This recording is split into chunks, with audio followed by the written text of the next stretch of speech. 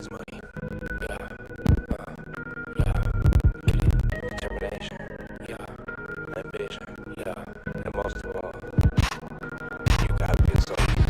We've been up for 3 days, counting money these ways. Yeah. It's a hobby, it's a lifestyle. They be telling me to turn it right now. Well, it seems that I'm the one they like now. I can control the switch. I just want ownership. You can keep all of them fake friends. I can keep all of the bricks. Diamonds live like Ringo, make my skin glow. I'm a dog, dingo, line them up, bingo. But you know how it go when you chase reels. My little buddy just died from a fake pig. Couldn't bury the boys, so they had to burn. Had to give all the bread just to pay to earn. Y'all ain't getting no secrets, you too busy feeding the ego. I ain't getting no secrets, I'm counting this money with all my amigos. We've been out for 3 days, counting money these ways, yeah. It's a hobby, it's a lifestyle. Ain't be telling me to turn it right now. Well, it seems that I'm the one they like now. I don't know, same to me, might be you, maybe me. I don't know, shame to see, much real. Yours is make believe. Man, it's kind of offensive the way I'm cooking. Her nigga hurting, I'm shining, I'm real good looking. I don't need to talk about, you can see the story. Man, he talking too much, he could be the story. I remember the day that they had us in cages. I thought it was outrageous. Now we get paid for jumping off stages. Look at me, mama, I made it. Like, we've been up for 3 days, counting money these ways, yeah. It's a hobby, it's a lifestyle. They be telling me to turn it right now. Well, it seems that I'm the one they like now. I can control the switch. I just want ownership. You can keep all of the fake friends. They don't know what to do with themselves right now.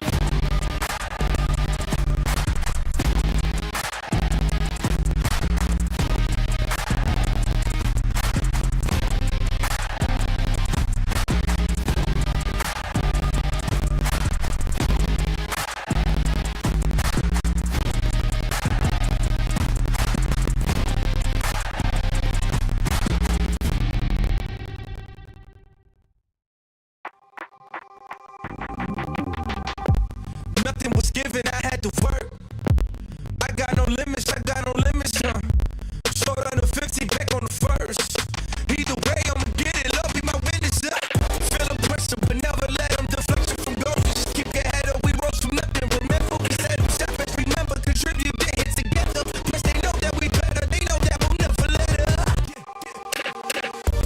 Fire within me, ice in my veins. Fire within me, ice in my veins. If I get cold, I'm about to heat up. Only I stretch, I keep my feet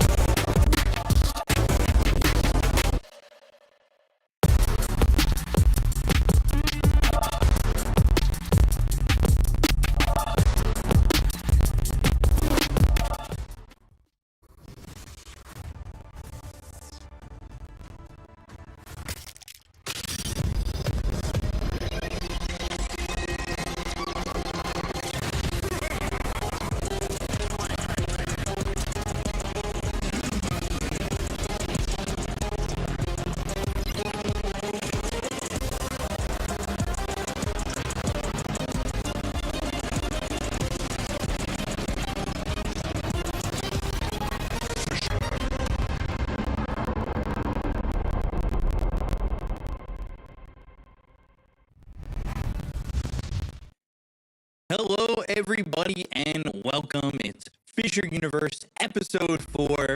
It's me and Lacoste, ready to go, ready to bring you some amazing Dota action. We've gotten to the new episode. Everything looks great. We've written the script. We've done it all. We're ready. We're good to go, and things are gonna be off to a good start, right, Lacoste? Yeah, should be a good one. Should be a fun one. Also, yeah, you seem very awake, I gotta say, B-Cop. What time is it in New York right now? It is 4:59 or 4:53. There it is. Not even 5 a.m. not even 5 a.m. yet, but I'm pretty awake. I took melatonin. I went to bed early, about 5 p.m. Woke up at about 2. I've got a full night's rest already. I went to bed with the sun still up. So it was so great. But yeah, let's take a look at what we got going on with participants here. We've got the qualified teams. These are the teams that came through their regional qualifiers: Night Pulse, Gaimin Gladiators, 1 dub, 1 move, a lot of ones. Team Tidebound, BetBoom Esports, Wildcard, and M8. Yeah, good squad, I would say, coming up from the qualifiers, but these are gonna be the big dogs. These are the invited teams with Team Spirit, Tundra, Esports, Part Vision, Team Liquid, Falcons, BetBoom Team, Aurora, and Talon. So, pretty stacked tournament.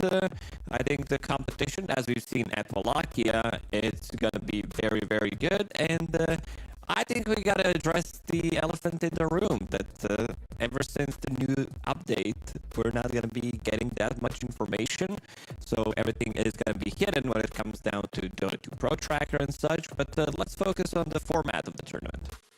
Yeah, we got Swiss stage with BO3s. It's not those BO1, BO1, BO3s in the qualifying or eliminating sectors, but it is all BO3s. Everybody starts at 0-0, of course. The winners play each other, the losers play each other, then there's the 2-0s that have a chance to qualify, the 1-1s, the 0-2s that have a chance to be eliminated. All the way down, you see 3 wins, you're in, 3 losses, you're out, is the simple way to think about it. Yeah, this is the GOAT format. We've been using that more recently, and it does feel like this format just gives you the best games. Day number 1, of course, considering it's Swiss, it's not going to be the greatest of the matches because of the seeds and how it works. So on the schedule, this is going to be on our schedule, Fisher_Dota_EN on Twitch TV, where it's going to be Team Tidebound with 1 move. That's going to be the one that we're going to be starting with. And then we've got BetBoom Team against BetBoom Esports. We got the hot match of Team Spirit against Aurora Gaming. And to close it out, we've got Tundra Esports against Talon. So 4 good matches on the main stream today. And then we got the B stream as well, aka the EN2 stream. Some really good matches on this stream as well. Really split up pretty evenly. Team Liquid against Wildcard. Gaimin Gladiators against M80. Falcons against 1 dub, which is the hot match, and then Paravision against Night Pulse. That was a Paravision against Night Pulse. You were telling me, look out, Night Pulse, right? Yeah, I think the hot match that we've seen, this Falcons against 1 dub, is going to be very interesting because 1 dub, this is a team that I think is a very, very good team. It's just that we haven't really seen them in action much. They also had some like these issues in the previous year. Pretty much the squad did stay the same, but overall, this is a team that can at least take a game of any of the top tier teams in the tournament, maybe even beat them. But yeah, overall, should be a good one. Yeah, it should be really good, and this should be a good day in Dota. And let's take a look at the statistics for the games, or for the teams that we've got playing so far. We got Team Tidebound with 14 maps, 57% patch win rate, with an average duration of around 38 minutes. They finished 7th, 8th at Wallachia Season 3, and, you know, they play some interesting heroes. They play Jakiro, Phantom Assassin, and Magnus as their top heroes. And yeah, there's been a lot of Jakiro. There's been a lot of Dazzle love, for sure. I don't know how you feel about Jakiro and Dazzle being in the shine and the starlight right now. Very strong. Very strong. Yeah, very. Yeah, this team, I think it has a lot of potential. I don't think the full potential has been unlocked for the team. They had, I would say, good result, good first run for the team. These are like pretty much superstars from China. It does feel like China is back and unfortunately, at Wallachia in the first round of the upper bracket, they were playing against their own countrymen. They were playing against Extreme Gaming, which Unfortunate. didn't end well for them. And then they lost to Aurora, and that was pretty much the run of the team. I think this team has a lot more to offer. I think they just need a little bit more time. And also, because when I was checking some of the stats as well, Shiro is the one that stands out the most. He was the guy throughout the whole tournament with the least amount of deaths. So but also being super active. It's not just that he's like sitting in the jungle farming for 30 minutes and not dying. But we can also look at their opponents, which is going to be Team One Move, and this team is not very familiar when it comes down to the players that they do have. Pretty much the only guy I kind of know is Codex, who is, I know him from Bubs, very skilled guy, and also the rest of the team. Like, I think a lot of these teams that do go through Eastern European qualifiers have a lot to offer, considering the skill level that is there, and I think they could definitely surprise some people, but you never know with some of these stacks. Like, it's very tough. Yeah, and the One Move roster that qualified is not the same One Move that is here. So they changed their offlaner. Now they're with Codex, but in the qualifiers they were with Triple S for One Move, and Triple S is now on One Dub. So, a little bit of moves coming around as they went qualifier into the game. It was that one move that they made. Yeah, it was the singular move. Yes, yeah, all right, yeah, you got it. Anyway, coin flip coming into this as first pick for, you were saying it before, One Move, and then Team Tidebound, they got Radiant. What are your thoughts on this right now? Like, we saw a trend of second pick for a lot of teams when we were in Belgrade, but now first pick here for One Move, Radiant for Team Tidebound.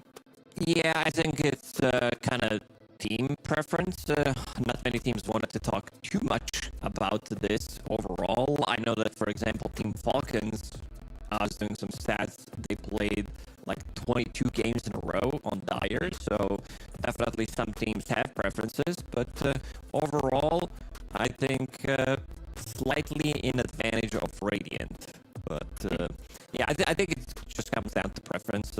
Also, teams try to theory craft. I think it was more favored on one side when Tormentor was giving away much more gold. I think Tormentors right now, they're still big objectives. It's just that it's not, we have to take that fight at 15 minutes because the amount of gold in 738B has been nerfed. And I just want to see, I want to go back to the recent changes, and that's the one where you're not going to be able to see professional e-gamers and their matches in Dota TV. You're not going to be seeing on Dota 2 Pro Trackers as well. So I think it will allow teams to theory craft slightly more, because a lot of the times you would go on one of these websites and you're going to be seeing, this guy played 15 games of position 4 Night Stalker, or he's like spamming another hero, and it's just going to be, you're going to need to be more creative. So coming into the tournament, we're going to be seeing like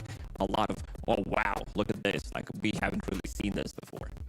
Yeah, and I wonder if it's going to do what we used to see a little bit more of, a lot more regional picks, where we used to see picks that were very much a Chinese regional thing or an SEA regional thing. I know there's play styles that are like that, but I'm wondering if we'll see different heroes kind of rise from different regions, because with the change, maybe you're just not seeing as much. You're not watching as many replays.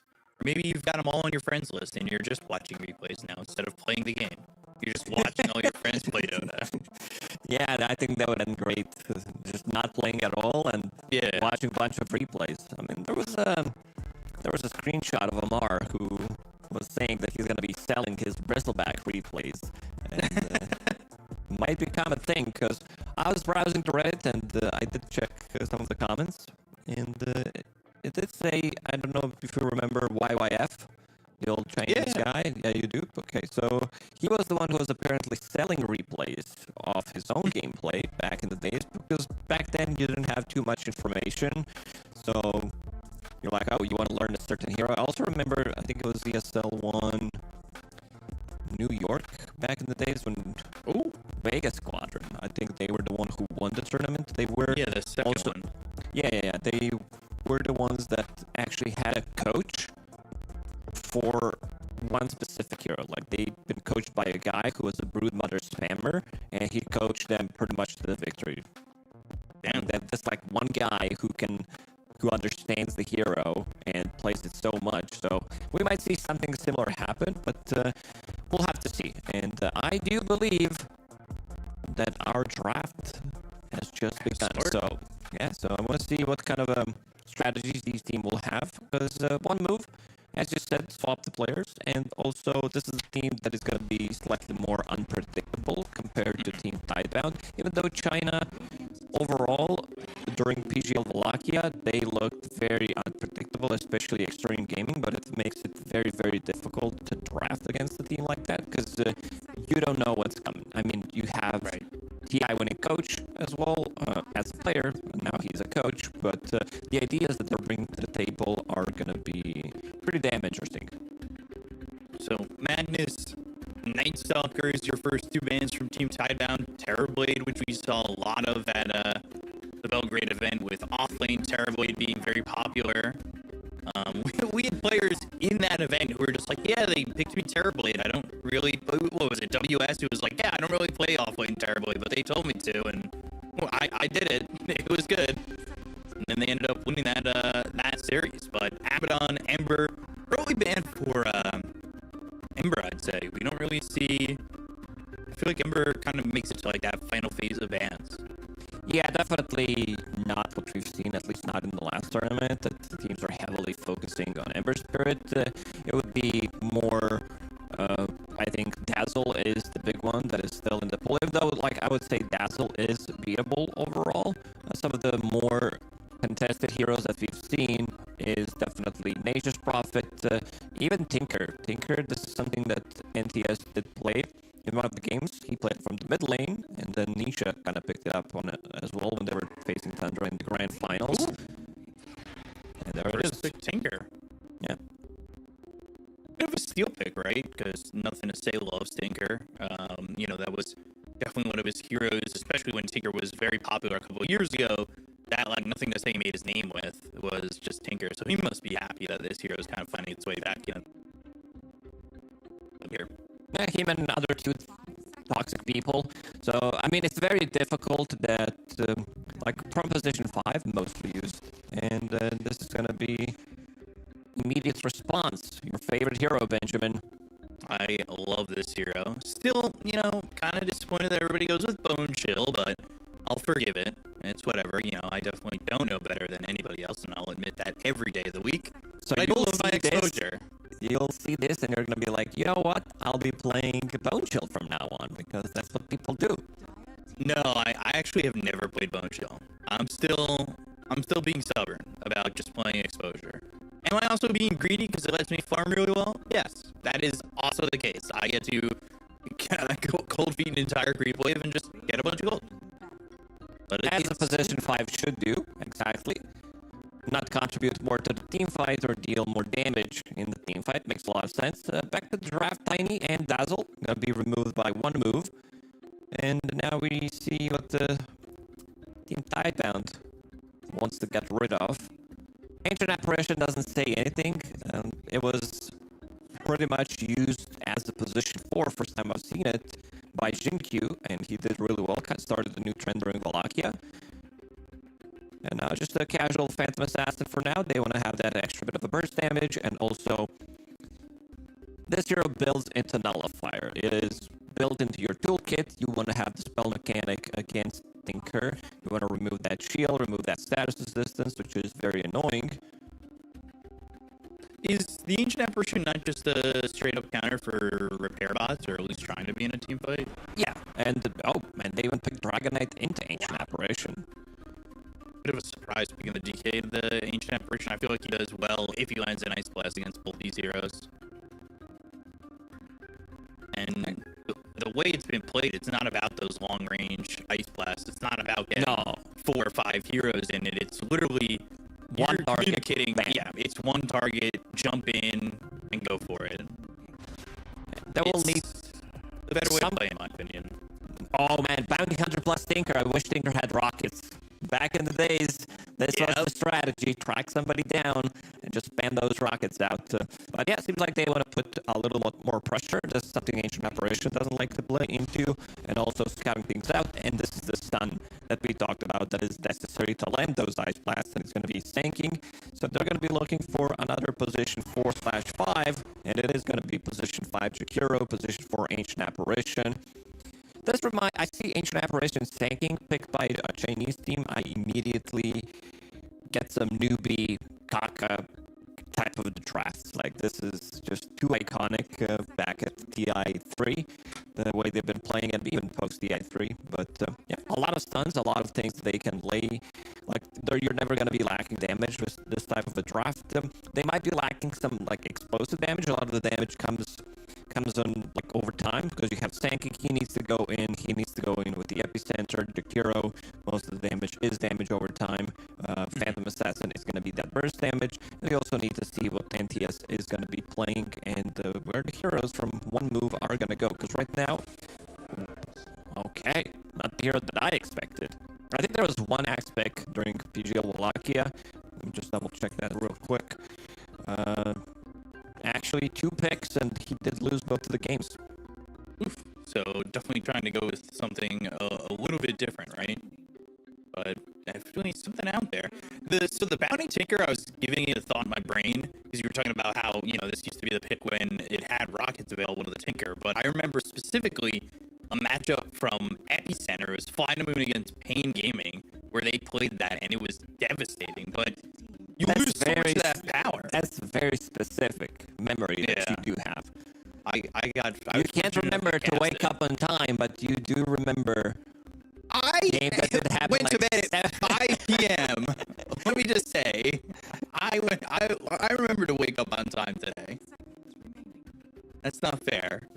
I'm here. Maybe tomorrow you might have that joke, because we'll see if I can make it again. It definitely will happen eventually in one of those days. But yeah, this act doesn't really tell me much other than me buy Blade Mail, me jump PA. That's it. Yeah, a very weird draft coming out from one move, I gotta say.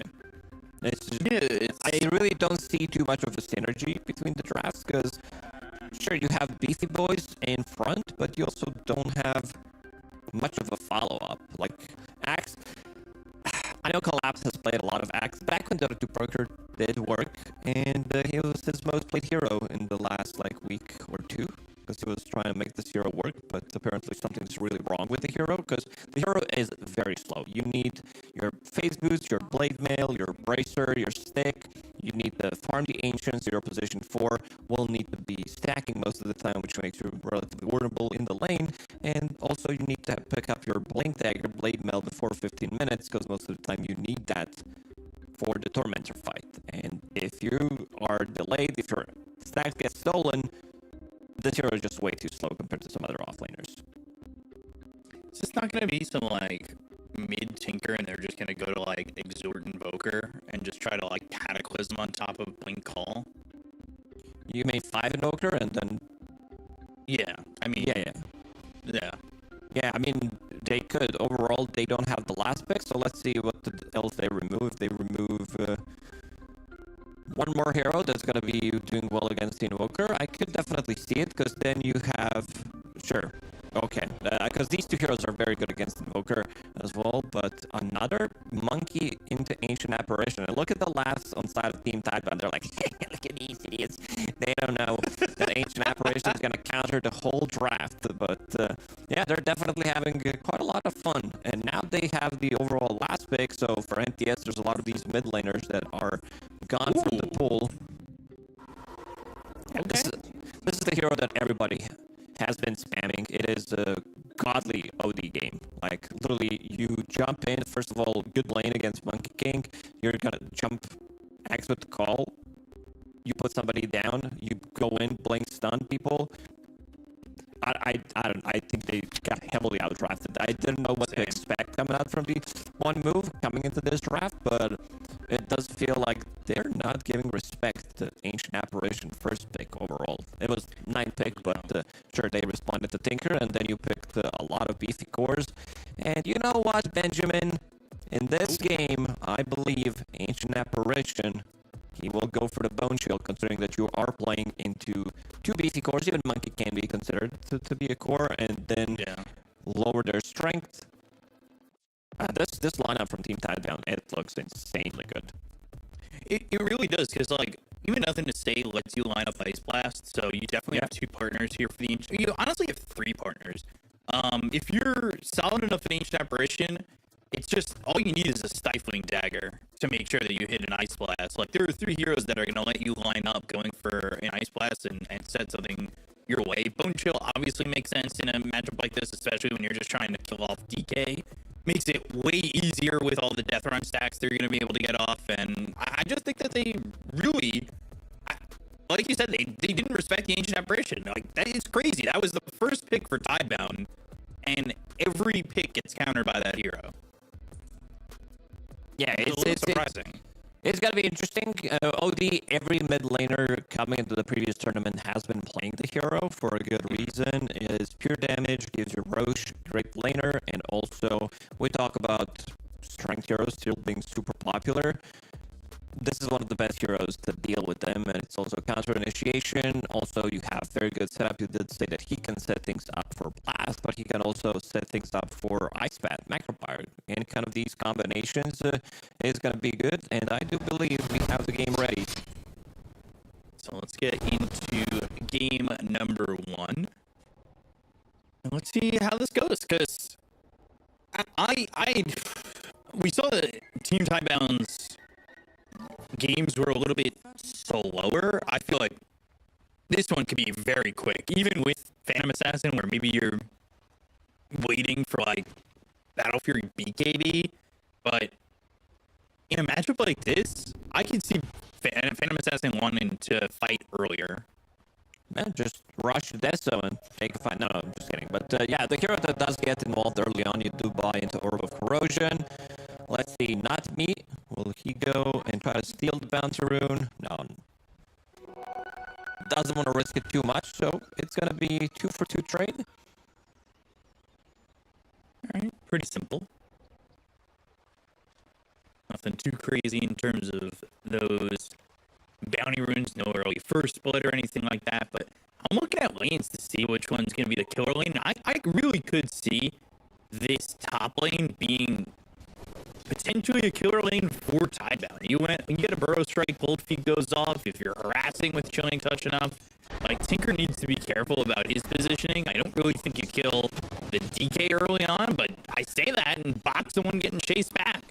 Merchant Machines, a Blood Grenade, a Dragon Tail, they just don't get the kill. Putting in some good damage onto Bach. This is the sanking problem. Like level 1, level 2, you're not the strongest hero, and you can see that they're already putting tons of pressure on top of him. An interesting build coming up from Planet. He did go for Orb of Frost, which is slow. It works. It's basically where's Scotty. It depends which type of hero you're attacking. It doesn't have to do which type of hero you are. So it gives you that extra bit of a kill threat. Good way for harassing people, and we can see that Bounty, he also doesn't want to play the bottom lane because Axe is also not the strongest of the laners, especially when he's paired up with another melee support. And I see that Shiro's doing a good job just pulling the wave back, making sure that they're also getting that extra bit of farm. Nothing's going to go underneath the tower, so no denies coming out. We were casting, or I was casting Valakia with Lizard, and we were seeing a lot of Jakiros with a bunch of different builds. We saw one focus more on the Liquid Fire, one more so on the Dual Breath. What do you think they're going to go to? Is it just Ice Path for this one? Ice Path max. It pretty much always is. Okay. Dual Breath, 1 point, maybe 2 points. I think ideal build is 1 for 2 with points and ulti. Right. Because it just gives you way too much. Like the damage, the secondary stun, lowering the cooldown. Yeah, we saw a little bit of those changes because it was up against Rubik as well, so you don't want to be giving up too good of an Ice Path, and that's why I think we saw that change a couple times. But I was going to mention, because you said it, the Order of Frost with the Ancient Apparition and the Chilling Touch does quite a bit, honestly. It took a lot of slow. Yeah, I want to see if Tinker is going to be... Maybe, if they get to jump with Chilling Touch Ice Vortex with the stun, definitely a kill threat that could happen in that lane. How's mid lane doing? Turning it, actually. Never mind, bottom.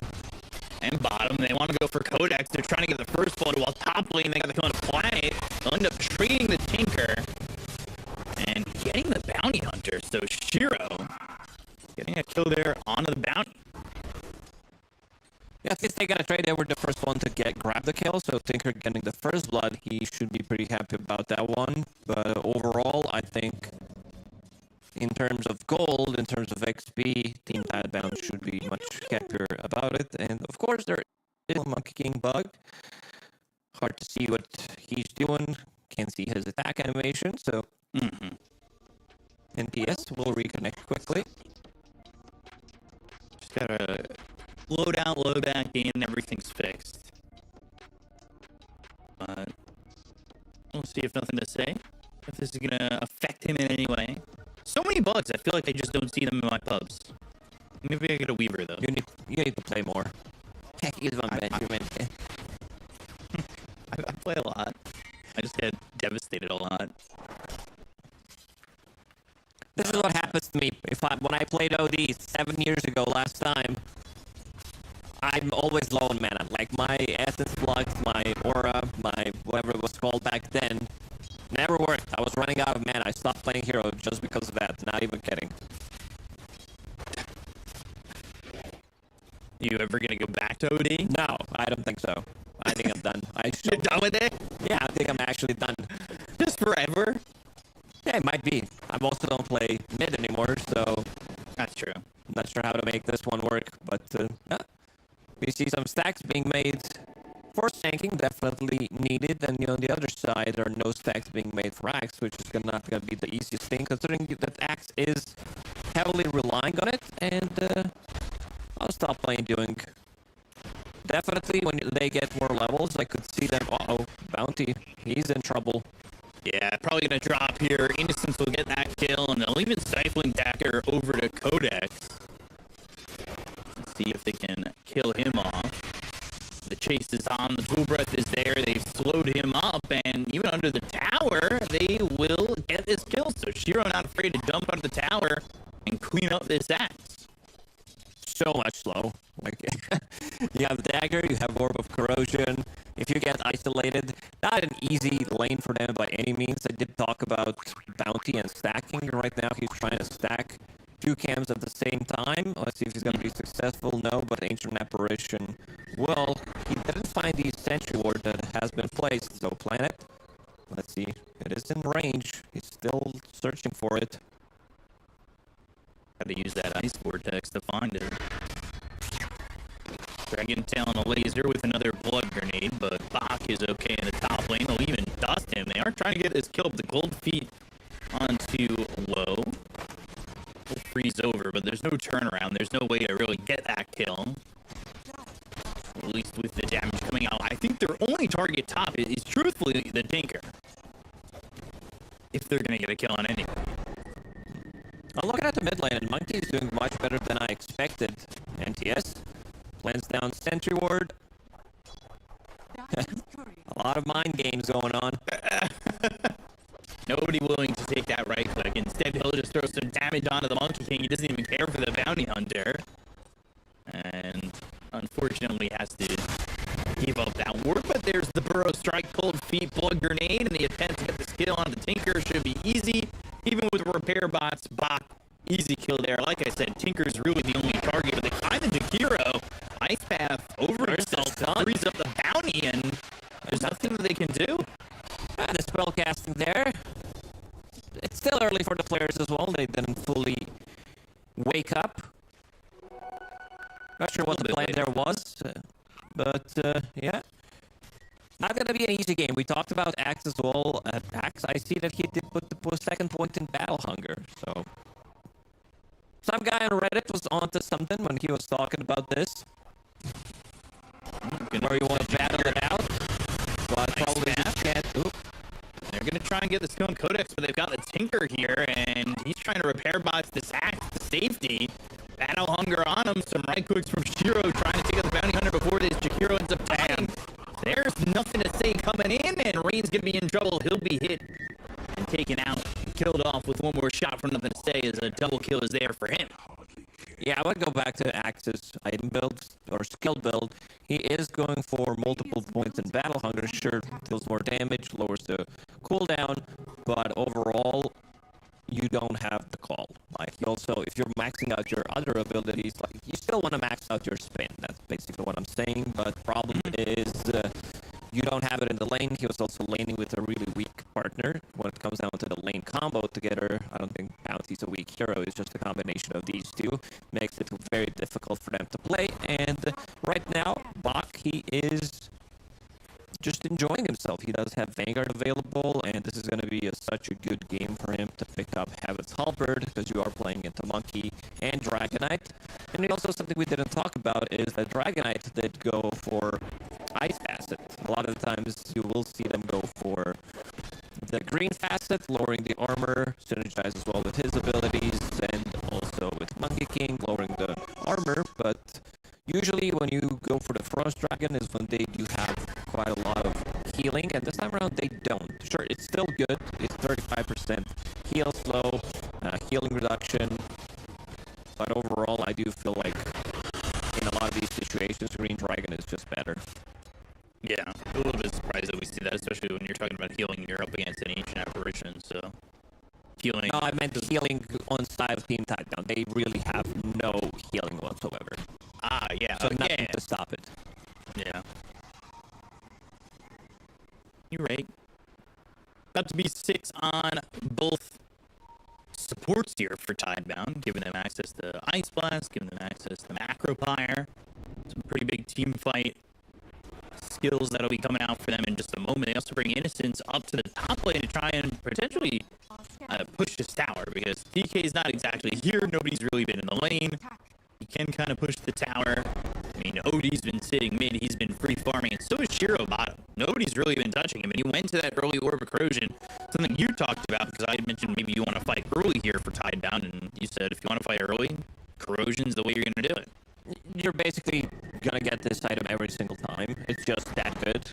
Slow, minus armor, extra agility, really the perfect item for Phantom Assassin early on. Problem with one moves draft is they don't have that move to make right now, and I don't think they're gonna be having move to make, considering that your Monkey needs to be setting things up, your Axe is gonna be jungling, and he's gonna be jungling very slowly. You can see him at the bottom of the network right now. Dragonite, he wants to have a little bit of farm. He doesn't want to join. Tinker can't really do much. It needs to be Bounty, scouting things out for money.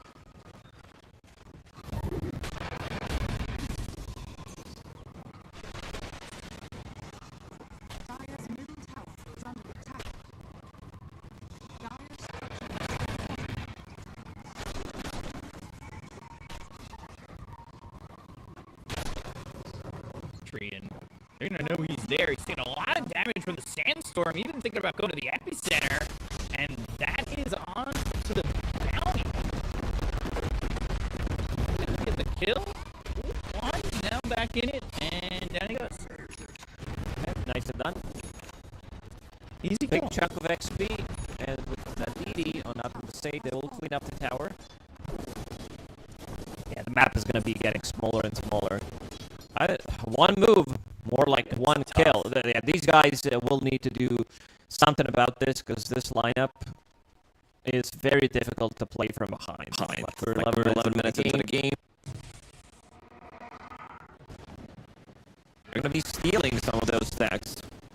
Yeah, they're going to be taking these stacks. I mean, Codex wants to come over with the Bounty, and they'll try to go for the Jakiro. Macro Pyre laid down, Astro Imprisonment, thinking about maybe moving back in. One more right click of one grenade of Sanity, so get the kill of the act. Wukong's nothing to say, and he is in a lot of trouble. Can he get out of the circle? No, he can. The Shuriken toss that gets the kill for the Bounty Hunter. Almost thinking about going in. Was very close. Spark of Courage, when he dropped below 50%, getting that extra bit of armor, extra 5 armor, could have really made the difference. That was basically the last hit, and now Bach is here. He wants to be able to steal the stacks. They're not done. They've got Planet. track. He does have ulti available, so if they land a stun, it should be a kill. They're going to start coming over. They've got a lot of heroes here. Balance Strike, Planet. He's going to be jumped on. Throws an Ice Blast out that hits 4 heroes. That's a deterrent enough to get them to go away. But you see that the net worth went from 4,000 to 2,000. And once they got access to track, you know, the gold is there. A couple of moves from Team Tidebound, not really paying off. And as you said, that track making the difference there. Dragonite did finish off his big item, so that's going to be his Maelstrom, farming tool for Dragonite. The one who struggles the most is Codex. He is sitting at 1,000 gold. I did talk about Axe being slow from the off lane. This is slower, much slower than I expected. Yeah, he did not have a good start. He is so far behind. And actually, the bounty's almost right there with him. Both supports are actually there from one move. They've got a lot of gold now. I mean, Tinker can get a decent amount of farm. You got track from the bounty hunter. These supports are going to have farm. And will make a big difference over Ranged Apparition and Jakiro, who don't farm that well.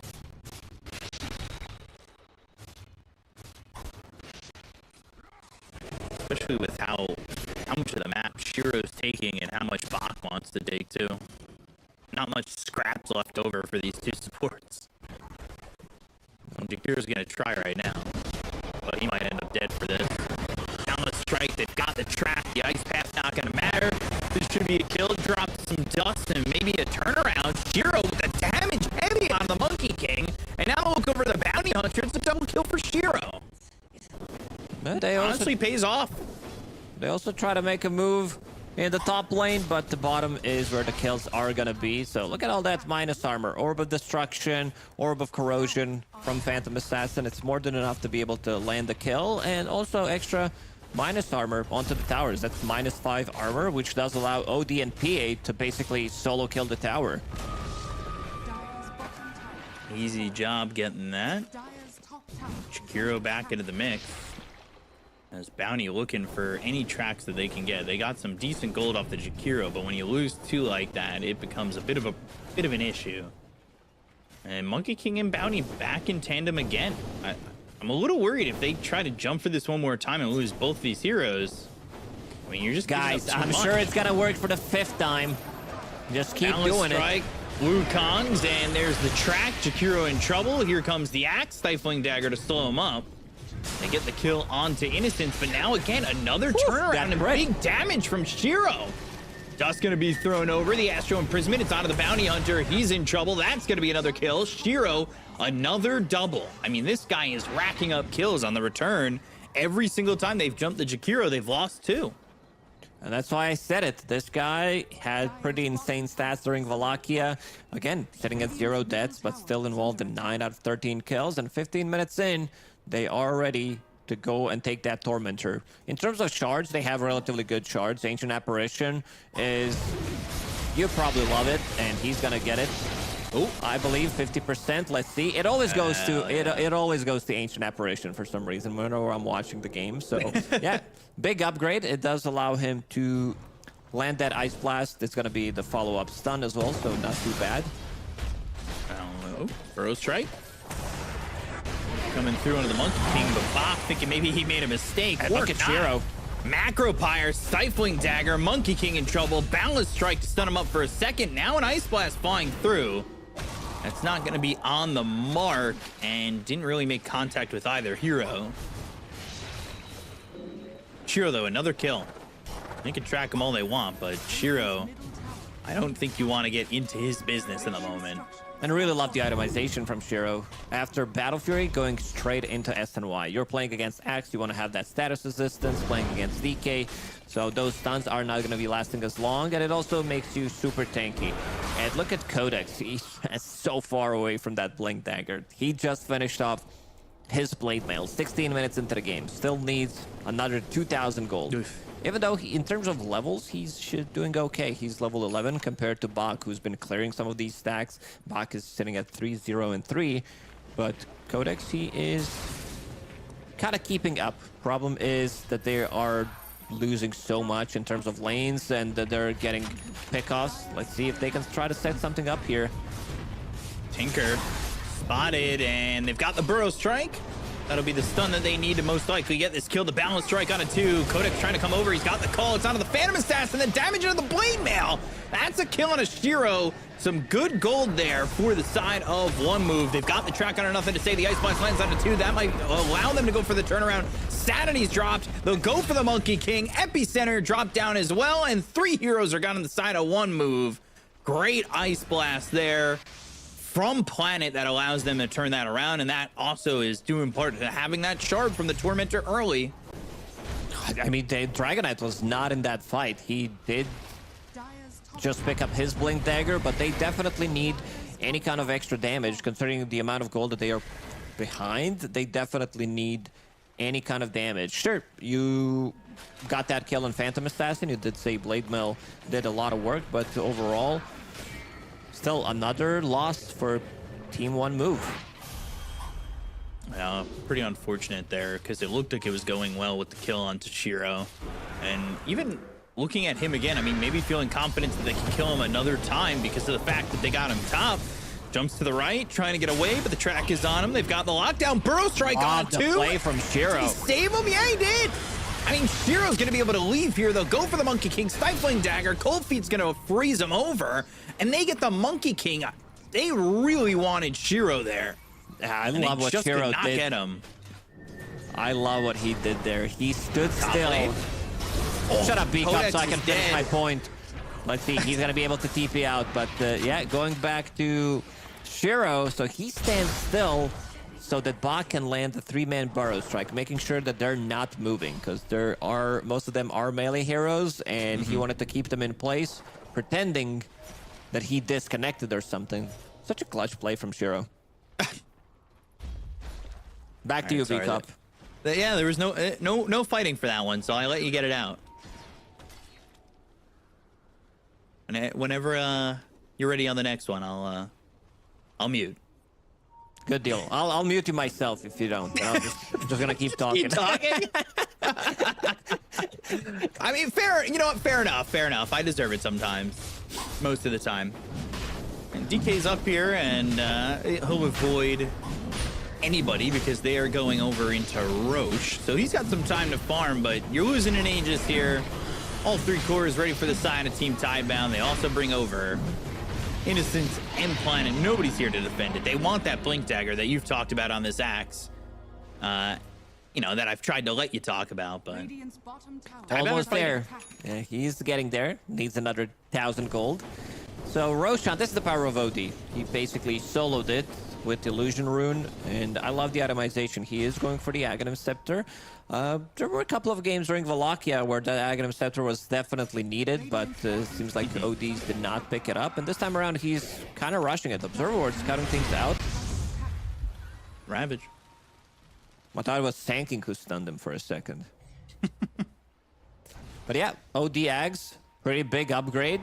You have A on this, pretty much. Strong Dispel when you drop below 20% HP, which is nice. And also Shiro. He is changing his item build, not opting to go for a BKB, considering that he just picked up the Aegis, so that means he doesn't have to care too much about it, instead going for the Satanic, which I really like. Right. Fox hunting for something, and he's looking for this axe, and they've got the Ice Blast already flying out. This should be an easy kill, and will be. Bach using that epicenter, maybe honestly didn't even need it if the Ice Blast hit, but you just got to secure these kills and shut down that Blink Dagger from coming out in this game ever, because he's still 300 gold away from it. Pretty brutal game for this axe. Like you said, he's keeping up in the levels, but just net worth wise, nowhere even close to where you want him. Yeah, it didn't make much sense to pick this axe in the draft.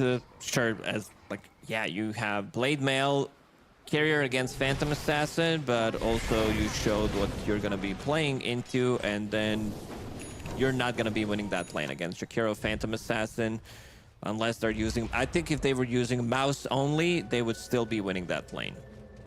Well, with mouse only, you can also fissure follow the channel You can put on the keyboard on screen, click !F, and follow us on all socials.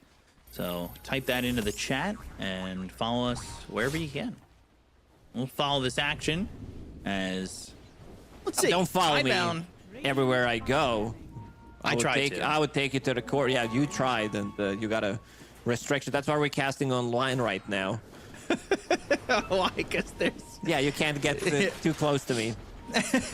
Restraint order. Yeah. Fair enough. Blink over, box searching for somebody, but not going to find anyone. Just finds a creep wave.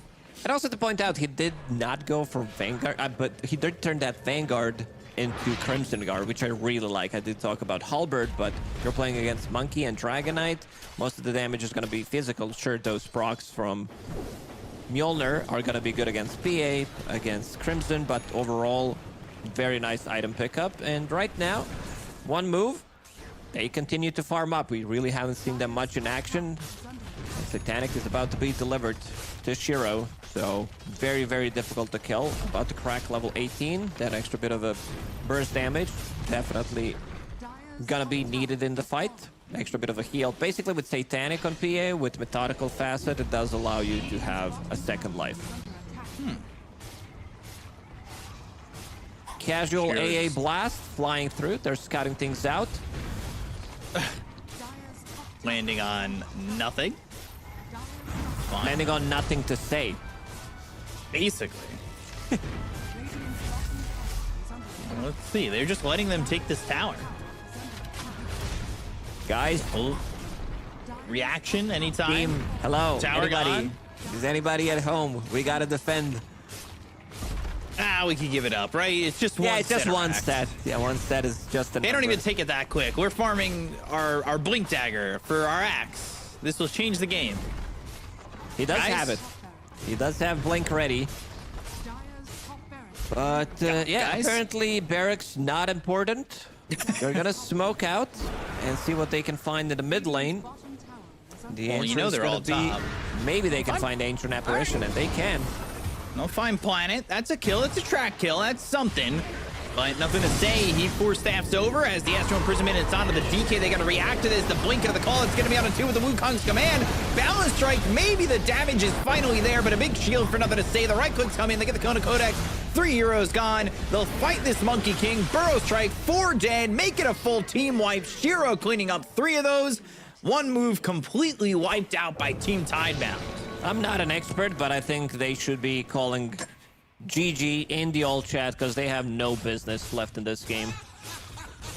Yeah, giving up their axe for free, taking a fight. They got, let me calculate, just an Ancient Apparition out of that one, and lost 5. So definitely, as the computer is telling me, not a win. A tough one. They still think they have one more fight left in the tank. Gotta respect that. They're not gonna win it, but gotta respect it. They might, you never know. I mean, they kind of had everything perfect in the last fight and didn't win it. Everything was perfect except their draft. So Yeah.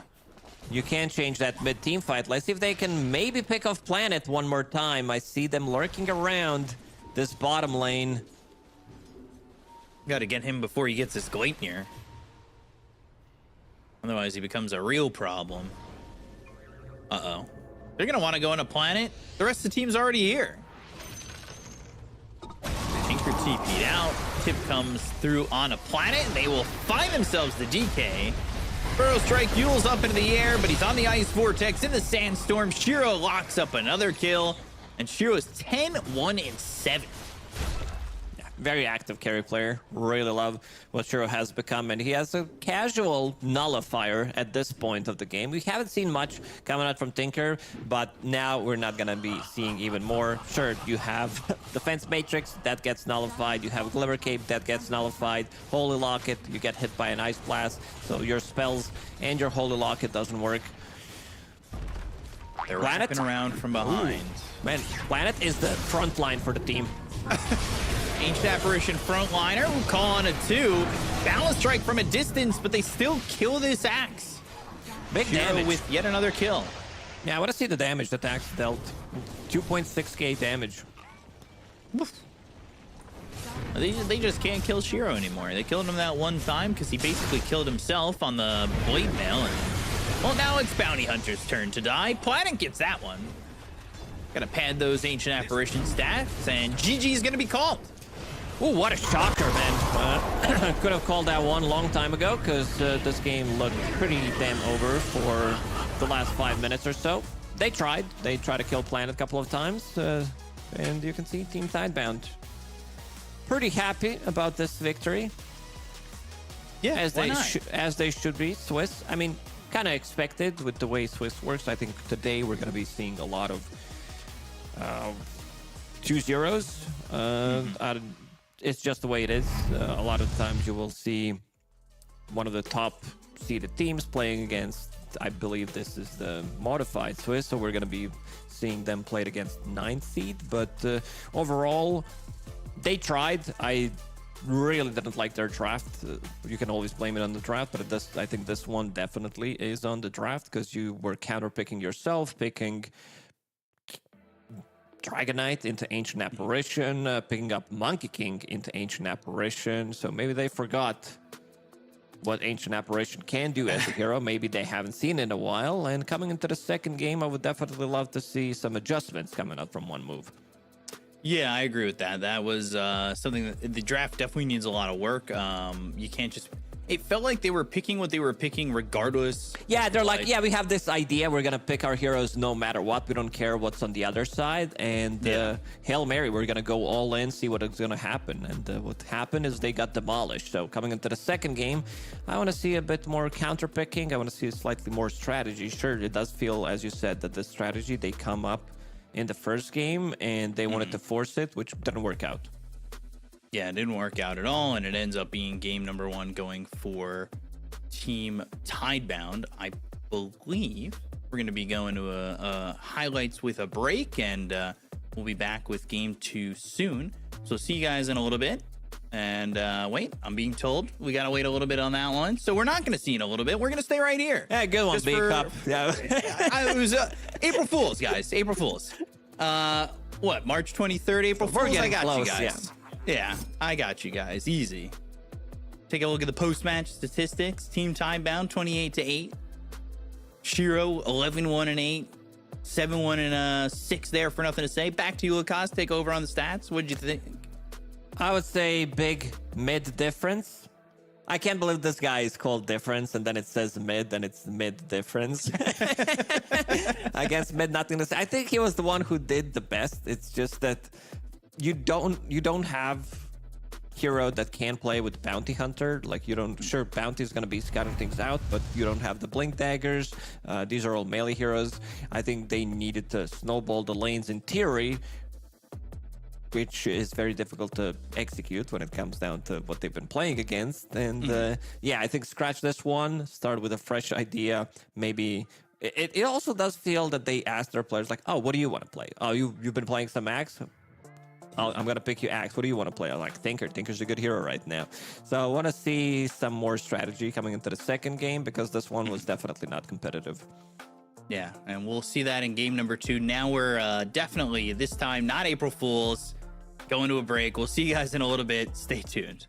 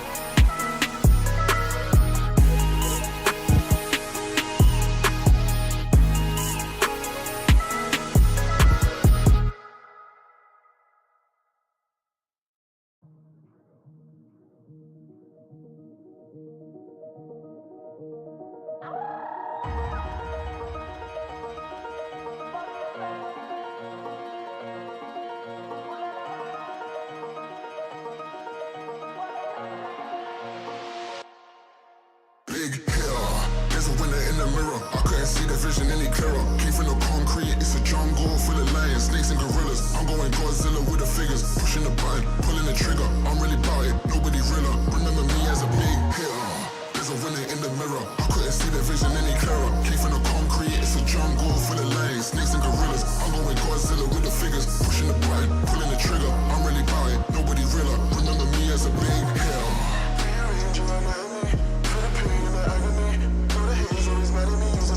Like a canopy, been a villain and I'm glad to be. It's an ambitious feeling cause I had to be. It's been a minute since I've seen the enemy extended.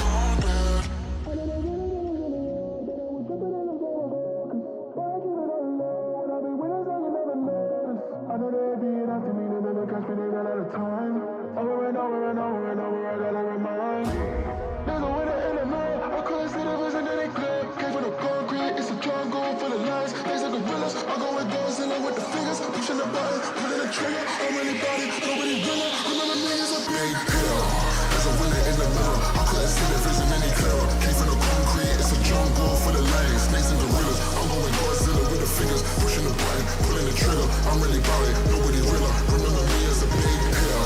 There's a winner in the mirror, I couldn't see the vision any clearer. Came from the concrete, it's a jungle full of lions, snakes and gorillas. I'm going Godzilla with the fingers, pushing the button, pulling the trigger. I'm really about it, nobody realer. Remember me as a big hitter.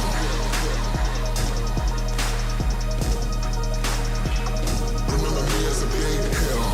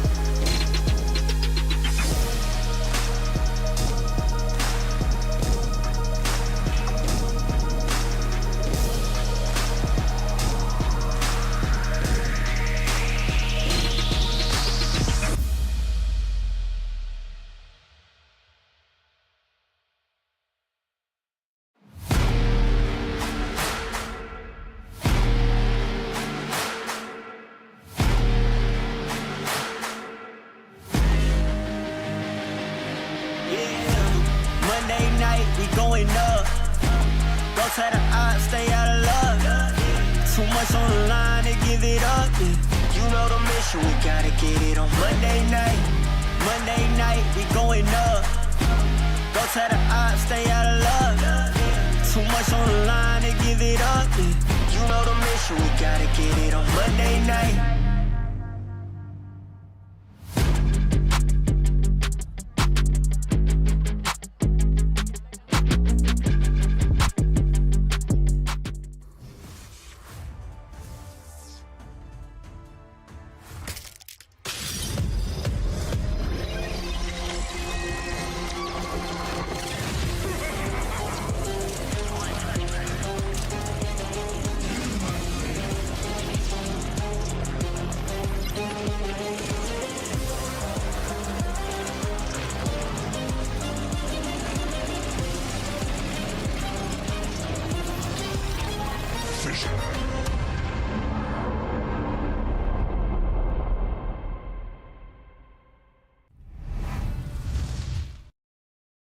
Welcome back, everybody. It is FISSURE Universe Episode 4, game number 2. We're back. It's Team Tidebound against One Move. Team Tidebound winning game number 1 very convincingly, very easily, and things seemed like smooth sailing for them the entire time. The draft, the laning, the game, everything.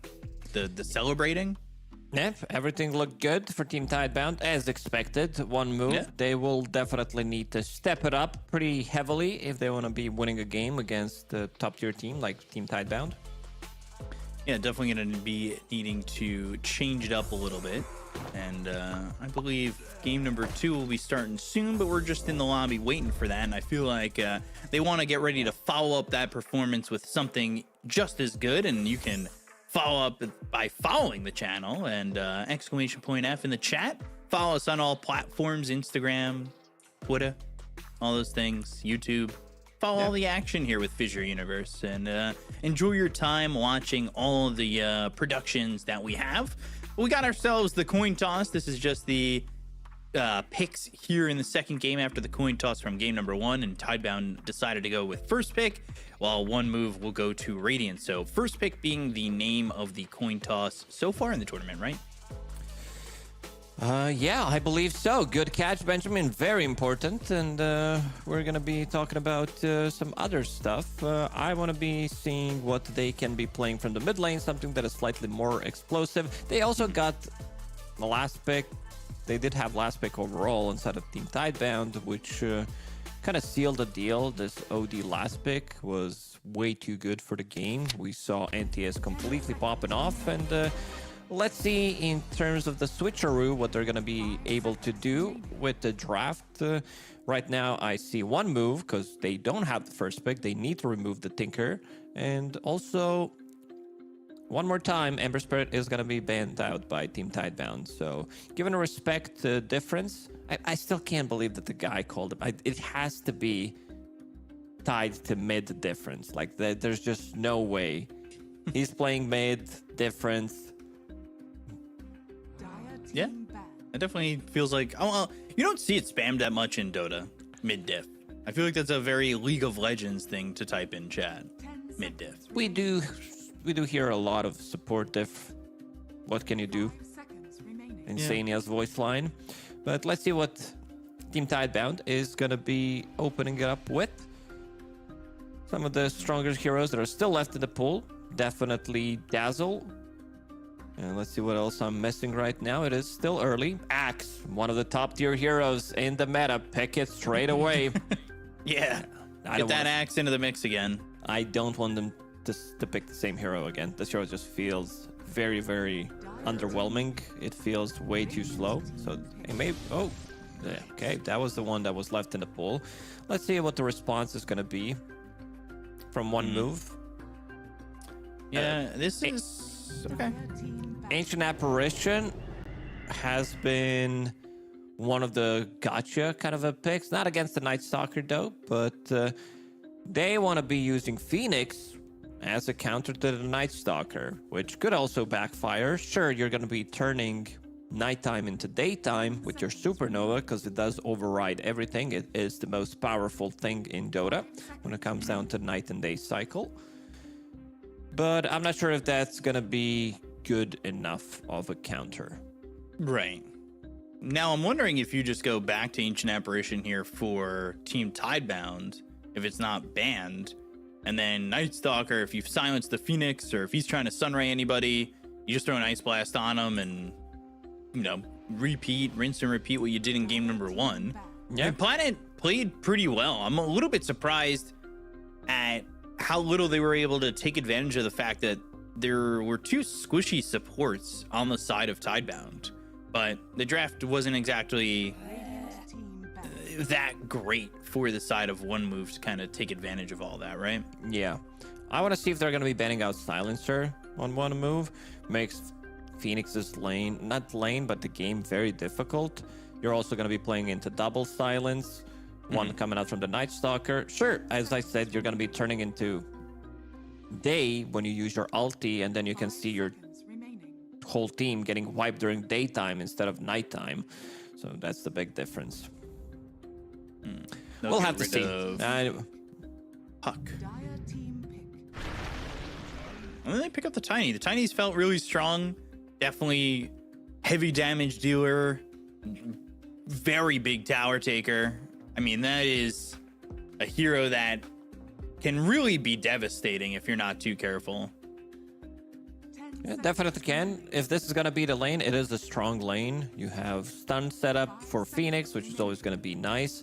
Also in the mid and late game fights, if it comes down to the late game, you will have Sunray behind your Tiny, which is nice. I'd be down with Silencer or even Ancient Apparition one more time, taking away some of that strength from Tiny, and then because you're stealing the strength away from him, that also means that you're gonna be taking away his status resistance, and you're gonna be taking away his slow resistance, because it is tied to insurmountable. If it's gonna be played from the safe lane, mid Tiny still go for the crash landing facet, but instead they opt to go for IO and Gyro, so we'll have that available. Great against Phoenix as well, a lot of sustain. Let's see how they're gonna respond inside of one move. Yeah, If they want to let's swap see. this Tiny to the mid lane, I would be fine if they maybe pick up some... Like, Tiny is overall good because he can burst IO. If he's paired up with the mid hero, you're never going to be lacking damage. Now they need to decide in which direction they want to move this lineup into. Going up against IO Gyro feels kind of tough immediately, where you're going up against a bit of a global lineup, and they end up going to the Dawnbreaker, which kind of allows you to answer and respond to this. I've been theory crafting about this as a response to Night Stalker, because you use your ulti on Night Stalker, it turns into daytime, then innate ability from Dawnbreaker shows you the whole map, which is nice. So you're going to be seeing the enemy team more often, which is kind of cool. And you also now have Phoenix, so that's also going to be daytime combination. I think you want to start maybe shifting this Night, even though it's a good Night Stalker offlane game, considering the support heroes you're playing against, but you can still do that from position 4, and maybe Bach should be the one thinking about his hero right now. Something that can keep them in place, I would be fine with some Mars, maybe.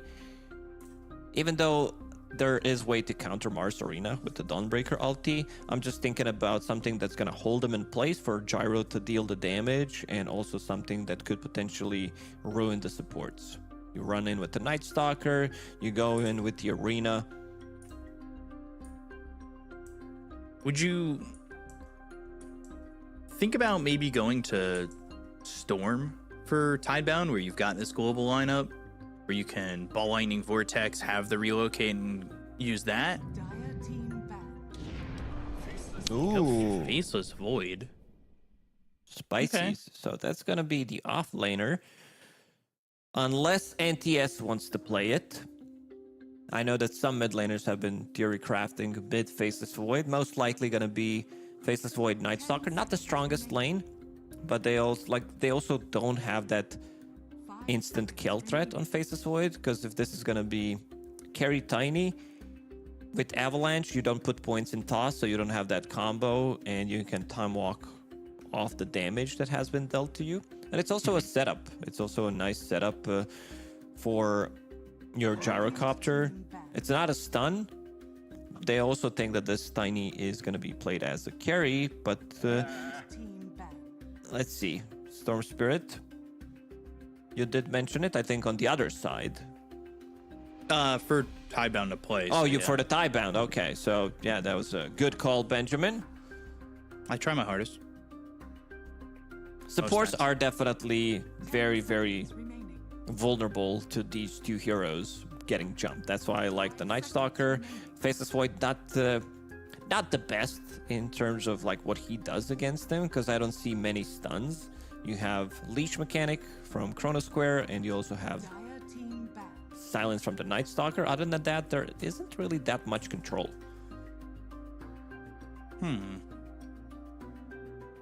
Yeah, the control is lacking. I mean, there's control lacking from kind of everybody, honestly. Like, for one move, I guess you've got Avalanche Toss, Starbreaker, Cold Feet if it goes off. Oh, they definitely do have control on one move. Yeah, they can layer their spells. They can set things up for the Ice Blast. So BKB they is need gonna to be pretty pick important blindly, and maybe some casual Queen of Pain could come out from NTS. Something I think they need a little bit of a damage right now. They do have some damage issues because Faceless Void doesn't really deal damage, and neither does Night Stalker. Io doesn't deal damage, so that was a nice pick. Also, they used this puck ban that did happen early in the draft.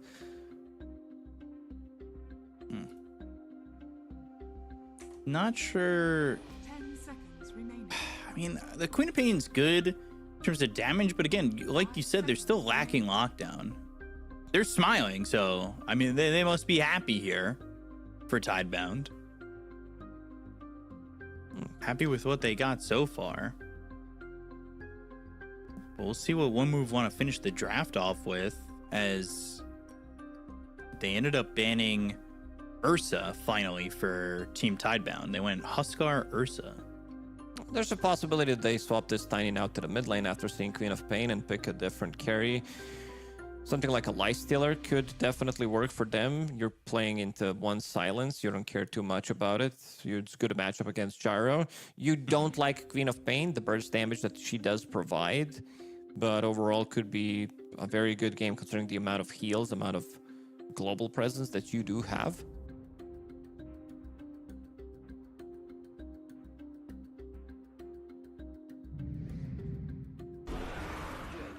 You may now select your heroes. They're heroes yet, but I do prefer if it's Dragonite in the safe lane, Tiny in the mid lane, just because you get, I mean, Dragonite's gonna fulfill the same role. I just prefer overall Tiny from the mid lane, and they're discussing exactly that. It's gonna be mid Dragonite this time around, played by Corrosive Dragon, but they wanted to have a blink stun, so Tiny from the safe lane doesn't really go for the Blink Dagger. He's more of a Shadow Blade type of a guy, comes online much later compared to the mid Tiny. But yeah, I see good adjustments that did come out from one move. I think this game is going to be much more competitive. It's going to be much easier for one move to play the game. Their lockdown's way better, and like, we talked about in game number 1 how it felt like such an outdraft from Team Tidebound. Game number 2, I think one move, I like their draft way more. If you took away who was playing for what, I'd definitely pick it any day of the week. But based on what I saw in game number 1, I know it was an outdraft, but I still feel like Tidebound are the much better team. But I would definitely give a lot more percentage points to one move based on the fact that I love their draft way more. And I think that maybe it's like even 55-45 if I had to say percentage wise. Like I could see one move taking this game. Yeah, I definitely do agree. I think that their draft looks much better. I would even say that their draft overall looks better compared to Team Tidebound. I'm just a little worried about the execution, if they're going to be able to execute the draft that they do have. It is not like the most complicated draft to execute. I like some of the stuff that they did in terms of swapping the heroes around. So this Night Stalker will be played as a position 4. And there's going to be some fun interactions. This is what I'm going to be looking mostly into with Supernova, with Dawnbreaker ulti, Day and Night Cyclist coming out from the Night Stalker. It'll be interesting to see how those all kind of mesh together, and how, if they can execute well enough on one move, I think they win this game. I think the lanes are going to be really important to them. They kind of got brutalized in the lanes in game number 1. Shiro got a lot out of those lanes as the Phantom Assassin. Obviously not on the same hero this time around, but if you do give Shiro that opportunity to kind of have a good lane with Innocence, relocates and blink-ins from Queen of Pain, like that combination is going to be pretty tough to deal with overall. So I think the lanes really need to go well for the side of one move. They need to make up for game number one's mistakes. They definitely do, and it's going to be relatively late smoke coming out from one move. Let's see if they can catch someone. Faces Void, not the easiest hero to kill. Yeah, Time Walk making it easier to survive if he ends up getting attacked on. He actually just commits to Time Walk anyway, and they will get 3 bounty runes. Bach will Time Walk away, planet. Not every day you see, or well, you didn't used to see 4-position Night Stalker. I feel like this was exclusively a 3-position for the longest time. It was. Ever since we added free ability to Night Rain Facet, it does allow him to be played as a position 4. Look at his move speed, 340 with Windlace. At level 1 in Hunter in the Night, or level 0, whatever we want to call it. Yeah, pretty quick. Pretty quick overall, and Bach already forced to Time Walk away, and we'll see how well this lane goes, because the damage over time is going to make Bach's life a little bit difficult, especially level 1 in the Time Walk. Down. And you could see exactly what Phoenix wants to do in terms of just keeping him low. But top lane, taking a look, not easy kills whatsoever for one move if they want to go with the IO tethered up to the gyro. And obviously level 1 Chilling Touch, Ancient Apparition just trying to put some damage in on the Shiro, and actually a Starbreaker that does some decent damage here onto Shiro. Once they hit level 2 on Ancient Apparition, they could definitely grab a kill. I think this is the lane where we're going to be seeing the first blood, and that we're going to be seeing first blood for one move, because this lane, definitely a lane that could give them the kill, and they're not going to even wait. Codex. They try to play slightly more aggressive, but unfortunately not connecting with the spell. And not connecting at the moment as we're looking bottom, but Tiny's lane pretty wide open, 11 and 2 right now. Yeah, it's expected. Only Tiny's not 5 going to be CS. contested in this one. Faceless Void doesn't put any pressure whatsoever from the off lane, but at least Bach did find just enough gold to buy his Ring of Health. He's going to be going to the Vanguard one more time. Kind of similar to what we saw in game number 1, except this time favoring one move, right? Like the Bounty Hunter Axe wasn't able to do anything to Shiro, and now you're kind of getting the same thing here for one move that's favoring the Tiny.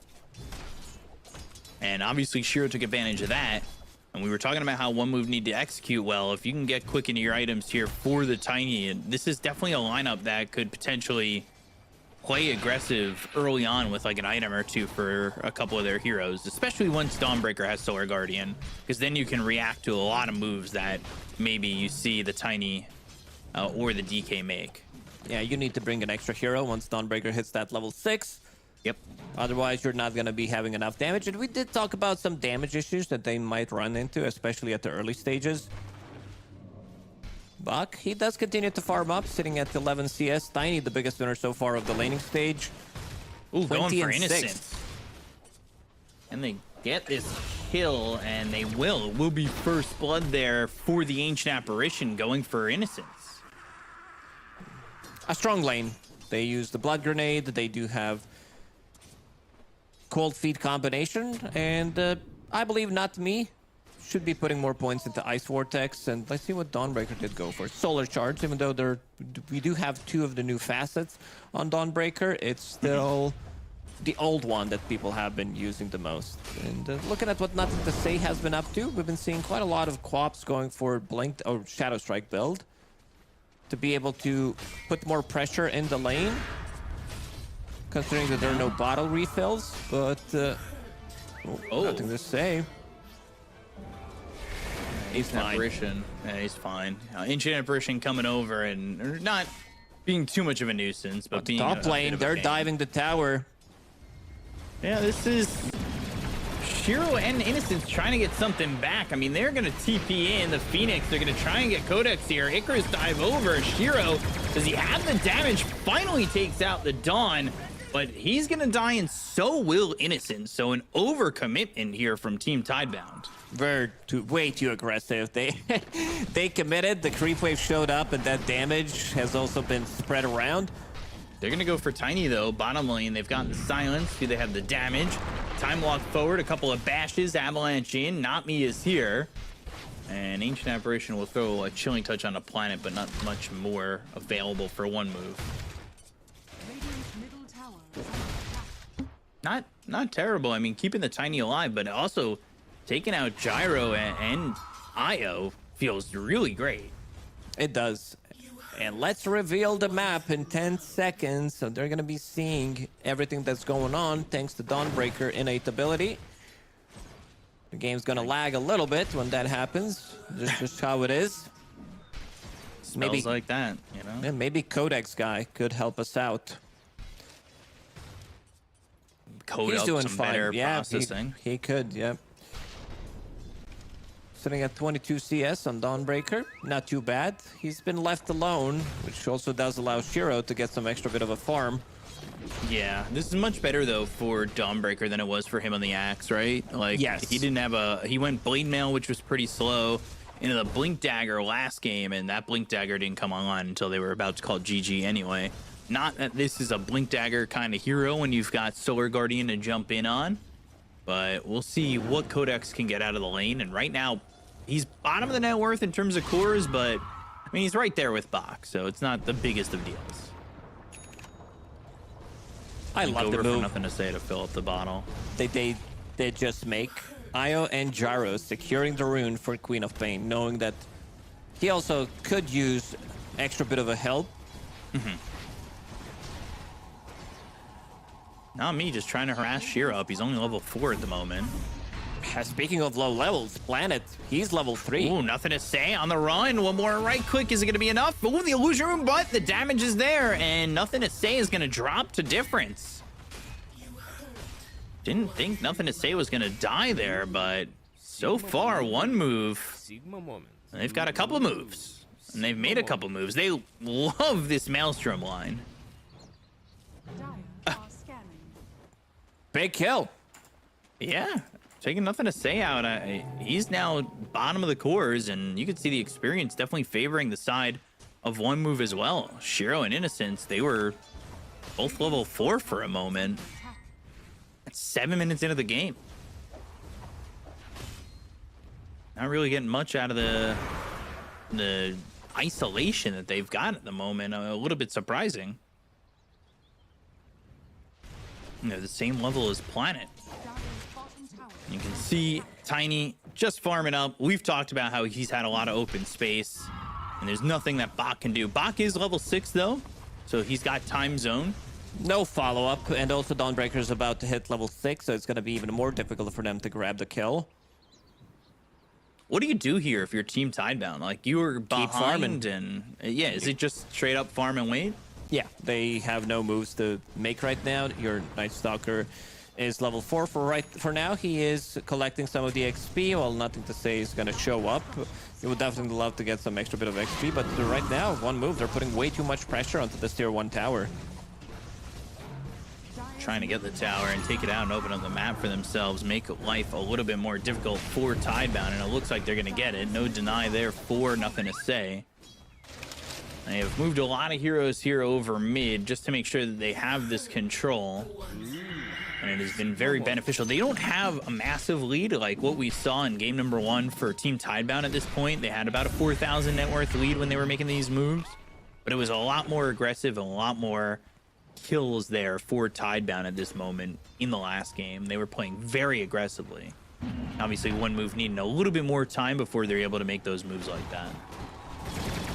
As soon as Dragon Knight picks up a Blink Dagger, they're definitely going to be making some moves on the map, and also they don't necessarily need to rush things and think they should be pretty happy how the laning stage did go for them. They also did take tier 1 tower in the mid lane. They're farming the stacks as well. Codex is getting some good amount of farm, level 7 right now. Tiny pretty much on top of the network. All of them are kind of close. Arcane Time Rune, walking in front. they want to use this ulti on Queen of Pain, maybe even put the time zone down. Yeah, they're going to try and go for the Tiny Time Walk again right in front of him. So now Tiny's in some trouble. Sonic Wave's going to be committed, but they go to the Solar Guardian, and now they've got the Time Zone. You've used your damage, but can you get the kill here onto the Tiny? Sunray trying to keep him alive. They get the kill on the Codex. They'll take out Tiny. 2 heroes down on the side of 1 move. Now they'll focus this DK, and they'll start to chase him down. I think they can get a bash or 2. Maybe they've got the Scream to get the kill on the Phoenix. They'll get themselves a 3rd. Big moves here from Tidebound, as Difference is not going to be a difference maker, and instead is going to fall here for 4 dead on 1 move. Nothing gone on Tidebound. Perfect timing from Team Tidebound. They did go through the Twin Gates with Io and Gyro, and let's see the damage. Queen of Pain, 3.2k damage with that Arcane Rune. This is the best rune you can get on Queen of Pain. It just makes it insanely difficult to take the fight. And Noctum the same. His net worth suddenly skyrocketed. It's up to almost 5,000, 10 minutes into the game. Finish off the power treads, going into Dagon, and gonna be controlling another power rune, which is gonna be double damage or amplify damage. That was very patient from Tidebound as well in that fight, because they didn't immediately drop down Sonic Wave. I mean, they committed the Solar Guardian. I thought was going to do a lot more for the side of 1 move, but I mean, bringing everybody in, like you said, through the Twin Gate allowed them to have that extra bit of oomph to make sure that it just went their way.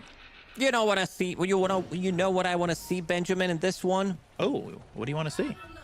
I want to see a late game. I want to see, I don't know if you saw this one, but Queen of Pain with Time Zone, because it does accelerate your cooldowns. You can basically blink in, scream, blink in, scream, blink in, scream. Especially if you have the shards, so you're also silencing them. It's one of the best combos out there. I think Slardar is definitely the one. There's some meme ones with Clockwork, Keeper of the Light, Zeus, something like you're standing inside the Chrono Square and Keeper of the Light is giving you recall, giving you chakra magic, and you're just spamming your abilities. So there's some fun ones out there. I see this one is theory crafting a little bit. I've been theory crafting, but I also been watching a lot of these funny videos. Big funny video guy, I know. Yeah. Funny memes. Buck will be able to kill the tower in the top lane. They are gonna be using the glyph, making sure he doesn't get it immediately. Oh, that was Cold feet, avalanche, and Box dead. That was a bit too greedy. Yeah. Bit rough for him. I mean, staying by himself, he's opening up a lot of space with 4 heroes rotating towards top, though. So it's not an awful move by any means, and now Nothing to Say coming over, Planet nearby, but they won't be able to find Difference. Who's not got that Blink Dagger, so we were talking about that needing to be there for the initiation. Maybe that would have helped in that fight over bottom. Ancient Apparition TP's bot, but nothing doing just yet. They really want this Blink Dagger, and they're going to smoke with it and try and make a move there. They don't have Elder Dragon form at the moment, though, for 15 more seconds, so not a lot of time in between that. Shiro might be out too far. Ice Blast coming in, and Solar Guardian. This should be an easy kill now that Shiro can heal, and that's going to be a quick one, a quick pick onto Gyro with that blink being revealed by Difference. And they're also going to be getting Io on the way back. Maybe I spoke too soon. Avalanche did not connect. Sunray toss and the tree thrown over, but Innocent's TP attempt, and he is out of there. Easy little escape. That should have been a freebie. It should not happen. But yeah, Dagon now finished on Nothing to Say, so he has that extra bit of a burst damage. And I think now during the nighttime, they should be trying to make a move for themselves. Like they do have time zone available. Bach playing very deep into the enemy territory. Not me. Hey, he's been far forward. Yeah, it looks very juicy here to be grabbing the kill. Scan did connect. See if they can get Not Me. They're going to jump over immediately with Nothing to Say. Easy kill. Cleaning up the Ancient Apparition. They got him, not me. And they're also going to be stealing the Wisdom Rune. So extra bit of XP going Box way, while Y is going to be taking a rune on his side of the map, about to finish off his Holy Locket. Even though they were off to a great start, one move, it did slow down. Difference, like he killed off the tower, he had a good lane, but that Blink Dagger came in slightly later than I expected. Yeah, and you could see even with the Blink Dagger, they were still able to make a kill happen with the Ice Blast, but man, they need to... Oh, he smoked and that immediately got broken by Bach. At least on the Ancient Apparition, that got broken. You can see that the Blink Dagger had its power, especially with the Ice Blast. If they could find another core, this would be nice. Bach did end up going to the Heaven's Halberd. We saw him build that Vanguard in the first game. He ended up going to the Crimson Guard. Now he's got himself Heaven's Halberd on this one. They're going to move over with a smoke of their own. They know the Tormentor's about to be up, and they're actually timing this really well. I mean, this might be a huge issue. Bach, we're going to go in. They'll pop the drums. Time walk onto the high ground. Sonic Wave used to get the kill on the Ancient Apparition. The time zone down on 2. The Supernova is going to be used, but it is far away from the fight. They've got the call down. They're still trying to commit onto the Tormentor. Icarus dive over, and now they're in some trouble. Nobody's gonna Solar get stunned. Guardian, Codex. Oh, Starbreaker off the mark. Now they've got themselves the Celestial Hammer, but it doesn't matter. Bach gets the kill. 2 heroes dead. And they are immediately going to take that gate over to the Tormentor top. What a fight. Again, damage from Queen of Pain. Pretty much the same amount of damage coming out from Gyro, but also the sustain that they're getting from Io feels really nice. And it's going to be Planet getting the shard, which is really nice shard on a position for Night Stalker. You can continue to farm up, and also allows you to kill the Ancients during the night. So you can get more farm, you can get more HP and mana back. And this game, again, it seems like that one move is in a lot of trouble, considering the start that they did have definitely didn't pay off. Sure, like we did talk about it, I did joke about it, saying that they're gonna be seeing with the Supernova and Dawnbreaker combination, with the innate ability, you're gonna be seeing your full team getting wiped, and this is exactly what did happen. Ancient Apparition. Let's see if he can hit it. No. I don't think he shatters on that. Oh, the bash. Bach eventually getting that kill. Like, Is it Bach or Bosch? Dire's top tower is under attack. Depends on the moment. Win probability 50-50. Yeah, I don't know about this one, Chief. Yeah, I was gonna say, Gaimin, I'm not too sure about that. I'm not certain that is all right, correct. let's theorycraft. Where are we getting the 50s from? So apparently each hero's worth 10% in this one. Maybe the lower Ancient Apparition and Phoenix. Increase the number for DK and Tiny. Carry the one. Carry the one, yeah, there it is. And Yeah. Well, I'm just thinking, doesn't look like 50-50 to me. But if you've done all that math and you're in the chat, why not put !F into the chat as well? You've done math, you've done some Dota watching, now you can do some following. Follow us on all platforms and follow for more Fissure Universe action.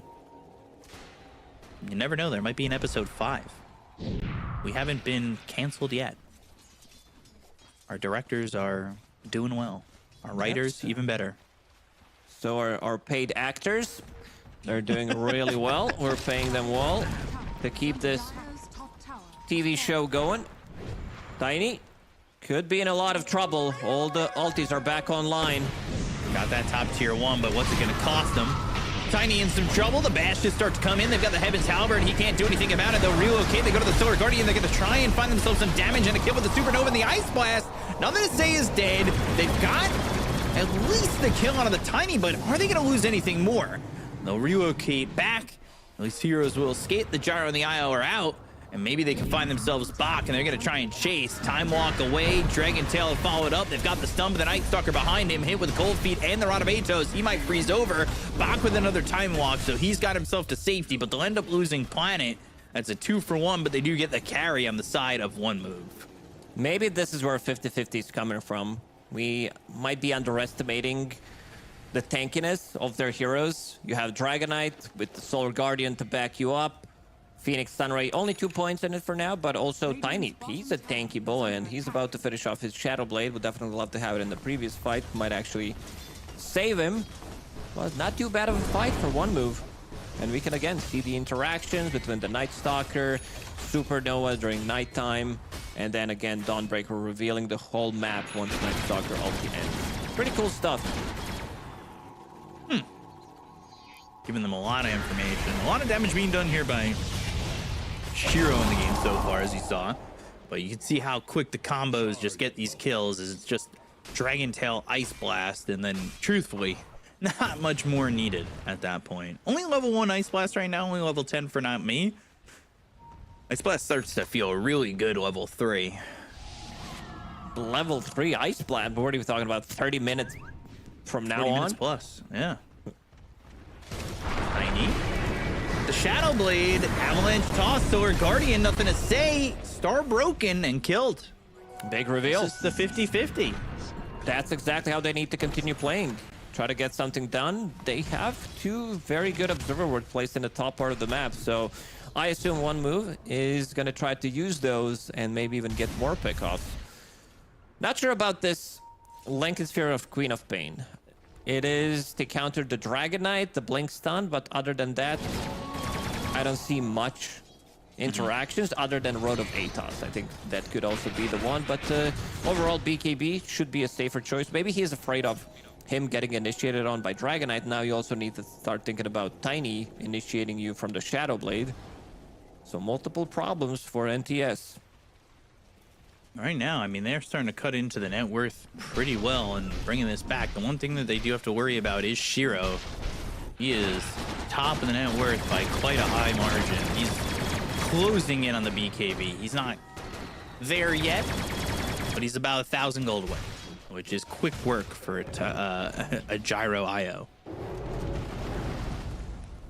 Need to really be careful about that timing, because he's going to have that BKB and the Sanjin Yasha with the eggs. He'll feel really strong. I'm a little bit worried about what the Faceless Void offers for Team Tidebound. He offers right now, good he's got the scaling. Heaven's Halberd, but we'll see what he's he going to gets start to scale further on. Yeah. Manta style, which is nice against Road of Ice Atos. Blast. Ice Blast, I think it's available to coming. them. Yeah. They're gonna throw it over, but the time walk out of the pit, and everybody kind of gets out of dodge with that. The cold speed's not even gonna freeze over. Ancient Apparition's gonna be in trouble. They'll get the kill there onto Not Me, and what could have been honestly a better combo if maybe the Avalanche came at the right timing ends up being a bit of a misplay. Looked like could have been a decent fight for one move, but in the end, they need some extra kind of a lockdown. Dawnbreaker ulti also didn't come through. I think they could have maybe went in with Dragon Knight, scout things out in the pit. After that, the Ancient Apparition ulti did go off, and then follow it up with Donnie. A little bit of a misplay.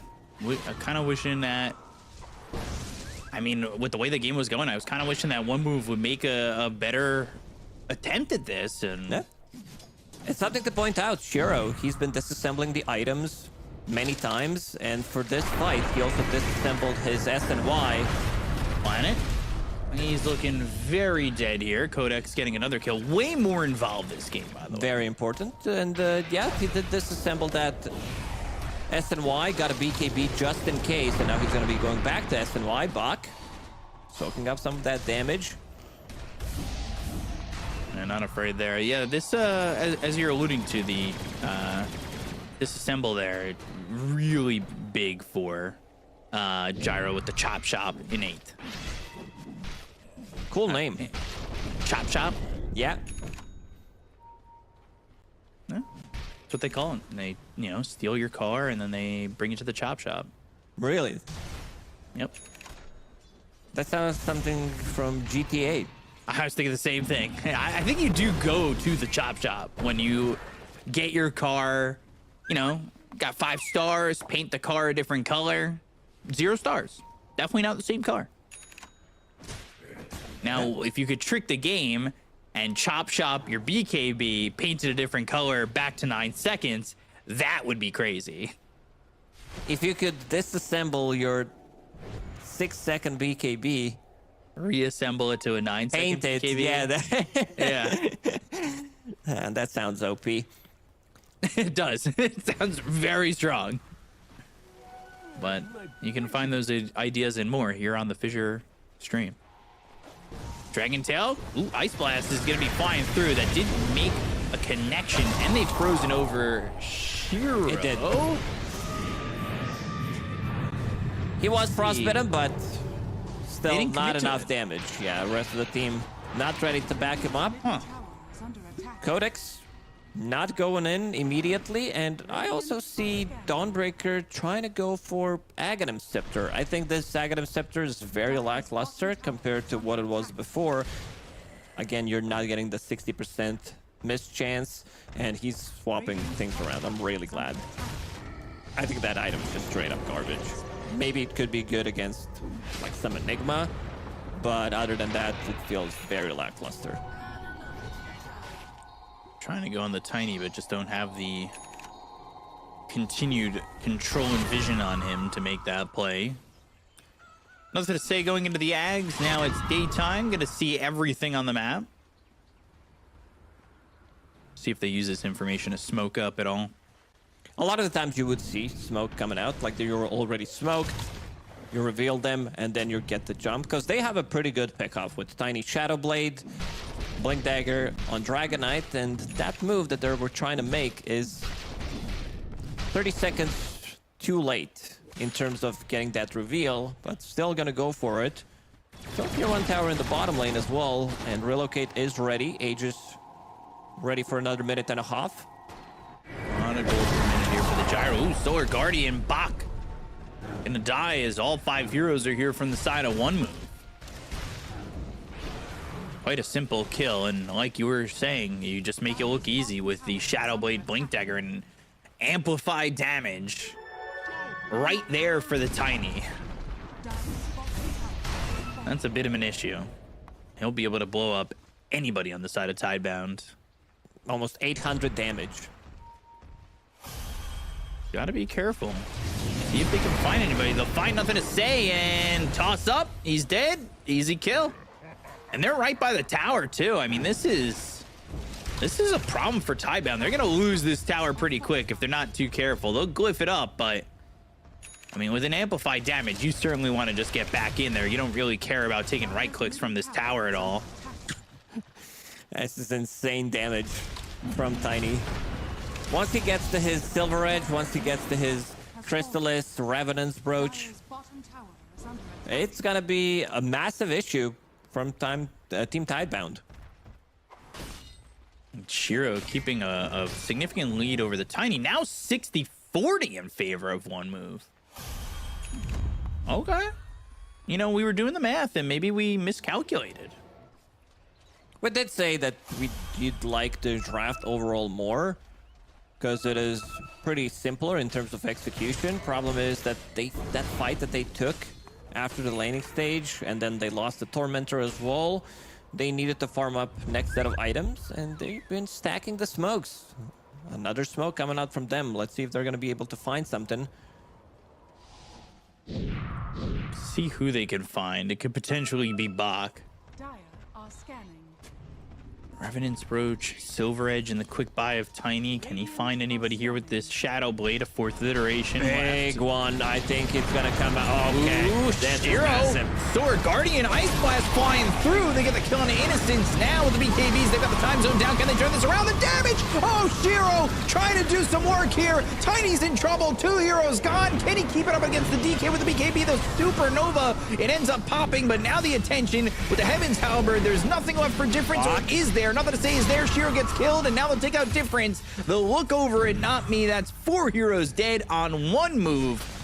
A solid reaction from Tidebound. Yeah, I don't think you can ask for a better initiation. Avalanche toss, couple of right clicks on Tiny with the Dawnbreaker ulti on top of them. It just wasn't enough. Even though Innocence dies first, doesn't have enough gold for buyback. He was like 50 gold short. That fight could have been even better, because I don't think if he had buyback, I don't think Shiro dies, and we're gonna see it one more time. So basically 4-man Avalanche, and then everybody ready to disengage. Maybe they needed Dragonite stun to connect onto the target, but very good ulti from Nothing to Say, pushing them away with that. Like during the BKB, this is always going to be the power of Queen of Pain, and then you can see the power of Faceless Void. He comes in, one more time dilation, and with the Manta style, they're going to be ready to clean up.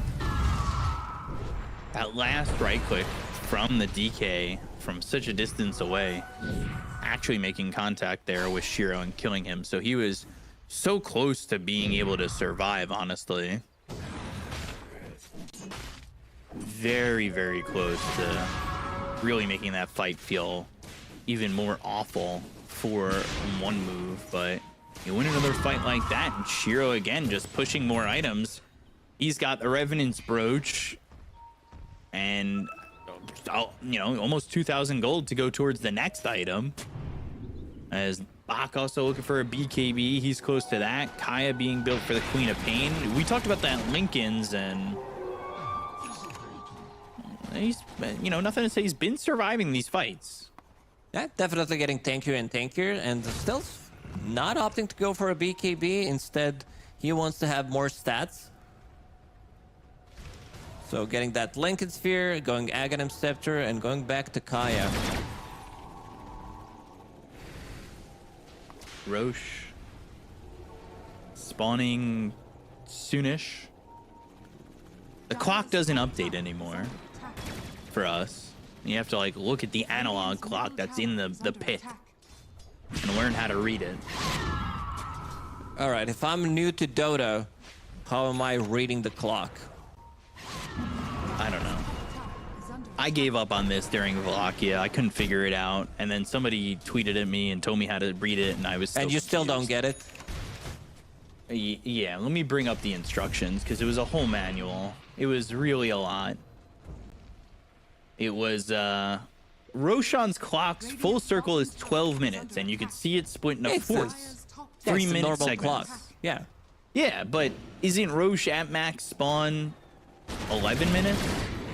It shows you exactly when it's gonna spawn. Like this thing, we're not showing it on camera right now, but the thing that it's blinking, that is different color, Yes. this is the Roche spawn. So that'll if you be know how to about use the 2 more analog minutes. clock, you should be able to tell it.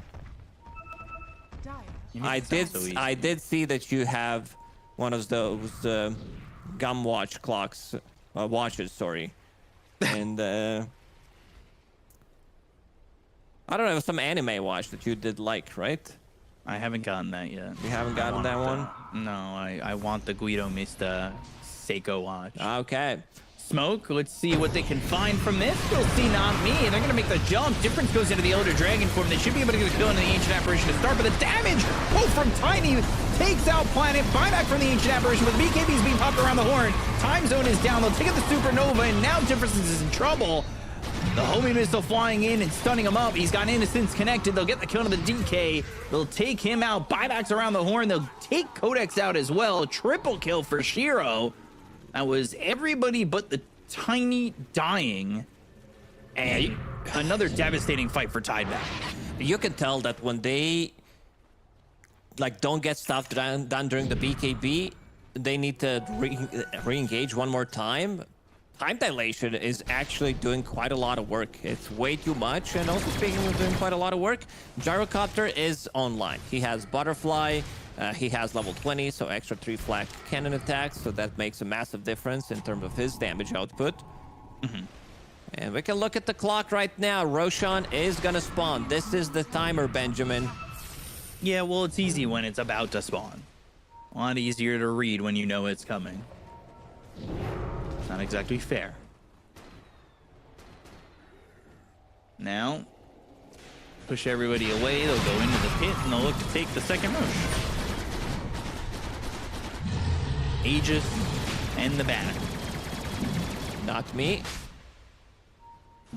He's gonna... Okay, He was in a lot of trouble, but Bach does not want to commit. He was so ready for this kind of a move to happen, and they will have to let go of Roche. Suddenly, 12k gold lead for Gyrocopter. Still keeping a big difference between him and the Tiny. We've seen what the Tiny's able to do. Blew up Planet in 3 right clicks, but you need a little bit more oomph here. And you're not exactly getting it from the DK, who seems severely underfarmed, honestly. Well, get the dust out, but does Tiny want to go back in? He picked up the haste. They'll try to go for Innocence. They'll go to the Solar Guardian. They should be able to get a kill here on a Y. BKB, Shiro fighting back. They've got the silence onto the Dawnbreaker, who came in with the Solar Guardian. They get the kill on the Codex. Now, can they find anything else? Not Me on the run. Planet with the dust again, making sure that Tiny feels a little bit less inclined to go back in, but none of he's going to blink forward. They go to the Lincolns. They grab themselves the Harpoon. Toss up into the air. DK with the BKB. They get the kill on another to save. The time zone is down. Is it going to be enough here to maybe get a kill on a Shiro? No. He still has this Aegis. The BKBs run out. They'll lose a couple on both sides. One move. It looked like things were going to start to break down, but nothing to say playing aggressive and ends up falling. They also did kill Innocence at the start of the fight. He used the buyback in the previous one. Nothing to say. Needs to be more careful. He's like, man, that BKB, definitely something that I need in a fight because I'm getting stun locked. And I'm also looking at the Dawnbreaker. Can you tell me what's missing in the item build? Shard? Yeah, it's the other one. It's a 50-50 chance, Benjamin. Wait, no, I got it right, I thought. No, this is the worst version of what he's supposed to have, because I'm not seeing a BKB on Dawnbreaker. Yeah, he fair goes enough. in, Shard and BKB is usually pretty strong together, yeah, right? Shard, like even Shard would do just fine. So that you have, like, you go in with your Solar Guardian, you pop the Starbreaker, then you're magic immune or debuff immune, and would give you some extra bit of a protection. He does deal quite a lot of damage with the Dawnbreaker. Does have Gunpowder Gauntlet, synergizes nicely with the Starbreaker hits. And I'm also looking at the itemization because this Butterfly is causing a lot of problems. Heroes that you do have don't usually like to build into MKB. Right. But at least they have Serrated Shiv, which gives you a 20% chance to have True Strike on Tiny. And he's also opting to go for MKB, so definitely needs it. What does that word even mean? Shiv? Both of them. Serrated knife, It's like some kind of got those. A serrated knife has like the little Teeth. edges. Yeah. The teeth. And then Okay. a shiv is a makeshift knife I see, used mainly in prison. Oh. So it's the shank. So to use Yeah. it to shank someone, okay. Off to the high ground they go. They did plant the banner. It is daytime. Planet, however, does have ulti and Blink Dagger available. See if they go for Gyro. Oh, that was pretty far early back. BKB. And also early BKB from Tiny. Yeah, he uses this BKB. They're going to work on this Rax, and nobody's going to be coming forward. He still has the Aegis for a minute 35, and they'll just back away. Much better defense compared to game one, even though they still lost the barracks. At least this time around, they did try. And also to point out, Shiro, love this itemization from him. He's like, okay, my Faceless Void, he's going to be scaling with some extra bit of a damage, so I can also build into Scotty, which is really nice against all three tanky cores. Like, you slow down Tiny, even though Tiny has flow resistance with Insurmountable, but still very good item against him and Dragonite. They definitely do need MKB, and they do need Bloodthorn. Dragonite is getting close to it. He's getting close, but we'll see if it ends up being enough. We talked about difference and how we felt his farm wasn't exactly getting there in a timely fashion, and it feels to still be the case, honestly. Just not really where they'd like the DK to be, in my opinion. They wish he had this Bloodthorn already, and maybe a little bit more. Smoke. 30 seconds on the Aegis. Like, without this Aegis, maybe not so confident for Tidebound with how quick we've seen the damage be outputted here from one move.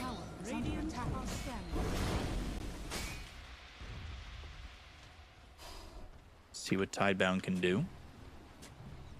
And also, Aghanim Scepter now completed on Dawnbreaker, so we'll see that one in action, how shitty it is.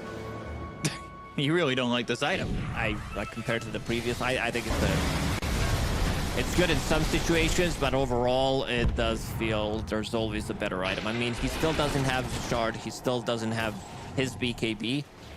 And it was nothing to say who picked up the Shard, so that's going to be extra bit of damage, and also the silence, which is not too bad. Almost 2 seconds silence, 175.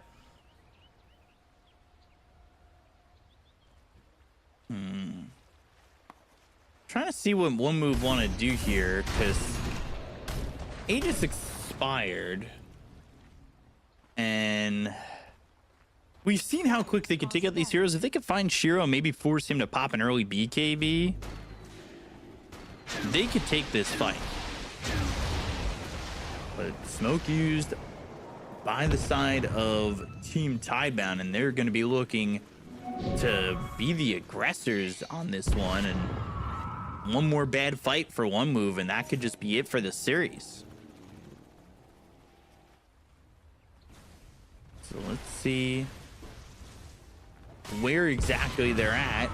See if they make the jump. Nothing to say. Gets the silence out. Shiro moves forward. BKB popped here by DK.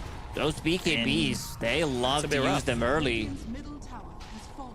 They're gonna try and set up. Ooh, harpoon from such a distance. Look at how bad it is. Solar Guardian. I mean, he's in and out. I mean, that wasn't that great. You're kind of right here. They're gonna try and make a move to defend after using the Solar Guardian, but the Sonic Wave on a 3. Double kill for Shiro. Make it a triple. Uh-oh. Shiro being everything that Tidebound need. And after a bad Solar Guardian, there is no buyback available for the Dawnbreaker. Bash is coming in with a Gyrocopter. Call down connects, zone down. And there is a kill onto this tiny Ultra kill for Shiro. Can he get the Rampage? Still on the Ultra kill. Now the Ancient Apparition. Give him the Rampage, guys. Are they gonna tip? Nothing to say. This is kind of rude. He stole the one with Shadow Strike, but yeah, they're ready to close out the game. Oof, man. I like this Aghanim Scepter on Dawnbreaker. He needed to have BKB because he runs in and he just straight up dies. He goes in and after his Solar Guardian, this time around with the Aghanim Scepter, he goes in, so he goes in faster, which means that he's going to be dying faster. I don't want to see this item built ever again, to be fair, but yeah, much better game, I would say. Still not good enough to be able to deal with Team Tidebound, because Tidebound, they seem to be on a different level, even though they did lose the laning stage and still managed to make a comeback. Bach had a pretty impressive game, so did Shiro. Nothing to say, it was a bit silent, I would say. He did have a couple of deaths. They've been focusing him heavily. The Blink Dagger reveal, Shadow Blade reveal, every single time it was NTS, but still something is lacking from one move. I think that the timings and some of the stuff, some of the smokes are not connecting with Dawnbreaker innate ability, and also they don't seem to be on the same page. But yeah, as we expected, Team Tidebound overall a better team, even though the draft for one move did look better in the second game. Yeah, they played it a lot better. It definitely gives me a little bit more confidence, I would say, for them moving forward. I don't think that they're just this team that's going to get knocked down again and again and again if they play every game like this, because I think this game was very winnable for them. Tidebound just executing better. So we'll have to see. I mean, you've got Shiro, who really just got the advantage of being left alone with Innocence. They didn't really try to shut him down too hard at all, which was a little bit of a surprise. He's 15-3-10 at the end of the day, and I mean, the only one who really didn't have as much fun as everybody else is, I guess, Innocence with 6 deaths, but it really wasn't that difficult of a game for Tidebound. I think that there was a lot more that one move could have done to shut them down a little bit harder. Yeah, I think this one definitely winnable for one move. It's just the execution was not there, but also showing some signs of improvement. And they were also playing against higher seeded team since it's day one of Swiss, which also means that the matchups are not going to be as balanced coming into the every single other day. So we'll see who they're going to be playing tomorrow. But overall, good showing from Team Tidebound, getting a dub here as expected. Yeah, so that's the end of this series. We're going to be coming back with the BetBoom Derby coming up after a little bit of highlights and a bit of a break. So we'll see you guys in a bit. Stay tuned.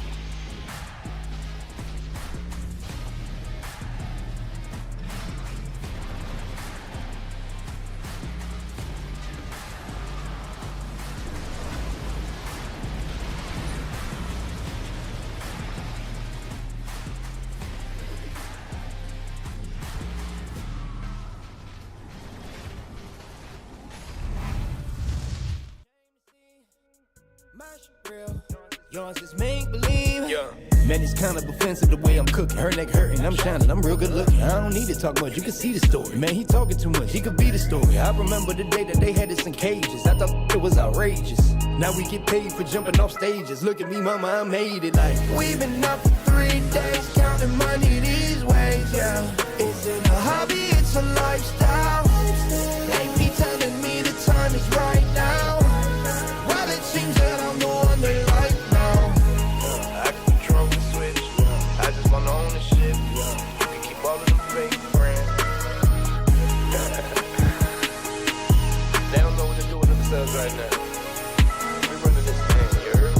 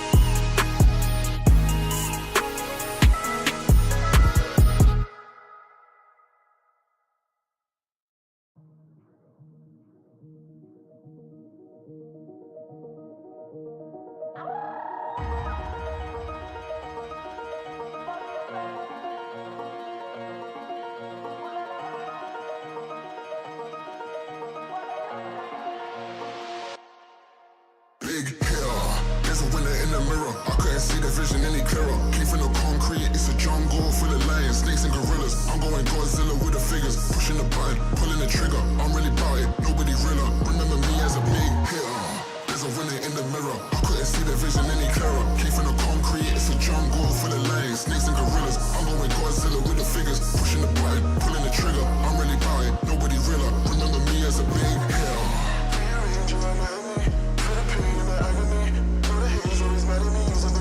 Like a canopy, been a villain and I'm glad to be. It's the biggest feeling cause I had to be. It's been a minute since I seen the enemy and still wounded.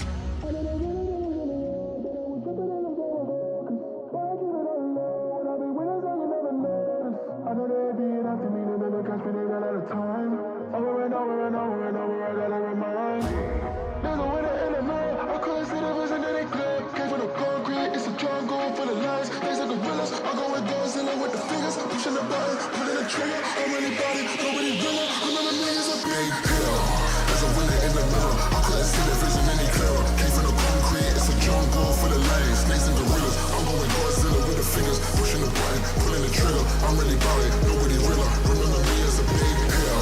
There's a winner in the mirror, I couldn't see the vision any clearer. Came from the concrete, it's a jungle full of lions, snakes and gorillas. I'm going Godzilla with the fingers, pushing the button, pulling the trigger. I'm really about it, nobody realer. Remember me as a big hitter.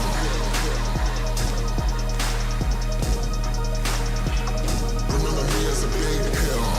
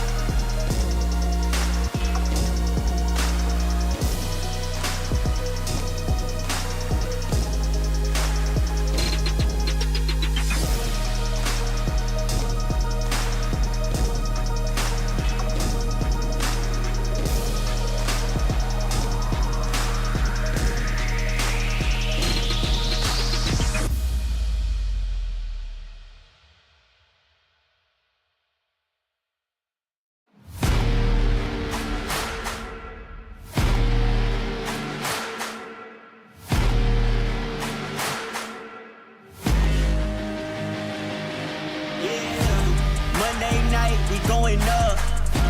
Don't try to odds, stay out of luck. Too much on the line to give it up. You know the mission, we gotta get it on Monday night. Monday night, we going up. Don't try to odds, stay out of luck. Too much on the line to give it up. You know the mission, we gotta get it on Monday night.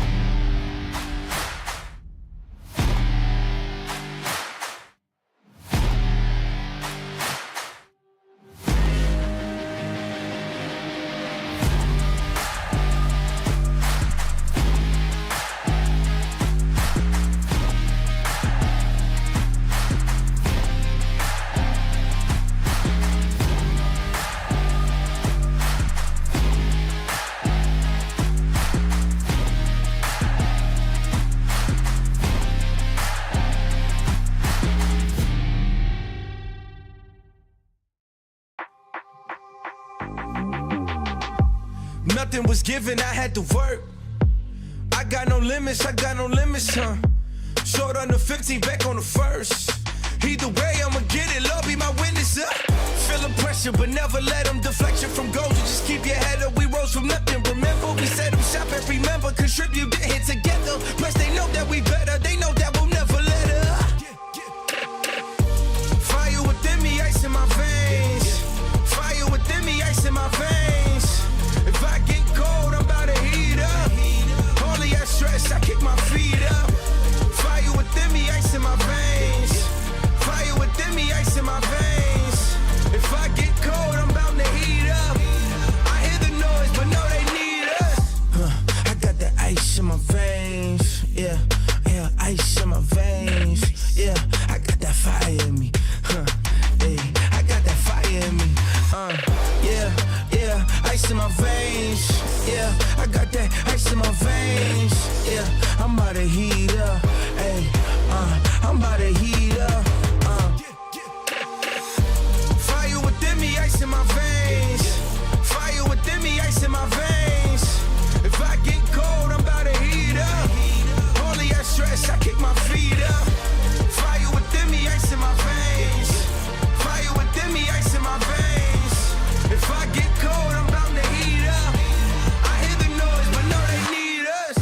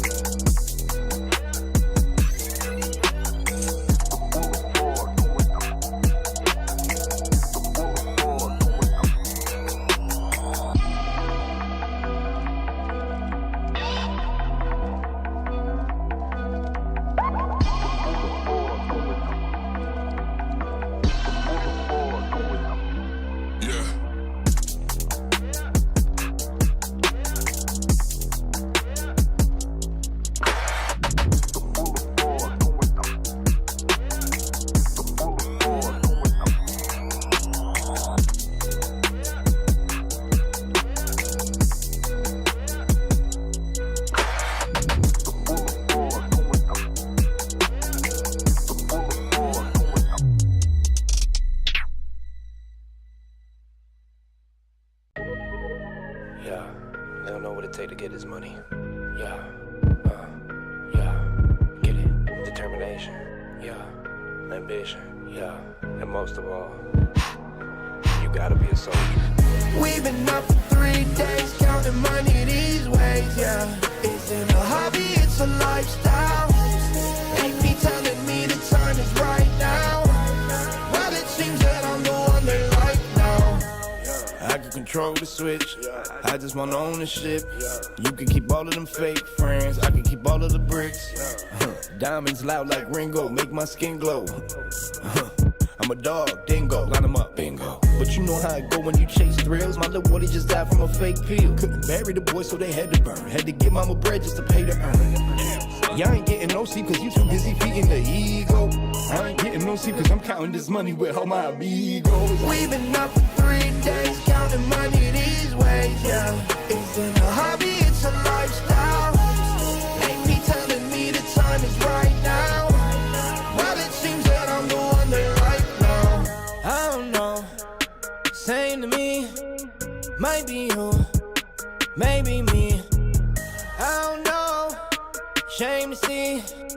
My shit real, yours is make believe. Yeah. Man, it's kind of offensive the way I'm cooking. Her neck hurting, I'm shining, I'm real good looking. I don't need to talk much, you can see the story. Man, he talking too much, he could be the story. I remember the day that they had us in cages. I thought it was outrageous. Now we get paid for jumping off stages. Look at me, mama, I made it like. We've been up for 3 days, counting money these ways, yeah. Isn't a hobby, it's a lifestyle. Ain't me telling me the time is right now. Well, it seems that I'm the one they like now. I can control the switch, I just want ownership. You can keep all of them fake friends.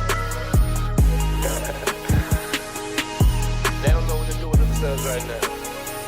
We're running this thing, you heard me?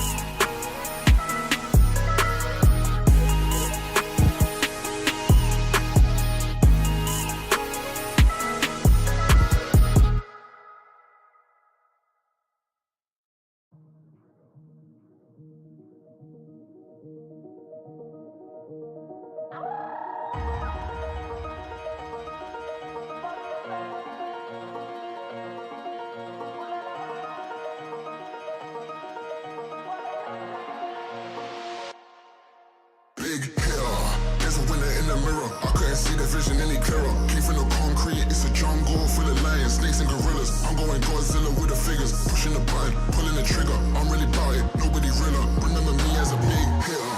There's a winner in the mirror. I couldn't see the vision any clearer. Came from the concrete, it's a jungle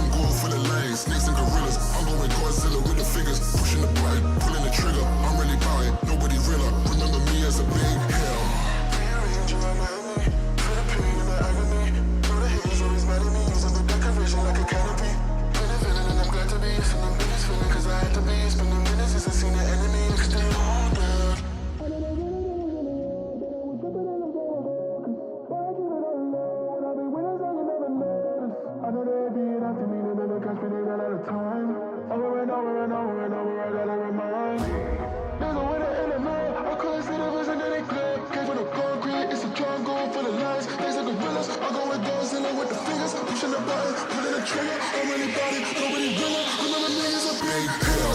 There's a winner in the mirror. I couldn't see the vision any clearer. Came from the concrete, it's a jungle full of lions, snakes and gorillas. I'm going Godzilla with the fingers, pushing the button, pulling the trigger. I'm really about it, nobody realer. Remember me as a big hitter.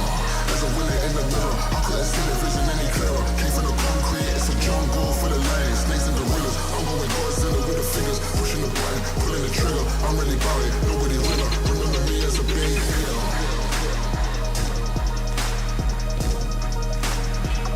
Remember me as a big hitter.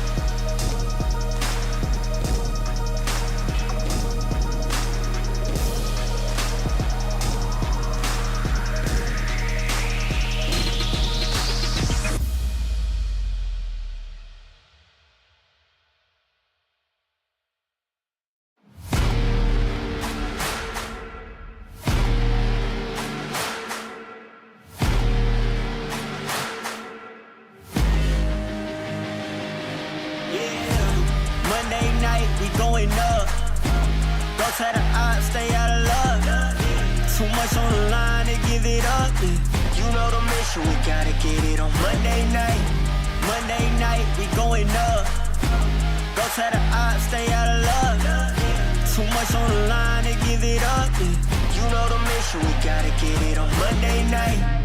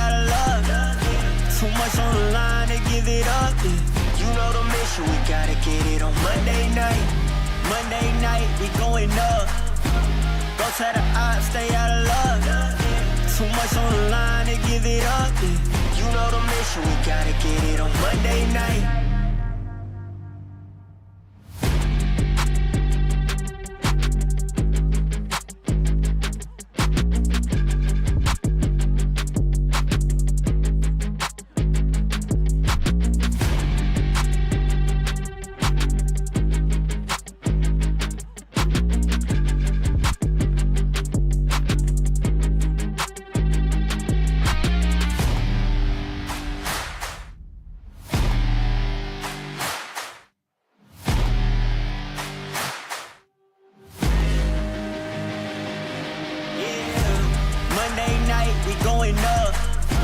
Those had the odds, stay out of luck. Too much on the line to give it up. You know the mission, we gotta get it on Monday night. Monday night, we going up. Those had the odds, stay out of luck. Too much on the line to give it up. You know the mission, we gotta get it on Monday night.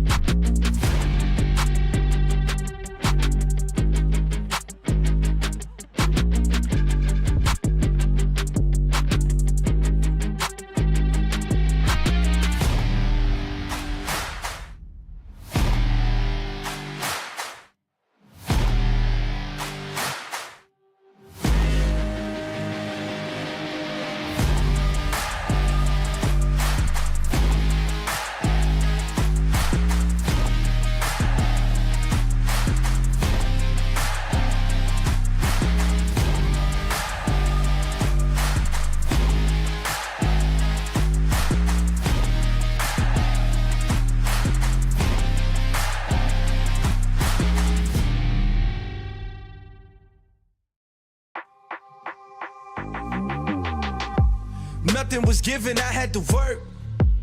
I got no limits, huh? Short on the 15, back on the first. Either way, I'ma get it, Lord be my witness, Feel the pressure, but never let them deflect you from goals. You just keep your head up, we rose from nothing. Remember, we set them shop and remember, contribute, get hit together. Plus, they know that we better, they know that we'll never let up.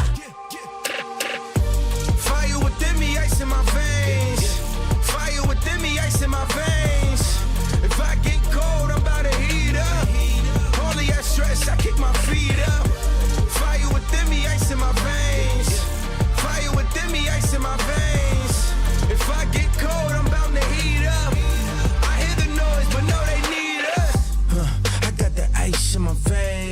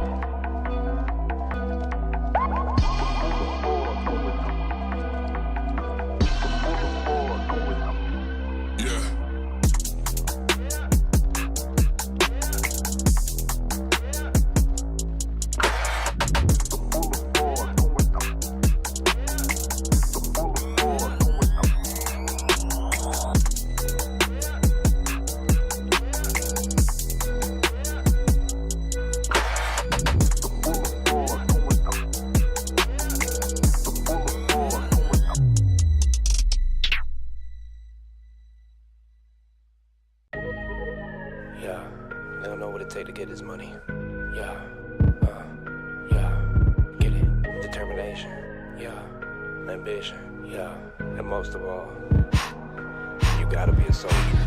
We've been up for 3 days, counting money these ways, yeah. Isn't a hobby, it's a lifestyle. Ain't me telling me the time is right now. Well, it seems that I'm the one they like now. I can control the switch, I just want ownership. You can keep all of them fake friends, I can keep all of the bricks. Diamonds loud like Ringo, make my skin glow. I'm a dog, dingo, line them up, bingo. But you know how it go when you chase thrills. My little boy just died from a fake pill. Couldn't bury the boy, so they had to burn. Had to give mama bread just to pay to earn. Y'all ain't getting no sleep cause you too busy feeding the ego. I ain't getting no sleep cause I'm counting this money with all my amigos. We've been up for 3 days, counting money these ways, yeah. Isn't a hobby, it's a lifestyle. Ain't me telling me the time is right now. Well, it seems that I'm the one they like now. I don't know, same to me. Might be you, maybe me. I don't know, shame to see. My shit real, yours is make-believe. Man, it's kind of offensive the way I'm cooking. Her neck hurting, I'm shining, I'm real good looking. I don't need to talk much, you can see the story. Man, he talking too much, he could be the story. I remember the day that they had us in cages. I thought it was outrageous. Now we get paid for jumping off stages. Look at me, mama, I made it like. We've been up for 3 days, counting money these ways, yeah. Isn't a hobby, it's a lifestyle. Ain't me telling me the time is right now. Well, it seems that I'm the one they like now. I can control the switch, I just want ownership. You can keep all of them fake friends. They don't know what to do with themselves right now. We running this thing, you heard?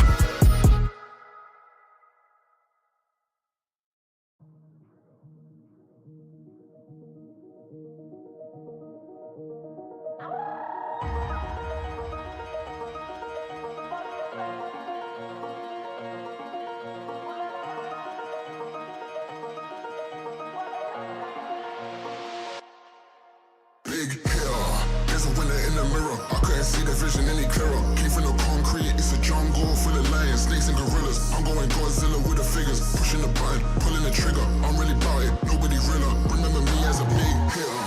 There's a winner in the mirror. I couldn't see the vision any clearer. Came from the concrete, it's a jungle full of lions, snakes and gorillas. I'm going Godzilla with the figures, pushing the button, pulling the trigger. I'm really about it, nobody realer.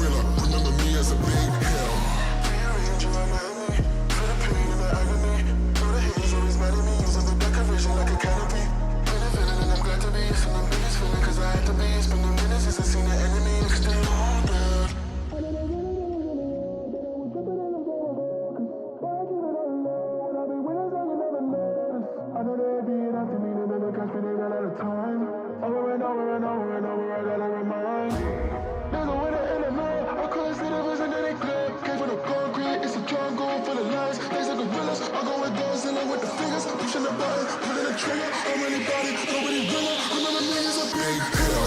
There's a winner in the mirror. I couldn't see the vision any clearer. Came from the concrete, it's a jungle for the lanes. Snakes and gorillas. I'm going Godzilla with the fingers. Pushing the button, pulling the trigger. I'm really body, nobody realer. Remember me as a big hitter. There's a winner in the mirror. I couldn't see the vision any clearer. Came from the concrete, it's a jungle for the lanes. Snakes and gorillas. I'm going Godzilla with the fingers. Pushing the button, pulling the trigger. I'm really body, nobody realer. Remember me as a big hitter.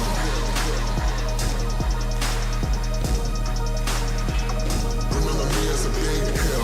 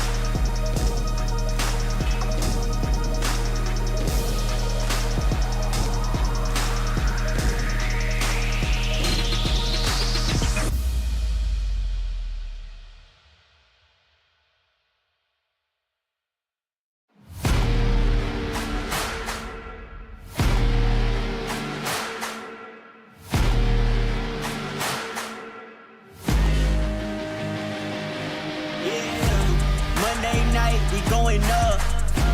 Go to the odds, stay out of luck. Too much on the line to give it up. You know the mission, we gotta get it on Monday night. Monday night, we going up. Go to the odds, stay out of luck. Too much on the line to give it up. You know the mission, we gotta get it on Monday night.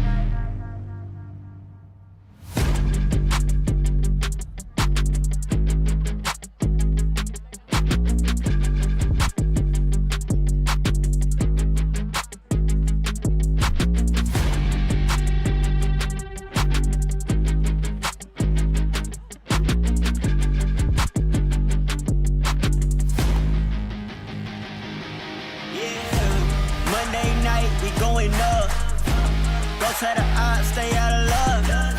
Too much on the line to give it up. You know the mission, we gotta get it on Monday night. Monday night, we going up. Go to the odds, stay out of luck. Too much on the line to give it up. You know the mission, we gotta get it on Monday night.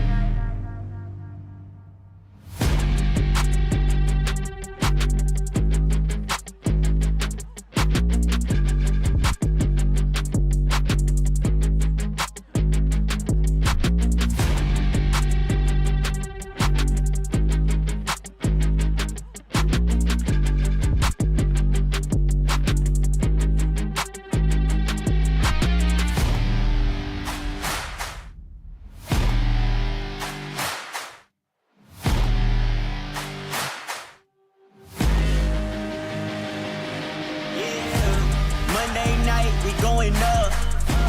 Don't try to stay out of luck. Too much on the line to give it up. You know the mission, we gotta get it on Monday night. Monday night, we going up. Don't try to stay out of luck. Too much on the line to give it up. You know the mission, we gotta get it on Monday night.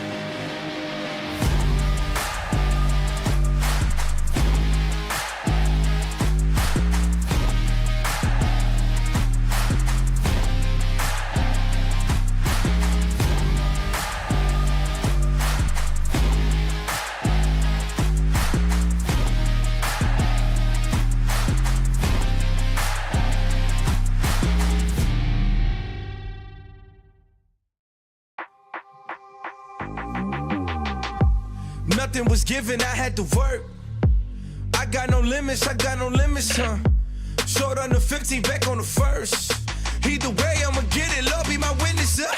Feeling pressure, but never let them deflect you from goals. You just keep your head up, we rose from nothing. Remember, we set them shop and remember, contribute, get hit together. Plus they know that we better, they know that we'll never let up. Fire within me, ice in my veins. Fire within me, ice in my veins. If I get cold, I'm about to heat up. Only I stress, I kick my feet up. Fire within me, ice in my veins. Fire within me, ice in my veins.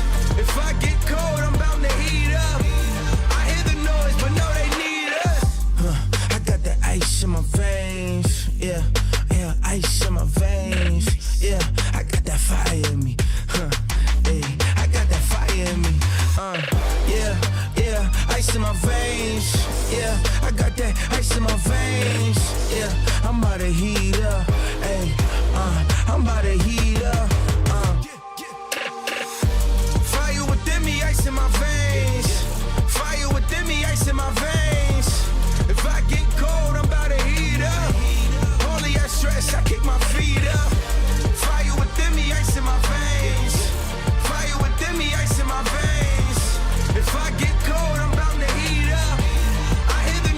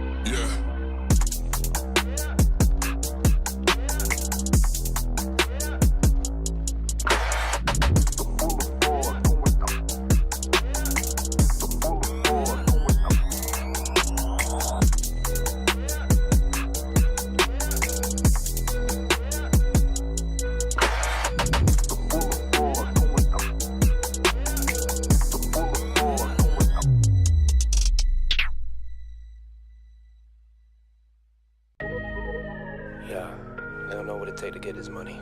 Yeah, get it. Determination, yeah. Ambition, yeah. And most of all, you gotta be a soldier. We've been up for 3 days, counting money these ways, yeah. Isn't a hobby, it's a lifestyle. Ain't me telling me the time is right now. Well, it seems that I'm the one they like now. I can control the switch, I just want ownership. You can keep all of them fake friends, I can keep all of the bricks. Diamonds loud like Ringo, make my skin glow.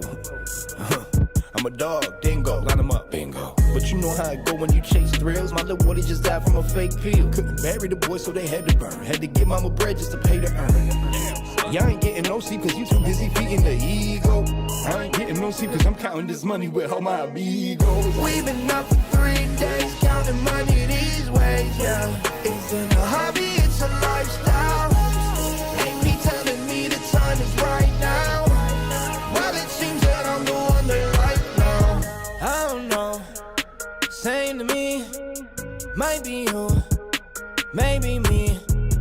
I don't know, shame to see. My shit real, yours is make-believe.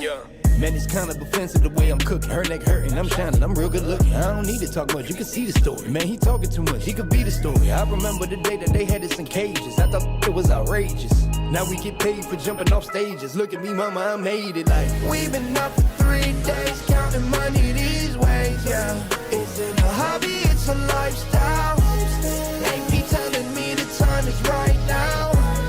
Well, it seems that I'm the one they like now. I can control the switch, I just want ownership. You can keep all of them fake friends. They don't know what to do with themselves right now. We running this thing, you heard?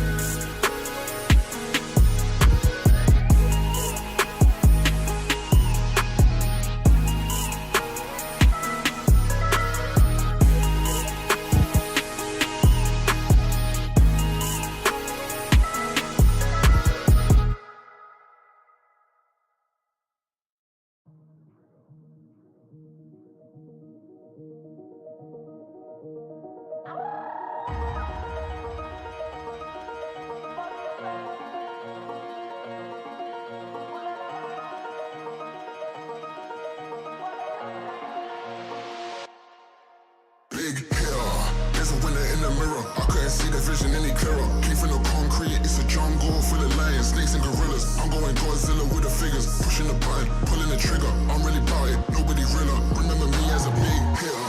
There's a winner in the mirror. I couldn't see the vision any clearer. Came from the concrete, it's a jungle full of lions, snakes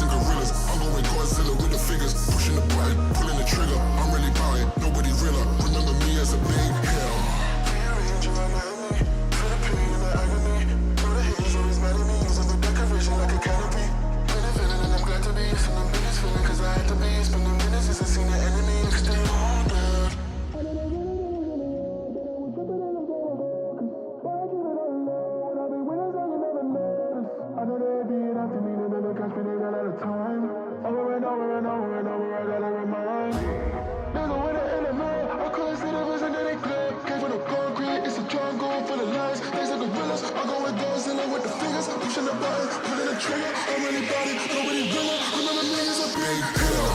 As a winner in the mirror, I couldn't see the vision any clearer. Came from the concrete, it's a jungle for the lions, snakes and gorillas. I'm going Godzilla with the fingers, pushing the button, pulling the trigger. I'm really about it, nobody realer. Remember me as a big hitter.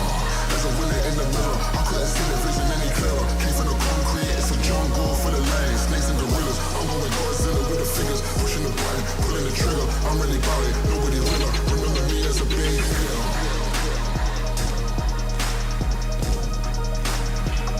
Remember me as a big hitter.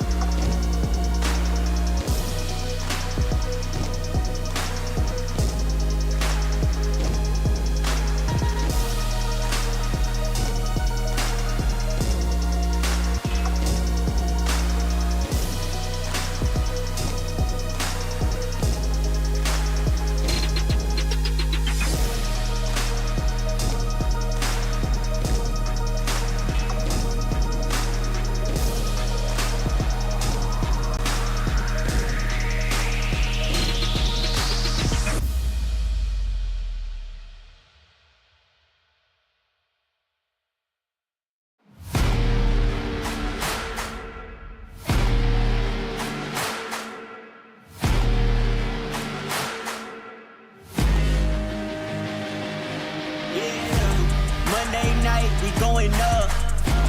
Go tell the odds, stay out of luck. Too much on the line to give it up. You know the mission, we gotta get it on Monday night. Monday night, we going up. Go tell the odds, stay out of luck. Too much on the line to give it up. You know the mission, we gotta get it on Monday night.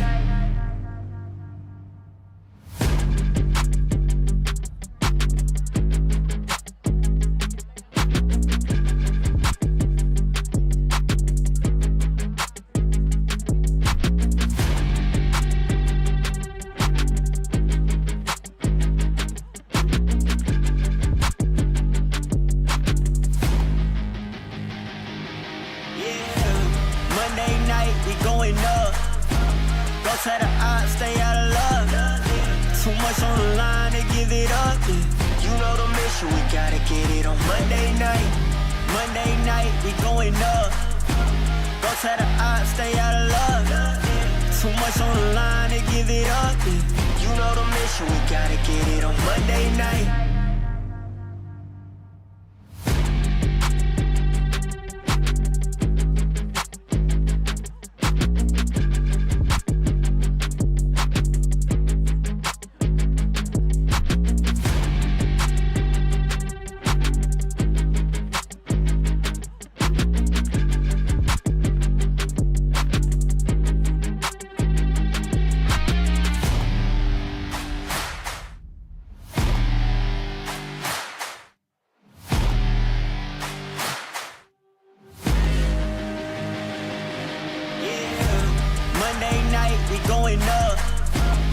Don't tell the odds, stay out of luck. Too much on the line to give it up. You know the mission, we gotta get it on Monday night. Monday night, we going up. Don't tell the odds, stay out of luck. Too much on the line to give it up. You know the mission, we gotta get it on Monday night.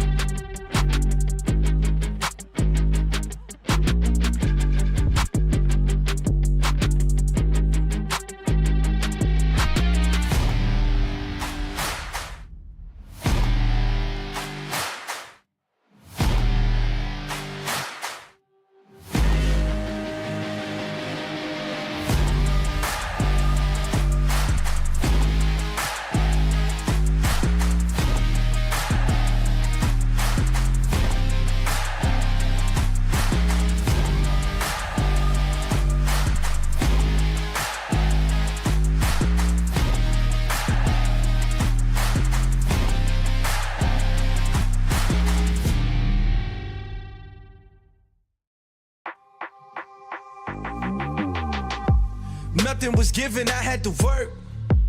I got no limits, huh? Short on the 15, back on the first. Either way, I'ma get it, Lord be my witness, Feeling pressure, but never let them deflection from goals. You just keep your head up, we rose from nothing. Remember, we set them shop and remember, contribute, get here together. Plus, they know that we better, they know that we'll never let up. Fire within me, ice in my veins. Fire within me, ice in my veins. If I get cold, I'm about to heat up. Only I stress, I kick my feet up. Fire within me, ice in my veins. Fire within me, ice in my veins. If I get cold, I'm bound to heat up. I hear the noise, but no, they need us. I got that ice in my veins. Yeah, ice in my veins. Yeah, I got that fire in me. Hey, I got that fire in me. Yeah, ice in my veins. Yeah, I got that ice in my veins. Yeah, I'm about to heat up. Hey, I'm about to heat up. Fire within me, ice in my veins. Fire within me, ice in my veins. If I get cold, I'm about to heat up. Only I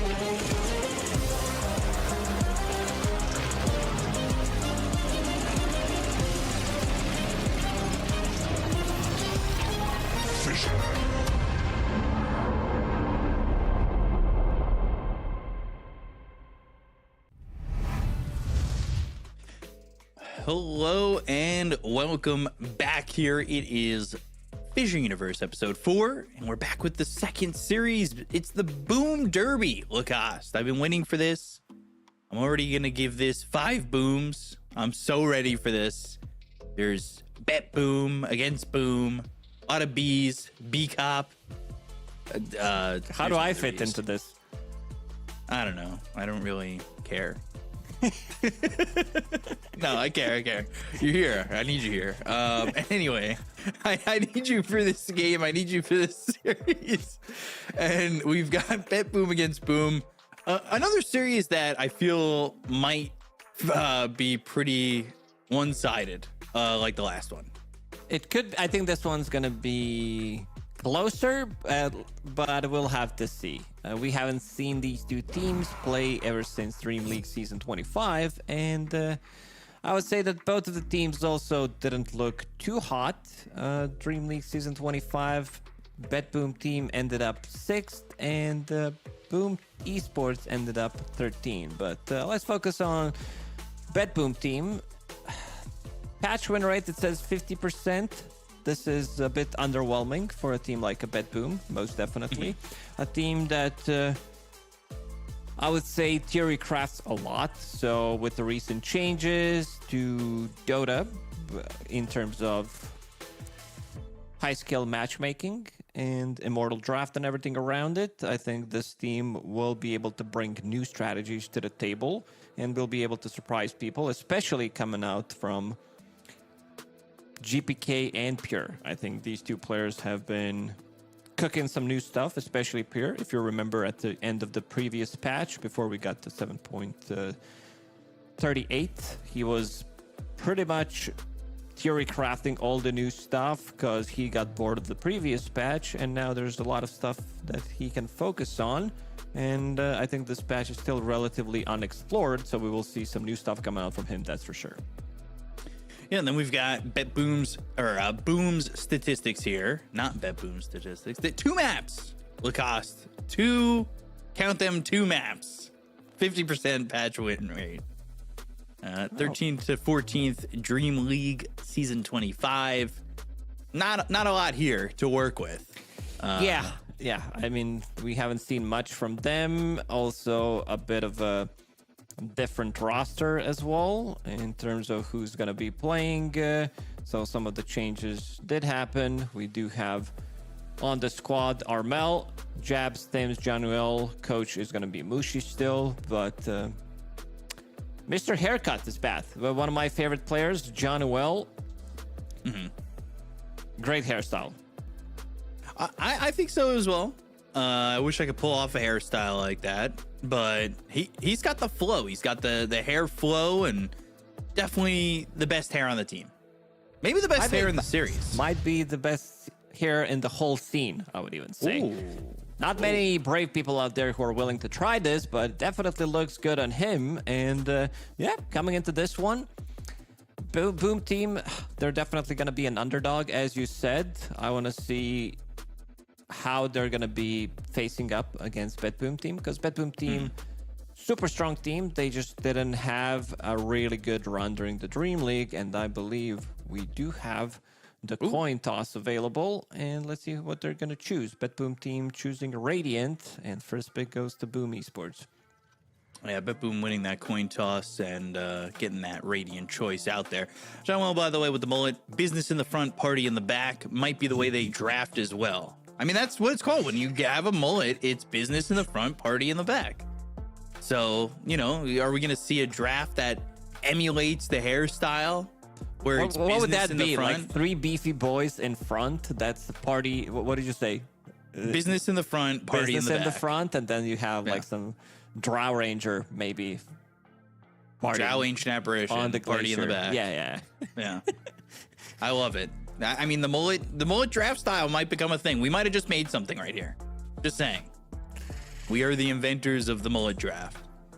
But we'll have to see. John Will, by the way, we've been watching this guy since DPC in 2021, and I immediately fell in love with this dude when he was on Neon Esports, and That's a he's weird thing always to been a say. joy to watch. I think this is something that you should say to him in his DMs, not on stream, but please continue.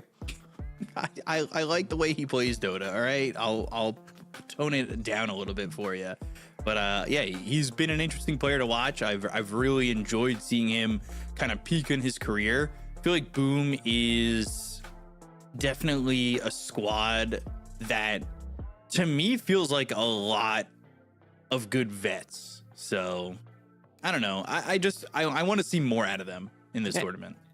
I want to see what Tim's is going to be able to do, because this has been one of my favorite players from Southeast Asia, old school player, but we haven't really seen him in a while. He did take a pretty long break, I would say. We haven't seen him much in action back from like 2022 to 2024. We haven't seen him on the international scene as much as we wanted, maybe as I wanted to, but he's back in Boom Esports, team that he did play during 2021, 2022, and a very interesting player. Let's see, because he was always a cook.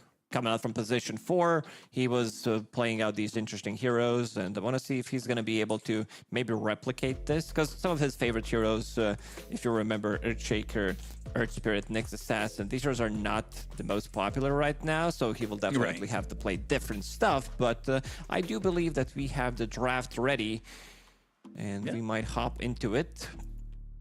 I think we do. We have a draft ready to go. And we'll see what gets banned. We'll see if there's anything in particular from either of these regions that may be something, maybe respect or something a little bit different that they have their eyes on. And you can already see that right away with the Keeper of the Light ban. Not something we saw in the last series, but everything else so far, pretty standard. Dazzle, not the 4th ban. It's actually just like, all right, ban 1, let's get it out of here. I don't want to play against this Dazzle. Keeper of the Light is definitely an interesting one. It does allow you to get more combos. It's also, you're playing against BetBoom Team. We've seen a good amount of Keeper of the Light during PGL Wallachia, but also you're playing against Save. This guy was playing this hero when nobody wanted to touch it, so this also allows other heroes to go through. Abaddon, Night Stalker, these heroes are still available. Yeah, we saw the Night Stalker last series, but we saw it in the 4 position. We'll see if it sticks that way. BetBoom feel like a team that does kind of theory craft, like you said, with Pure. So I'm kind of hoping for something a little bit different. Let's see what this ban is after the Terrorblade. It is Puck. Early Puck ban. First phase. I feel like that's kind of rare to see Puck banned so early. And then they ban the Night Stalker. They go to Ancient Apparition on Boom Esports. The question is, do they want to straight up take Abaddon here? Because they can run it from 2 different roles. There's also a possibility that they run it from position 5. Sure, you're not going to be getting the healing, but the shield works pretty well against. Problem is, your ulti, you're not going to be able to get the heals, but let's see how Boom, or BetBoom, I think we're going to be tripping ourselves a lot during this matchup. Saying the wrong team name. I could see that happening. But well, I'm ready to see what BetBoom want in their first pick. Coming up against the Ancient Apparition, you kind of hope it's not similar to what one move did, I would say, when they were up against the Ancient Apparition and kind of just picked whatever it felt like. It does seem like they're a bit surprised with this pick, even though a lot of the teams have been opening it up with it, and Tiny was still available. We didn't see him because he was still Tiny, but overall Tiny looks really good, and this also doesn't strike me as a core that they're going to be playing from position 1. It's not Pure's type of a hero. More to me, this says like GPK. Sure, it's a flex pick for them, but yeah, I kind of prefer if Pure's playing something else. BB team's turn to ban. Tinker Weaver ban. What do you think is something that we might see? Maybe not this series, but something that maybe you're thinking it could be strong that nobody's seeing. Not nobody's seeing yet, but we don't see a lot of that Pure would play. What do you think's like that pocket pick for him? 5 seconds remaining. I think there's a good chance that he would be playing some Carry Ricky, maybe even Bloodseeker. I know that he loves to play the hero. Not in this matchup, of course, you're playing against Ancient Apparition, but I feel with the recent changes to the hero, after the patch dropped, everybody was playing Bloodseeker, and then we haven't really seen Bloodseeker in action at all. We've seen like a couple of bans against Pango, against Phantom Assassin, but other than that, the hero has been pretty silent. I thought initial reactions to Bloodseeker changes weren't that positive, but I know that, like you said, a lot of people were playing it. Let's see how this goes, though. Abaddon banned. Yeah, I know you were calling for that. Like you said, though, you weren't getting the heal out of it if you're going up against the Ancient Apparition as much, but they choose to go a different lane. Yeah, they don't want to pick it, so they are going to ban it. They're still going to respect it. This is the hero that's tiny. Ooh, let's see. So they are putting a little bit of a pressure onto them. So Boom Esports now need to decide whether they want to take Phantom Assassin for themselves and split up this combo, because we've seen it so many times. But even if they run Warlock plus Tiny, it is still a strong lane. Problem is, you're not putting the points into your toss at all early, so you basically have 4-0-4 build on Tiny. I'm a little bit surprised, I would say, for the Warlock show if they're not going into the Phantom, or if they're going into the Phantom Assassin, because it gave Boom a double pick to take it, whereas like Warlock's not going to get picked here with Ancient Apparition on the board, I would have said. It's a lot of mind saved games. it for the double pick. Yeah, because they definitely do have something if Phantom Assassin comes out. But now I see Tidehunter, and I would be fine if they also take Phantom Assassin for themselves, because you have a break mechanic against Tide, which is going to be fine. You could also put some extra bit of a pressure early on with Fatal Bonds, Dagger.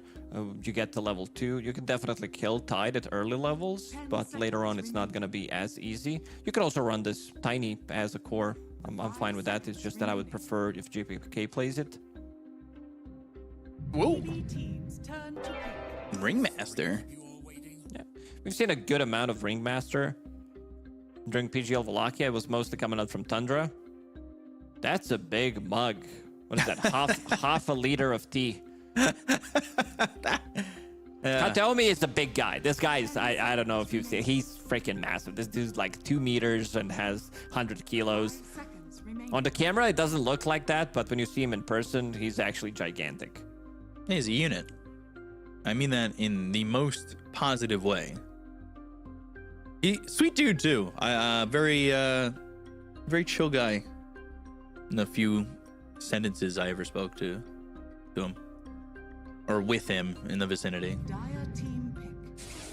Axe gets picked. Okay. We're talking about how we didn't exactly love Axe in that first series, and if there's gonna be a guy who's gonna make Axe work, that's definitely Miero. Back when Dota 2 Pro Tracker was working, if we go a few months back, he was one of the few players that did love to play the hero quite a lot, and I think they wanted to have a hero, something that Tide is going to be afraid of, so you will have Call, which is not dispellable, and also relatively good against both of the supports, so he goes in, you have good ways of following it up. You can put him in the box, so you can put the Wheel of Wonder, you can drop the rock on top of that. So this time around, Axe will have overall a much better lane. It's going to be also a good amount of harassment coming out onto the support. I want to see which support is going to be played as position 4 in this game, most likely. Like, I don't like Mirana 4. I think this hero is kind of a waste. Yeah, it's one of the weaker position 4s. It does look good on 5, but position 4 doesn't really give you that much. But also knowing it's Tim's Mirana could definitely be him. I'm just thinking about how because I would prefer Mirana to be 5 in this one, because Ancient Apparition, he goes on the side, he gets hit by a dagger from the clown, he gets Battle Hunger on him, and he's pretty much dead. Like, it's gonna be way too much damage over time, way too much slow. That's why I would prefer Mirana, so at least she could leap away. So I have a question. We've seen a lot of Tide Invoker combos. Would you ever maybe think about that here for Boom? I could think of maybe a GPK's Invoker that could come out, but I also think that they might be looking for hero for Pure. I would love Ursa. I would definitely love if they go for Ursa, because it's very good in the lane against Tide. Lanes real nicely with Warlocks, secures you the lane, and then you could have Tiny from the mid lane, and a great matchup against Gyrocopter as well. I think Ursa needs to go.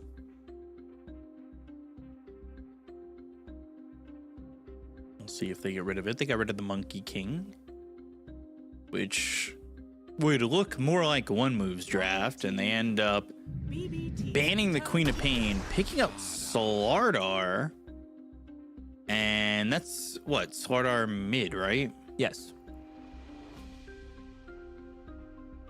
Okay.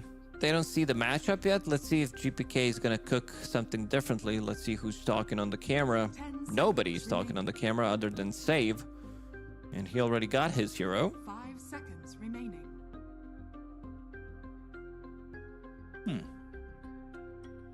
Yeah, a lot of talk from Save here. Save, to me, the most consistent player on BetBoom for the longest time. Ooh. Okay, so they're going to go Wind Ranger. Choose your hero. I don't know if that was really what I expected at all. But it's Good at- GPK Wind Ranger. Yeah, they wanted to have matchup for GPK. And it's going to be against Slardar in the mid lane. He's all about that physical. So Windrun, a lot of value. They also don't have that much catch. So in theory, should be a good game for the Wind Ranger. And also, this is the hero that I think is slightly undervalued. We've seen her as a response to Huskar, so you can execute him with the facet, which is really nice. But also in this matchup, GPK should have a pretty easy lane. Like, he shouldn't be aware of getting killed by Slardar by any means, and it's very annoying for Slardar, this constant harassment that's going to be coming out from Wind Ranger. So yeah, in the end, it's going to be Pure on Tiny, which is not something that we do connect Pure with, but also Miero Axe. This is the one that I want to see. I think this is going to be a very interesting lane paired up with the Ringmaster. Right. And it's going to be Tim's on Mirana. As we said, the guy loves to play the hero. So Januel and Ancient Apparition paired up with the Gyrocopter. This is not a strong lane by any means, considering what they are going to be playing into. So I want to see how this one's going to go. Usually Axe doesn't like to play into Gyro because of all that extra bit of a damage, the chase potential with the Afterburner facet on Gyro. But you need a slightly stronger position 5 to be able to get the kill. And also Ringmaster. I think this hero is a bit stronger than people do expect him to be. Also didn't see which facet he took. I believe Carney Classics. so. That's the first one, right? I think so, yeah. Okay, no unit cycle. That's just funny looking one, but doesn't feel like it's doing much. I thought it would be stronger than it was when I originally read it, but yeah, it kind of seems a little bit underwhelming.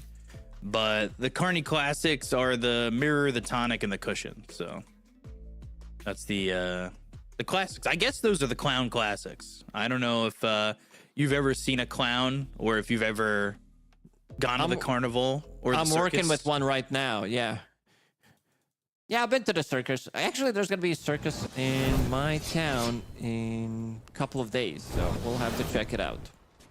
Yeah, you could go see if you see the Mirror, the Tonic, or the Cushion. Yeah, not the Crystal Ball unicycle or the weighted pie. I thought that was what was going to drive people going to the other facet, was the weighted pie, in my opinion. But obviously not the case. In any respects, we are into game number 1 of the Boom Derby, or Derby. 30 seconds. Derby?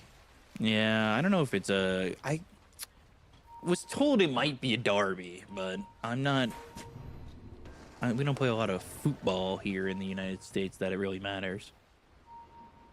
Or that's where I heard that term the first time. See if anybody ends up dying in the smoke for first blood. Doesn't look like that'll be the case. You've got Boom grabbing 2 and BetBoom also grabbing 2. Pretty simple, pretty quiet. I'm interested in this Axe lane. I do kind of have more faith with Miero having his hands on the Axe. I want to say me and you have seen him play this Axe a couple times. Yeah, pretty well, pretty proficiently. Ancient Apparition is, I think, going to be suffering in this one. If he's going to be playing on the side, he gets Battle Hunger on him. He can't kill a creep, then he gets hit by Impalement Art. And right now, they're using it immediately on Jack Boys. Just putting some pressure on him with the Battle Hunger, but he's got that flat cannon. Should be able to get a CS. But you can see with Jean-Well just kind of standing there, he's losing quite a bit of health. And then, like you said, immediately, why not put the Battle Hunger on him? He might be the first blood material in this one. Can't really get too close to the fire. One more Impalement Art and also one more Battle Hunger.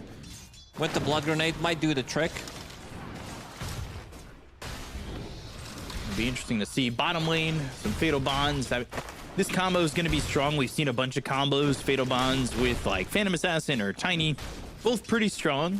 We'll see how Pure does with this this Tiny, but this lane for him, truthfully, feels pretty open. I mean, I don't know how much you need to worry about as long as you don't get arrowed.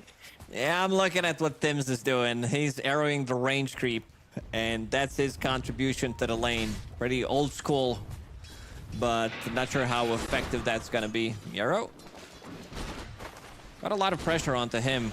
Miero was trying to drag the creep wave, but wasn't really successful. Miero, what is he bringing on the courier?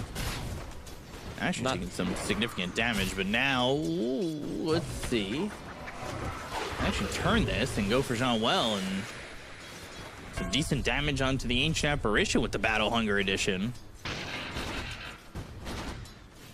I mean, that was, I thought Miero getting a little bit low, but immediately Ancient Apparition turned on, and the damage from Tame the Beasts can be pretty hefty, even level 1. Yeah, max damage, if you can get it, it's 180, which is one of the better overall nukes. How's mid lane doing? Slardar actually on top of CS. Doing better than expected. I mean, he's sitting in the river, getting all those bonuses. Extra bit of regen, extra bit of armor. Top lane Miero taking a lot of damage from the flat cannon and a homing missile that came his way. Still just level 2.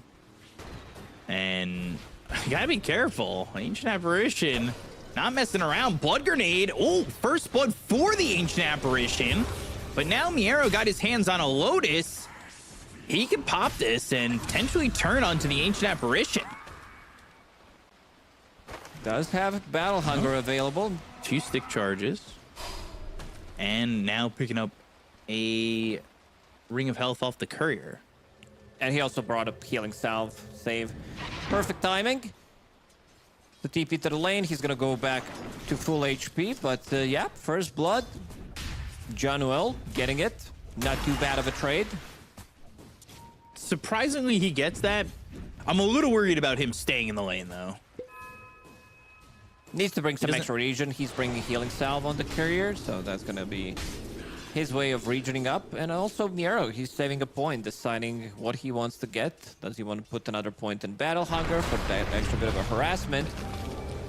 Bottom lane, Katomi in trouble. Jabs under the tower. Anchor smashes to a kill. Pure. He's stepping forward, but he still has to be pretty careful about his positioning. Nobody's going to be there to really help him. Doesn't exactly have much more than just a couple of right clicks in the Avalanche. Not doing that much damage at the moment. And now they're just going to go after him. Starstorm and a kill onto Pure. He's oddly playing around there. It felt like he was really playing with fire, and he got burnt up. Way too aggressive. Dying there. I mean, this is a lane where they should not be getting the kill on Tidehunter and Mirana. Because Tiny, as we already said, you're playing with Insurmountable. You're not putting points into toss. GPK, in terms of CS, 23 CS on him, 25 right now. And Slaughter, he's keeping up. So Armel doing a pretty good job. We'll see when GPK starts, if he does, start sniping people with this power shot. Unlike the Ice Blast, doesn't show the execute threshold. They don't want to make the game too easy for Wind Ranger. Dire are scanning. But the Omi getting chipped down by Tims, but has that shadow word. Top lane, though. Gyro has to be careful again. Taking a lot of damage, but so is Miero. And I feel like Miero way too willing to just kind of eat the harassment that's being thrown his way. Having that mixed damage from Gyro, constant harassment from Flak Cannon. He also did put point in homing missile, so they definitely want to be grabbing some kills. Miero is about to finish off his Vanguard, so that's going to give him protection against the physical damage. Save. Not going to flinch. By the Illusion Rune and holds it for GPK. Tim's still just getting battered by Kathomi, but the homing missile, the cold feet, Miero gets a little bit low, but still has this stick. Save actually coming back towards top, but there's really not much he can do. He doesn't output that much damage unless he hits that Tame the Beast. But now Kathomi's up in the top lane, and he's got that Shadow Word to heal up this axe. See if they go to try and make a kill happen. Doesn't quite look like they're looking to play that aggressive. Axe isn't exactly enjoying his time too much. No, it's difficult to start a fight, and what Miero is doing, drawing on a minimap, go and stack those Ancient, stack the big camp. Katomi came in, wanted to get some extra bit of stacks on his Black Grimoire, but didn't happen. Maybe a little bit surprised that GPK is not moving at all. Maybe to like help out, throw a power shot if they could get a call on somebody. It's difficult to run in and get a call. Yeah. Oh, You're playing against Gyro. Usually you would have your position 4 trying to set things up for you, but Ringmaster's not that type of a hero. And now they're playing around the mid lane. Not the easiest hero to kill by any means. Armel might be way too tanky to damage. They need to bring a third hero. Kataomi's here, but he's also Warlock level 4. A lot of times you will see Warlock hit level 6 if they have those Black Grimoire stacks. Yeah, but he's only got one at the moment. Also to note, based on what we saw in the previous series, you do have Miero who went 1-1-3 and not the 0-2-2 that we saw from Axe from one move. Yeah, focusing to go into jungle and get the stacks cleared up. With that Vanguard, it's going to be much easier. He will have the damage block and he will have that extra bit of regeneration. Extra bit of armor too with the call when he's taking these stacks, which will help out. Something that you didn't have on that Axe before because he didn't have call. So, and we saw a couple times where that Axe had to ship out a bit of regen. Dire's middle tower is under attack. A lot of stacks made by Tims. I mean, that was 7 stacks, and I'm kind of wondering if BetBoom at all are willing to maybe invade and look towards the triangle to steal that ancient stack if they know it's there, which I could see that they happening wouldn't up to this point. If Warlock is level 6, they're playing with the Wind Ranger, who does have double damage or amplified damage. Hard to get rid of DD. It's been in the game for so long. I mean, the hero still says double damage, so I don't blame you at all. We need to record all the voice lines, say amplify damage. Deep Observer Ward has been placed by Tims, who's kind of jungling right now, but it's also going to show where Pure is. So definitely in the next minute, I could expect them to go in and try to punish Pure. Problem is, he's a tanky guy. He has almost 2,000 HP, has Spark of Courage, so he drops down below 50%. That's going to give him extra 5 armor, so it might be a bit too difficult. They definitely need Slaughter. They need 3 heroes. Oh, they need 4 heroes. This is it. This is the fight. Let's see if they can pinch well enough, if they can find or land anything here. But the arrow's off the mark, and Pure, instead of sticking around, he just went north. he just went the direction that was available to him. And he saw the courier. He noticed the courier, so he's going to try to TP out Ravage. In the bottom, is it going to come? Yeah, he'll hit the Ravage, and they'll get the arrow to land. They'll take out Pure. He's dead for 25 seconds. Kill there for the gyro. Everything was perfect, except maybe slightly too late on the TP out timing. Nice play from him, though. Having a pretty good read what's going to happen. Goes in, clears the whole creep wave, but still getting killed there. Meanwhile, the rest of the team was ready to take the mid tower. Yeah, I mean, they put the attention on the jabs there. I don't think that is really going to be that great. Yeah, when you're going for the tankiest hero, it just seems to be a bit of a problem. This is a Tide that's got double Bracer, Morbid Mask, and a Healing Lotus to work with, so he feels pretty tanky, and he should just go over, and he's going to do that right now and take this triangle stack, this ancient stack. Meanwhile, Miero, he's not going into the Blade Mail early that we saw the Axe do against the Phantom Assassin in series number 1. And he's going blank first, and I think they need that. They need that initiator. He did go for Vanguard call. Is it going to happen? Yes, it will. Rest of the team, where is it? Stayed that close. Oh, nice Jackal coming out from him. Wow, and then the Ringmaster trying to get a save there on a Miero, but I think he might just shatter and will. Power shot off the mark, and they're going to chase over for the Ancient Apparition, but with the Moonlight Shadow, they don't see him, and we'll get a pause. Yeah, you're still taking damage when you are in the escape deck, when you're in the box. Bonus magic resistance, you're getting 50%, which is at level 1, so nice try, but it wasn't enough. He was already dropping below. And it's tough with that level 1 Ice Blast, because if it doesn't hit, it's usually not going to get a kill, but obviously in that case he called, he's standing still, and it does attach, so does end up getting that Ice Blast shatter. Warlock still 0-1-0 with 1 Black Grimoire charge.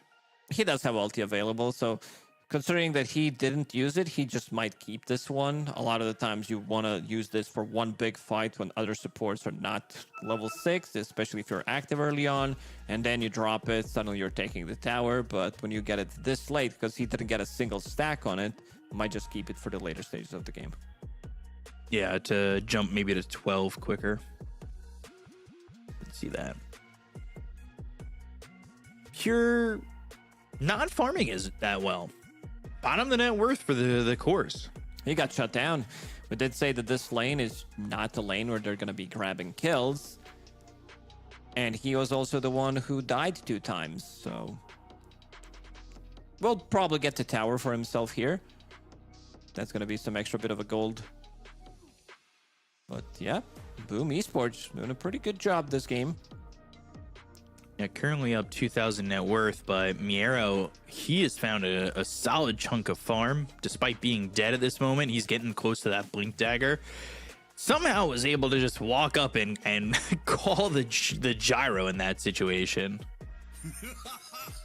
which was a bit of a surprise. Wasn't sure if I was really expecting that. But also, while coming over to look to kill Jean-Well, and you see this in the pause. Maybe he can get sniped. Let's see, GPK, Windrun, he already used it. Okay, so GPK is thinking about maybe going in and try to execute him. I was going to mention that they also made these stacks here, or they see this stack here to take as well. The Marsh Mage Boglet stack. You big fan of the Boglets? Which one are the Boglets again? The small ones, the funny looking ones? The little tiny toads. Little tadpoles. Yeah, they're cute and funny looking. They don't do a good job at scaring people or doing much. Marsh mages seem a little. They're a little scary. Are you ready to rumble? Talking about getting a selfie with Gabby and GPK. I didn't really know that was the bromance going on. Neither did I. GPK usually a guy that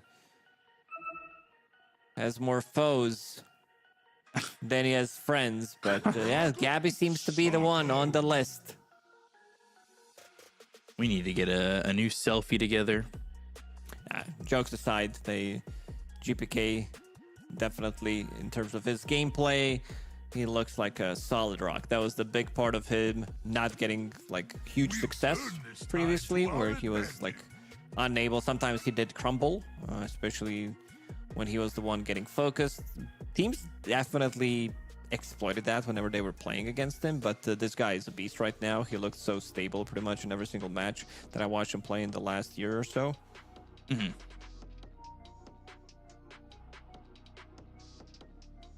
Well, I do think that GPK has definitely grown. He feels like a great player for this team. I mean, this BetBoom roster seems like a bit of a CIS All-Star squad, I would say. A bit of? With a pure GPK combo? Well, I don't think you can get more stacked squad. Team Spirit, definitely up there, but other than that, this squad pretty much screams, we are the superstars. Miro is a bit of a quiet one, but this is the guy that I kind of always considered to be in the top 5, maybe even top 3 offlaners, especially recently. This guy is just that good. Yeah, I would agree with that. Super chill guy. Win probabilities 55%. Oh no, they typed %. Oh no, they typed GG. 2 separate G's. But they were there. And now, yeah, we're going to see the stack stolen. Also, Power Shot flying in, trying to hit that Ancient Apparition. Ancient Apparition also trying to maybe snipe something with the Ice Vortex if he can. I was going to say, you know, there is this early lead for Boom, and I hate to be a guy who reiterates about trends, but the trend normally is intro for SEA. They play the early game really well, and it's that mid and late game that just seems to be such a troublesome part of the game for a lot of these SEA teams. So for me, I'm just hoping to see if Boom can kind of maintain where they're at. Right now, BetBoom, they are the ones that need a little bit more time. You want to get your item on Tiny, you want to get your Maelstrom. So in the next few minutes, the game will probably slow down up until we're going to be seeing a Tormentor fight. We have relatively good shards on BetBoom team. Spotlight, not the best one overall. I think the missed chance, 30%. Could be maybe a bit higher, that number. I like the eggs, though. Eggs is, yeah, I don't know when you're gonna be getting the money to buy that one, but yeah, Boom Esports, they are the ones who are fight ready right now. They do have Blink Dagger and Slardar, and they are trying to pick up a big kill. If they could maybe kill Pure one more time, get the hands on GPK. Maybe they find somebody, but they're gonna be searching. This Blink Dagger available lands onto this Warlock, and the Ice Blast combo is there, so our Mel will get the kill. And that is honestly really good from Jean-Well, because he anticipated the move, and that Ice Blast not being wasted actually lands right on top of the Warlock. So showing off that Blink Dagger, now that they're aware of it. Talking nicely about other Ancient Apparition players. Oh, I would never talk poorly about anybody who plays the Ancient Apparition. How many games of AA do you have? I think like 400 or 500. That's a rookie number in this racket. You got to pump it up. Another smoke, but the 2-man call is about to come. It looks like, yeah, there it is. Lands the call. They've got the Ringmaster ult. They'll go to the Moonlight Shadow, and the Tame the Beast doing a lot of damage. Look at the kill on both of them. So, Save getting Jean-Well, Kataomi getting Armel. 2 kills there.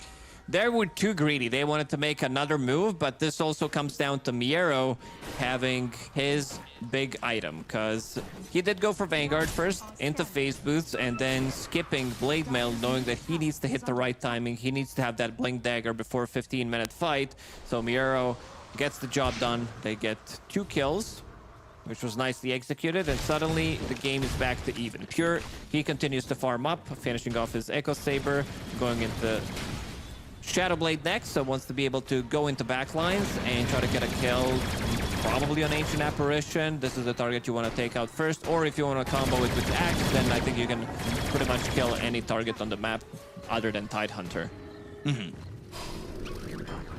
We'll see who follows their plan best. As you can Fissure follow, !F in the chat. You can follow us on all socials to get more information about the Fissure Universe. As we are here in episode number 4, and we could see that the shard always, like you said, Goes to AA. goes to AA, yes. Difference was AA was played as a position 4. This time around it is played as a position 5, but AA definitely on top of Gabe's list when it comes down to getting the shard. Yeah, well, now that you get the shard, you are the 4. That's how that works. Where you play like a 4. They've got the Echo Saber for Pure. He needs to get into that Shadow Blade. He's also looking for his shard. Are you surprised at maybe the lack of aggression from either side, the slow play? Not necessarily. Seems like BetBoom Team wants to farm up next set of items. They want to be getting BKB potentially on GPK, which he still needs good 3 minutes, and you can see that he's going to be popping Focus Fire to clear some of the Ancients. So he doesn't care too much about him not being fight ready at the moment. Miero going into Blade Mail, getting close to it, needs a recipe, and as you said, Pure needs a little bit more time to finish off Shadowblade and Shard. So BetBoom squad will definitely try to take it slowly. Definitely slow rolling in. Pure gonna farm down here, but the Moonlight Shadow was just used. Can they get an aggressive play onto this Tiny? They're starting to come over, and they're going to look for an answer, but the Avalanche thrown out. They've got themselves the Slithering Crush. They go to the call down, and this is going to be Pure dead very quickly, and this Ice Blast is going to be just off the mark. Save with that Force Staff, but it's not going to matter.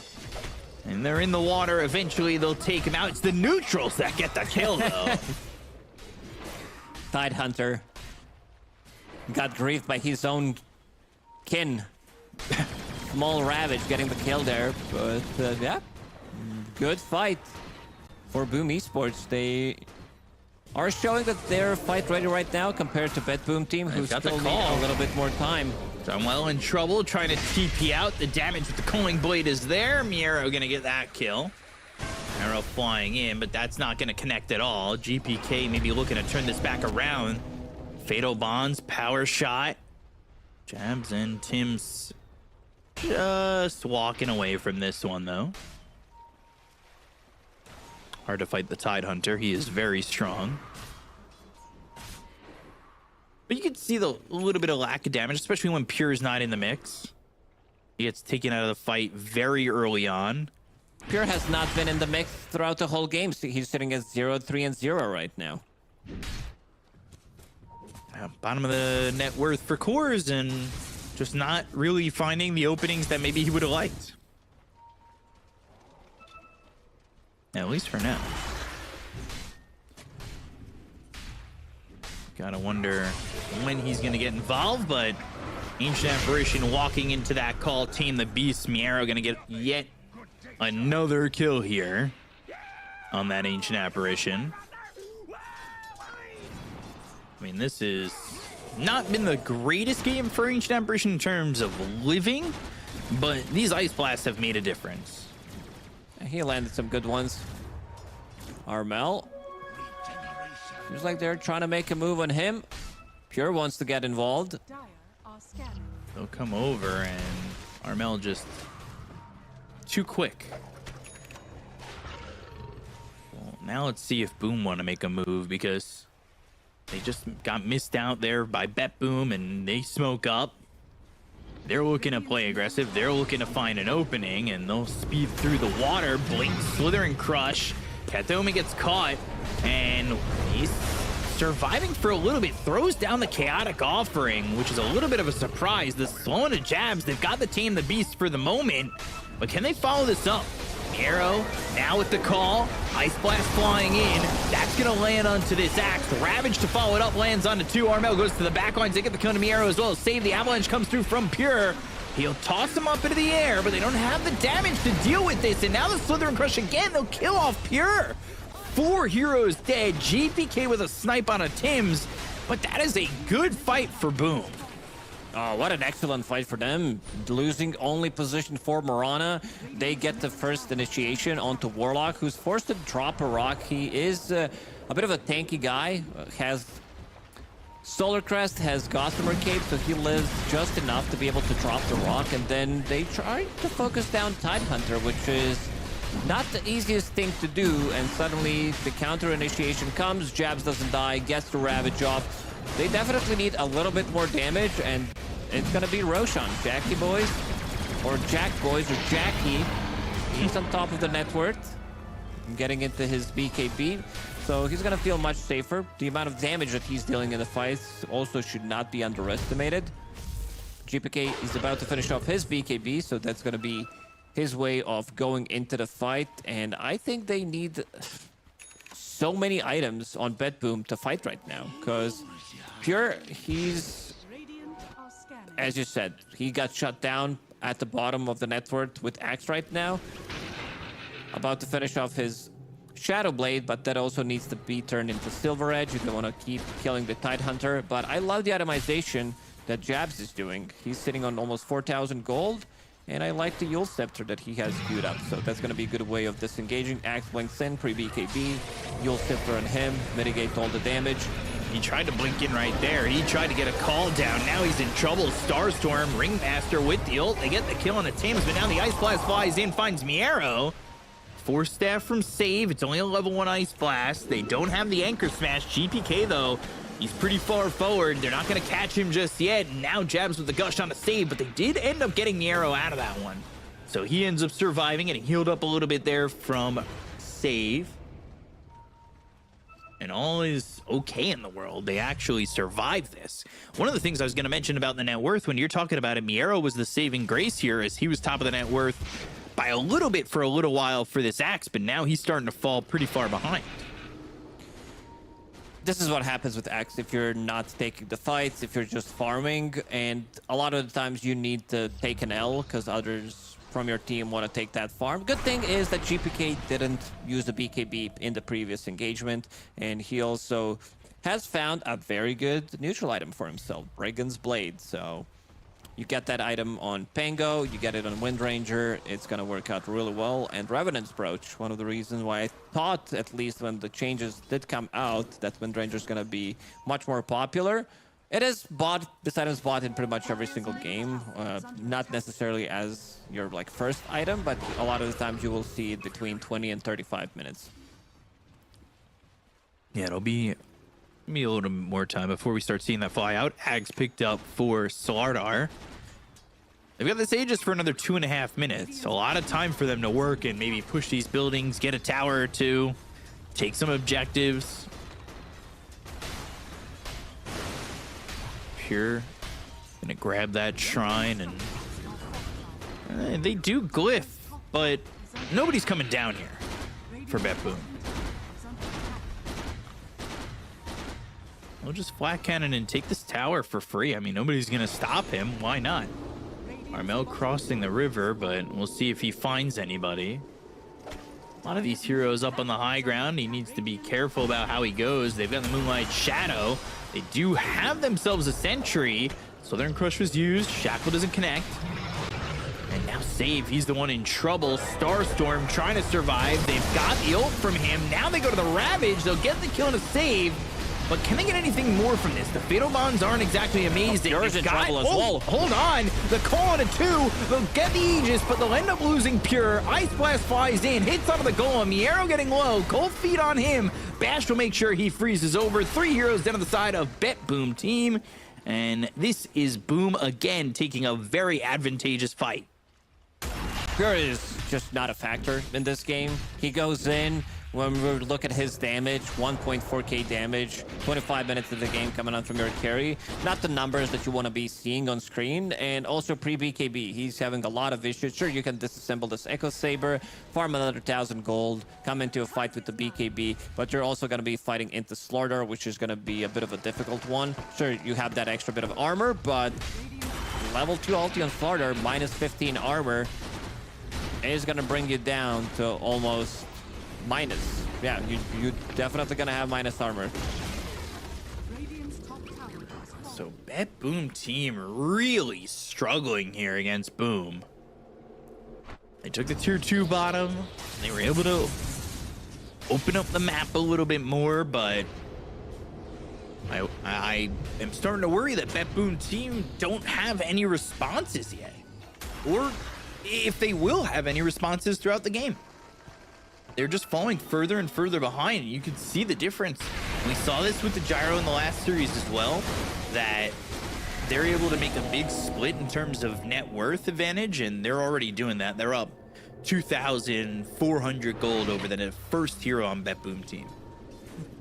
Tell me, really pushing the limits of his hero, playing super aggressive with Warlock, but that extra bit of a movement speed that he gets from Gossamer Cape,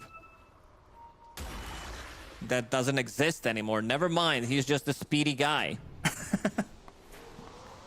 He's just a quick Warlock. You know, stays alive for the moment, not feeding his life away. Miero looking for a BKB. He's pretty far away from that. Still a component off. Also wants a shard, but then Tidehunter. Vlad's Blink, Yule's Hex. He's a farm guy. He did get the shard. Usually you will see Tidehunters pick up the shard for themselves, but he believes because they killed the first Tormentor, second Tormentor also was not contested by BetBoom, so yeah. Second on the net worth and going into Hex. This Yule Scepter is going to give them a lot of value, as we already explained, but also dead in the water. You go in, after the BKBs, you get locked down by a Slaughter. What if Tidehunter Shard gives all the benefits of the water to Slaughter?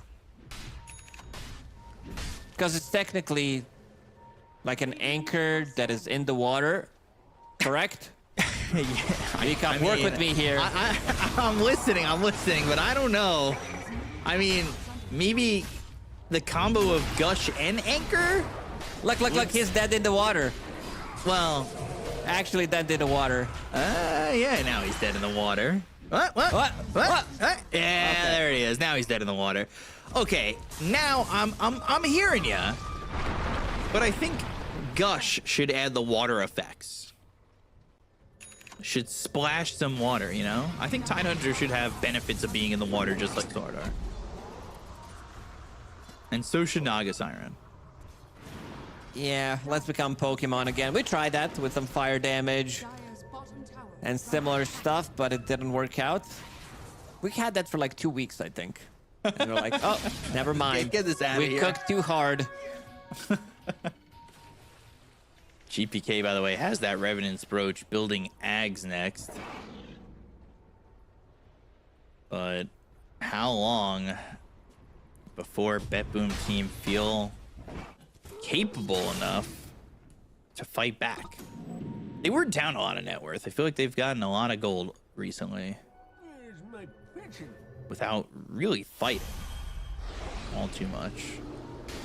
They only have 8 kills in 28 minutes. We're averaging less than a kill a minute at the moment. And Silver Edge almost completed for Pure. Maybe the next fight for him will be the one where we see him output damage.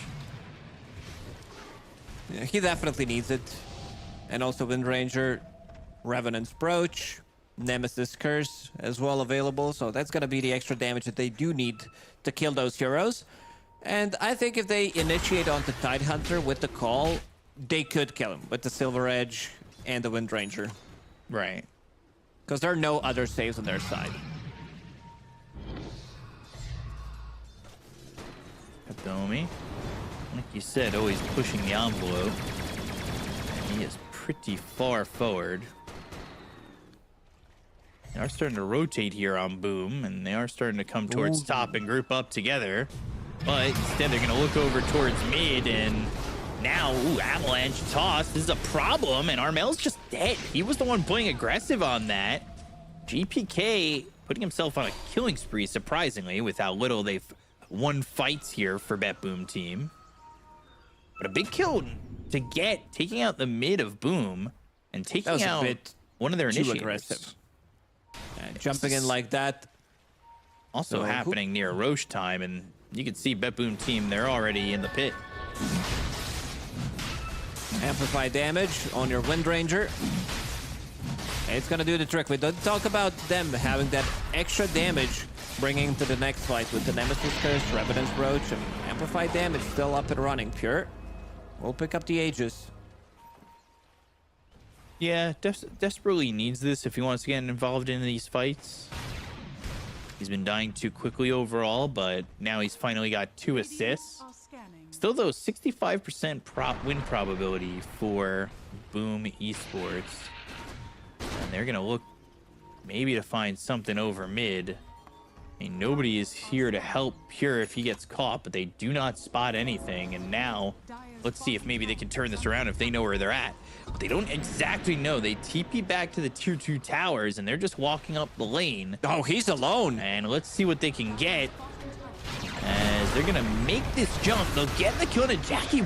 Meanwhile, though, they've got Pure coming around the bend to get the kill to the Ancient Apparition. Look over at Jabs, who's forced to use Ravage. The BKB from Pure makes sure he doesn't get hit.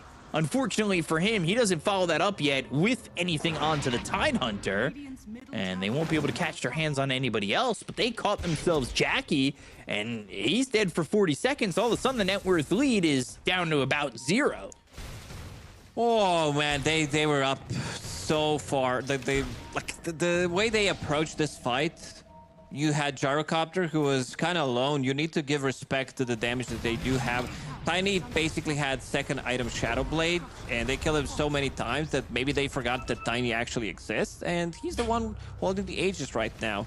So gotta give more respect to him, and also gotta respect damage coming out from this Wind Ranger, because he just finished off Aghanim Scepter. Gonna be much more difficult to catch. Much more difficult to catch. Let's see what they can get out of this. As they get the tier 2 tower, they're gonna even attempt to go to the high ground with the Aegis still available. Tiny does take buildings pretty quickly. You know they don't have Ravage, and you know that big team fight control from them is not available. So yeah, all of a sudden you're across the river. If you can find yourself getting a fight, you could finish the game in terms of maybe putting the buyback hurt on them. But instead, they're gonna elect to GPK, back he's off hunting a little bit. Tim's Shackle flies in, power shot. They've got the control, but not enough follow up, and that's just gonna be a TP out from the Mirana. Yeah, they're hunting, but they're not finding anything just yet. A lot of time on the Aegis, so it doesn't need to be at this exact moment, right? No, they still have 2 more minutes left. Pure, he's back in the game. He's almost on top of the net worth right now. Finished off his 2/3 big items, and now going into SNY, so that's gonna give him more tankiness, more status resistance.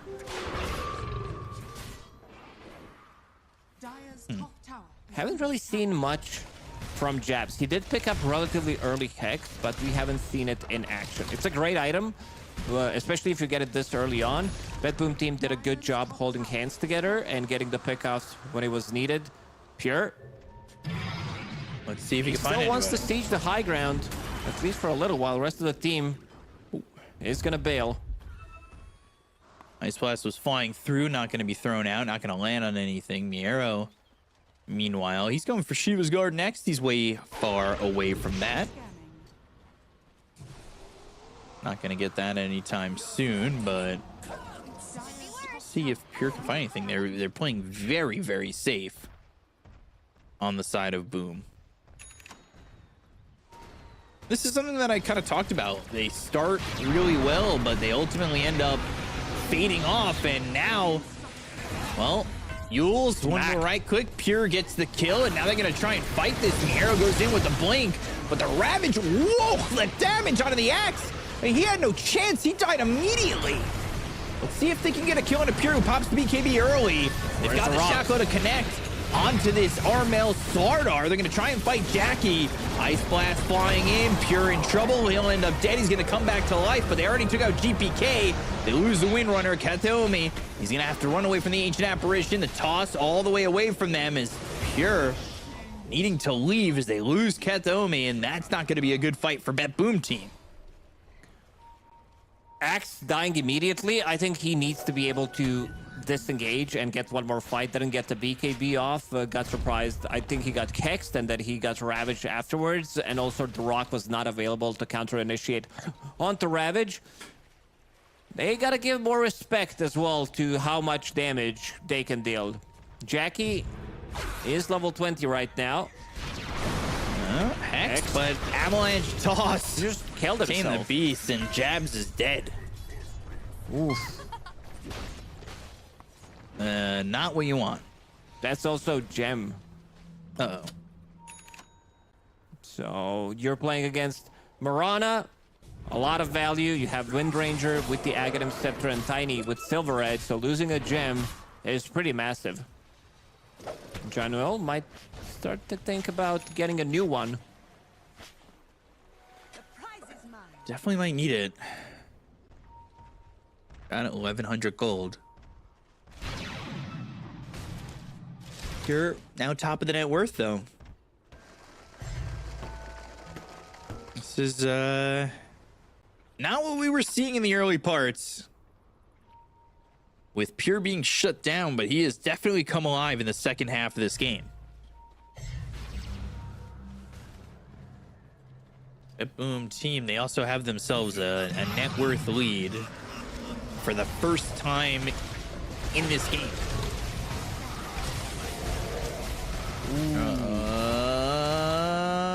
I see Ancient Apparition Blast coming.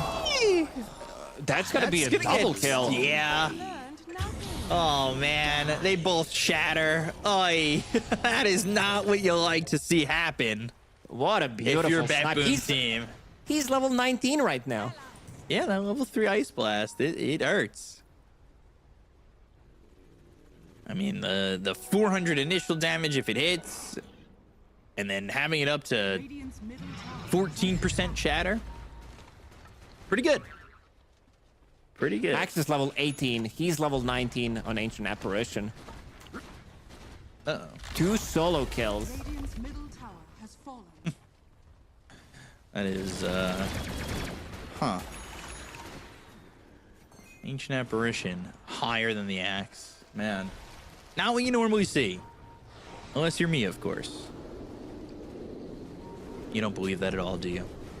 No, I'm trying to see where you're going with this. Are you usually the one that is Level 19? the high level 19 while others are 15, or? It's because I go to exposure and I, like you said, should be helping the team, but I'm being greedy.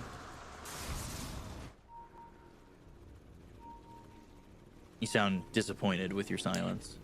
No, I'm just thinking about the exposure. Sometimes it's good to copy what the players are doing. That's why we had all this. I don't know what they're doing anymore. Copied. But you also got to ask yourself, why are they doing it? And if you have the right answer, then it's a good one. Tims, we'll try to plant some vision inside the enemy base. They've got some decent vision on the right side of the map, like that past the center line, that mid lane. Decent on their end, decent on the river. Now in their base. Dire are scanning. I mean, not bad at all in terms of the vision that Boom has. they're just sitting up here on the high ground. Nobody's really coming back at all yet, and I think maybe BetBoom, they are trying to wait for Roche. Not the longest respawn timer. About a minute to go on that. But nobody responding from BetBoom Team. And we saw this strategy, let your buildings die. Not a good strat, if you're asking me. Gotta do something about it. And Januel, or Jamuel, he was the one who purchased the second gem. Jabs, or Jams, is gonna be the one holding it. Level 21 on that Tide Hunter. He did go for all the Gush talents. 15% Gush slow, Gush damage, Gush armor. Doesn't have Aghanim Scepter, so that's a bit of a bummer. Preparing for the super late game. Yeah, maybe if he gets that Ags next. But he's going Refresher at the moment. Tense from both teams, not going in yet. Does have enough mana to go for Refresher because of the Hex and Yules. Is a lot of mana commitment though. Data was picked up for Gyrocopter. He's got a lot of damage, and Roche is, I believe, back up. It'll be GPK's illusion spotting that, but now definitely Boom more inclined to defend this Roche. Pierre's just gonna go for it, at least for the moment. He's standing there. We'll see if they end up making a move. Can Tide get in onto this? Blink into the Ravage. They've got the Hex, but good move there by Save to get the save on Miero. I don't think it's going to be enough, though. They've got the damage. They'll get the kill onto Kataomi as well. BKB with the Flat Cannon, pushing back both GPK as well as Pure. Oh, that's a hard target to kill. Uh-oh, GPK with BKB. He's got the Shackle that lands, and now they've got the ulti coming up from Save that's got the control onto this Gyro company who doesn't have a BKB. But the side of BetBoom Team are gonna pull the ripcord and bail from this. This is the second time Axe doesn't get anything off in a fight. At least in the previous fight, he did get off call, but no BKB, got hexed instantly one more time. He does have a 9-second BKB still, even though he purchased it at 30 minutes. I think this paints a really of the story how the last couple of fights did go. And this time around, it's gonna be Jackie picking up Aegis, also holding the cheese, Satanic in the backpack. He could eat his Aghanim Scepter, unlock one more slot. And the gems are back. They do have gem available on Tim's. This is not looking good for BetBoom Team. The Gyro outputting so much damage there. Whereas Pure, it doesn't feel like he's doing much. No, I think they need to kill off these two supports, or they need to lock onto the hero and kill it from 100 to 0 with the call. Problem is the call is not there, because they could definitely kill any of the heroes if they lock it with call, tiny couple of hits. I'm not sure if they even need a focus fire to be able to get the kill, maybe just a follow-up stun. Moonlight Shadow. Moonlight Shadows have been on point. They've been able to move as a team and get the pickoffs every single time. Now look at Armel. His item build. Ghost Scepter. It's like, yeah, okay. Playing against Wind Ranger, playing against Tiny. If I can survive the initial jump, I get a Ghost Scepter, I will be able to reset. And he also did hit level 25, so that's a massive upgrade for him. Corrosive Haze not being dispellable. That's pretty big. Meanwhile, Jabs, because he got the Refresher Shard, doesn't buy a Refresher Orb and goes into the Wind Waker. Great against whoever gets jumped by Axe. He can easily save him. And we'll see if maybe Jackie, he might be a little bit too far out. Tossed back into a call. Good combo. But there's that Wind Waker immediately showing itself. The Ice Blast lands, Force Staff on Miero with the BKB running out. He needs to back away. Great. Nice execution of the toss at the call combination, but that Wind Waker that was just purchased, Jabs, would definitely be Age is gone, and then they would be able to take the fight without even heavily committing. But they had to force a BKB out of Miero, and he's not gonna have it for the next fight. So that also means if he's gonna be initiating, if he's gonna be getting that jump, most likely he's gonna die afterwards. See if Boom can put some damage onto these buildings and maybe force BetBoom's hand. Will they make the jump on a Jackie? They've got the blink into the call. Again, they're trying to take out the Aegis, and they do. But there's the Ravage onto 3. They land the Ice And Blast. There's another Ravage, but the BKB's been popped by Pure. All they got so far was a kill on a Miero. But that cost them double Ravage to get that kill. They're gonna check it out them if they have buyback on Axe.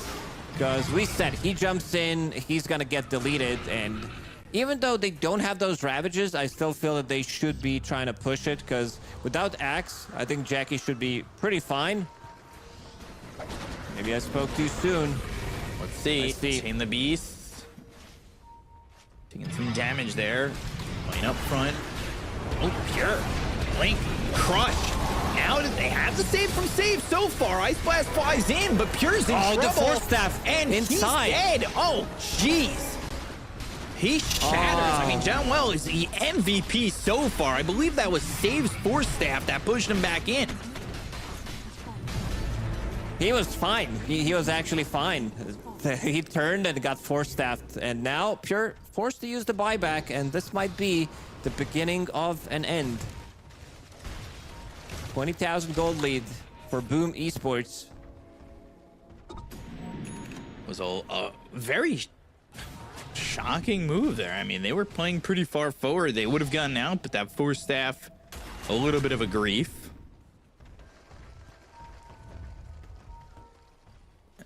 I'm a bit surprised with how sloppy BetBoom Team have been playing, honestly.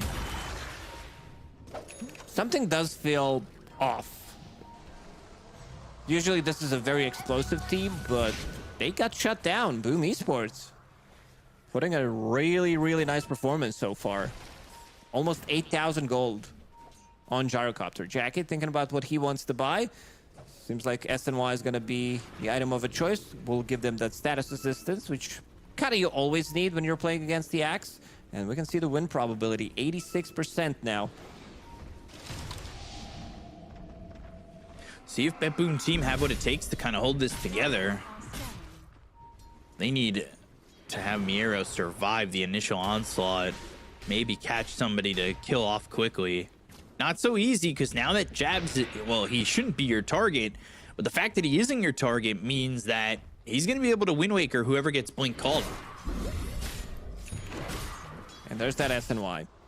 SNY, status resistance, plus the Wind Waker should be enough to save whoever gets jumped. Seems like they want, I think BetBoom, they need to play, like they need to risk it a little bit more and try to get a pick off on the other side of the map. I think that's the only way that they make a comeback into this game, because Boom Esports, they will probably wait until next Roche shows up, maybe try to get a pick off, because right now they're camping the high ground. Dire's bottom tower is under attack. 3 heroes from the side of BetBoom pushing bottom. Pushing into these buildings as well. Pure cannot be the one who dies. It's the only one without buyback.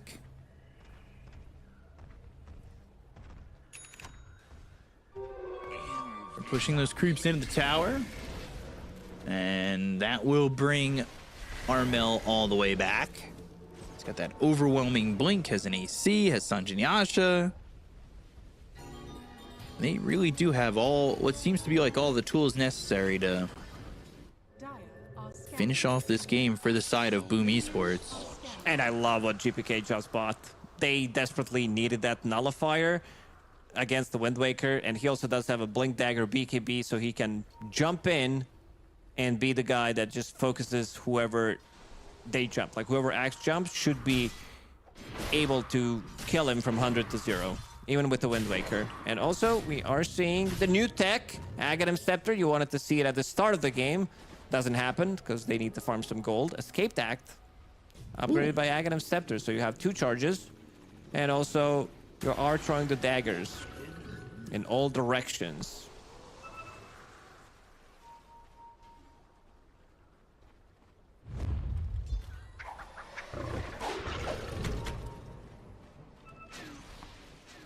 They're just not enough to really make the difference. The thing about this Aghanim Scepter is that it scales. It doesn't like scale with the damage, but you're throwing impalement arts, and the longer the game goes, it also means that you are tankier, and max HP per second, is always going to be good. They're still in this game, but they need to have that one big fight. If they lose this fight, the game's pretty much over. They are standing on the last barracks, last set of barracks. Another Wind Waker. Tims, he wants to be able to finish that one off. He's kind of far from it, but we'll see if he can. Let's see if they can find anybody here. They're going to look maybe to find Tim's Blink Call and tame the beast. They'll get the damage, they'll get the kill, but the BKB was popped by Miero. You need to be careful about how far you're willing to go. Ice Blast is ready if they want to throw it, and it is coming in. So let's throw that out. They've got the blink into the Slithering Crush. They get the kill on Kentaomi. They go to the Ravage. Now they can find themselves the Hex. He dies so and quickly. get in the water on a Miero. Tim's nullified. The ult there, though, from the Ringmaster with the BKB, but the bash is Armel. Oh, and Jackie with the damage taking out GPK. A minute and a half. He is going to be dead here. I mean, he had buyback available. He just doesn't have the gold for it. They will lose save, and it looks like Boom. I mean, they are an inch away from finishing this game. Yeah, I think they're ready to go in. Looking at the buyback statuses, one available on Axe. Nothing available from Wind Ranger, unfortunately for them. But yeah, they're ready to go. This is the second time that they jump Tims, and Tims uses buyback immediately. He just got the gold. Yeah, buyback, chaotic offering. They blink in, they've got the call, they go to the toss, And damage he's isn't dead there. again. Oh boy, Miero dead again. GG is gonna be called in game 1. Going to the SCA Boom. Absolutely beautiful execution by Boom Esports. Coming into this one, I thought that BetBoom will have their number, but something just feels off with the team in terms of the way they've been playing. Pure has been shut down completely. This bottom lane and also the snipe from Januel. Man, that was some really nasty stuff coming out. Killing 2 of the supports and almost getting a triple kill as well. Problem was, Axe was the one getting jumped. This Hex that was picked up by Tidehunter did a lot of work. He jumps in, he gets kill. Immediately afterwards, doesn't get the second initiation, so the damage needs to be done when he jumps in, and both of the cores from BetBoom Team need to commit with the BKBs, and after that, the game looks pretty difficult for them to take the fights. Yeah, it just felt like it was a very lackluster from what we expect from BetBoom. I know a lot of expectations are always on them in terms of like what we really want to see, especially with the way their results have gone. I feel like they've come up a little bit short. And Boom, I mean, maybe BetBoom weren't as prepared for this team as maybe I thought they would be, but the execution, the itemization was perfect from them. Yeah, it was the good stuff. Also, seeing Jabs back in action for millionth time. This guy heavily delivered in this game. Like, died only one time on a Tidehunter. And also Armel, Slaughter last pick for them. Didn't have like the greatest laning stage, but overall did get the job done. Yeah, definitely did. And, well, we're going to be back with game number 2. We're going to see if Boom can do it. If they can beat BetBoom, this would be the biggest upset of the day so far. And we'll see if they can get that upset when we're back with game number 2. We'll see you guys in a bit. Stay tuned.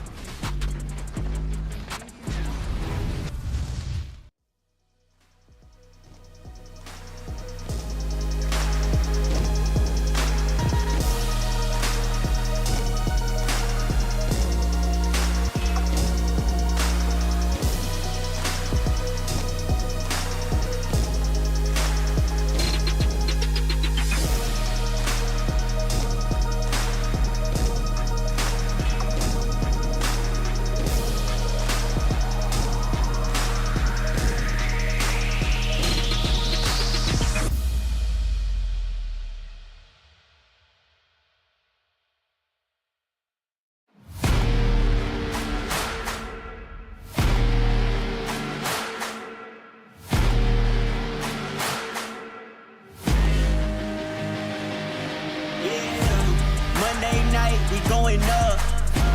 Don't tell the odds, stay out of luck. Too much on the line to give it up.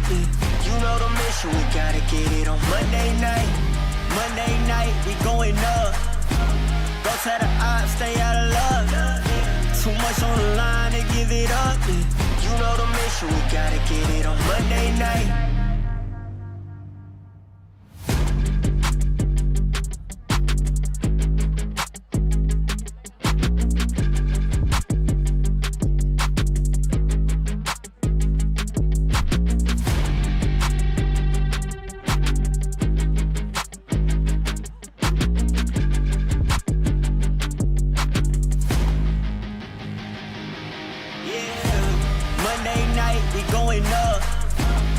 Tell the odds, stay out of luck. Too much on the line to give it up. You know the mission, we gotta get it on Monday night. Monday night, we going up. Don't tell the odds, stay out of luck. Too much on the line to give it up. You know the mission, we gotta get it on Monday night.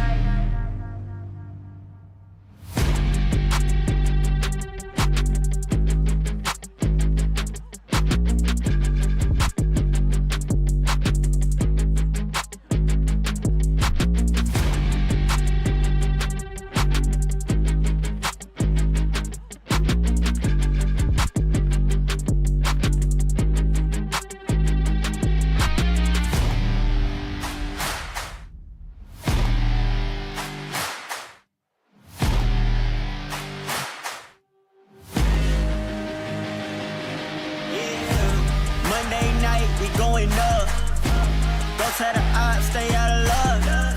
Too much on the line to give it up. You know the mission, we gotta get it on Monday night. Monday night, we going up. Don't tell the odds, stay out of luck. Too much on the line to give it up. You know the mission, we gotta get it on Monday night.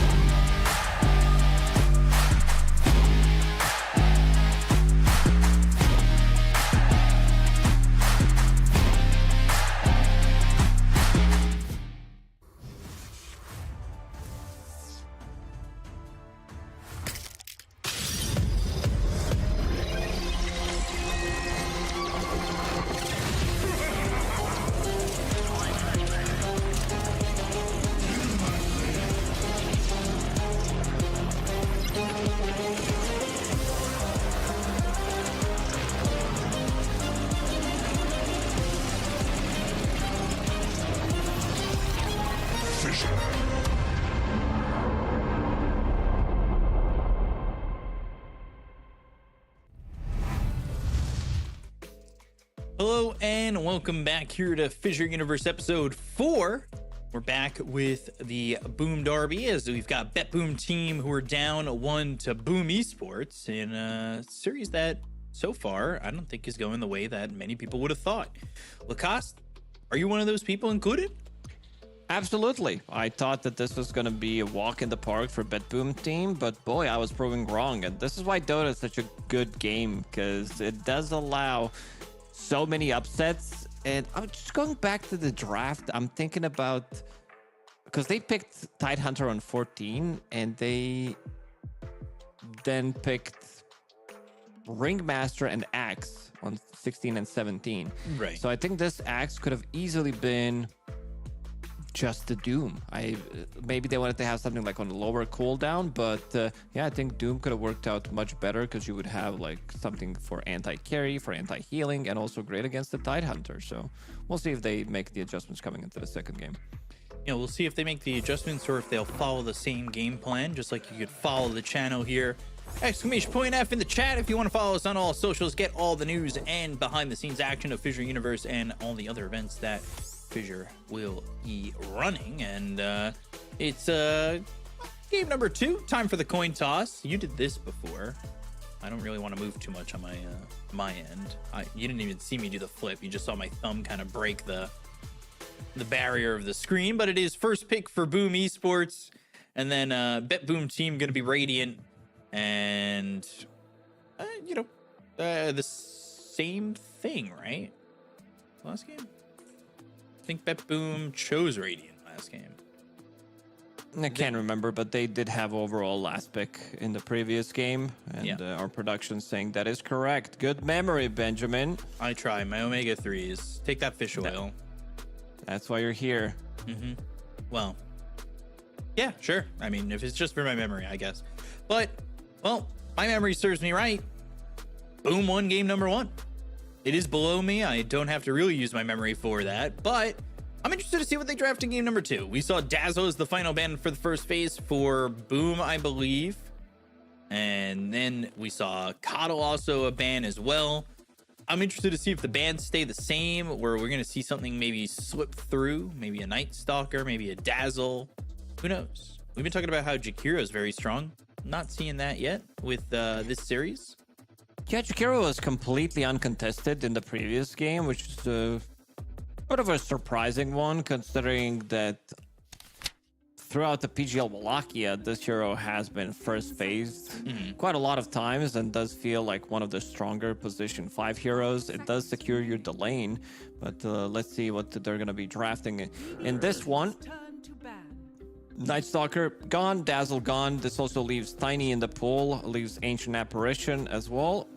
And we did not have Darkshire contested in the previous game as well. So quite a few strange ones, I would say.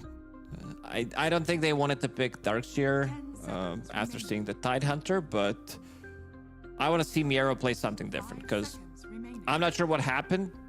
Axe was not a popular pick during Wallachia, and suddenly I see 2 games. He was picked 2 times throughout the whole tournament. Now we start another tournament here at FISSURE, and suddenly he's picked up twice in 2 games that I'm covering. So that's a bit of an odd one. Picking the Tinker into Ancient Apparition. I don't know how I feel about that. With Ancient Apparition just feels so strong. It does allow you to lock onto one target, any kind of a stun, any setup. Suddenly it turns into 4v5. Dire team ban. He is a Radabatos enjoyer, and we've seen some of that pick up happening, where he's really enjoyed having that extra bit of control. I'm going to take credit for that, by the way. I've been doing that for a while. You invented Rod of Atos? Rod of Atos Ancient Apparition. I'm just going to take credit because I can, and nobody can refute that evidence at the moment. That's a pretty bold statement. Oh, yeah, right trust me, I know. They're not going the B-Cop based build, though, which is Rod of Atos Hex with Shard. but they don't get as much gold with Bone Chill. I won't let it go. I'm sorry. Anyway, Phantom Assassin Darkseer banned. Let's see what the ban is next for the side of BetBoom Team.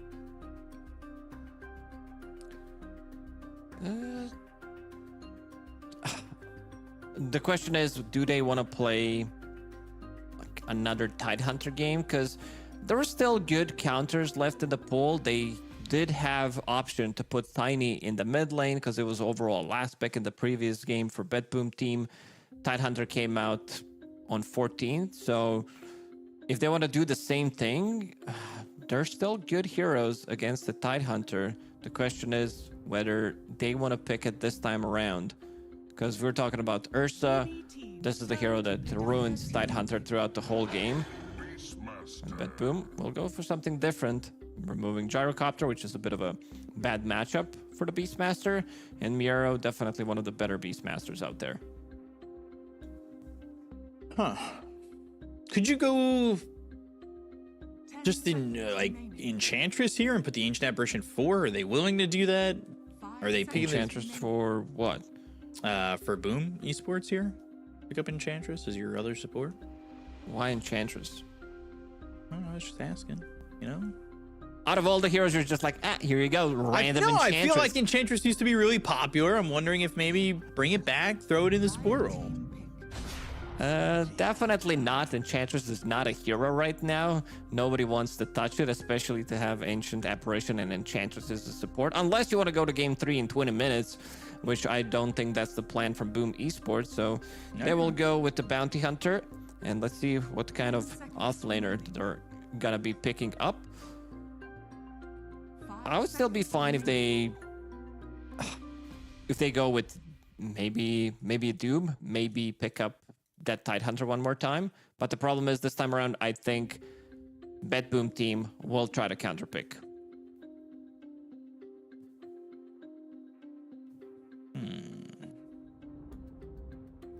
Bounty AA. Definitely, I'd like to see them have an aggressive draft if they're going to go with 2 heroes at 6 that you kind of want to get going from the start. I wonder who that would end up being, and now they go into the Bristleback. Is this going to be Dahak Bristle? Keeping the flex open for now. Possibility to play it from the safe lane if necessary. Most likely gonna be thrown to the off lane. And we need a hero for save, something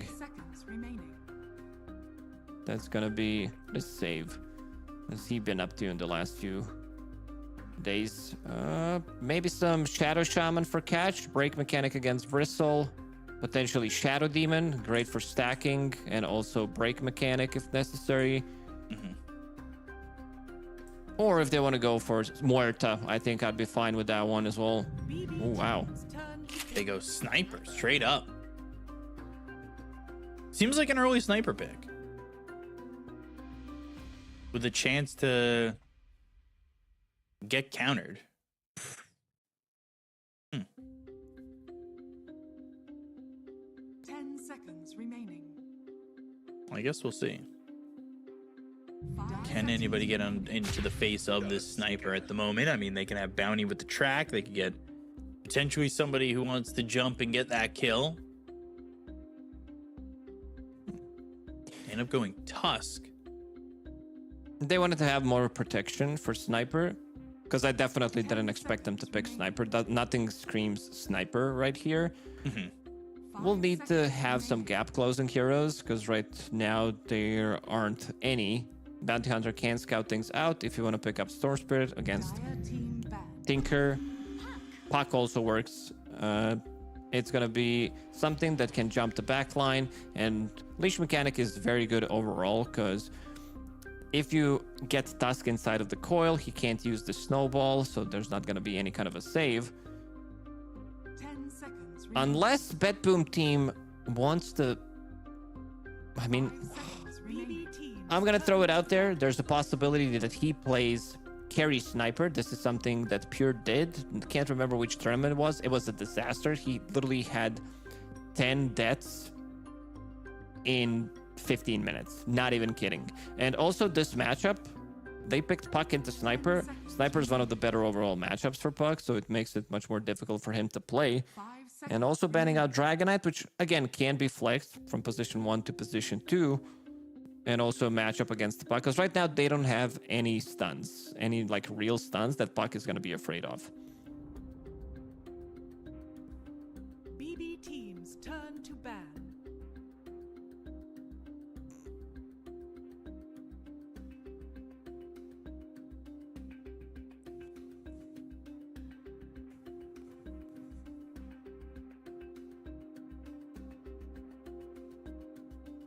Seconds remaining.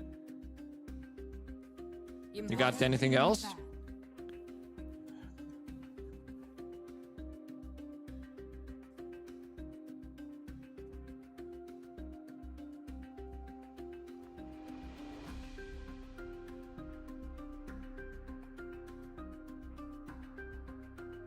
Seconds remaining. Dawnbreaker is a good ban. It does allow them to play on the global presence. It's also a very nice way of following up on the Dream Coil. So you have a follow-up stun, extra bit of a heal. I think they're relatively squishy right now, even though they're banning out the offlaners, which would assume the BetBoom thinks Bristol's going to be played from the carrier role. We did talk about Tidehunter being still available for them if they want to go for it, but also Boom Esports covering the bans against Puck, removing Dragonite, removing Monkey King. Two bad matchups, but you still have Sniper, so Boom will have to decide and will have to show their full hand before BetBoom, because overall they do have the last pick and they could decide where they want this Sniper to go.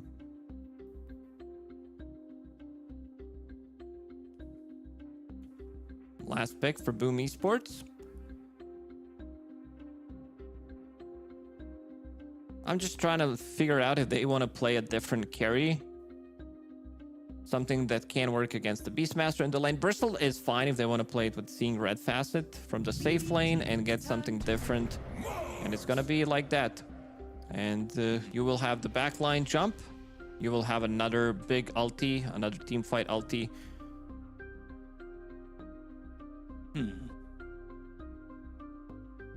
Last pick. I mean, the only same pick was the Ancient Apparition so far, so completely different on a lot to this point. Really curious as to see how they finish this out, if what you were thinking was true with the safe lane Sniper.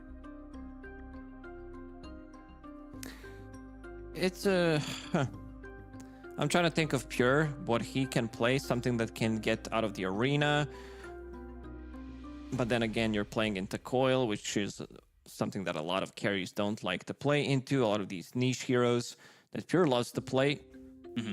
I was thinking maybe Ricky, but then again, it could be a bit too much. I think they overcooked their draft in the previous game.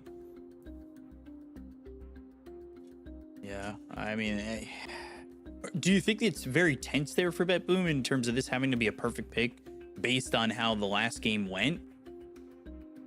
Pure definitely wants to have something for himself, something that's he's gonna be having a much better game, because if you remember, you were there 30 minutes ago. He was sitting at 0-4-0 at one point. Interesting. Bat Rider. So it's a carry Beastmaster mid, or is it mid? It's carry Beast. It is carry Beast, and it is GPK on Sniper, which we talked about being the good matchup against the Puck. I totally forgot about Pure loving to play Beastmaster, and this is offlane Batrider.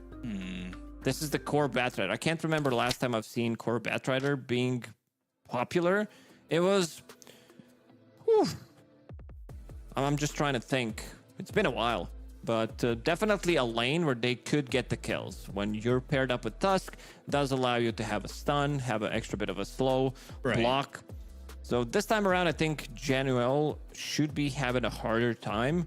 Even though in the previous game, I think they could have maybe put slightly more pressure onto him. And let's see if they're going to be picking anything too crazy when it comes down to facets. Nope, pretty standard stuff. Do you think this is a bit of an overcook then? If you're going safe lane Beastmaster, off lane Batrider?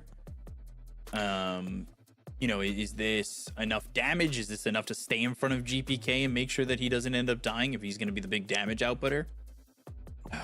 The question is, which skill build, like which item build you're going to be going with the Beastmaster? Are you, because played from the safe lane, most of the time you don't have the choice. You need to be going for Drums of Slum, and that healing is going to be stopped by Ancient Apparition. So if you're the ones getting jumped, maybe they want to play slightly more aggressive games, something that's going to come online slightly faster compared to Tiny, because the Tiny in the previous game did feel a bit slow. Right. I guess we'll see if this ends up being something that can work out here, because I mean, BetBoom, I'd be shocked if they end up 0-1 to come out of this first stage, but Boom certainly showed up in that first game, and I can see it happening again with the way the drafts went. See, level 6, you know, you're getting Arena, you're getting Coil, Ice Blast, Track. If you get a couple of track kills early on and you push over the top, like, I'm a little bit worried for what BetBoom's going to have in terms of a response. Another question mark for me is, like, they picked Tinker and Beastmaster. They picked a lot of heal into Ancient Apparition and also offlane Batrider. Can you make this hero work from the offlane? Well, that is the truth. Well, we'll see if they can make it work. Got a lot going on in this game with the facets around the horn. Bone Chill again for the Ancient Apparition. I'm going to have to switch it up today. After this series, when I get to play some Dota, I'm going to be spamming Dazzle and Ancient Apparition. I'm going to make the switch. I'm going to be a good support and take Bone Chill. Promise. That's the spirit that I like. Took you 20 games to realize that these professional e-gamers are onto something. I don't know if I believe it yet, but they're on to something. Also, this time around, Tim's not on the Mirana. He's going to be on this, he's going to be on this Bounty Hunter, and I'm wondering how he's going to play, because it felt like we were talking about it in the first game. It was just arrows into the range creep, and that was kind of it. We'll be much more active. I want to see some rotations going to the mid lane, trying to punish GPK. And this is going to be the matchup that I'm going to be looking into the most. GPK, Shrapnel, level 1. Not what we usually see.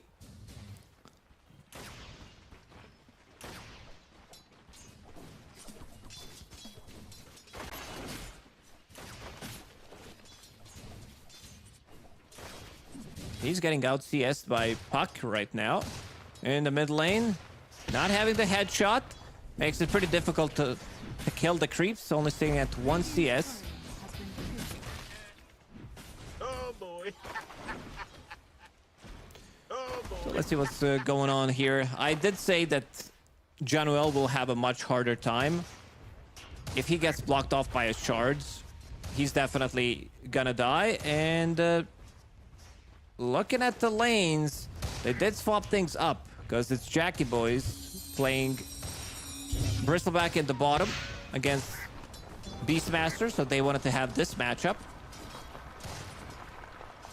And Jabs is going to be playing safe lane Mars. There's a lot of cooking going on in this game. Not sure how hungry I am for some of the stuff that they picked. I believe we lost B-Cup, so I'm going to be doing the solo cast. We'll be doing play-by-play as well. Get ready for that one.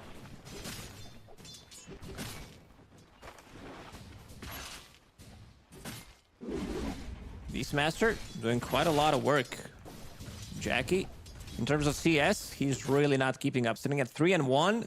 Beastmaster, this one could get pretty difficult pretty early on. He's also going to be relying on stacks, and you also have Bounty Hunter, which means that there's not going to be many stacks in the triangle. You can steal one camp, maybe you can try to go for the second camp with the shuriken toss, but it gets pretty difficult after the stack. The big stack is...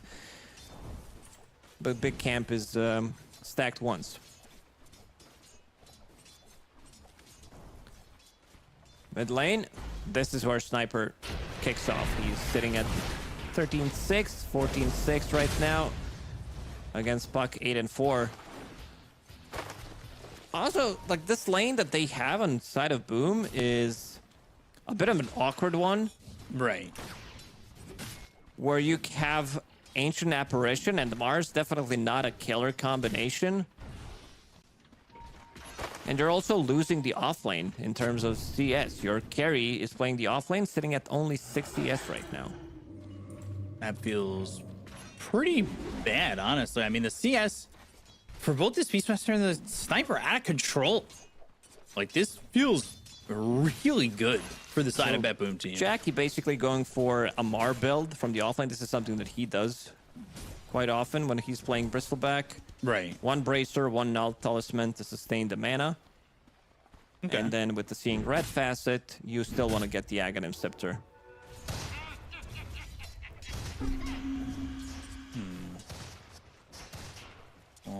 That's what you say when you come back. I'm hooming. I'm making sure.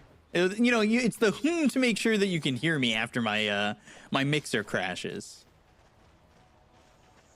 And then I got the response, so you can hear me, which is great. That works for me. Man, Sniper and Beastmaster are dominating. Yeah, they are. You didn't have to do any big play-by-playing. There's been no kills just yet, but top lane. I was ready. I was so ready. I was trying to hope that it would be broken long enough where we'd have to hear the Lacoste play-by-play. Ooh, Flamebreak. I showed it to you yesterday. You were pretty impressed. It's on point, guys. I might just crash again on purpose just to make you guys hear it. Don't test me. I'll do it. Man, this is last time I did lead. It was King's Cup 2017 or something. But this is a massive lead. Yeah, this time around, Boom Esports, they're swapping things around. Ooh, good shards. Now the snowball going in for jabs, and all of a sudden, maybe he gets out of harm's way for a second, but Tim's is here. It's going to be a 2-for-1 trade, maybe even a 2-for-2 save. Oh, ends up dead. This is Jamwell again, man. All of a sudden, feeling really strong. That being said, but off screen, Jackie's dead to Pure. Well, Jackie will need to find a lane. It's definitely not working out for them, so let's see where he's going to TP to. He's going to try to play bottom one more time. This type of a draft, also, you don't have a real carry in terms of scaling. When we're talking about the mid game, Puck can deal some damage, but Mars definitely lacks damage. Jab's getting initiated on one more time. Yeah, they want to dive him again. They've got 4 stacks of the sticky napalm. Miero with the cold feet on him. Can he kill him off before he freezes over? He won't freeze over. He gets out of the range. That well might be the second one. Kataomi's up here. And they've got the help from this Tinker, and that's going to be a kill, a double, and that Jamwell dead. 2,000 net worth lead already for BetBoom Team. When Save decides to rotate to the bottom lane, Bristleback is gonna die. It's gonna be a very difficult one for them. Pure, he's the one who's playing the top lane right now, and he's gonna be killing the tower. Another deep ward placed by Tims, which did allow them to get, I believe, 2 kills in the previous game on Pure, which was pretty big, but Save making a rotation to the mid lane for now. Armel. This game looks very, very rough already. Yeah, I don't know how they are going to recover unless they can really slow down the game and push back BetBoom Team. But you are so far behind in experience already. I mean, this is insane. Miero's 2 levels ahead in jabs. You've got Pure, who's only level 5, so he's actually behind in experience over Jackie. But you can see the difference over mid, where you've got GPK almost level 7, as Armel just hit 6. You're trying to get activated with these level 6s for these heroes, and you're going to need to pick up this Wisdom Shrine, and it's going to have to come from, I'm hoping to get early track, I would say.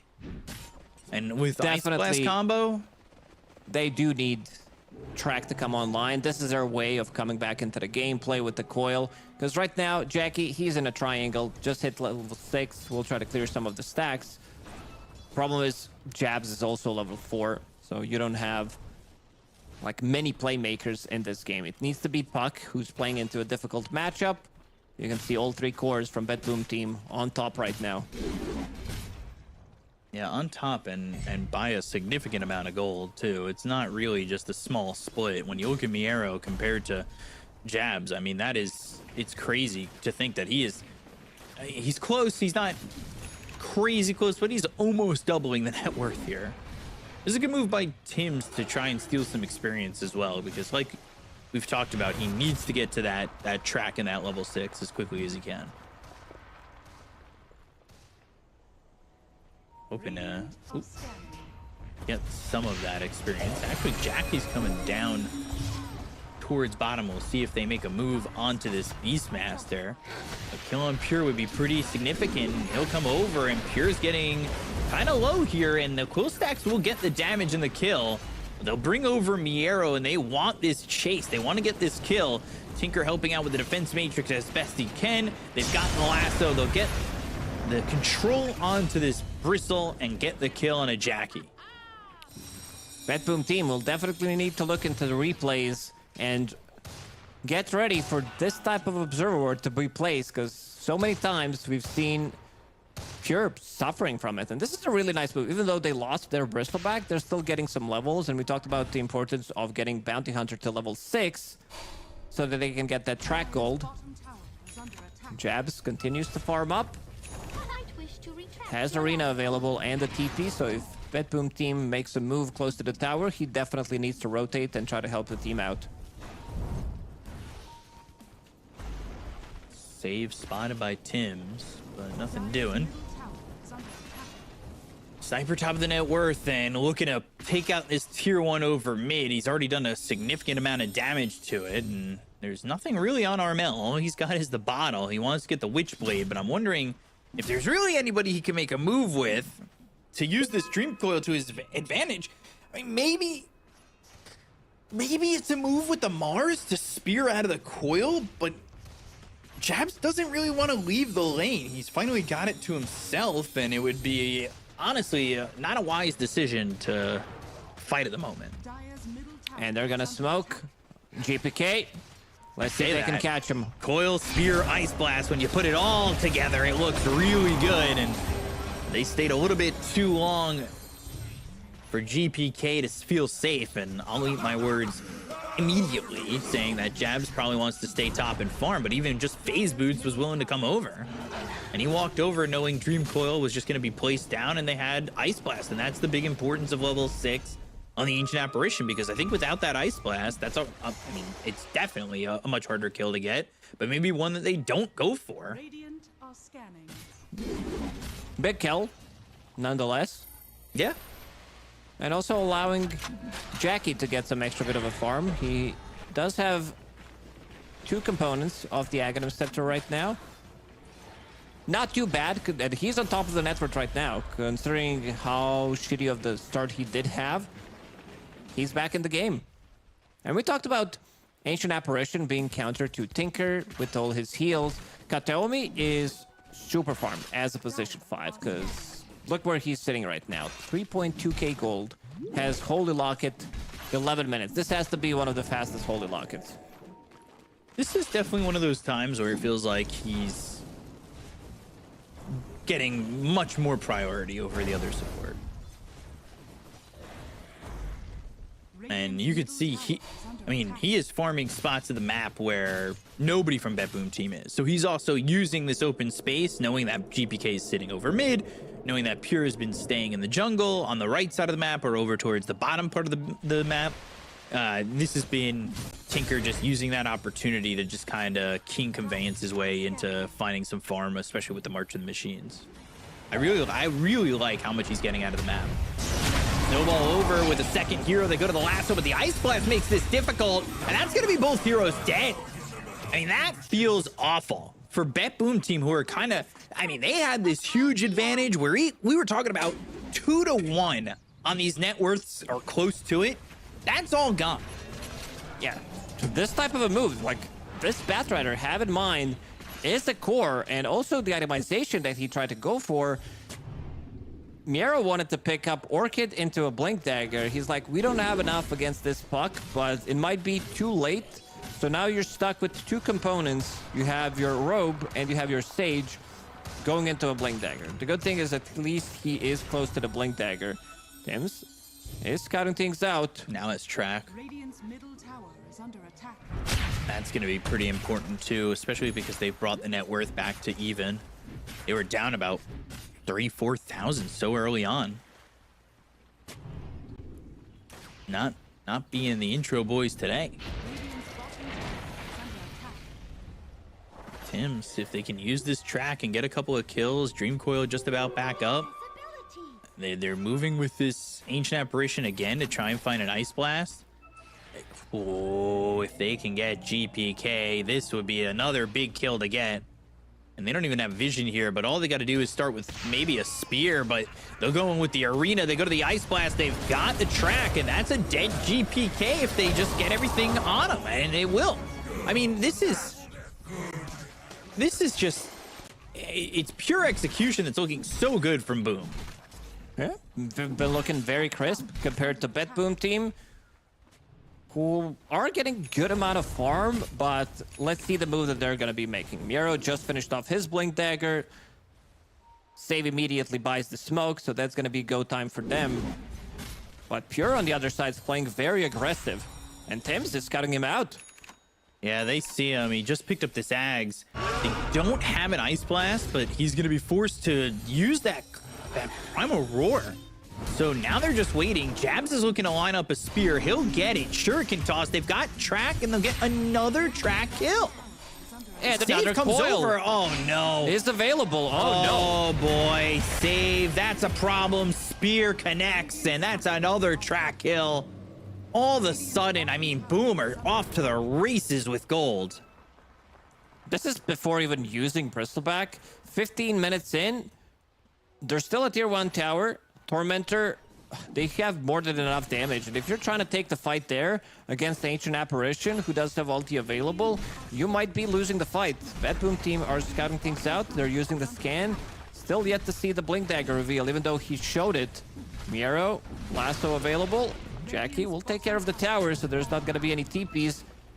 And again, Tims is the one who's scouting things out. Let's see if they fight this. There's an Ice Blast flying down towards bot. Can it deter them? I mean, Tims is just gonna die here. Probably not what you want when you're trying to get into this Tormentor, and immediately they're gonna TP out of this one and leave this Torn. Radiant are scanning. They already moved away. I believe Armel did go through the Twin Gate. But he wants to put some extra pressure onto the tower. Level 12, even though he did not have a good laning stage, he was playing into a bad matchup against Sniper. Witchblade, 0 deaths on him, getting very close to his Blink Dagger. So Armel, it was always one of his better heroes. Yeah, definitely. And so far, I mean, this is kind of following our prediction of what we thought might happen in this game. Like, you could fissure follow the channel with !F in the chat. You can get all the updates for the Fissure Universe. Meanwhile, save Snowball, that lands on the Jabs, but this is another track kill going their way as they will finish off save. Another Jean Well kill. That is, you can see the difference when if you even just look at the graph, like, it is kind of insane how much they were behind by so early on. I mean, that maxes out at about 4,000 gold behind. Kataomi overtook Miero. He did get the shard though. Top lane, Ice Blast flying in. Miero, he is gonna shatter. It's just a matter of time. Can't deny himself to neutrals. And another track kill. I mean, it's all about the money right now. Aster aren't even playing in this game, and there's all just the moaning. Anyway. These offlane picks, I'm just thinking how they're not working out for BetBoom Team. This offlane Batrider immediately acts. Not the heroes that we've been seeing in the latest tournament. They're trying to set things up in the bottom. Yeah, and this could be a problem. They got a big one. Oh, gosh. And they kill him so quickly. I mean, there's just no response. Save. He's going to try and run. They've got the track on him again. I mean, more gold that looks like it's going to be had. Meanwhile, there is a lasso. It's onto the Mars. Jab's in trouble. Warp flared back. He ends up dead to GPK. But now Tim's also getting Ice sandwiched. Blast coming in. Not going to land, but GPK now with the Dream Coil on him. Waning Rift. They've got them pulled back. Track on both. GPK, Kateome, both dead. And it's all of a sudden a 4,000 net worth lead here for Boom. Man, BetBoom is just falling apart. We didn't even talk about Sniper. He's been pretty silent after the laning stage. He got initiated on by Mars, and pretty difficult game for BetBoom team. Oh, wow. Great move there. Tim's actually making this so difficult for Pure, and this feels like some tilt that could be happening. You think? Okay. All right. I mean, it's definitely. Especially that Pure death. I don't know. I just thought I'd mention This one was a bit of a sus one, for sure. He feels that he's strong. Like, in terms of net worth, he's doing still pretty good. Has that Aghanim Scepter, has a Blink Dagger. You're playing into Ancient Apparition. You're not going to be getting the full value out of your Ags. You're not going to be healing. Same goes when you're playing against Tinker. Also, looking at who's going to be buying what. There's 2 Yule Scepters on Boom Esports. So playing against Tinker, that's going to be a really good catch. Playing against Sniper, Blink in, Yule Scepter, set things up for your Mars. And also a good way of dispelling Tinker. He goes in, uses that March. So that's going to be stopped by Ancient Apparition, and also Defense Matrix. Dispellable. I was thinking maybe somebody wants to pick up Nullifier. We might see Mars pick it up after he gets his 2nd/3rd big item. Pure in the triangle.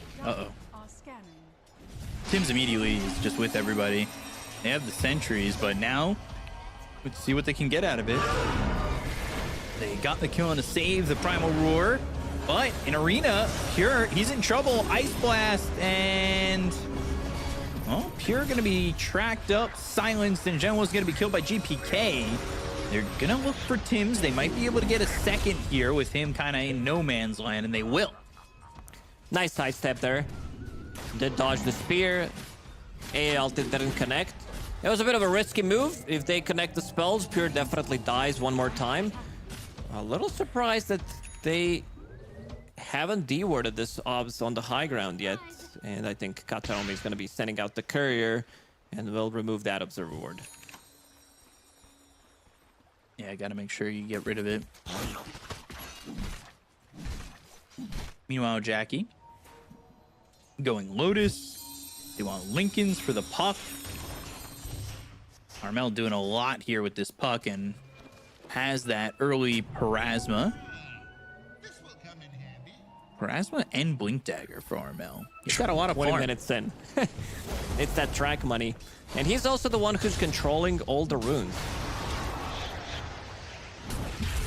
Yeah, it's been looking out pretty good for him, and they're going to catch themselves Miero again. And that is yet another track kill. That's level 2 track now, so extra gold kicking in. Jabs has been very active on Mars. He's been involved in 10 kills. The first big kill that did happen, because he also didn't have the greatest laning stage. He lost his tower relatively early on. Then he TPs to the mid lane. They get a kill on Sniper. Is what kind of set the tempo for this game. Roshan is available, but seems like they want to be getting the pick off first. Who can they find? Looks like it's going to be Save. He's walking into the area, and they'll blink. Rolls up into the air, but this isn't looking like it's going to matter. There's the track of Cold Feet. The damage is through for Armel to get that kill. That, like you said, level 2 track. And look at what Bounty's looking to get next. Tim's is looking to get a pipe. Yeah, I like that one. Would give them... Because you have Yules, you have Force Staff, you're pretty tanky. You have team fighting items, you have ways of setting things up. Most of the damage that they do have is going to be magical. He wants to reduce They want to be able to fight into March. Batrider is all about that magic damage. And Roshan's gonna die. Jackie will pick it up. That Aegis, I wouldn't be surprised if they try to play really far forward and aggressive. And you could already see Tim's, he's searching for GPK, sees that this camp is already taken. And if he can get eyes on this sniper, that could be a big issue. And I think he sees him here. He's not really far enough out for them to get anything from this, but the track will at least keep him in his base. Or at least keep him close to base. Such an annoying ability. You get tracked, suddenly you need to go to a different side of the map and try to get some farm. Yeah, very frustrating to deal with. You don't want to put yourself in a vulnerable position where you might even also end up dying if you're getting tracked, because you're giving up so much more gold. So it forces you into this poor spot. Why is track amplifying damage? Where is this coming from? Yeah, 12% is quite a bit, isn't it? Yeah, level 2. Yeah. And then you've Goes also up got to level 16. Then you've got increased magic damage as well from the ice vortex. I mean, this is pretty strong. A little combo there. See if they can do anything. Oh, over in the mid lane, they're gonna try and go for the bristle. They've got the lasso. Jackie gonna lose that Aegis. Ice Blast is flying in. It's gonna hit 2 heroes, but no shard. Yeah, no shard. That would have been massive to have shard there. But they didn't have control of that first Tormentor when they were in the area initially. So there's a Dream Coil and a kill on a save. More track gold going their way. You can just see they get the Aegis, but you, again, giving up 1,000 gold to Boom every time you're dying. It was a good kill, taking off the Aegis away from him. Still losing only position 4, which is not too bad of a trade. You did mention the track. James, scouting things out one more time. Let's see if they can set something up. Oh, sees me arrow and pure. This is potentially something, but they don't actually get either of them. They'll bail from the position. BKB picked up for GPK. He'll grab that, and he's also now going into the Revenant's Brooch. But you can see the net worth differences. Actually, the one who's surprisingly struggling is Jabs. No, it's not really, quote, struggling, but I thought he'd have more with the track and in his involvement in these fights.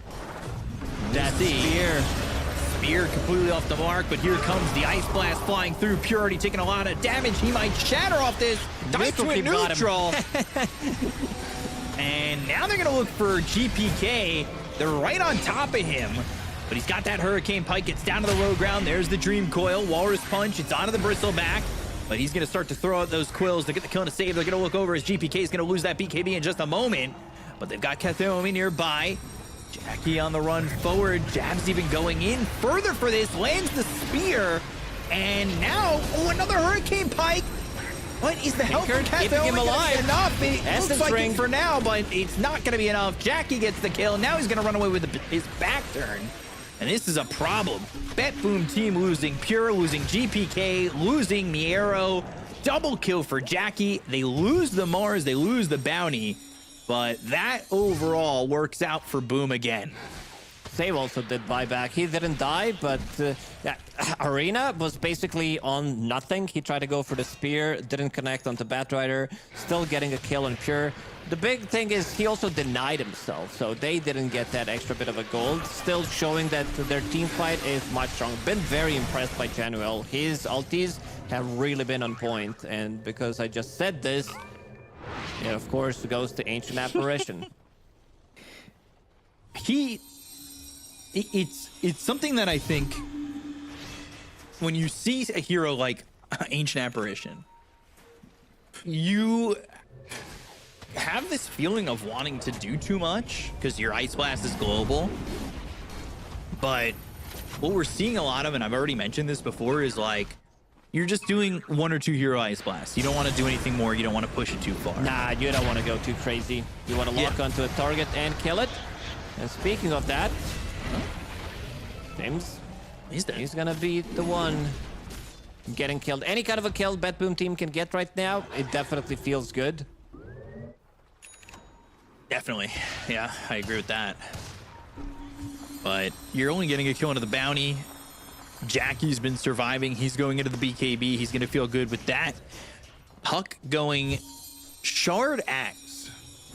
Dire's top tower is under attack. So Wants to scale. Yeah. He knows that he has Bristleback and he has Mars from his offlane, so preparing for potentially late game scenario where they need a hero that's going to be dealing some real right clicks. And he's pretty high level. He's level 20 right now. Is under attack. Smoke breaks. Ooh. And Let's see.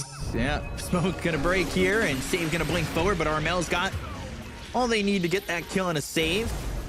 I mean, everybody was coming over from the side of BetBoom, and now the Ice Blast flying in, but that is not really gonna find a connection. I think that's okay for them. They just lost a hero. Thumbs up. Very good play. Okay for Boom, I meant. Not BetBoom. Yeah, for Boom, they're gonna be taking any kill they can, and I believe I heard somebody pop in their BKB. Yeah, I heard that. I'm gonna. Yeah, it was Mars. We're It gonna was do him Jazz. dirty. Yeah, it's Mars. Oh, yeah. That's not cool. It works. 9-second B. Gotta test it out. Yeah, but then you test it the first time and you lose over 10%. You lose a second, so. How's that 10%, Benjamin? Because you only have 9 seconds. So if it's become 8 seconds, you've lost over 10% of the time that is initially allotted to you as 9. Well, over 10% can be even more because you have like it doesn't go down to 1, so it's actually more than 20%. Well, of the duration. it's 25%. Get back to the game. 25%. What are we doing here? I don't know. Somebody's gonna say NA math lol, but I mean, what am I supposed to learn? Yarrow. He's in trouble. Oh boy. They don't actually spear him anything. He's able to pop the BKB. The damage. They though? have the damage. Oh, yes, they do do. have it. I wasn't sure for a second. Also, by the way, Miero going for the axe. I don't know how much I like this. He wants to scale. They just want to be able to get heroes as many as they can. Nice sidestep from Pure. Oh, yeah, Roar came out already, and now they've got the arena. Oh, waiting rip, silence on the 3. They'll get it, but is it going to be enough here from Armel? Looks like they'll at least get saved, but can they get a GPK kill as well? GPK standing his ground, fighting Jackie, but Tim's is right in the face of Kateomi. They've got the laser, illusory orb. Can they jump out of GPK? I don't even know if he's the one they want to go for yet. They'll take out Kateomi. GPK, Yule's up into the air. Axe is flying forward. They've got the track again. 4 heroes down on the side of BetBoom Team. Man, what a performance from Boom Esports. Nobody dying on their end, and Puck, Armel show. We've seen it so many times throughout his career. And Agadim stepped, no, he actually decided to go for Octarine Core, swap things around. He's like, I want to lower the cooldown. I can't die. Lowering the cooldown on all of his items, all of his abilities. And it feels like BetBoom, they're running out of steam. They don't have enough damage, even though Sniper is doing quite a lot with Nemesis Curse, with Revenant's Brooch. It's still not enough. And this was the fight where they missed Ancient Apparition ulti. Yeah, but they also had no Bat Rider. Ooh, Ice Blast. That's going to connect, but Mars They don't want to commit. Mars won't turn around. Jonah's like, I hit one, guys. Come on. I know I missed the last one. Listen, I got a strat. What if Bristol and Mars go together? They follow each other, because for one, you're hitting from the back, and the other one you want to hit from the front. So what if they combine into one unit and you become invincible? That might work, but what's not working is Tim's getting chased down. They've got the arena. The spear lands on Aketomi. And they're still trying to get a kill into Tim's. They're still chasing him. They'll finally get the kill, but Aketomi's going to be dead, and Jackie's going in on a Pure who pops the BKB, goes to the Primal Roar. 2 dead. All right, Jabs is gone, but they lost Miero. They bought back on Aketomi. Walrus Punch, damage, Armel, Snowball, reflected. Now they're going to go in. They'll get that kill to save. They'll look over at GPK with a Hurricane Pike, pushes away Jackie. But they bought back on Tim's. They've got that track to look as the Viscous Nasal Goo is slowing them down. But do they have the damage? Jackie with the Lotus. They jump in with the Waning Rift. They've got the silence on the GPK, but they're realizing they just don't have the damage. At least not yet. And now, Assassinate available. Tim's bought back. He's going to die a second time, and he'll be dead for 80. Big kills for BetBoom Team. Anything they can get is something earned. Not too bad. Let's check the fight recap. In terms of gold, it was actually BetBoom Team who did get more gold. And Sniper finally pumping in some damage. They are having the trouble jumping on top of him. They also are protecting GPK, which I really like. Throwing in Defense Matrix, Glimmer Cape, using the Lotus, Holy Locket, Guardian Greaves, everything on top of him, knowing that Ancient Apparition ulti is down. And Januel, he is level 17. So if he gets to level 18, we might see him use 2 ultis in a fight, because some of these fights are relatively long. But let's go back to the real talk, Benjamin. How do you combine this Bristle and Mars? Would they need to hug each other, or would Bristle... No, Bristle would actually need to hug him from behind. Back to the game. Cast the game. Coming through. He's hugging him, but he's hugging GPK with the Hurricane Pike. They go to the arena. They've got themselves wrapped up on 2. Got it. But GPK, oh boy, he's outside the arena. Can he do anything with this? He pops an early BKB. Armel's on him, looking to get the kill, but they've got the Defense Matrix. They'll get the kill to Jabs. They'll take out this Mars. Jackie, though, Warp Flare back away from GPK. Armel in some trouble. Waning Rift, Illusory Orb. Can he get GPK? Jumps to the other side, but does he have the damage? They've got the track. They'll get the kill. They'll take him out. They got the Aegis on Miero, so they take that opportunity away from Boom, but a big kill to get is onto GPK in that fight. It took a lot, though. It really took a lot. GPK, he's pumping in the damage. Every single fight for BetBoom Team, he is the biggest one, and they're also playing around him. This time, he's going to have a Shadow Blade on top of it. Not the most effective thing, knowing that Armel has been holding this gem for the last 10-15 minutes. But still gonna be another protection for him. Armel will go through the Twin Gates and try to set something up in the top lane. Sure. Blast. Where is it? Where is it? It's on its way. It's coming. Dream Coil. Oh, okay. But it's not gonna matter. Nice okay, save, but yeah, it's a nice save, but it's all in jest, as this is gonna be Aketomi dying as well, and he is dead for 100 seconds.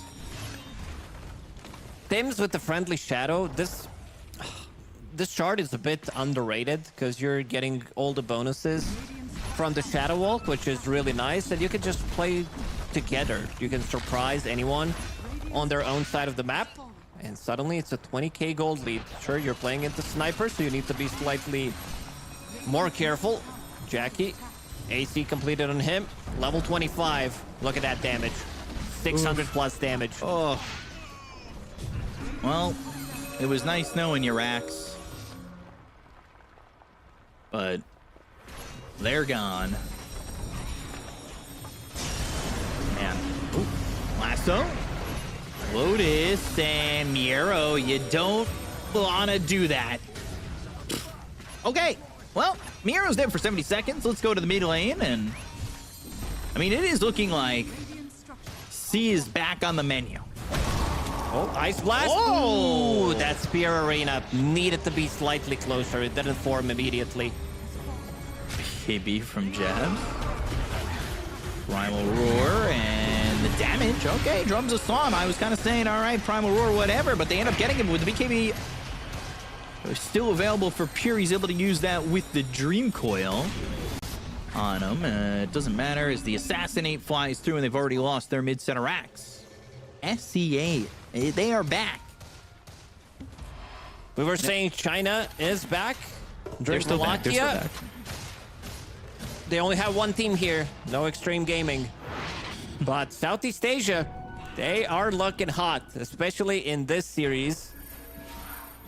Kataomi. Man, Januel has been finding some really nice blast initiations. Another Ice Blast and another freeze with it, having the shard, another track kill. 25,000 net worth lead. I mean, you did a miracle of a hold. Bottom tower has fallen. It doesn't look like that's going to happen, truthfully. This would be quite the upset. Truth be told, I mean, this is looking all boom in this boom derby. Can they close it out, though? That's all they need to do is close it out, get the 2-0, not be intro anymore. No more intro, boys. Oh, Lotus reflects that roar, sets up an arena on it, too. I mean, with an Ice Blast, and then you can probably kill both those heroes, but the BKB's been popped. They go to the Assassinate, track on a save, Yule's up into the air with the BKB running out on Pure. Uh-oh, save. You know, a lot of trouble. God's Rebuke, Dream Coil down. There is no BKB available on Pure. He is in so much trouble. GG is called, and Boom Esports, they will upset BetBoom Team and take the 2-0 over this CIS squad. I was expecting this one to be a 2-0, but for BetBoom Team. Man, Boom Esports, what a surprise. This might be the biggest upset of today, and we're not even done with half of the games, because this team completely cooked when it comes down to the execution. And have in mind that this game started pretty rough for them. The way they set up the lanes, it didn't work out, but they've been clearing the stacks with Jackie and also Armel. Puck completely exploded, finishing the game with 16, 0, and 18, which is pretty damn impressive. Yeah, I mean, that was quite the game there. They were down 4,000 net worth at about 6 minutes into the game. I mean, I know you like to say that 1,000 net worth per minute is when it's over. GG. Yeah. But they didn't quite get there. They were 2,000 net worth off, and it wasn't GG just yet. And boom, they came roaring back. We talked about it in the draft that they needed to get level 6. They needed to be able to pull it back with their ultis, and they did just that. I mean, 16-0 and 18 for Armel, a guy who didn't have a lane. He was a full level and a half behind GPK, who, for all intents and purposes, he dominated the mid lane for the laning stage. But it all kind of went quiet really quickly, and Boom needed to get track gold to bring it back, and they got it in folds and bunches. 42 kills for Boom Esports. Typical Southeast Asian Dota fashion. We're gonna run at you.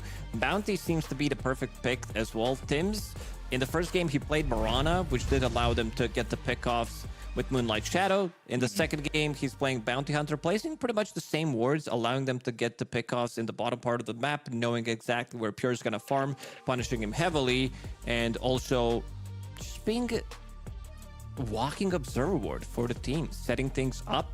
But Januel, he's impressed me the most when it comes down to setting up this Ice Blast. This hero can look pretty bad. I think you know, because you play it so many times that if you miss this ulti, it can be like, oh man, I wish I had it, or I wish I connected. Because if you don't offer as much as you would like to into a team fight. But yeah, Armel as well. This type of a performance, you rarely see it.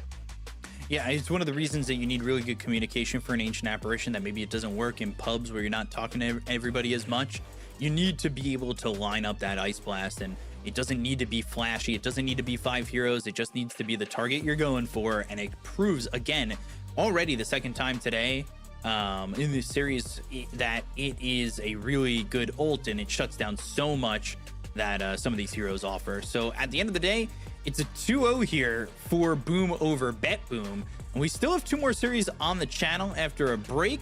It's going to be Spirit against Aurora and then Tundra Talon. So it's the hot match coming up next, but we're going to take a break. We'll see you guys in a moment. Stay tuned.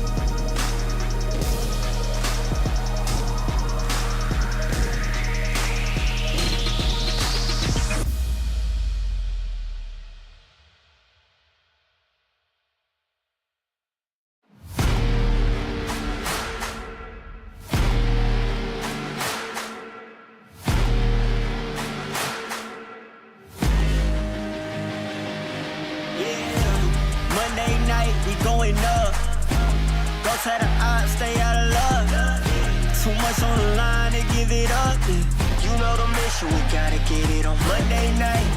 Monday night, we going up. Go tell the odds, stay out of luck. Too much on the line to give it up, yeah. You know the mission, we gotta get it on Monday night.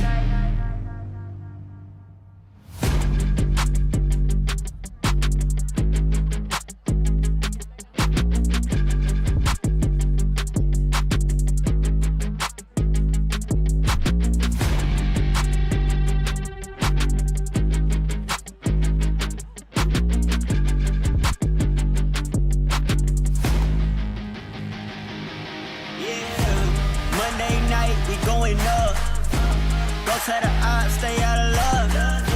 Too much on the line to give it up,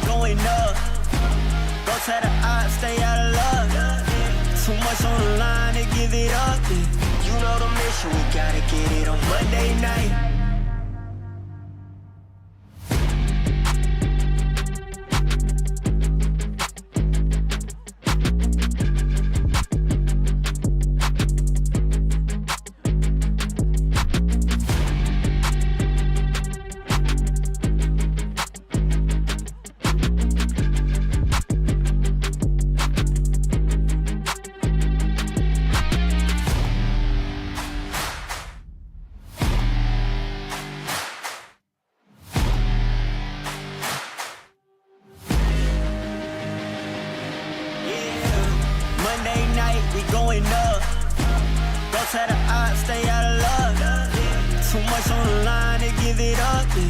You know the mission, we gotta get it on Monday night. Monday night, we going up. Go tell the odds, stay out of luck. Too much on the line to give it up, yeah. You know the mission, we gotta get it on Monday night.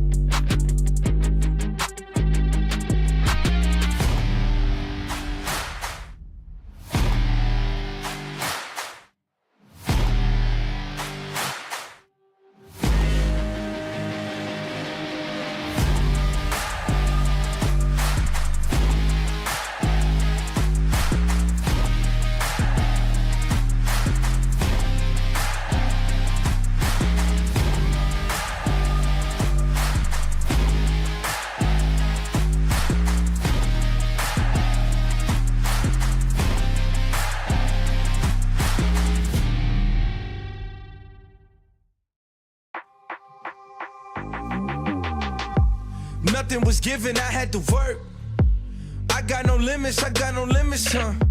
Short on the 15, back on the first. Either way, I'ma get it, Lord be my witness. Feeling pressure, but never let them deflect you from goals. You just keep your head up, we rose from nothing. Remember, we set them shop every member, contribute, get hit together. Plus, they know that we better, they know that we'll never let up. Fire within me, ice in my veins. Fire within me, ice in my veins. If I get cold, I'm about to heat up. Only at stress, I kick my feet up. Fire within me, ice in my veins. Fire within me, ice in my veins. If I get cold, I'm bound to heat up. I hear the noise, but no, they need us. I got that ice in my veins. Yeah, yeah, ice in my veins. Yeah, I got that fire in me. Hey, I got that fire in me. Yeah, yeah, ice in my veins. Yeah, I got that ice in my veins. Yeah, I'm about to heat up. Hey, I'm about to heat up. Fire within me, ice in my veins. Fire within me, ice in my veins. If I get cold, I'm about to heat up. Only at stress, I kick my feet up. Fire within me, ice in my veins. Fire within me, ice in my veins. If I get cold, I'm bound to heat up. I hear the noise, but no, they need us.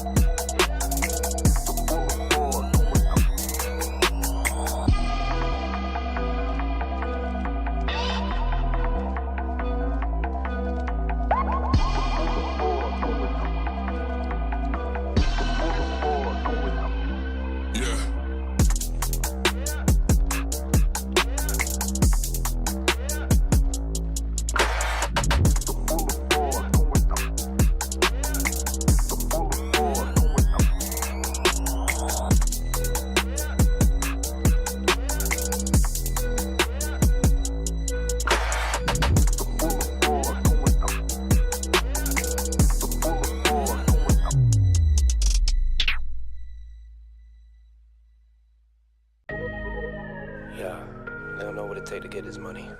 Yeah, get it. Determination, yeah. Ambition, yeah. And most of all, you gotta be a soldier. We've been up for 3 days, counting money these ways, yeah. Isn't a hobby, it's a lifestyle. Ain't me telling me the time is right now. Well, it seems that I'm the one they like now. I can control the switch, I just want ownership. You can keep all of them fake friends, I can keep all of the bricks. Diamonds loud like Ringo, make my skin glow. I'm a dog, dingo, line them up, bingo. But you know how it go when you chase thrills. My little boy just died from a fake pill. Couldn't bury the boy, so they had to burn. Had to give mama bread just to pay to earn. Y'all ain't getting no sleep cause you too busy feeding the ego. I ain't getting no sleep cause I'm counting this money with all my amigos. We've been up for 3 days, counting money these ways, yeah. Isn't a hobby, it's a lifestyle. Ain't me telling me the time is right now. Well, it seems that I'm the one they like now. I don't know, same to me. Might be you, maybe me. I don't know, shame to see. My shit real, yours is make-believe. Yeah. Man, it's kind of offensive the way I'm cooking. Her neck hurting, I'm shining, I'm real good looking. I don't need to talk much, you can see the story. Man, he talking too much, he could be the story. I remember the day that they had us in cages. I thought it was outrageous. Now we get paid for jumping off stages. Look at me, mama, I made it like. We've been up for 3 days, counting money these ways, yeah. Isn't a hobby, it's a lifestyle. Ain't me telling me the time is right now. Well, it seems that I'm the one they like now. I can control the switch, I just want ownership. You can keep all of them fake friends. They don't know what to do with themselves right now. We're running this thing, you heard?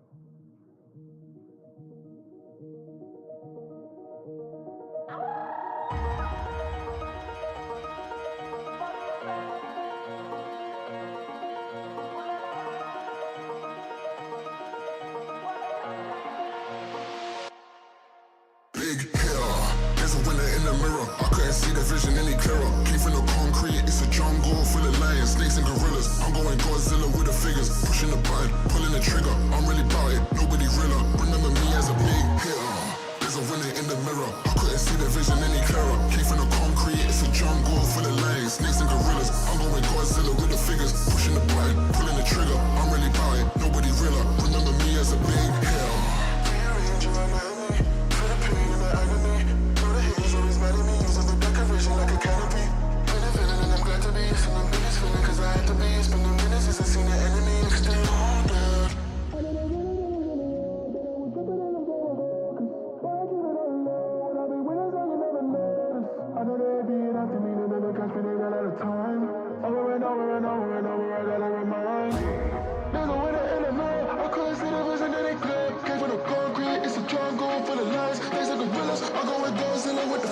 pushing the button, pulling the trigger. I'm really about it, nobody realer. Remember me as a big hitter.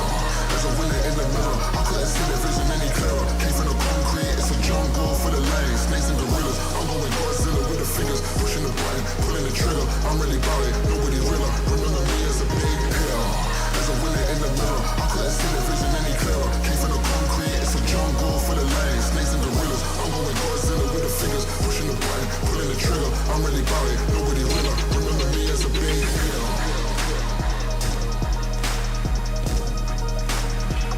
Remember me as a big hitter.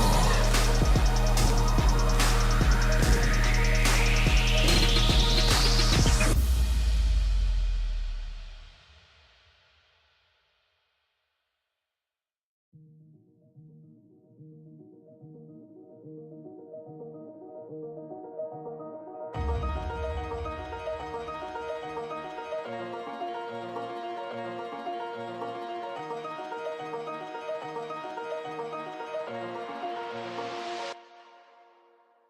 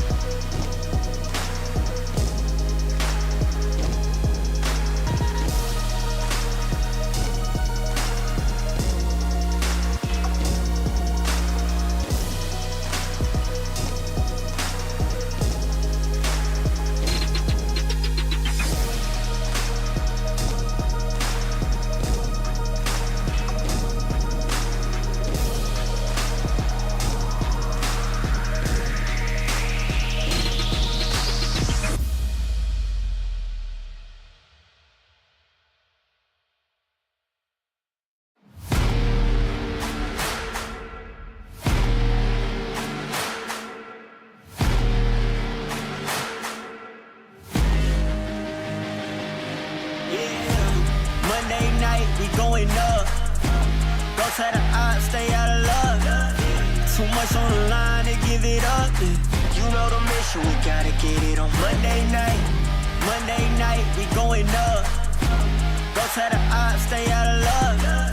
Too much on the line to give it up.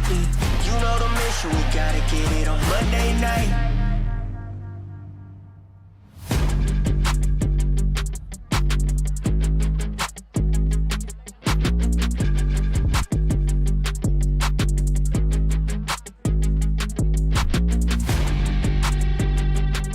it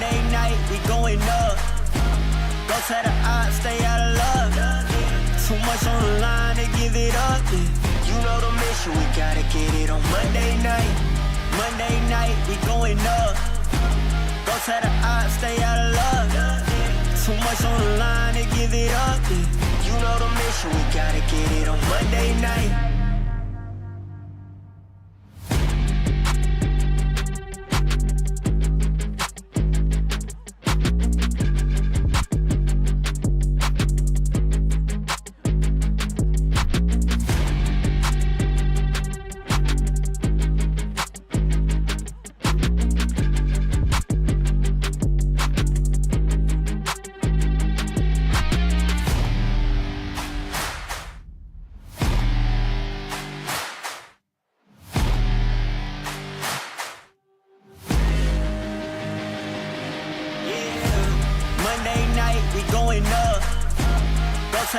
odds, stay out of luck. Too much on the line to give it up. You know the mission, we gotta get it on Monday night. Monday night, we going up. Go to the odds, stay out of luck. Too much on the line to give it up. You know the mission, we gotta get it on Monday night.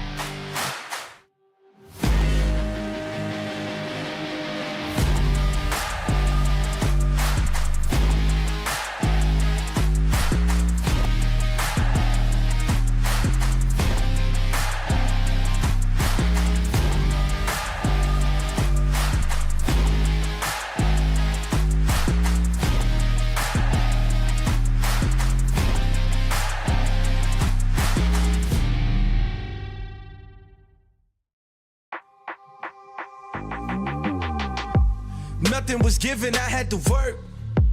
I got no limits, huh? Short on the 15, back on the first. Either way, I'ma get it, Lord be my witness, Feeling pressure, but never let them deflection from goals. You just keep your head up, we rose from nothing. Remember, we set them shop every member, contribute, get hit together. Plus, they know that we better, they know that we'll never let up. Fire within me, ice in my veins. Fire within me, ice in my veins. If I get cold, I'm about to heat up. Only at stress, I kick my feet up. Fire within me, ice in my veins. Fire within me, ice in my veins. If I get cold, I'm bound to heat up. I hear the noise, but no, they need us. I got that ice in my veins. Yeah, yeah, ice in my veins. Yeah, I got that fire in me. Hey, I got that fire in me. Yeah, yeah, ice in my veins. Yeah, I got that ice in my veins. Yeah, I'm about to heat up. Hey, I'm about to heat up. Fire within me, ice in my veins. Fire within me, ice in my veins. If I get cold, I'm about to heat up. Only at stress, I kick my feet up. Fire within me, ice in my veins. Fire within me, ice in my veins. If I get cold, I'm bound to heat up. I hear the noise, but no, they need us.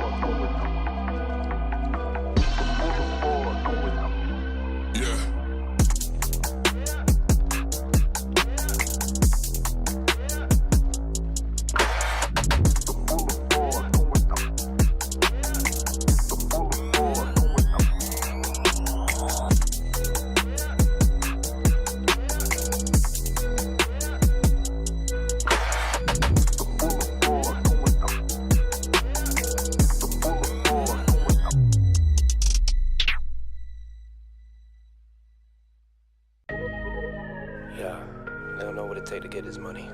Yeah, get it. Determination, yeah. Ambition, yeah. And most of all, you gotta be a soldier. We've been up for 3 days, counting money these ways, yeah. Isn't a hobby, it's a lifestyle. Ain't me telling me the time is right now. Well, it seems that I'm the one they like now. I can control the switch, I just want ownership. You can keep all of them fake friends, I can keep all of the bricks. Diamonds loud like Ringo, make my skin glow. I'm a dog, dingo, line them up, bingo. But you know how it go when you chase thrills. My little boy just died from a fake pill. Couldn't bury the boy, so they had to burn. Had to give mama bread just to pay to earn. Y'all ain't getting no sleep cause you too busy feeding the ego. I ain't getting no sleep cause I'm counting this money with all my amigos. We've been up for 3 days, counting money these ways, yeah. Isn't a hobby, it's a lifestyle. Ain't me telling me the time is right now. Well, it seems that I'm the one they like now. I don't know, same to me. Might be you, maybe me. I don't know, shame to see. My shit real, yours is make believe. Yeah. Man, it's kind of offensive the way I'm cooking. Her neck hurting, I'm shining, I'm real good looking. I don't need to talk much, you can see the story. Man, he talking too much, he could be the story. I remember the day that they had us in cages. I thought it was outrageous. Now we get paid for jumping off stages. Look at me, mama, I made it like. We've been up for 3 days, counting money these ways, yeah. Isn't a hobby, it's a lifestyle. Ain't me telling me the time is right now. Well, it seems that I'm the one they like now. I can control the switch, I just want ownership. You can keep all of them fake friends. They don't know what to do with themselves right now. We running this thing, you heard?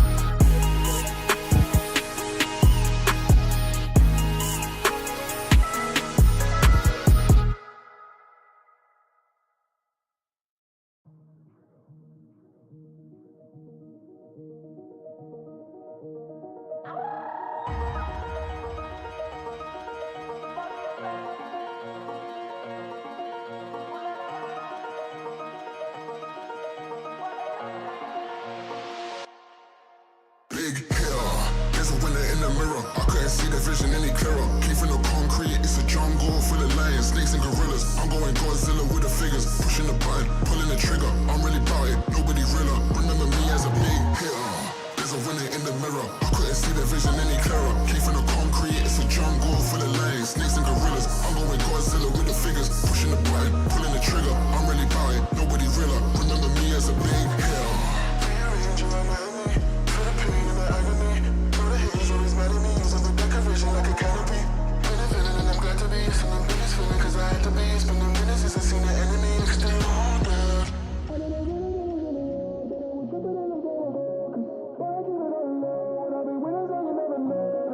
know they being after me, they never catch me, they ran out of time.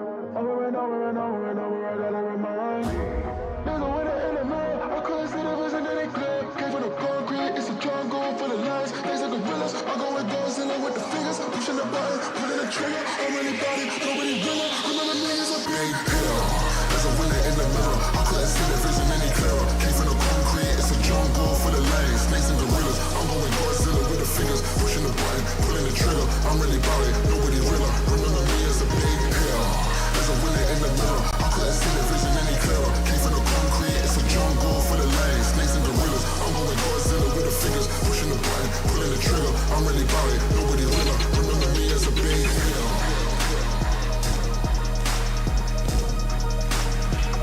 Remember me as a big hitter.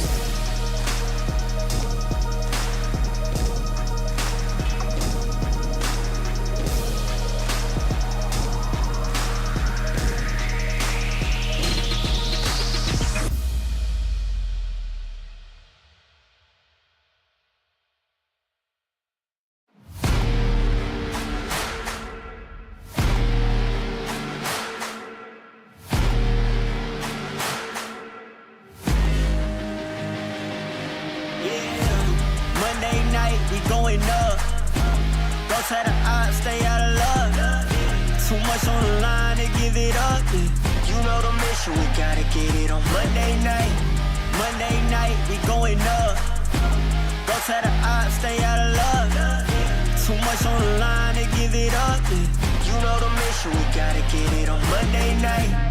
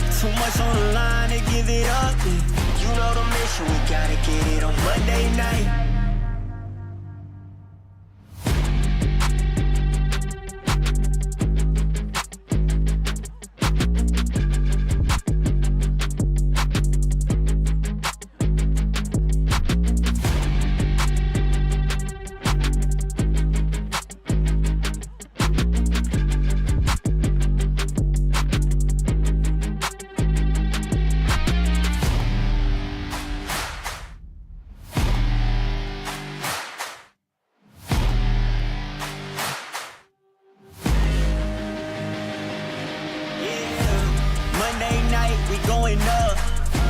Don't tell the odds, stay out of luck. Too much on the line to give it up. You know the mission, we gotta get it on Monday night. Monday night, we going up.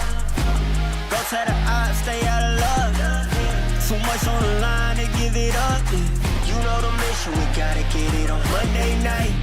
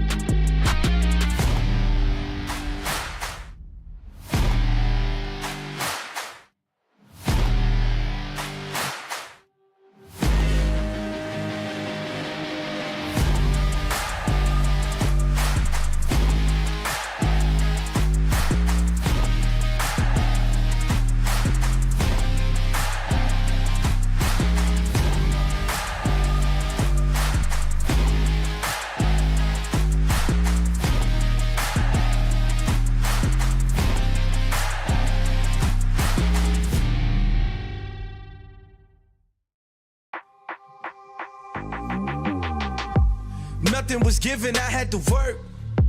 I got no limits, huh?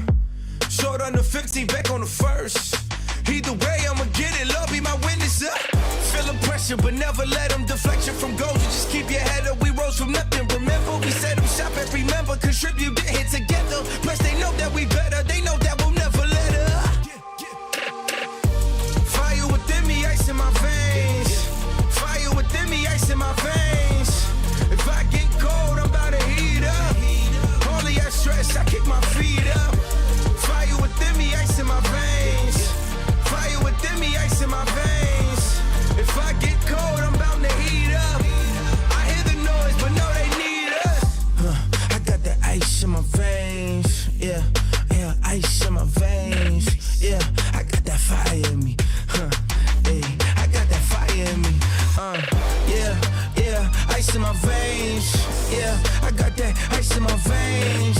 Yeah, I'm about to heat up. Hey, I'm about to heat up. Fire within me, ice in my veins. Fire within me, ice in my veins. If I get cold, I'm about to heat up. Only I stress, I kick my feet up. Fire within me, ice in my veins.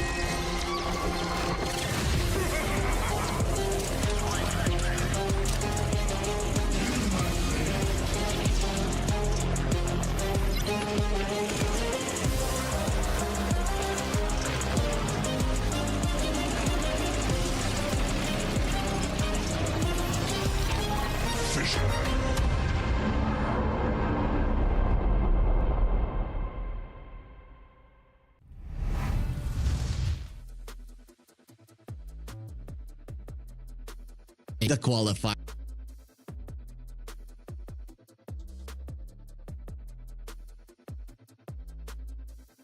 is still well underway. I'm Harry, of course, as you're noticing with me is Lizard. And has anything significant changed in Dota since our last time here? I think actually a lot has changed, Lizard. So these teams are gonna have a rough time. Of course, you already casted some of the tournaments before this one. What do you expect? Do you expect big changes meta-wise throughout it, or nothing too big?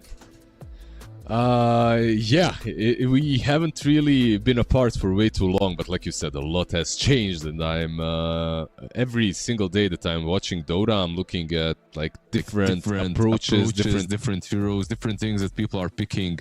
And just a few days ago, more or less, Wallachia ended, and now we already have different heroes that are being picked in this tournament in FISSURE Universe Ep.4 than the ones that we have seen in the grand finals, where one of the teams that's coming up has played, by the way. So I think the way I'm taking it is day by day, and I'm just looking at what I feel like is strong in playing it. Like, I'm experimenting a lot with different position 4s, 5s. I haven't played a single game since they changed Immortal, by the way. That's something. Like, yesterday I was out snowboarding, whatever. The day before as well, I wasn't next to my PC the whole day, so I couldn't do it. But I'm looking forward to that as well. I wanna get into some normal MMR without win traders. That's Gaimin Bless right there.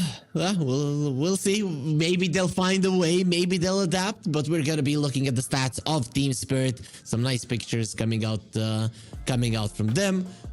Patch win rate 64%. I feel like whenever you look at Team Spirit, they're gonna have a good performance. In Wallachia, they came in 4th. And heroes, why are the support heroes the ones played the most? Does that mean that cores are a little bit more versatile than supports currently? I think there's a lot of really good supports that are being picked right now. That's also one of the reasons, and they're just being picked very early on. Like, if you look at these three, Muerta is like, it was just there, right? Like, it was always there in the meta. It's still strong. It's really good versus Spirits. Atos build, nothing has changed. She's still legit. But the other two, like Jakiro and the Warlock, they just had to be picked all the time because they were ridiculously strong. At some point, I believe Jakiro was even broken, like literally broken. He was dealing more damage than he should have with his 2 spells. With his passive, I mean the right clicks, and with the dual breath. Meanwhile, Warlock is just very damn good no matter what. On top of those, I believe we shall see a lot of Weaver, even though our dear friends, our second casting pair of B-Cop and Lacoste, the games that I have been watching them, just like we mentioned earlier, had different heroes, right? Like, we had a lot of AA picked, Bounty Hunter, of course, something that we accustomed to seeing in every game. We got accustomed basically to every game. Bounty, but Weaver as well wasn't picked in these last 2 games, I believe, that they have been casting. So yeah, gonna be interesting. But I do think that there's a lot of pressure on a good support. Like, you need to pick a good 5, a good 4, because if you don't, these lanes will be lost.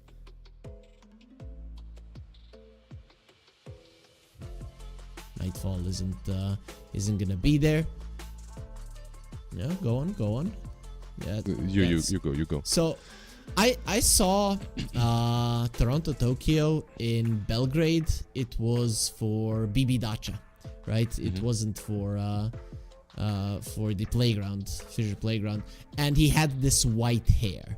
And I was like, okay, why would he like dye his hair white, even though it is somewhat popular? And then if you look at his, do you see his avatar on Steam? You see that? I know that you're not a weeb, but that is a Gear 5 transformation from a main character from One Piece, which is a anime you should watch. I know you're not a weeb, but you should. You see, even Dota players are dyeing their hair white because of it.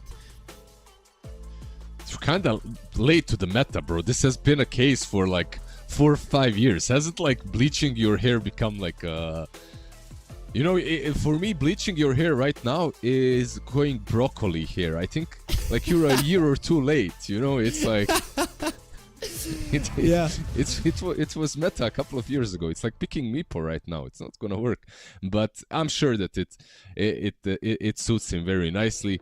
But overall, like speaking of crazy hairstyles, that's gonna be my transition. Team Spirit, they had a bald dude when they were winning their first TI, right? And that bald dude was also joined by your bleached haired guys. So Toronto Tokyo actually meeting up versus Team Spirit, and not alone, Mira as well. So we have Toronto plus Mira on one side versus a bit of a different Team Spirit on the other. Kind of a heartbreak, I would say, for a lot of OG Team Spirit fans that enjoyed that initial roster.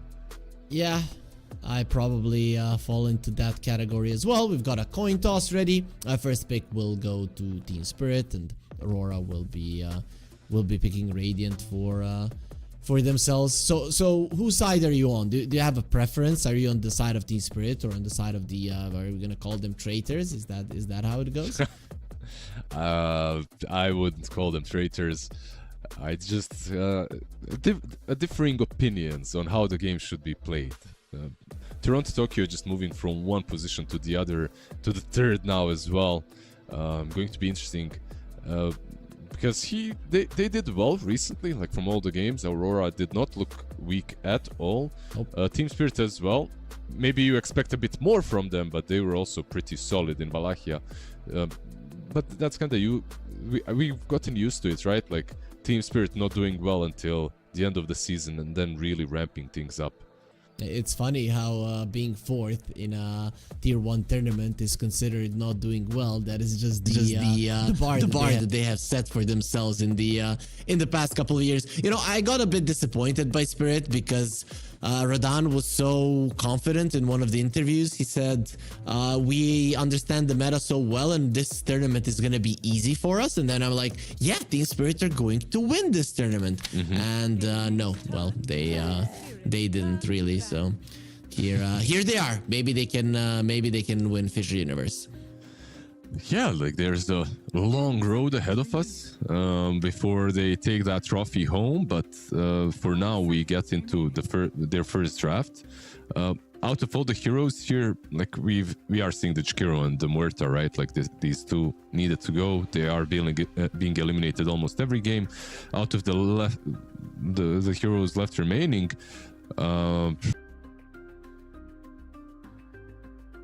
Darkseer that's still in the pool.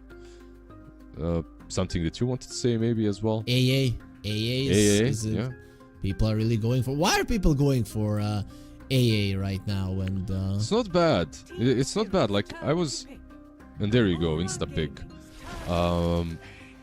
So while I was casting Wallachia, Bcop was a complete unbeliever in AA, even though it's his favorite hero, and he was like, "Yeah, this hero sucks." I'm like, I played it yesterday twice before that cast that we were having, and it didn't feel that weak. Like the hero is actually pretty okayish, especially when you look at the heroes that were being played back then. A lot of these bulky, tanky heroes, right, that really hate playing into AA, that need that region. And keep in mind, you first phase AA, suddenly you don't have to worry about a lot of cheese picks as well. Suddenly that Huskar last pick against you probably will not be picked or used because you have an AA. The laning stage isn't that bad. This man slaps with his third spell. I forgot what it's called. It's not Chilling Touch. It's whatever it's called right now. The Rhyme stacks. Is it Chilling Touch still? It should be Chilling Touch. It should be. I was like, sure. Okay, you. It's Chilling Touch. It is. Whatever. It is. Yeah. I was like, did they change that? Nope. And that is a hero that the AA loves and hates to play against, right? Both of them can be quite annoying to each other. Yep. I think what's important here as well for Abaddon is the laning stage. 10 seconds remaining. One of the reasons as well why this hero is so popular is like he's really good versus a lot of position 5s at the moment that are being picked. Your Jakiros, your AAs as well. Like in the laning stage at least. Later on AA, like you said, Frost Blast is Ice Blast. Frost Blast. Which one is it? Ice Blast. Ice Frost Blast Ice is Lich first spell. So yeah. Yeah, it is annoying later on, but overall Abaddon is just still a strong hero. What's peculiar to me is Darkseer did get nerfed. He doesn't regen as much when he levels up, but I still think that the hero is stupid strong. I think that the Halberd build on him is making him just have more potential, right? Like you don't have to be this one-dimensional. I'm a Darkseer, I'm buying mech pipe. It opens things up a little bit for yourself. And not only that, people always pick like range heroes in lane or something along those lines versus Darkseer, and then suddenly you have a Halberd hero that you are that you're playing against. It used to be he would go for a mech, so range hero wouldn't really care about that pipe. Doesn't care about it. Now he gets a Vanguard and he's diving you minute 5 and there's nothing you can do about it, and then down the line you're disarmed for 5 seconds. So one can understand why the Darkseer is just so hard to play against right now. Aurora Gaming's turn. Absolutely, and there you go.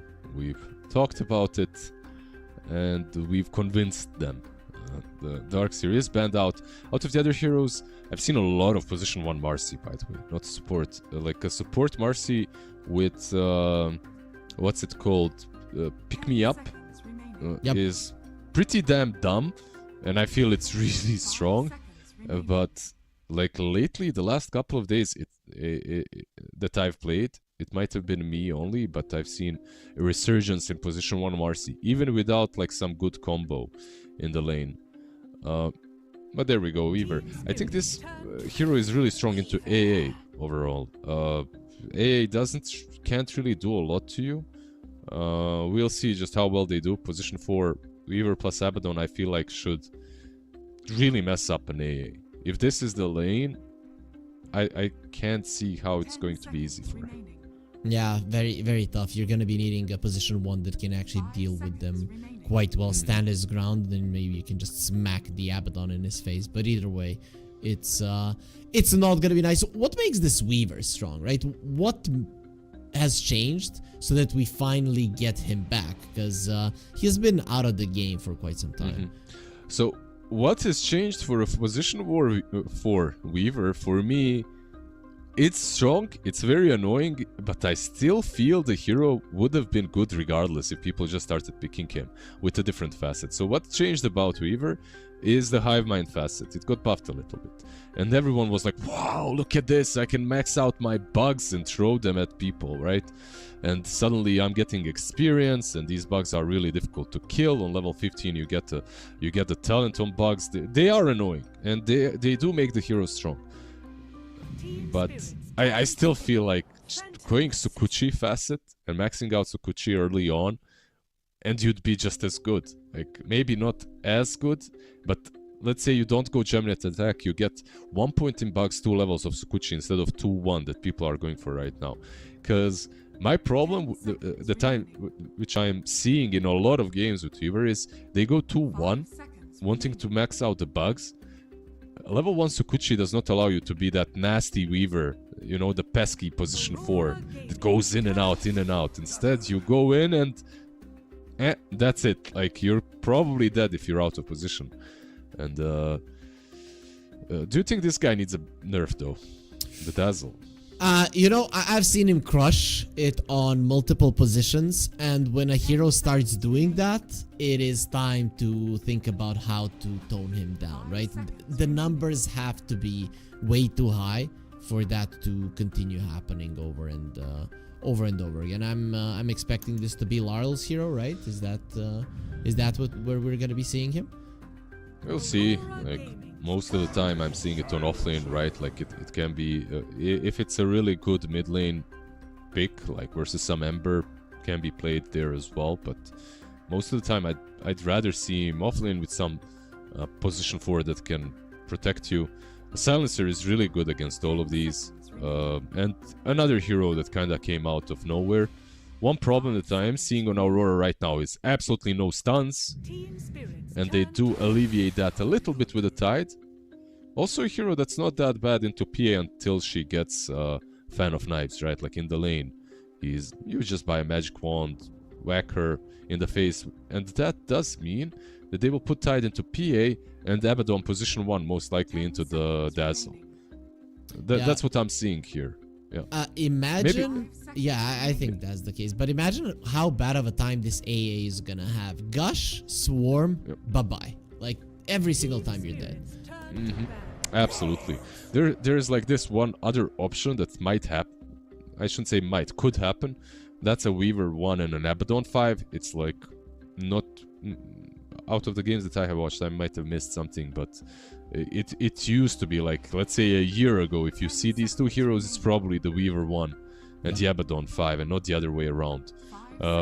Into Mars as well, it won't be that terrible, but we'll see what they opt to go for. I like it both ways.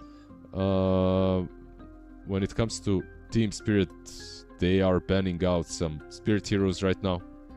Storm Spirit, maybe I'm not sure though.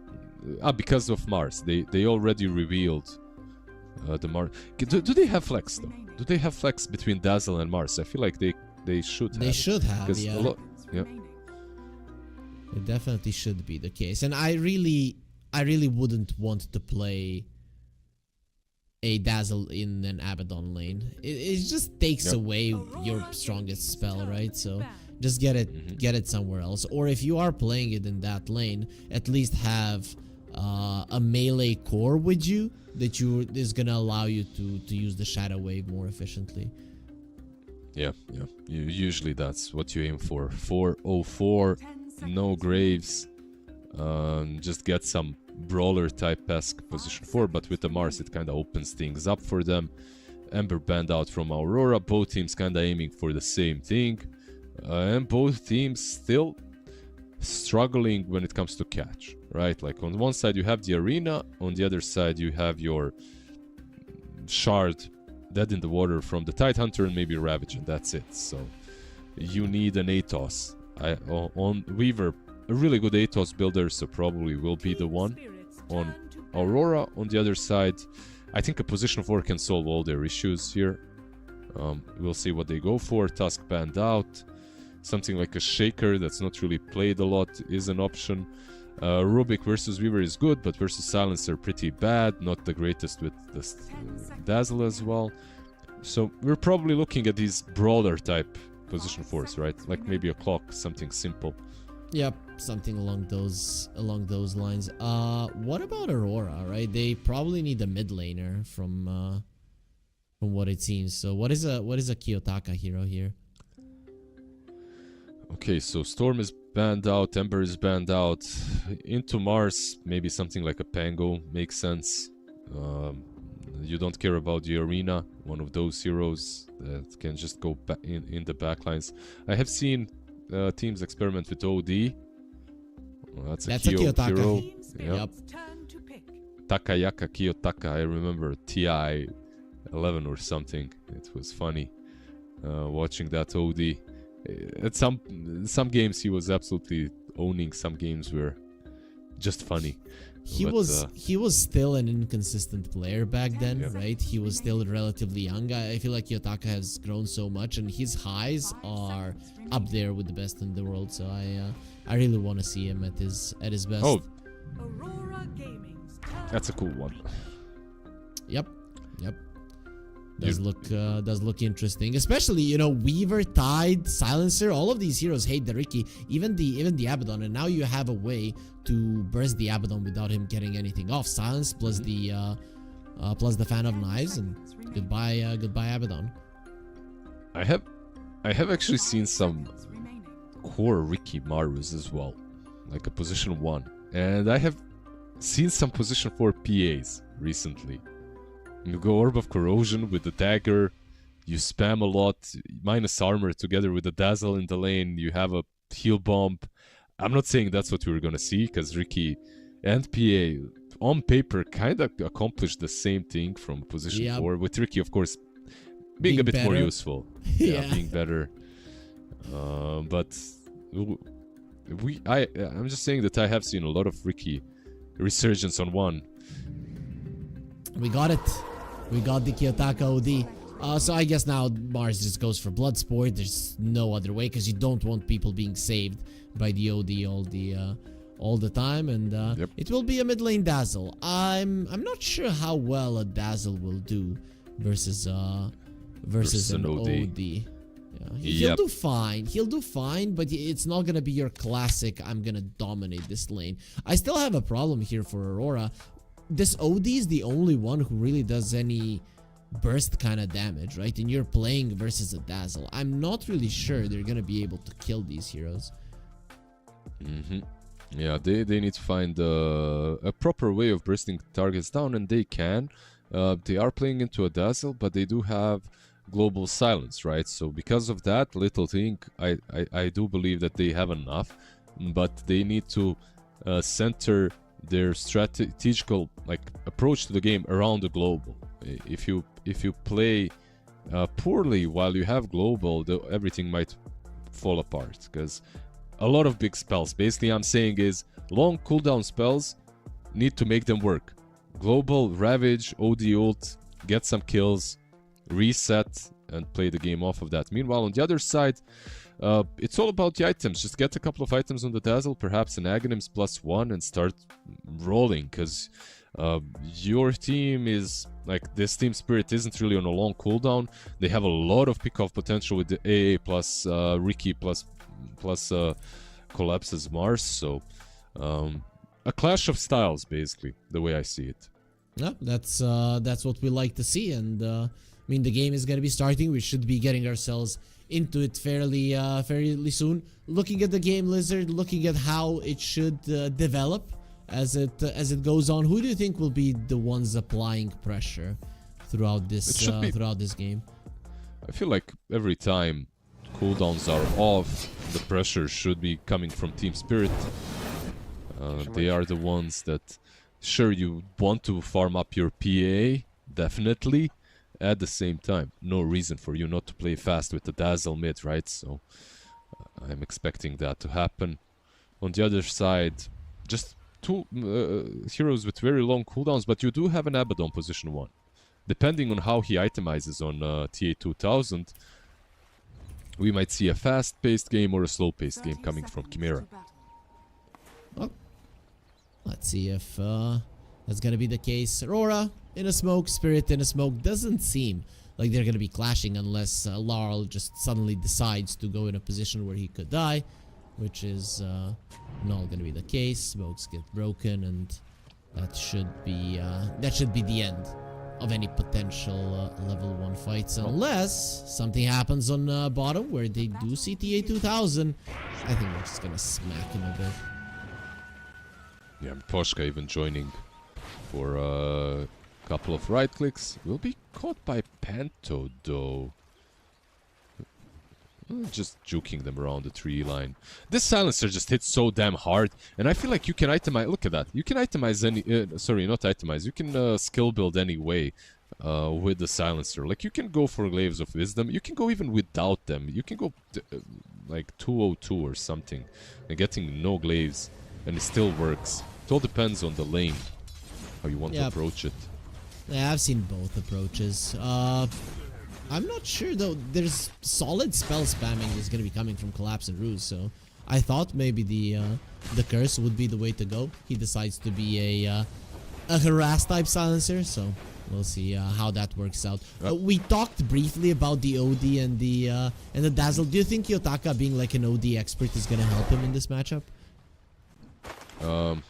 I feel like this is still a solid Dazzle lane. Even though they last picked OD into it, I feel like Dazzle should do just fine. You can use your imprisonment to mess with his last hits, but he can use the heal to counterplay that. I just don't find OD as strong in this lane, but I might be absolutely wrong. We'll see. Let's just say it's skill based. You know, Yeah, but OD, I don't think he's strong in any lane nowadays, right? Even remember old ODs, you're playing versus a melee hero and you absolutely crush him. I don't think that happens as much anymore. Yeah, 30 mana boy. We have seen it being a bit better recently, but yeah, it's still not that great. And even in the games where he absolutely owns, eventually he fell apart. Once the BKBs are up, it becomes really difficult for him to utilize his potential. You have to play around the kiting, right? So with all of this being said, right, with Team Spirit being the ones that are gonna be kind of leading the momentum, especially when there's no cooldowns in Aurora, do you think that Spirit have a stronger lineup? Have they set themselves up for success in the game? Yeah, I think it's still pretty good. Absolutely. We'll see how it pans out, but I think that both teams, like I won't say that one draft is heavily favored. It comes down to the execution and like the pace of the game. And so far, when it comes to last, I think this PA is absolutely crushing it on top lane. Tidehunter isn't really falling behind, but they aren't able to apply almost any pressure between the two of them, like on the PA and on the AA. Miposhka is just really holding his ground down on bottom. As well, Rue has tried something against Panto, but so far it just didn't work. Yeah, I feel like you're still allowing Collapse to farm. And this is always one of his strengths, right? This is why he was so good on the heroes like a Mars, like a Centaur. Because if you give this guy somebody who has good animation and solid damage, a hero like that, he is almost always just gonna be CSing well. And I feel like Ricky not applying pressure, not being able to push the silencer back just hasn't mattered in that lane. Probably won't matter in the long run even. Right, it's a rough lane to apply pressure in. You are playing into a Photic Shield and Abaddon can't really be contested. Look at this, like they might actually not win this exchange. Yeah. Well, Collapse is dropping low and Panto just turns around, so Collapse, he got baited into a fight. This is the thing, if you just continue to farm, maybe pull, be annoying, things were looking well for him back then, but not any longer. Panto gets himself a first blood. That's exactly what I wanted to say, like they were doing well while the Ricky was playing offside. And this Ricky might even... he needs to hide in the trees somehow. This is rough. With the blood grenade, that's not gonna be easy. A couple more hits. Well, he does get himself into the trees. Ricky is a high stats hero, so he has everything is fine for him. He might actually go for a deny and will be successful. He lost int. So. Yep. He lost int though. Brain drain is real. You become dumb either way. It just if the target dies near the silencer. And you know, like, you just mentioned his stats. Usually that's the case, but you are playing into a silencer. Like, silencer with Glaives of Wisdom does not care about your stats. That's the problem. Like, your armor is almost useless in that lane. So, overall, I find that a bit of a problem. And I also find this a problem on top, by the way, between the Weaver and the Tidehunter. Usually this... oh, Weaver going bottom. Hold that thought. Let's see. There's a TP. We'll see what he's gonna be able to do. Collapse is on the menu. He doesn't even have a TP, so with all the minus armor kicking in, there's absolutely no chance that he's gonna be surviving through this one. And in the mid lane, well, now they're gonna try to go on Kiyotaka. They know one of the support TPs is missing, but that won't change a thing, Lizard. Kiyotaka is fine. Yeah, he's just keeping himself safe and also Dazzle low on mana. Got some of it back. They are now going to be protecting Kiyotaka, so he should be fine. So, what's the current build on the OD? What do you go for, right? Because, you know, we all want to see the meme hammer, but I just don't think that's something that we will be seeing. I hope not. I hope that we will not be seeing that. I'm not sure. We'll see what he goes for. He might go to the fountain first. Well, and let's see also Kiyotaka. the Weaver. Keeping out one more hit. It's gonna be just enough. Mira next on the menu. They're gonna be fighting around the mid lane, around Laurel. And this is what you talked about. Should this hero get nerfed a bit on the Dazzle? Probably.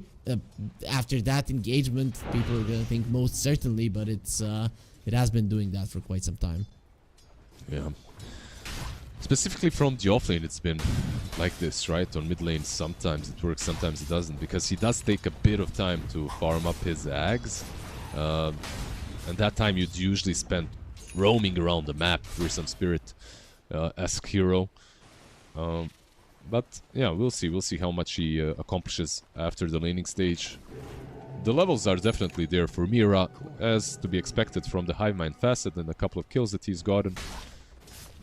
Level 4.5. Radiant's top tower is under attack. Rodan also untouched completely, so Battle Fury is going to be coming over. It is cheaper than what it used to be, so it should be done in no time. Orb of Corrosion, Power Treads, a Wand, and now he's going to be starting to go towards his Battle Fury.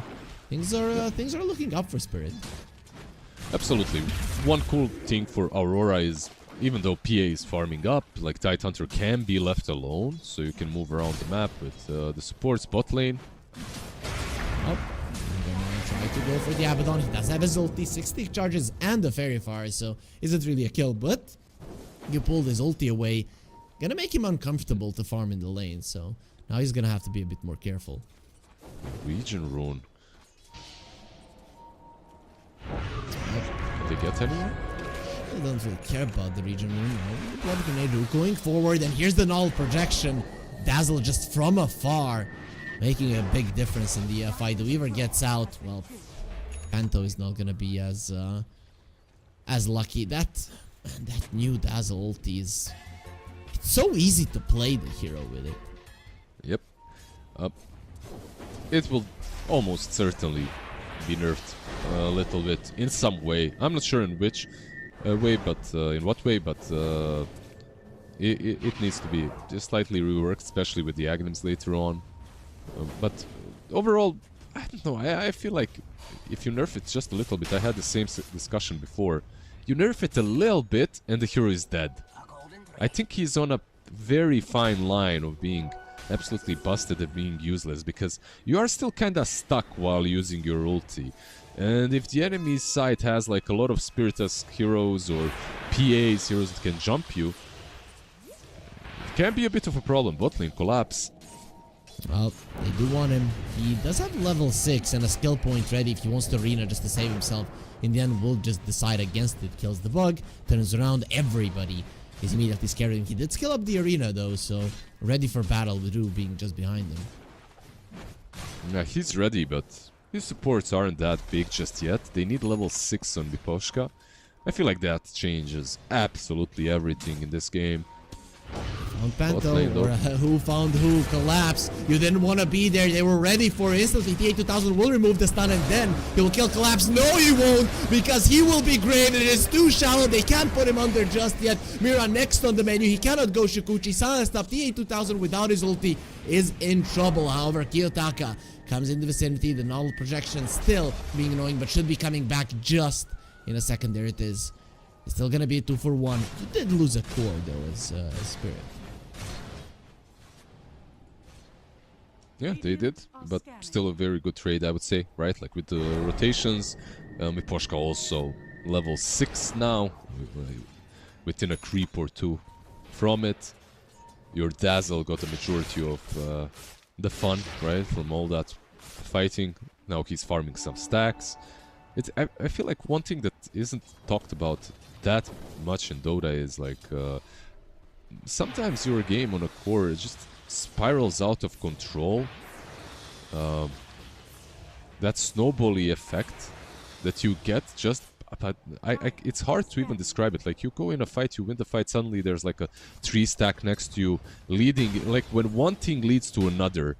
And like with this TA2000 now, the level 6 on A led into his demise. Now he's gonna have a harder game.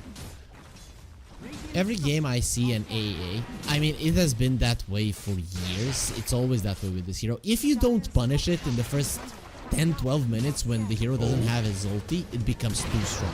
The Tide will be coming instantly, Spear to the other side, and the Dazzle is here as well. You might not do much with the Poison Touch, but just the right clicks are going to be doing quite a lot. Ronta Tokyo all alone will be using the Ravage to do absolutely nothing. The next hit would have been a crit from Rodan, but Collapse finishes him off with the Spear, while in the mid lane, they are going to be looking towards the Ricky Tricks of the trade. There's the TP from the Dazzle. He's not going to be allowing his buddy to die all that easily. Now Panto being slowed down and pushed back should not be a kill.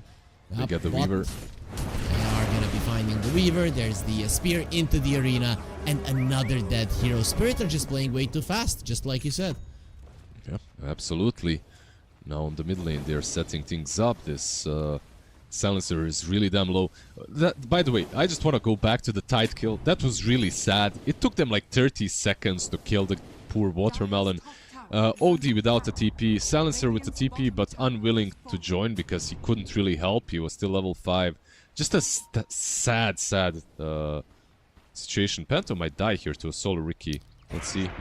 They need an A blast maybe to connect. Ricky says no. I'm gonna do it all by myself. One more Blink Strike. There's the kill. The A blast not needed. Doesn't do absolutely anything.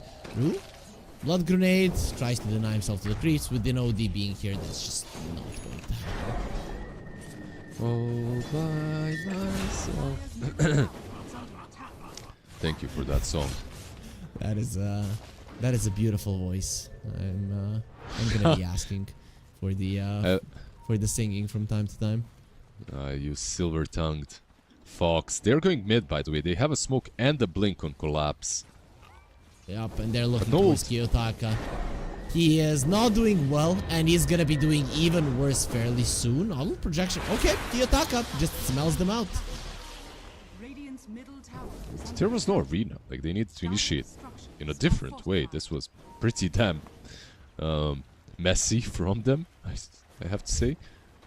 Yeah, he blinked in the trees. Yeah, maybe some miscommunication, not sure. There are those moments, I know it happens to pros as well, right? Sometimes you lose focus and you think, guys, I'm gonna arena, and then you jump and suddenly you find out that you don't really have the spell. Because that blink looked like he wanted to use an arena. Weaver will be coming over. Collapse needs to deal with the swarm right now. They did steal a good chunk of those ancients though. That absolutely happens. Like 100%, I can confirm it. To a lot of players. When you play so much Dota, you know, you just have this... At some point, you're not even looking at the cooldowns in a game, and you jump in and... Oh! Okay, I guess I just blinked in. It doesn't happen very often, but... You think you can always feel if you have it or no without even looking at the game. But either way though, Collapse is still having a pretty nice game. Gonna be going for Yules versus a Silencer. Quite nice. Reverberating Silence is just not gonna be a problem for you. You get yourself up in the Yules. Once it stops, the Silence is over. Yeah, they do have I believe the full Ags flying out to Dazzle. Yep, full Ags. Tormentor is coming up, so next objective is presenting itself to them. They don't really need a lot of heroes. I feel like the three of them, maybe they could wait for Ricky, but with the Dazzle, that shouldn't be a problem. This hero used to be able to solo it. Can he still do it, or do you think the Tormentor is way too strong? And of course, it's way too far away for the couriers to be coming. Yeah, I think you can't anymore, right? I feel like you can't. I think they fixed that, but I might be also hallucinating. I'm an AI bot when it comes to Dota at this point. There's just so many things changing. But Diffusal, by the way, is something that never changes on Ricky. He is buying that next, together with the shard that he just got. Yeah, minus armor. That's gonna be quite nice for a PA if she joins the fight. 6k gold lead, 9-4 here. Spirit really looking good, and Aurora are trying to make something happen with this Blink Dagger Tide. Doesn't look like they will. Well, can't catch the Ricky. Keep in mind, this is the best shard that they could have gotten, because you are playing a Ricky versus Abaddon and versus OD. And now you have a shard. Like, good luck saving anyone. It's really good, this game. Do you think they added this novel projection to maybe prepare us for the Puppet Master? I'm gonna wait for that when everybody thought Ringmaster was gonna be Puppet Master, but no such luck. Panto, is this really a positioning for a silencer? He does have Kiyotaka behind him. Yeah, they have global as well, but this is very dangerous. Solar. Yeah, this is Still a Ghost Rave. Astral. He's gonna have tricks of the trade. Link out. Completely fine. They're just trying to force things because they can't just hunt down the PA. And he almost has a BKB completed, so they're trying to play around the timing of Radiance plus no BKB on PA. But, Team Spirit just didn't give them that fight. That's the problem. Usually this big cooldown teams, they just go forward. They're going to be looking towards Toronto, Tokyo. Blast does connect. He will be ravaging them. Global Silence as well. They might just need Collapse. Even if Collapse just... it's so bad. He is still losing a ton of armor, so maybe if the Weaver can get close and Collapse just gets the spear, pushes him away. His former laning buddy will still take him down as Miposhka tries to TP away. Not going to be happening. Astral Imprisonment, and then we will send you in a base, but in a casket, not with a TP. As Team Spirit do lose too, but still they take away 2 big spells, and now the mid lane tower as well. Yeah, that's a... Like, I was just praising them how they're careful at not taking a fight. But they wanted to take a fight on their own terms.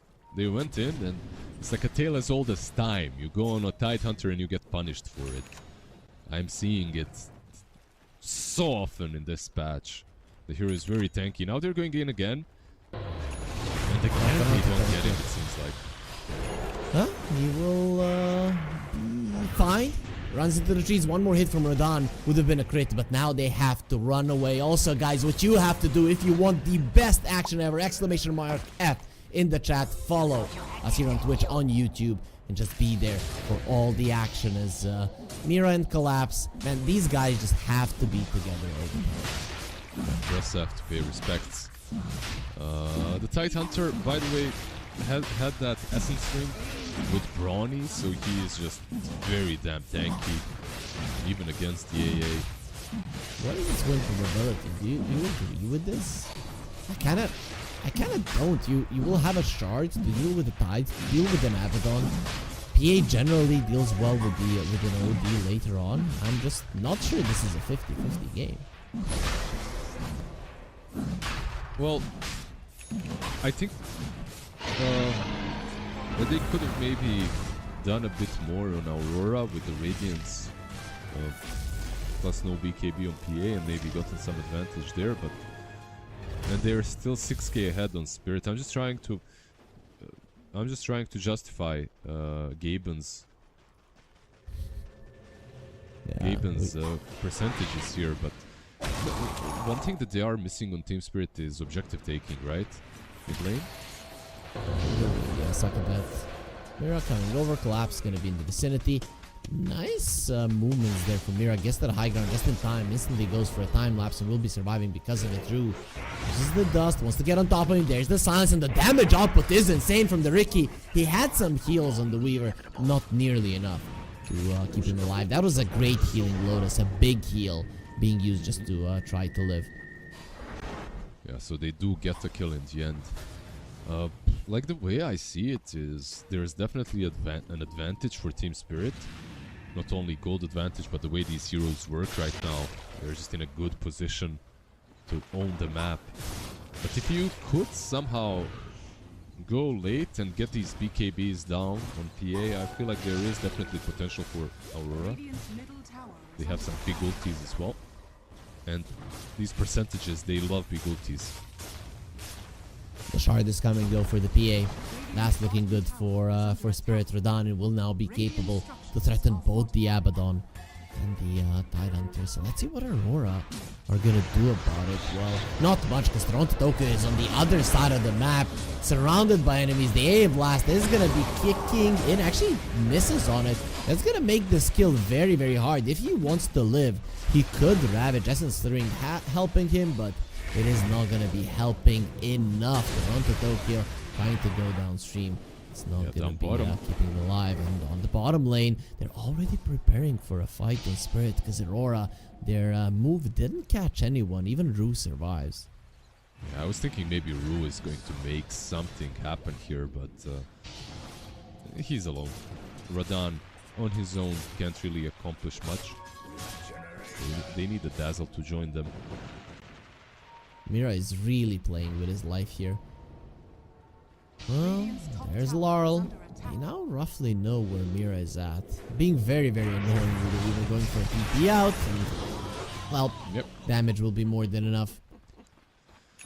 He does have the Atos, the item that we wanted to see on the Weaver. It is good this game, but the little bit of help that it gives you will not save you in these kind of circumstances. It's more about the catch. If you can get on top of Dazzle or Ricky, like you can kill them off easier, but these heroes, I feel like these tags being taken now are just becoming too big.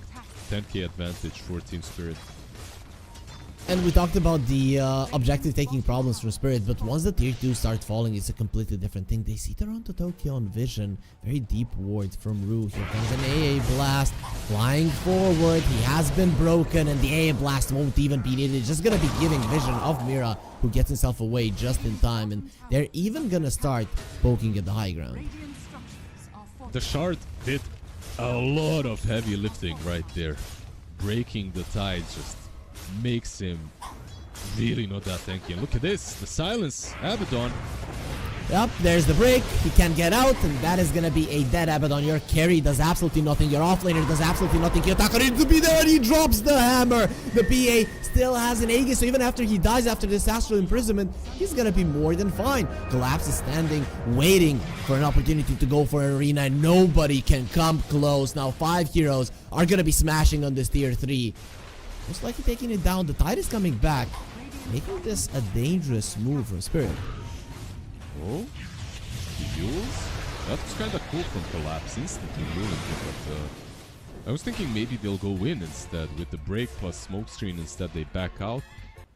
That's also fair. They did have all the ultis, so why not? Okay. Well, they're gonna reset. Might go back. They still have a ward, that's why. And now they can punish Toronto Tokyo. He's all alone. He's gonna be speared and broken and silenced and taken out. Nope, they didn't break him in time. Lateral making a mistake there. A blast will be flying in, but the Ravage was already used. They don't have the hammer either. Big spells out of the way. They will be losing Panto. The other side there with the Nodal projection. Collapse. Grave. This is what we talked about. They just don't have the burst without the hammer. Mira wants to finish off Collapse, and he's just gonna be running away. One more hit. It is enough.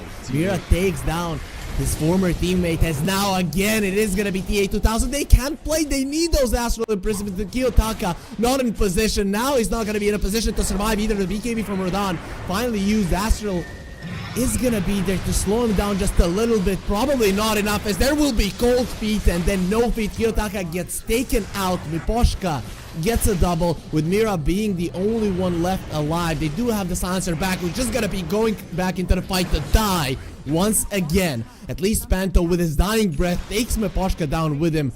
Mira, hiding in the trees, will be using the dust. Wants to dodge Rue, because it's very dangerous. You get in a smoke screen, you die. I was trying to make this game look more even, appreciating both of the drafts, but sometimes everything just comes together. I don't even know that all of these things were pre-planned by Team Spirit. Of course they weren't, because last pick from Aurora was an OD, so they picked an OD into all of this. Why am I saying that? Is because like they have this break from the PA, plus the AA ulti, plus the smokescreen combo. You cannot save against that. Like there's literally 0 ways of you saving the Abaddon. Smokescreen will prevent the astral imprisonment, right? Like you can't use it on him. So the only way TA 2000 survives in these kind of scenarios is if he has like a force staff or something to get out and pop his ult. Because he can't use it. He's silenced and broken. This is just looking like a disgusting outdraft and out execution from Team Spirit right now. When in fact it was Aurora that drafted themselves into this. And it just goes back to they now got the second Tormentor with the shard, but I think this goes back to the first Tormentor as well that went to the Riki. If he went for the Diffusal, all these timings would be very much delayed, but that changed that you can. I think when they picked up the OD, they forgot about him not being able to astral people inside of the inside of the smoke screen. It's not only the OD, it's the Abaddon as well, right? Like these two true. heroes. Yeah, they are cores, but you tend to save a target if saving is needed. In this game, you just cannot do that ever. Like, it's just so bad for Aurora at the moment. I was about to say, what do you do now? But is that even a valid question? Like, how do you even play this game at this point? We're seeing some really weird stuff with the silencer on the other side of the map, probably gonna be taken out. Yep, the good old arcane curse. Let me creep skip a little bit by some time. That's basically what they're doing here, and these are the lines that you see on the mini map. All they have to do right now is buy themselves as much time as possible. And then you ask yourself, for are what? they buying for what? Yeah, are they actually buying time for something amazing? And like, I don't think so. What they need is they need the Naganims on OD and they need the BKBs to be low. But PA isn't forced into using the BKB. Well, maybe with that axe on the OD, with that he's gonna be able to go for it. Can you break the axe of the OD? I'm not sure. If you can break that, then it's another useless thing. I was thinking maybe he can be the frontliner, but if it's breakable, then they're not gonna be doing much. Swarm is there, jumps to the high ground. Onto Tokyo, he even jumped in the smoke screen. Yeah, it's breakable because it's connected to Essence Flux, so I just assumed that this whole spell is broken, the axes as well. I said I don't know because I think I had this discussion before, and it could have been one of those outlier spells where it doesn't apply that way, but I might be wrong again. One of the things that I'm definitely not wrong is this shard on Tidehunter is amazing, and he still doesn't have it. They need a shard on him. Of course, Mira here is. I mean, he deserves this, right? Because he has been so annoying for so long. Even some of the fights where all of his team dies, he survives, and finally, Spirit, I found him. He's doing his job, basically buying as much time as possible for them to farm up a little bit, but this smoke instantly broken. I don't know if he even noticed it. Yeah, he didn't. They go in. Well, they are going to be coming. Nodal projection is there. They will remove the Hex there with the Aphotic Shield, but it doesn't matter. OD, he's not going to be caught inside of the arena. Kiyotaka is fine. He has no mana though, so OD without mana, he gets all of it back there with the first spell, or at least most of it. Spirit though killed both of the supports and are looking to go for more. Yeah, Mira bought back, right? Like, we had a buyback. Pretty, not the earliest one, but on a position 4 it does hurt. It was the way this fight started was funny. OD, Kiyotaka, he didn't realize that his smoke got broken, so he was trying to hug an ally to get the smoke from them instead. Now he's caught again. Easy to go. Gonna be lifted up into the air. Essence Flux is on cooldown, broken in more ways than one. The A Blast is there just to confirm the death. Toronto Tokyo gonna be caught as well, and annoyed. The Nodal projection going for him, and the slows do continue. He's gonna have a blink in a second if he's allowed to do so. The Riki is there. Gets the silence. Another slow. The rest of the Spirit are not getting here as fast. They do have sentries on the ground, Dust as well. There's the dagger for the vision, and then Rodan to finally finish them off. Yules, this is now just becoming a bloodbath because you do have some ways to come back into the game. You do have some buybacks, but it just doesn't feel like that. One after another, basically. This is a chain feed, the good old chain feed. OD is up. Maybe they can bait plus buyback on Tidehunter. Maybe, if they want to. There's a tier 2 on top lane, so they can't be mega creeped. I think they just wait. Yeah, 2 sides down. live to fight another day. That is true. So how do you set up for that one last fight? Where do you position yourself? Do you maybe go for a Roche fight? Do you have to just smoke up and run towards Roche? Is that the only way? I think so. I think they might just run anyway. They have Ninja Gear on Tide, Yutaka, Panther. They're trying to Throw get Ricky, position, but though. they're gonna be late at this point. And Ru is just scouting them. So Spirit, they know that this is coming. They may be thinking of getting out of this one. One more crit. He's gonna get it glow. There's the global silence, and TA2000, he gets the Aegis, didn't get the Roach, but the Aegis is his. Let's see now if Radan wants to fight without it. He's going for the Titan, who does have the Yules. Doesn't care much now about the break. He's gonna be carrying fairly soon. Radan's BKB is gonna be dropping low. This is the chance for Aurora. Toronto Tokyo going into the damage, but Laurel gets the BKB off just in time. The arena will be protecting him from Kiyotako. Can't do anything. There's the save. How did he see Mira there? I'm really not sure, but either way, got him. They did bring down the PA as well. Miposhka hiding in it, and Collapse gets the double spear as well, taking their Aegis. Kiyotaka, however, is still super strong. Miposhka, maybe from the pit, he can help. Kiyotaka is going to be graving himself while Kiyotaka just annihilates him. Laurel can't do anything about this. The cold feet will be annoying, but the Astral Imprisonment will save the OD from any extra damage. Miposhka, where do you think you're going to take the gem that you will give right back to Kiyotaka? And TA2000, he came in as a stand-in, but that move, getting into the pit, changes everything. That was pretty damn good. Like, I almost chuckled when you asked me how did they come back, but this is like one of those things that can only happen in Dota. You just hand an opportunity to the enemy team. I like the way that Aurora just ran in without the smoke, without anything, because if they were waiting for everyone to get their smoke up, it never would have worked. TA2000 just ran in and took ages. I guess that's always an option. That always works if the enemy team just lets you go in. And that's basically what happened, right? Like, TA2000 goes in, takes the Aegis, they win a fight. Ravage was really good. Like, it got almost everyone. Like, the last set of tentacles caught the PA as well on the stairs. I'm not saying this game is even now, but at least it's not like a snowball stomp anymore from Team Spirit. There's a chance now for Aurora. An opportunity was given, and well, it did give them a lot. So, how did he Astral the Weaver though inside of the arena? Like, I still don't get how he had vision. Either way though, Kiyotaka now, you're gonna see him, the Missile Blade, the break, the hits, and a couple of more of those. Ricky also does back a punch. Kiyotaka turns around. Panther is gonna be protecting him. Let's go now. You versus me. Somehow, this guy is still surviving. The Aghanim Scepter really coming in handy. Ravage.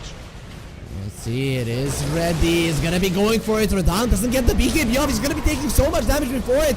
The hammer has been dropped. He needs the BKB so that he doesn't die from the Astral, but he doesn't get it off. So now you have to run, Spirit. They're in trouble, and TA2000 without the PA here, he really doesn't care about dying though. Ru, he is the real carrier. He attacking from behind. He wants to count down with Watermelon. TA2000 will be pulling him in, while Laurel from afar just dishing out the damage. Collapse having that hack, staying alive and dishing out the spells from the back. Aurora got ahead of themselves. Team Spirit isn't only Radan.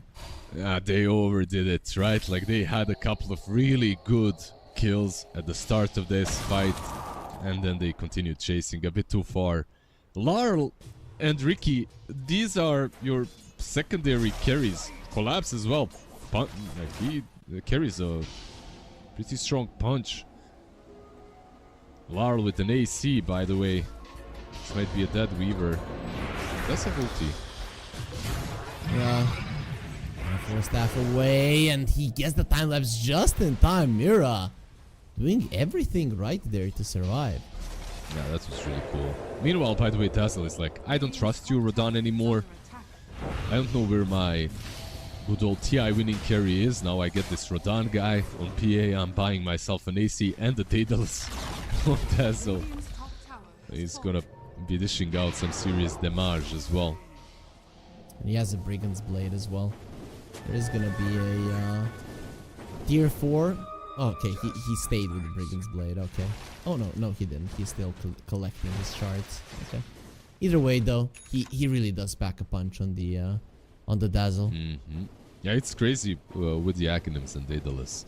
That Aghanims, Daedalus, AC plus the minus armor that you get. Let's see, bot lane. Yeah, that's the damage. We'll see it now. Yeah, it's a lot. It really is a lot. And Tidehunter is just not a hero that has a lot of armor if you don't itemize for it. In this game, in particular, he only bought the Vlads.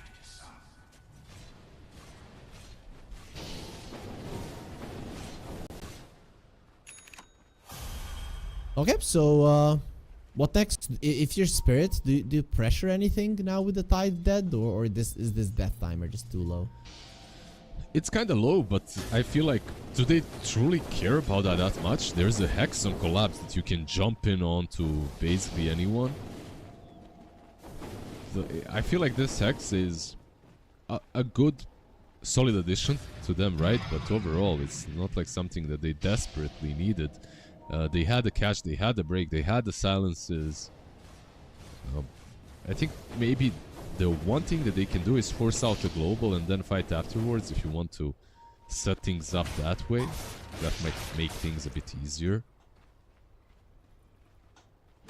So, looking at how it's going in terms of items for Aurora, nothing huge is gonna be coming just yet. That BKB from the OD though, that can be quite huge. He's already hard to kill. Gale Guard, Essence Lux with an axe. Now they're gonna be finding a Dazzle. Lal doesn't get the BKB off. There's the reverberating silence with the BKB. Still gonna be able to grave himself, DP away, and survive. That is just so sad. They tried everything. They used the Yules and they used the imprisonment on him. Oh. Hex, Mira, they want him dead. Yules onto the Abaddon to prevent the Aphotic Shield. Still not enough for a kill. Collapse. Gets up to the high ground. Ogre Seal Totem will be allowing him to live while Rue is still scouting everybody. Mira has been found. Abyssal Blade. Goodbye. 1800 crit. There's not going to be a Weaver there any longer as now the chase is on. They are going to be finding the signs of Kiyotaka already DPing out. Now they know that there is absolutely no one that can stop them in their chase, and Team Spirit are relentless. Both of the supports do have buybacks. There's no global, basically. Without a global, I find it hard to believe that they can win a fight. And they wasted that global trying to go for the Dazzle pickoff. So this is a huge opening for Team Spirit. Collapse needs to be a bit careful with the spears. I feel like he's saving heroes very often from the smoke screen. Like some kills that could have happened, the spear gets them out. They live, but this is mega creeps unless they find a way to defend. Ravage, no global silence. Ravage will be up in a minute. It's gonna take so long. There's the bash. Rules from the Tidehunter to save himself, but they do have the arena. Gonna be looking towards the double spear as well. They won't kill Taka. He's gonna be getting the shields that this time around are not going to help. Mira is next on the menu. Rui already taking his mana, wanting to take his life, but it doesn't even matter at this point. Team Spirit have overtaken your base. They're probably gonna be ending it very soon. Still being a little bit hesitant about diving. So, yep, there's the GG. Mega creeps would have been happening, and at this point, you can't do anything about it. They died a little bit of the fountain as well, getting a couple of extra kills. Yeah, just a really difficult game, I would say, for Aurora. At the beginning, when you're looking at the drafts, you see some positives, you see some negatives. You're thinking, okay, there's global against the Grave, so they'll find some ways to play. But once they got hit by the smoke screen, plus the shards from the PA Fan of Knives combo, that was, for me, that was it. Like the moment I saw how disgustingly good it works versus both the OD and the Abaddon, I'm not even sure how you itemize against that. What, every hero buys a 4-staff, every hero needs a BKB. Like, it is disgustingly hard to play against that. And yeah, they couldn't. Also, very nicely executed by Team Spirit, of course. Overall proving to be really damn strong. Aurora, they went into full comfort zone for Kiyotaka. This was a last pick OD. And it was kind of a bad OD game, all things considered. So maybe they need to go back to the stock standard meta picks instead of full comfort zone. I think they wanted to pick the OD, and then they saw the Riki, and they were like, okay, OD sucks now, but do we have anything else? And probably couldn't come up with an answer. For me, the biggest problem in this draft was not banning out the Riki, just forgetting about how annoying his chart can be. But okay, I mean, Miposhka has been a captain for a very long time. Toronto Tokyo was a player under him in that team. They won TI together. Here as a captain, he didn't set his team up for success. Do you think that's gonna change? Do you think it can change? Do they have what it takes on Aurora to beat Spirit now? I think they do. I also feel like this. There's definitely like a 60-40 in my opinion for Team Spirit, but I think Aurora can take this game, maybe even the series. But I feel like no matter what, the next 1 or 2 drafts, they're going to be easier for Aurora, because everything aligned for Team Spirit in this game number 1. Yep, everything aligns. Not so often in Dota. It's just not that easy, but it just did this time around. They're going to be taking game 1, but what's going to happen in the rest of the series, we'll find out after the break.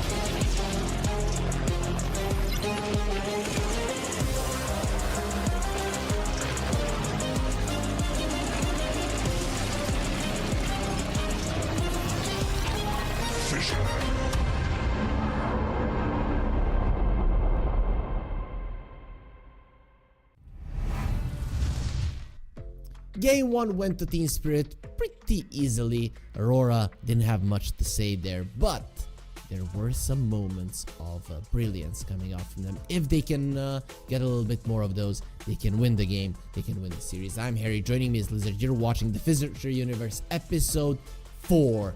I still remember us starting off with the Episode 1, but now we are here with the $500,000 tournament, and there's gonna be so much more. So guys, exclamation mark F in the chat. Follow FISSURE here on YouTube, on all of our social media. But Lizard, we are going to be getting ourselves into the draft fairly soon. What kind of changes are you expecting? You know, at that start of the draft, are we going to see an AA ban? Are we going to see some other openings? Or if an AA goes through, is Abaddon really the response that you want to see?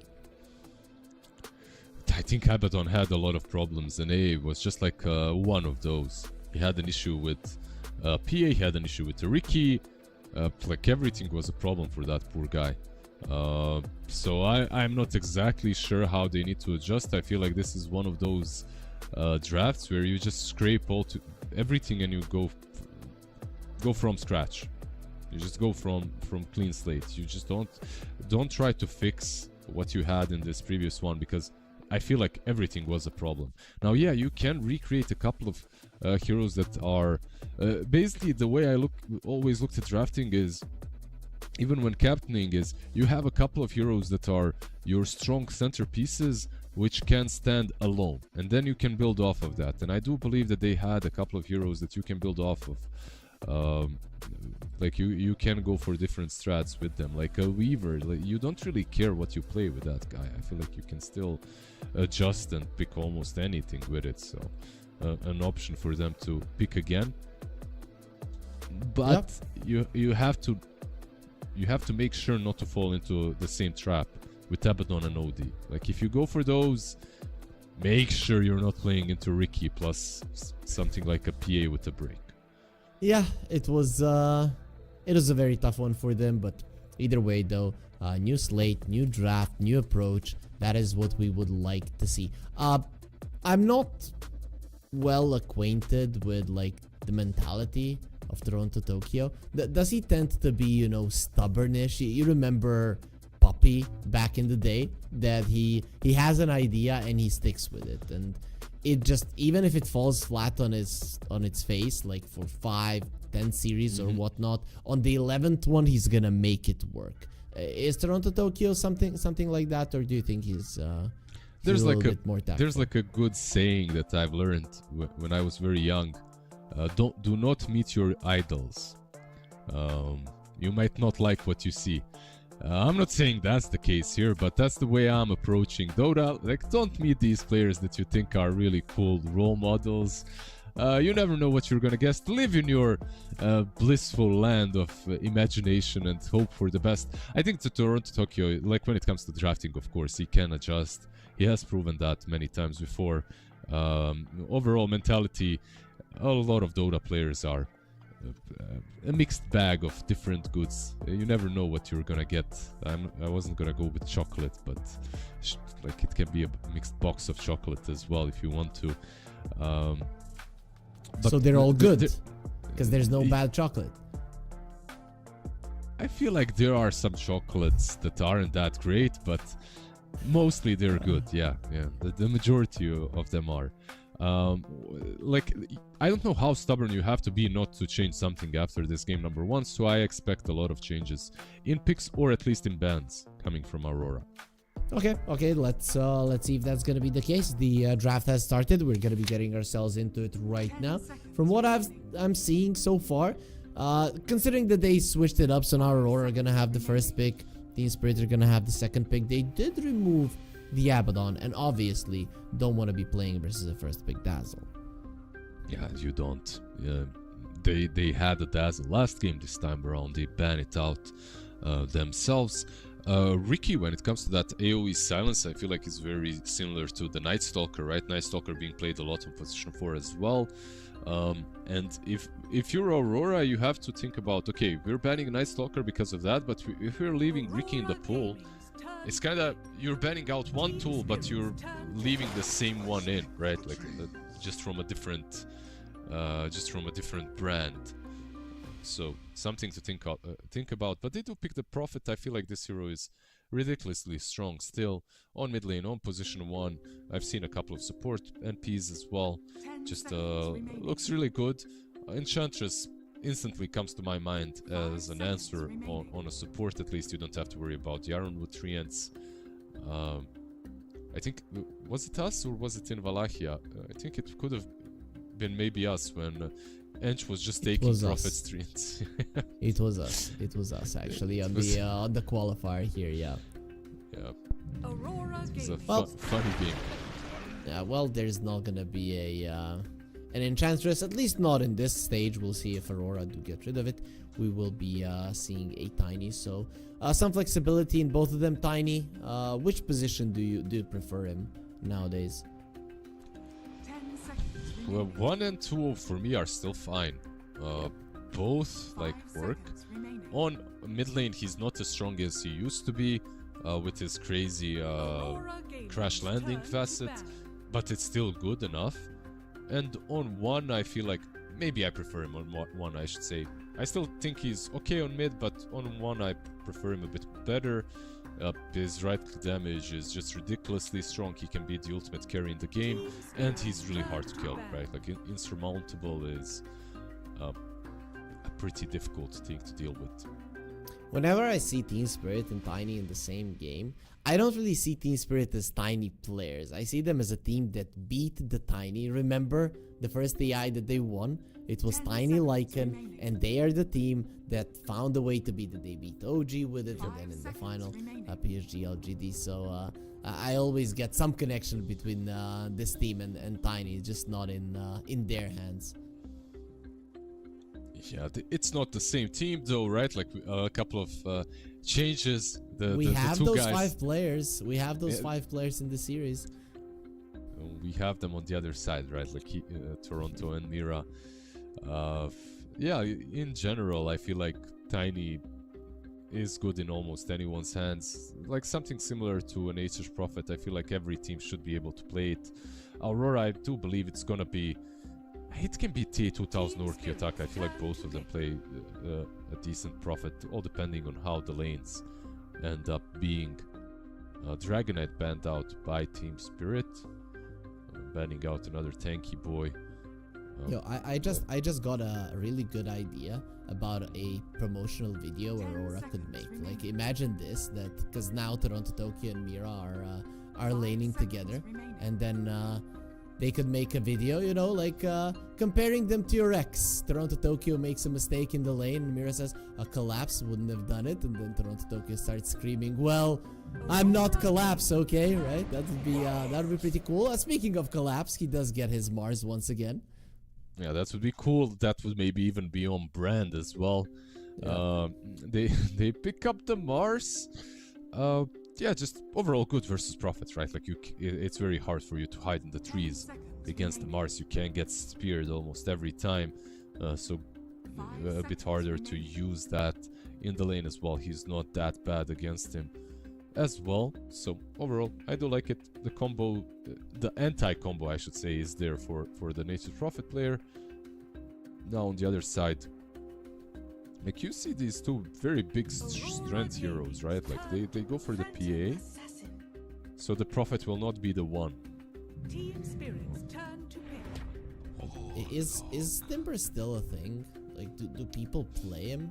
Because I was thinking the same thing, the same exact thing. When you see Mars and Tiny, right? Like it. Yep. The hero was really weak. Even into like a lot of good heroes, he was still weak in the previous patch, and not a lot has changed. So I believe that it just might not be Timber Saw era that we're living in. Instead, we get a bounty hunter. I like it. Like overall, I feel like this is. Why do you love it? Because you have Tiny and the Mars, right? So these are killers. When you have killers on your team, it just makes sense that you want the track to finish them off. And then you look at the PA and the Warlock. Both of these heroes just die from spells. Even the Nature's Prophet, actually. 5 seconds Yeah. remaining. They're not tanky. That needs to be said. On Aurora, they could beef this lineup up a little bit, you know, get some.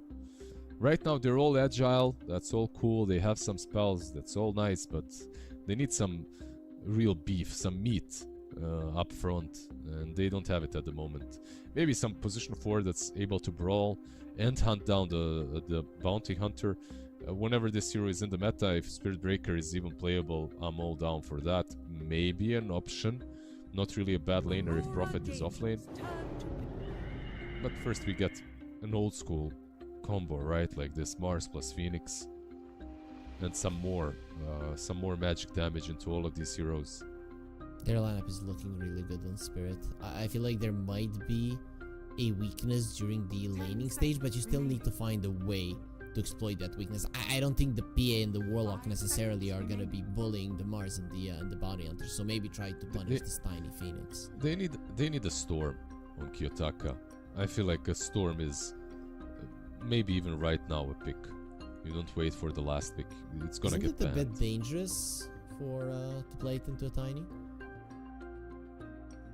I mean, might be a bit dangerous, but looking at, I don't think it's dangerous enough. Let's just put it that way. I feel like if you're putting this Prophet mid, I'm not sure what you put on the offlane that's better than what Spirit hero brings to you. Like, you need a hero that can jump these backlines, that can get on top of Mars, Bounty, and Phoenix, right? Like, you need to, maybe, like, if a puck is not an option because of the same reason, like the tiny might make it a bit too difficult. Well, they're gonna get themselves a Muerta. That is, I mean, I'm a big Muerta fan. Calling is just such a dumb spell.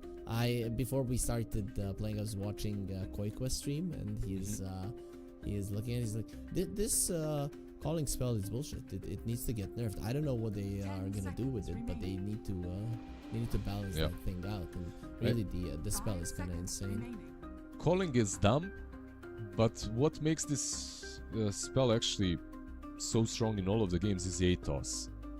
I feel like if you nerf Atos, indirectly Muerta is going to become crap as a hero.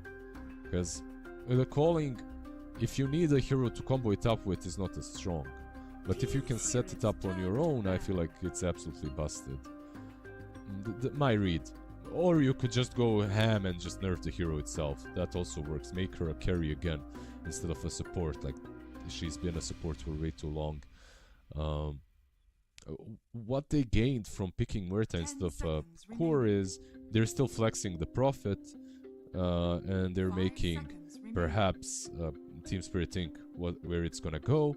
Even though I do believe this should be Prophet plus Muerta on the offlane, even though Prophet is played more mid. It's not a Kiyotaka hero, right? Yeah. Well, I feel like every mid laner should be able to play it at the moment, but I agree. Definitely might not be the hero. Like, the death shot into calling is really good into Phoenix. Suddenly you can't dive out, one of the things that the hero really hates in the lane. Or even just messing with his dive, being unable to stop it is good enough sometimes. But Team Spirit, they're not reading that. They're reading a mid Prophet, which is the more meta pick, right? Yep. Definitely. That is true, but Aurora in Wallachia, they mostly played it as an offlane. I just went through their games, so or not as mid, right? I saw some of the Kiyotaka heroes there, so I'm not sure. But in this game in particular, considering that you can punish the side lanes, I'd actually like a Prophet in the mid lane. It's okay. Like, okay, if it's mid, let's see what are the good offlaners here for them that are left in the pool that are crazy strong at the moment.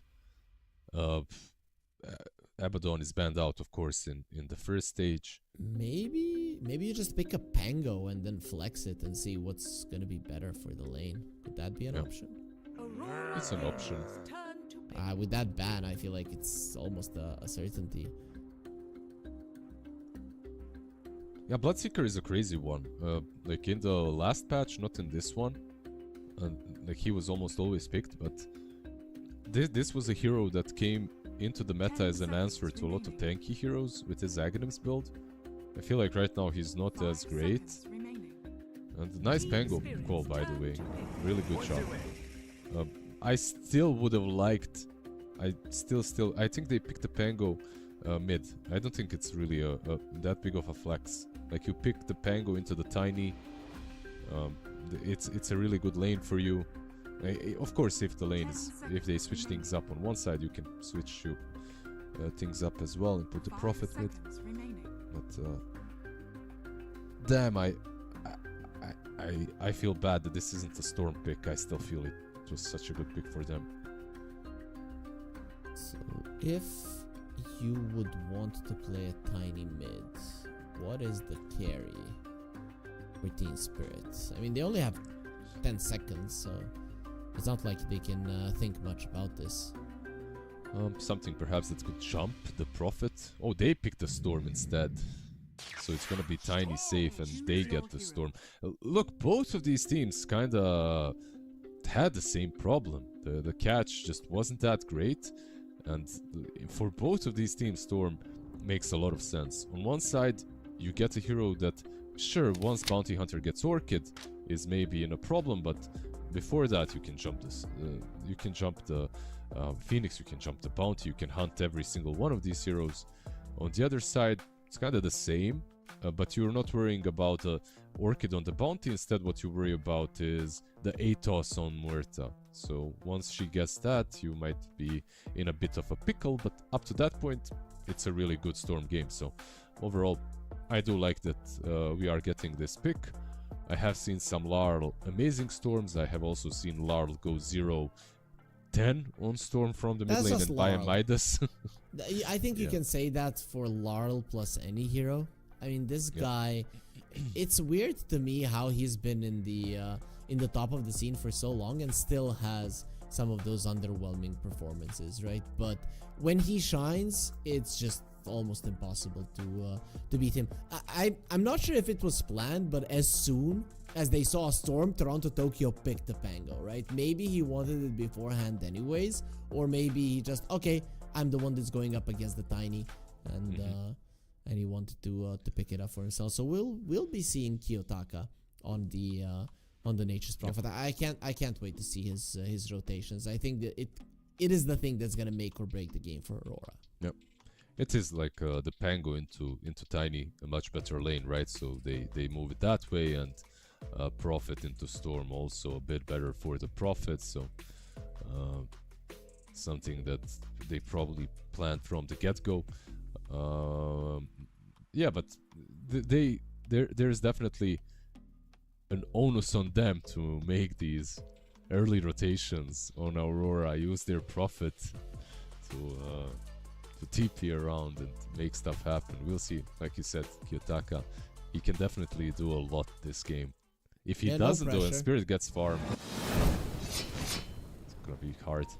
That is true. That is true. We are gonna be getting ourselves into the game, and Kiyotaka on the high ground, rest of his team surrounding him. Spirit nowhere in the vicinity to look for a fight, so there's not gonna be anything happening there in terms of the facets. Nothing out of the ordinary. Everything everything as expected. We didn't really talk since the qualifiers, and we were casting in the old patch. Do you like the global warming map?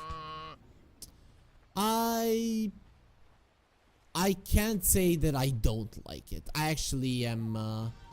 I like the idea. I like how it made the safe lane stronger once again, that you can go forward. I like the changes to the bottle as well, so that you cannot refill it. Generally, I'm a fan of the changes. Let's okay. Yeah. Ooh. Is he fine? He has 8 armor, so this is not an easy hero to bring down. Gets away from the dust and barely, but does survive. Yeah. Not an easy hero to bring down unless you have spells, and then he's having the worst time of his life, right? A lot of armor, but doesn't really work when you're being nuked down by almost anything. In this lane though, it shouldn't be the case. Maybe a little bit of Fatal Bonds and Shadow Word, but besides that, We'll see. Starting the lane with low HP is already a problem, though. Yeah, Ru. you're already into melee heroes. But as we mentioned, there's the aggression from the PA and the Warlock might not be enough to push back the Mars. We saw the mid lane a little bit, gonna be moving towards the bottom, but I feel like we talked about the Tango and the Tiny matchup enough. How about the Storm versus a Nature's Prophet? How should that one go? Well, so far, Larl is doing really well. I feel like maybe Storm is just a bit overtuned in most matchups at the moment. And just having the static slide, I feel like you don't lose. Maybe you lose to like 2 heroes in the game at the moment, and one of them is Huskar. So Who everybody loses to mostly. So, yeah, so that's how it goes. Yeah, static slide changed everything for this hero. Though he did get harassed and used a lot of his mana early on. So we'll see how well he does. Only has 1 more bottle charge and only 80 mana. So Larl is being pressured right now in the mid lane. That is kind of annoying for him for sure. yeah, Greater Treant, man. As much as I love micro and I love heroes that have summons and stuff, still in Dota, it's probably one of the most annoying things to play against when you have like this thing that's running at you. It's dealing almost no damage, keep that in mind, 24, but it's still annoying. Down on the bot lane, by the way, Poshka has to play a really good game. Like, he's a good Phoenix player, of course, but has to be careful here. They have a ton of kill potential. We mentioned Tiny, and his low armor is the same with Phoenix. If not even worse. I forgot to mention this. You know that today is a Dota holiday, right? Is it? Yeah, it's the 22nd of March, right? So if you use how Americans say, they always say month first and then days. It's 322 today. So Oh, that's true. it is a Dota holiday. Only comes once a year. That is quite nice. We'll see. We'll see if some weird things will happen in the game. You're yeah. Hopefully we'll see just normal Dota. Larl right now on the mid lane. When it comes to normal Dota, the lane has normalized. On top lane though, they're being so pressured. Ru has been trying his best to creep skip, and Collapse is finding some farm, but this is probably the worst lane he's had recently. PA and Warlock just, I mean, the power couple of the meta, right? Like, these two are almost, if they're available, they are picked. That's how I feel. Maybe Jakiro close second. It could go the other way around. Collapse telling Ru like, Mira never came to my lane with 20% HP. Like, why is this happening, right? Because Ru, that early damage that he took is the problem. Collapse is going to be taking a ton of damage. We'll see if he's going to survive. And yeah, Fatal Bonds are definitely going to take him down. DA 2000 gets him. Okay, that is a PA with 30 CS and a first blood. So, Battle Fury on the horizon. Maposhka will die again. Will die as well, actually. That's going to be 2 heroes down as Rodan tried to snipe the career. It went into the fog of war because of the tree, and he couldn't get it with the tree toss. So really nothing working out for Spirit in this laning stage. Yeah, no, really nothing at all. Like, bot lane, the lanes are bad. Mid lane, the lane is not great. Kiyotaka bought an Orb of Corrosion and just took over as a level 3 Nature's Call, and it actually starts to hurt eventually, right? So, a pretty damn hard start to the game for Team Spirit. They do have a Bounty Hunter, and he is only level 2, but if he finds farm, if he finds experience, I feel like this is a hero that makes absolutely everything easier. Especially if you're playing, like, if you're playing pubs, sometimes you just never come online. Your team is too crazy. They're angry by the time you get to level 6. But in pro games, you just need a couple of fights, and you're basically back. This is the thing, though. I'm not sure I like the way that Team Spirit set themselves up for success, because they got 3 killers to go with the bounty hunter, but they didn't get a single lane winner on their side. If you lose all 3 of the lanes, those track kills are most likely just not going to happen.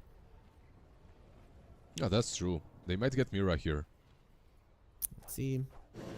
2 supports, it is level 3 Phoenix, so as far as Spirits will be doing a lot of damage. There's the calling, and Riposhka actually doesn't get silenced up, so he can stop there for on the side, but the neutral creeps will have more kills than Team Spirit in this game.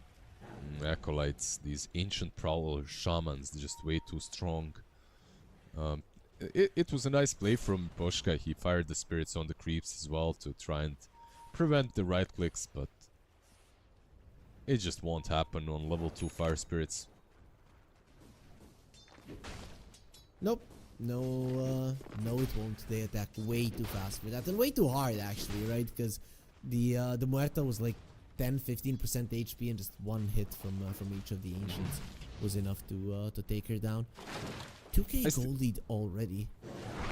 It's a huge gold lead. The team fight from Aurora is solid, but I just want to see these 2 teams clash on even grounds, if they ever get to even grounds, because there's a lot of potential between the tiny Phoenix Mars. Like, you can protect the egg in so many ways, and then you can pick and choose your targets with Larl because of track. So yeah, both sides, like, even though it's looking a bit scary for Team Spirits right now, and Aurora are in control bot lane, they need to do everything right. Well, let's see. Tokyo, they want him dead. He does have a healing below, so that will most definitely help him. The calling.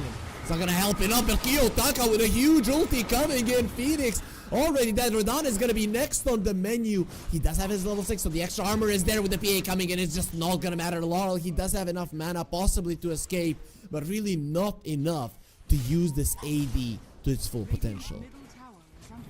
Yeah, they got 1 kill, but they lose 2 of their heroes.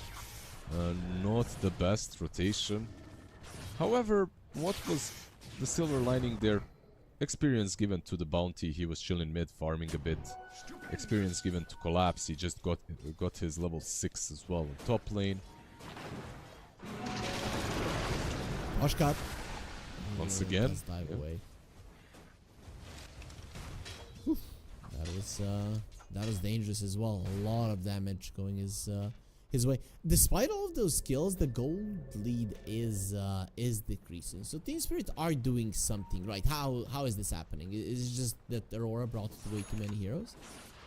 Yep, they're rotating, but don't be misled by the gold leads. The gold lead is not great, but the experience is. Your bounty, like I said, is given a lane, and he's not 6. Panto, of course, with Black Grimoire, he's already 7. Muerta getting closer to level 5, so overall they are doing pretty well on Aurora.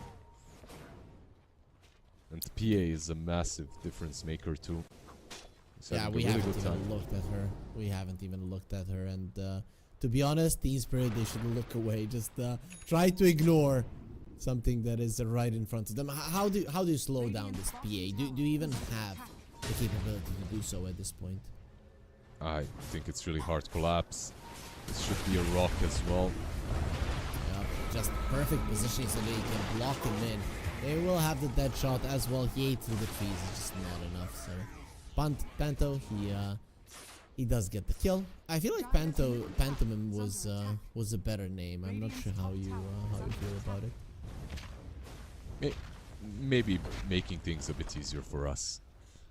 You know, for all the casters, make it a bit easier to be recognized, his name called out. It's like when there are players that make their nicknames just barely even readable. Like, bro, my English already is half-assed. Mid lane Panto. Panto will be found, and Panto will soon be killed. Yep. They do get the kill. While he does have mana enough to get into the pit, get out of it as well. The TP is ready, and he will be getting himself away. Garu, illusions, and he gets the track off before getting away. Boschka going for the piggy pole to run away. Toronto Tokyo Won't be getting any kills, so that's the first rolling thunder. That doesn't really do much. He might go on him here though. Toronto. Avalanche, he did get the shield crash off, but the shield is already gone. Some heals are going to be coming out from Panto. Swashbuckle, not enough to get away. They have the track, they want him, and they won't be able to get him. Now the ulti from Kiyotaka going in. Radan, he needs to run away. He will be able to do so, but still, that was so close, but yet so far. Again, the Warlock coming into play. Yeah, level 4 maxed out Shadow Word. This is why this man almost never saves the Black Grimoire. He uses it very quickly to get that level 6, and I feel like that's the correct play. Like, you use it to get 6 and then you snowball off of that first golem. There is, by the way, a smoke from Bounty and the Storm. Collapse. It's slowed down. They are coming with the smoke, so Collapse, he might just be baiting Lewis here. Kiyotaka goes in, and he's inside of the arena as well. The PA will be going down. Collapse standing inside of his arena. Now he's going to be running away. Those fatal bonds not enough to take him out, or maybe they will be if they continue taking damage. Kiyotaka is somehow still alive, but they got what they came for. That is a big PA kill. Barely gets out with Storm Spirit. That was a very calm play from him. Dodging the calling, then using his zip to get away. They didn't have golem, right? Like, they didn't have the rock still. I feel like it was Gonna have used. it now. Yeah. Collapse, yeah, with the Wrath of Nature, is looking like he should tick out from the Shadow Word just in time. Rue will be tracking Panto, so maybe they can get a track kill with the Tiny coming in. He's not that fast. Let's see if Rue can keep him in place with some body blocks. Not really perfect. Kiyotaka threatening with a TP, and Panto going forward, still having his golem and having guts, which is the most important thing. Yeah, standing his ground. Kind of baiting as well. I think you were talking about the killers. Like, the killer combo on Team Spirit is definitely Bounty and Storm. As they have just demonstrated. The problem is, right now I feel like that's the only killer combo. They have nothing else. Like, Phoenix still not level 6. And he's not really the killer combo, but he activates some other possibilities. Suddenly you can go without the Storm with maybe Phoenix, Bounty, Mars. Right now they just don't have too many options. You need to get level 6 on Poshka. Well, Poshka is trying to get it. The Storm almost dead, surviving barely there on Laurel. Kiyotaka is continuing to farm, going for a Mjolnir, very popular item. Now nowadays, Zru scouting. Only 3 kills for Spirit. When do these kills start happening? Maybe is now, the mid lane. Well, let's see if this is gonna happen now. Muerta does have Pierce the Veil, so will be surviving a little bit longer, but still they do have the spells to get her down. There's a track kill. If you want more, double shield crash. Tokyo gonna be pushing the bounty uphill with Kiyotaka TPing in. Ryu is gonna be in a lot of trouble. There's a Swashbuckler looking very much dead. There's the level 6 from the Phoenix. Gonna be using the egg very aggressively. Protected by the arena and with the spear. Hello, PA. We wanted you again. Mira, he buys back. He says, I wanna die once more. I don't wanna live in a world where my perfect game PA is just dying over and over again. Silver lining, that track on Panto, it did expire. But boy, was that a perfect fight for Spirit. That's a very, very thin lining, by the way. If it's silver at all, maybe some fake silver that you buy in a Bosnian marketplace. Kiyotaka never joined, by the way. Teleportation is there. I mean, he was trying to, thinking whether or not to Pengo as well. It was a nice rolling thunder, but I felt like it baited everyone in. Bounty Hunter got pushed onto the high ground, but it was very disconnected. Like, they could never truly get a true hit on anyone. And then he uses the double shield to go even further in while the egg is being dropped. It was like perfect execution by Team Spirit to dodge the rolling thunder in many different ways. And at the same time from Aurora, that wasn't the play, it wasn't the fight for sure. Mid lane. he's all alone on Toronto Tokyo. He needs to roll away, and it's not going to be happening. They pull him back. He's still going to be able to use the Rolling Thunder, and they're going to be happy with that. Laurel maybe could have gone for it. Collapse. Not going to be happening. Bot lane. That was a fake pump. Well, they're probably not going to use it only for Miposhka. He places a ward, is very quickly going to understand that was a huge waste. But you know what's not a waste, Lizard? Just to click follow here on Twitch. Same on YouTube. There it's subscribe. Exclamation mark F if you are lazy. We've automated everything for you, so it's just gonna take you everywhere that you need to go, so that you can follow this and more amazing tournaments that we're gonna have in the future. You get relocated into greener pastures every time you get that notification that the tournament is on. Mid lane, Toronto. Only one shield crash. He didn't go for the double jump. And even with an extra shield versus an Arcane Runestorm, you're not surviving. Yeah, he's got that Kai and Sanj. And he's instantly TPing down bottom. Maybe they can get a bigger pick. Looking towards Mira. It's been found. Pando will be dropping the Golem. These two supports are very strong. The egg is available though, so Miposhka is fine. Same is true with the arena. Class will be going for it. There's the spear protected with the shields are going in. The A2000 thinking about jumping in as Collapse is taking a lot of damage, not enough to threaten his life. Panto's Golem still giving Vigil Laurel, digging up some water runes, so we'll be having some extra mana to work Look with. at the PA. 2000 is taking some damage, and thinking about going in. The Storm still has some mana to work with. Rue is baiting here, but is that bait just gonna be ending up in his death and nothing more? Yeah, Tiny's here though. He's coming in. Tiny coming in, that's what he does. Triple man, Avatar's combo, a lot of damage being done. Phoenix is gonna be coming close. He still has the egg, will be going for it with the extra damage. Now TA2000, they want him as well. Laurel doesn't have any more mana to work with. He doesn't want those misses. He wants to be able to connect with his right clicks, and there's the Soul Ring coming in just in time to give him the mana necessary for the kill. Oh man, these fights from Aurora. I'm not sure why they're forced into taking them. This Phantom Assassin had the best lane ever. And now she's dropped to position 4 on the net worth charts. I feel like if you just farm the BKB and then you fight after, the game might be a little bit easier for you. But not only are they forcing these fights, they're forcing them into track. Of course, Bounty Hunter was dead this time around, so not a lot of kills. Gave them extra gold, but still 6k advantage 18 minutes in is no joke for Team Spirit.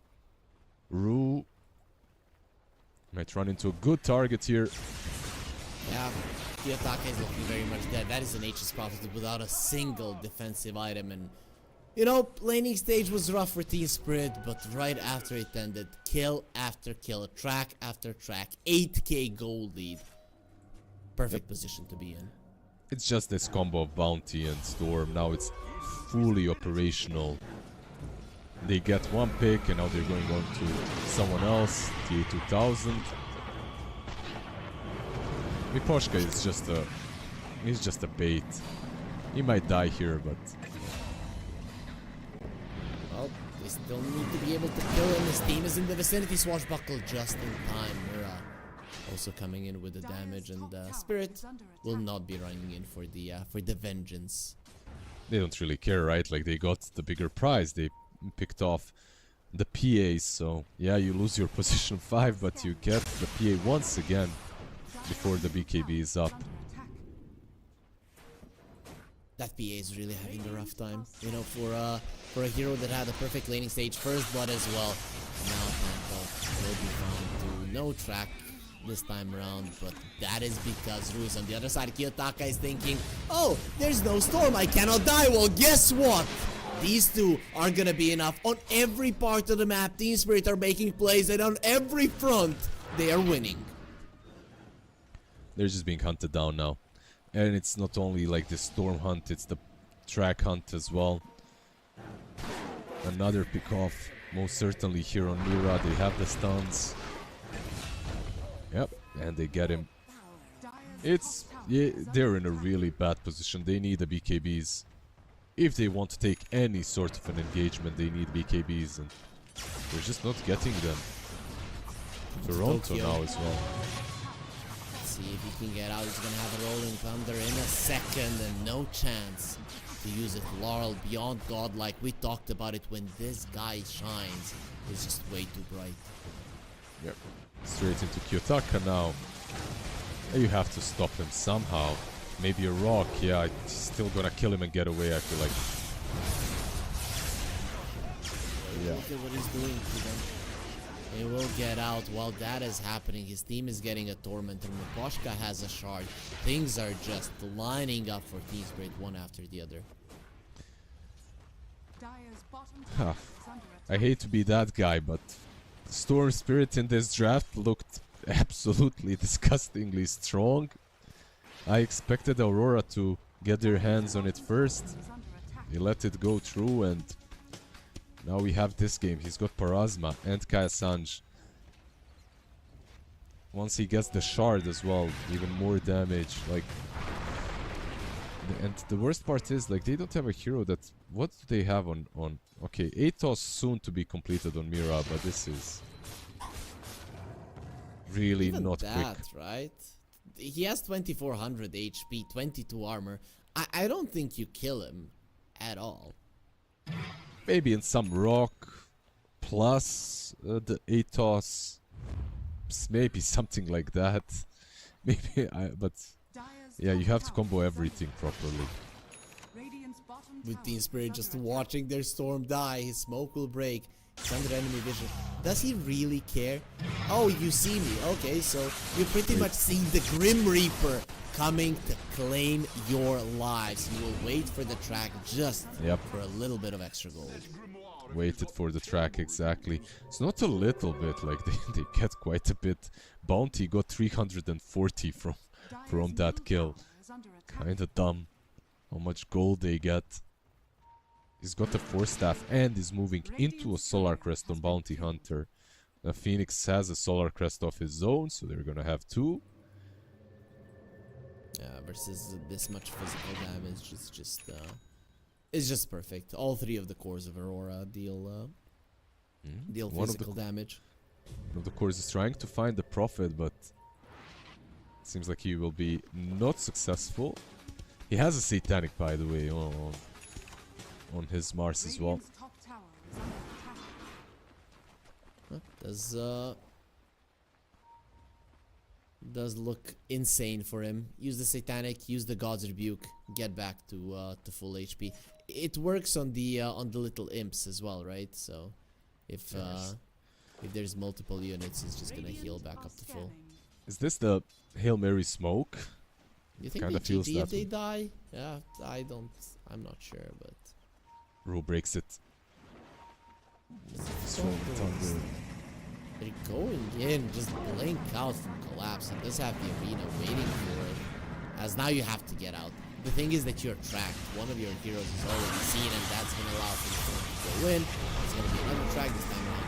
Amir Haru A gets nice tossed deny. in. Poor man's blink dagger. Yep, he at least denies the arcane rune. That is just the thing. What the Ivers do, even under really bad circumstances, they find a way to be useful.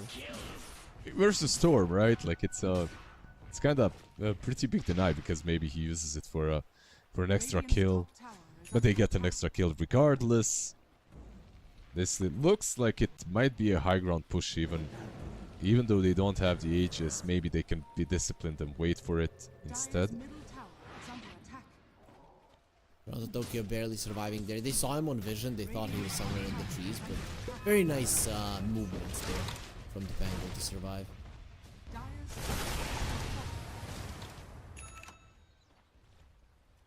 Radiant's bottom I really tower like that is under Kyo attack. has switched up his item build and is going for a BKB. This is like at some point he had, I think, like a pike queued up or something that those items made. In this kind of a game, you just need it. You need a BKB. You can't rely on anything else. Oh, that's gonna be a tier 2 in the mid lane. That's a first tier 2 of the game. Considering how many kills Team Spirits have been getting with a Tiny on their side, You would expect more towers to fall, but Okay. only now they're starting to go for it. Boschka has been found. He doesn't want to egg here. He will keep himself alive a little bit longer with this little adjustment. This is a carry-to-carry matchup. Oh, actually, that's a mid laner. Either way, Radon just gets a kill easily. Looking at the Prophet and the way they itemize, it does feel like a carry-to-carry matchup most of the time. I got you. I understand you, why you meant that, but in this game, at least, it looks like a carry-to-support matchup. So far, at least, it looked that way. I feel like the same would happen to a PA as well, right? Silver Edge hit, Avalanche, toss, goodbye TA 2000 as well. The only difference is there's a BKB on her, so maybe he can pop that, but probably not gonna happen. Let's see. We might see it down on the bot lane. Well, I'm gonna be finding out soon. Some deep vision again blazed by Rue as Aini wants to go in. He's not gonna be getting the VA, but he's gonna be getting somebody different. No golems will be dropped today. TA 2000. The Storm will be going for him, even with the BKB being used. Is that enough to survive? DP out, gonna try for it. One more hit, he missed him, but he died to the Parasma in the base. fountain. The Parasma killed him. Laurel might have missed that last hit, but the Parasma hit earlier. It was on point. Yeah, Searing Signet and Parasma. Way too much damage coming from Larl. It truly feels like the first game was hard for Aurora. This second one looks... I feel like the draft itself looked maybe more playable, but the outplays were definitely there from Team Spirit. Ever since that wipe on the mid lane, they've just been rolling out of control. Laurel is having a blast. They even bought a gem for him, so he's not gonna be in any kind of trouble. Next item gonna be a Shiva. I don't even know how they kill him when he gets that much armor on the Storm. He has no BKB, so if you could control him for long enough with Rolling Thunder, there is a chance, but it's probably not going to happen. Let's see, rush fight again. That's where it started last time for Aurora, so maybe now as well. TA 2000 just to walk into the pit. The dead shot was used, so they got some info on what's going on.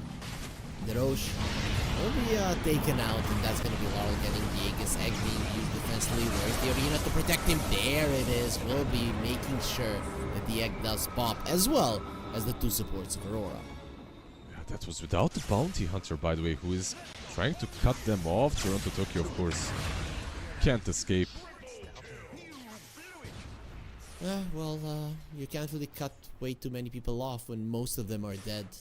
You did survive on both of your cores, so you could say that the important ones are alive, but I still don't see how Aurora can play this game. It just looks pretty impossible at this point. Yeah, Radon just queuing up 8 hyper stones. Wants to hit buildings faster and the game perhaps a bit faster with it. But yeah, I get you. I feel the same. Storm Spirit now with an Aegis dying twice is... It's...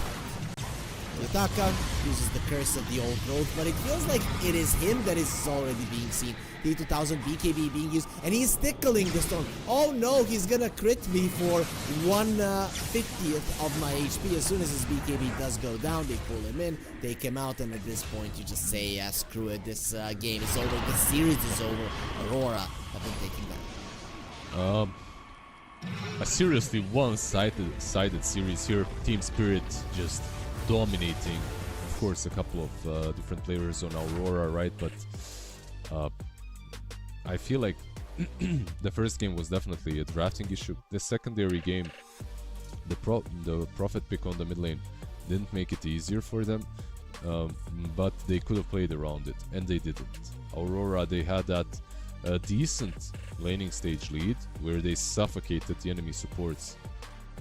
The experience just wasn't there, and usually that's where you break apart a bounty hunter game. You make him very weak in the laning stage, and then you kind of play all together. But they played together a little bit too much and a little bit too badly on Aurora. Every time they would mash up together as 5, they would get outplayed. mid lane, bot lane, all these 5-man engagements didn't work out for them, and they were all before PA even got the BKB. So they kind of ruined a perfect TA start with a lot of unnecessary movements, I would say. Meanwhile, Team Spirit just playing out of their mind, is outplaying them 21-0-7. Very, very cool numbers right there from Larl. Yeah, looking awesome on the Storm Spirit. I'm just trying to think, right? Was it just Team Spirit recognizing way too well in this game that the Pango is the only one that could be a problem and just shutting him down? Because that's how it all started, with Team Spirit just constantly pressuring Toronto Tokyo. I feel like it's not only that he was the main controller for Aurora, he was the only one showing in the lane, right? Like, you had a PA that's blurred somewhere, you don't even see her. Nature's Prophet is just farming the outskirts of the map. Meanwhile, the Pangolier needs to be the bait, and they took their bluff and they killed him off a couple of times. They made this game harder for sure. But overall, I really think Aurora, that mid lane fight where they get a couple of track kills on Team Spirit, plus they wipe everyone and Mira buybacks, I think that sealed the deal. The buyback on Mira, it made sure that there is no ATOS quickly enough for Larl to really be stoppable in this game. Like, he was just as free as a bird, doing whatever he wanted. Absolutely no catch, no Orchid. Of course, no heroes that could buy it. Maybe in some patch Toronto Tokyo could, or maybe a Prophet, but not really the prime items that you go for. ATOS the only thing possible, and it was too late. Like, he got the ATOS minute 23, and Larl at that time was 13-0-6 already. Parazma and Kai and Sanj, so rough one. One to forget if you're Aurora, and want to definitely leave in the past and reset from. Yeah, I mean, the goal is the same. You need to win 3 best of 3s during this modified Swiss stage if you want to go to the playoffs. But also, we've got a little surprise for somebody in the chat. We got ourselves a community drop. Real Content is going to be getting the Manifold Paradox. And guys, if you want to get these community drops, just be nice in the chat, comment regularly, and you might be the ones that will be blessed with the next Arcana that will be coming your way. That's gonna be it for this series, Lizard. We have one left. It's gonna be Tundra versus Talon. Currently, for all of you guys that just want to see more Dota, you have our EN2 stream on Twitch, where Falcons are playing versus One Win, so be sure to stop by there. Currently it's 1-0 for Falcons, but you can find out yourselves how that game 2 is looking at this moment. From me and Lizard, we're gonna be saying goodbye for a long time, an hour and a half before our next series starts, so be sure to be here once Tundra and Talon are ready.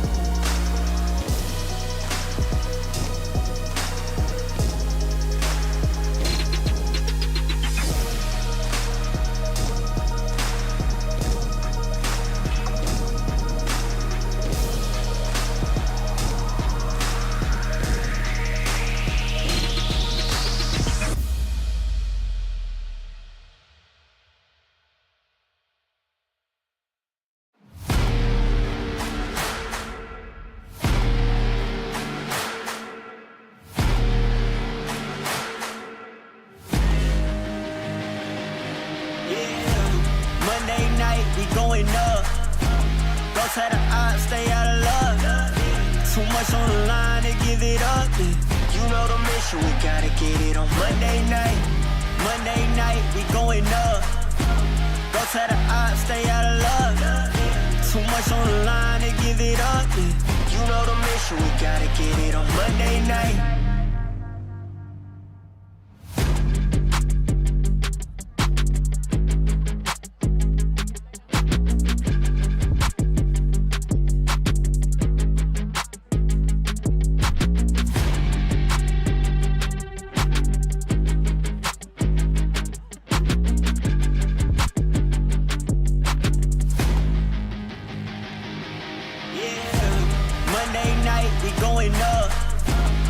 Tell the odds, stay out of luck. Too much on the line to give it up. You know the mission, we gotta get it on Monday night. Monday night, we going up. Go tell the odds, stay out of luck. Too much on the line to give it up. You know the mission, we gotta get it on Monday night.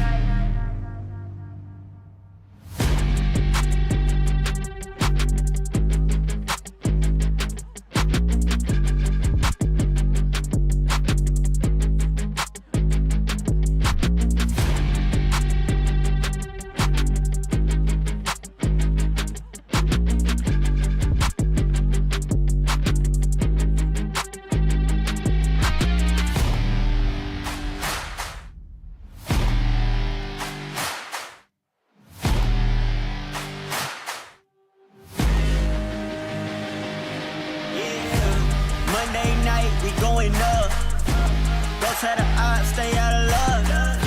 Too much on the line to give it up. You know the mission, we gotta get it on Monday night. Monday night, we going up. Go tell the odds, stay out of luck. Too much on the line to give it up. You know the mission, we gotta get it on Monday night.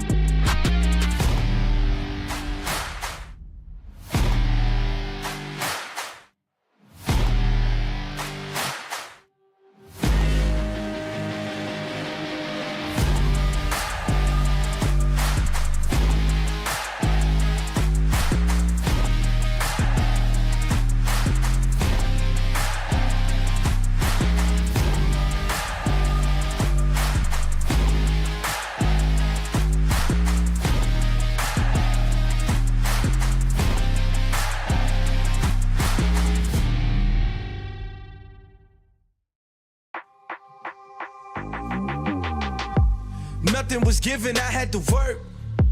I got no limits, huh? Short on the 15, back on the first. Either way, I'ma get it, Lord be my witness. Feel the pressure, but never let them deflect you from goals. You just keep your head up, we rose from nothing. Remember, we set them shop and remember, contribute, get hit together. Plus, they know that we better, they know that we'll never let up. Fire within me, ice in my veins. Fire within me, ice in my veins. If I get cold, I'm about to heat up. Only that stress, I kick my feet up. Fire within me, ice in my veins. Fire within me, ice in my veins. If I get cold, I'm bound to heat up. I hear the noise, but no, they need us.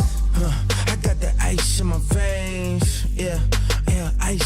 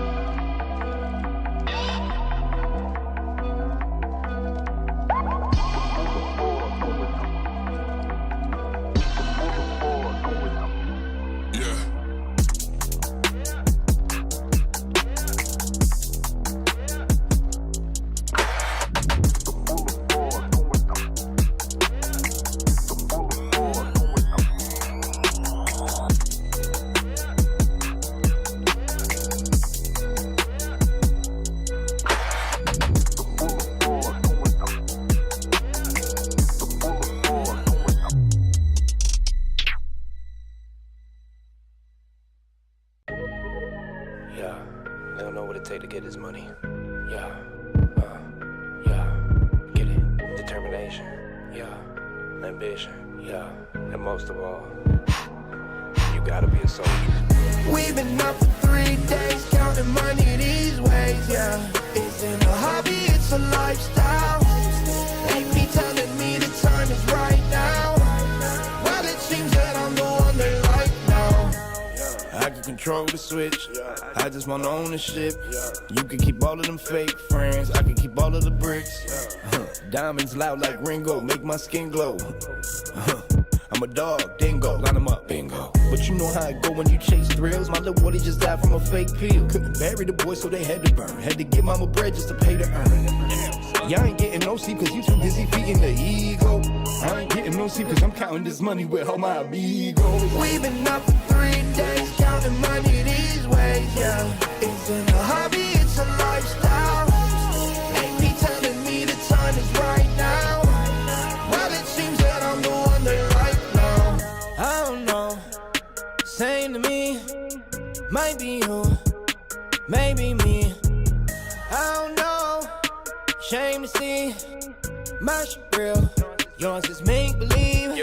Man, it's kind of offensive the way I'm cooking. Her neck hurting, I'm shining, I'm real good looking. I don't need to talk much, you can see the story. Man, he talking too much, he could be the story. I remember the day that they had us in cages. I thought it was outrageous. Now we get paid for jumping off stages. Look at me, mama, I made it like. We've been up for 3 days, counting money these ways, yeah.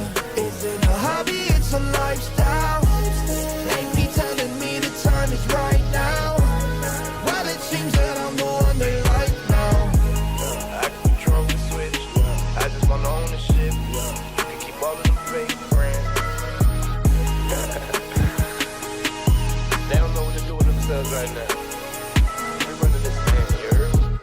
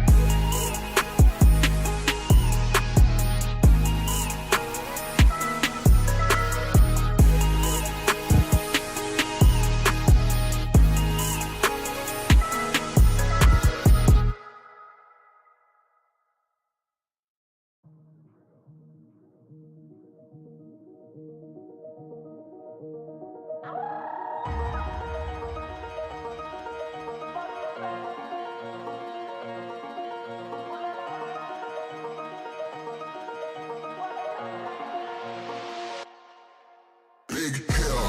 There's a winner in the mirror. I couldn't see the vision any clearer. Came from the concrete, it's a jungle full of lions, snakes and gorillas. I'm going Godzilla with the figures, pushing the button, pulling the trigger. I'm really about it, nobody realer. Remember me as a big hitter. There's a winner in the mirror. I couldn't see the vision any clearer. Came from the concrete, it's a jungle figures, pushing the button, pulling the trigger. I'm really about it, nobody realer. Remember me as a big hill.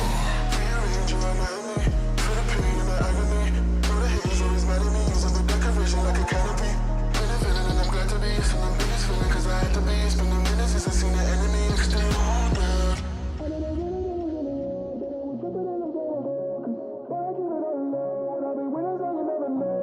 I know they being after me, they never catch me, they ran out of time. Over and over and over and over, I gotta remind. There's a winner in the middle, I couldn't see the vision that they clear. Came from the concrete, it's a jungle full of lies. They say gorillas, I go with Godzilla with the fingers, pushing the button, pulling the trigger. I'm really body, nobody realer. Remember me as a big hill. There's a winner in the middle, I couldn't see the vision any clearer. Came from the concrete, it's a jungle full of lions. Snakes and gorillas, I'm going Godzilla with the fingers, pushing the button, pulling the trigger. I'm really about it, nobody realer. Remember me as a big hill.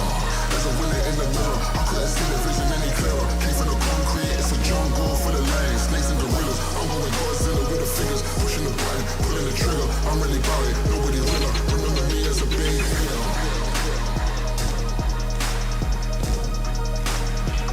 Remember me as a big hill.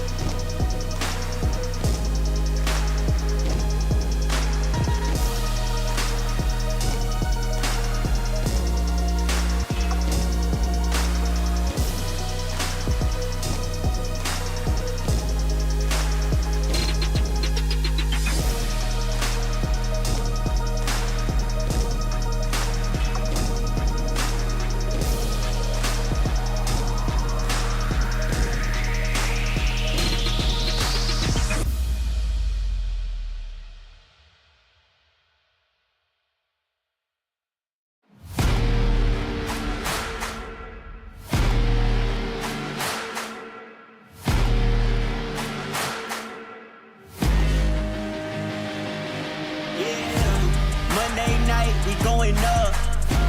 Go tell the odds, stay out of luck. Too much on the line to give it up. You know the mission, we gotta get it on Monday night.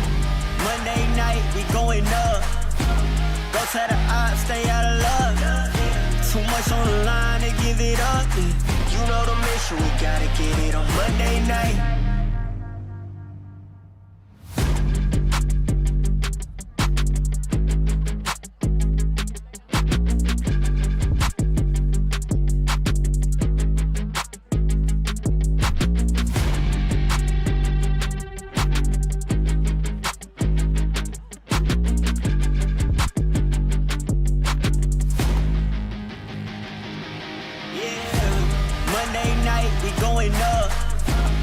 Tell the odds, stay out of luck. Too much on the line to give it up. You know the mission, we gotta get it on Monday night. Monday night, we going up. Go tell the odds, stay out of luck. Too much on the line to give it up. You know the mission, we gotta get it on Monday night.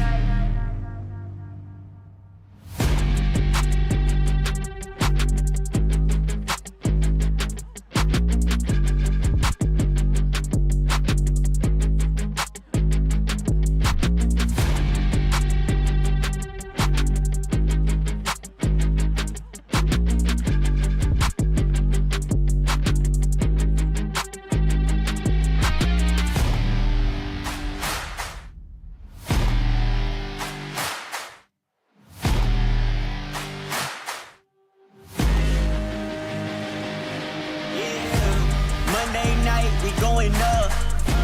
Go tell the odds, stay out of luck. Too much on the line to give it up. You know the mission, we gotta get it on Monday night. Monday night, we going up. Go tell the odds, stay out of luck. Too much on the line to give it up. You know the mission, we gotta get it on Monday night.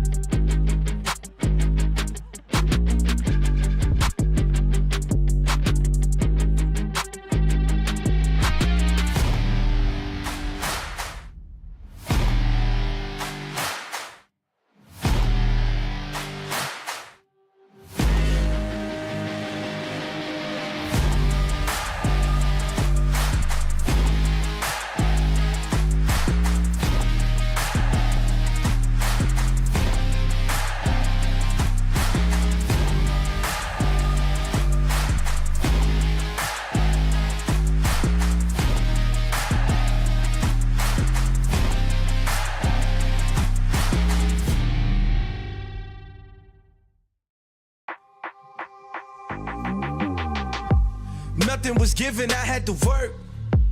I got no limits, huh? Short on the 15, back on the first. Either way, I'ma get it, Lord be my witness up. Feel the pressure, but never let them deflect you from goals. You just keep your head up, we rose from nothing. Remember, we set them shop and remember, contribute, get hit together. Plus, they know that we better, they know that we'll never let up. Fire within me, ice in my veins. Fire within me, ice in my veins. If I get cold, I'm about to heat up. Only I stress, I kick my feet up. Fire within me, ice in my veins. Fire within me, ice in my veins. If I get cold, I'm about to heat up. I hear the noise, but no, they need us. I got that ice in my veins. Yeah, yeah, ice in my veins. Yeah, I got that fire in me. Hey, I got that fire in me. Yeah, yeah, ice in my veins. Yeah, I got that ice in my veins. Yeah, I'm about to heat up. Hey, I'm about to heat up. Fire within me, ice in my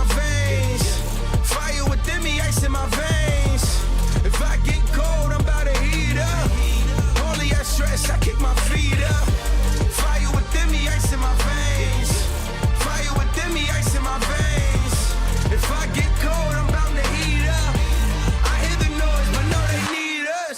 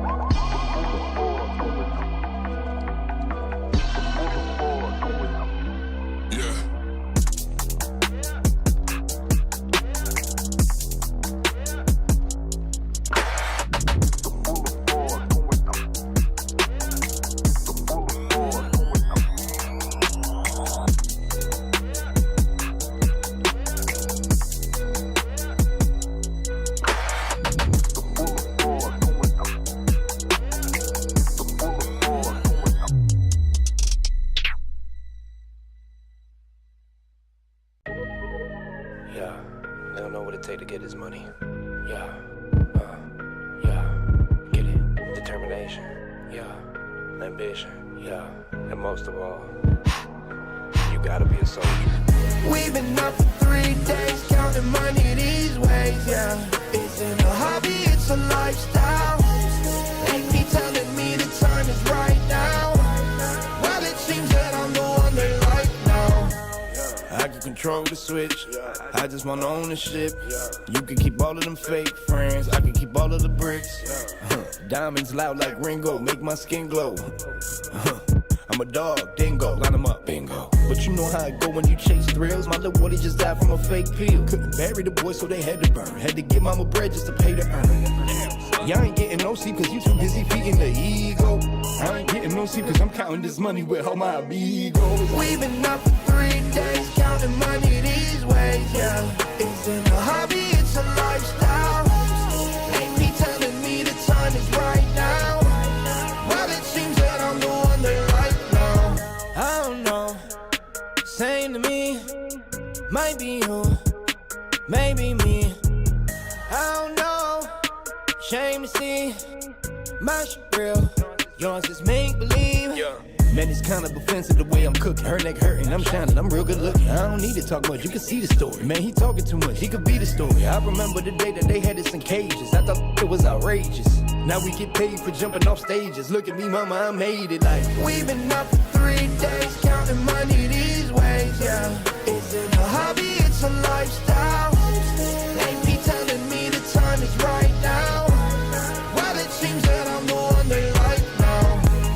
I can control the switch, I just want ownership. You can keep all of the fake friends. They don't know what to do with themselves right now.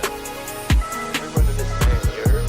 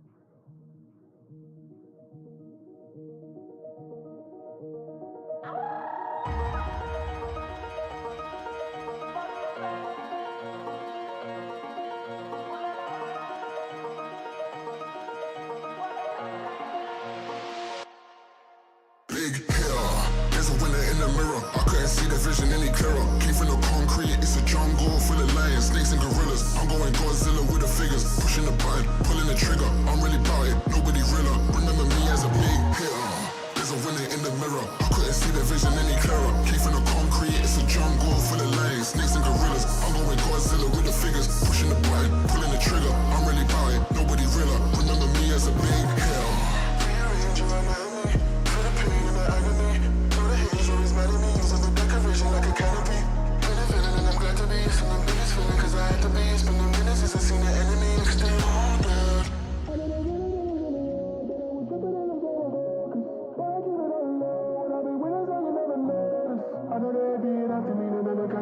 at a time. Over and over and over and over, I gotta remind.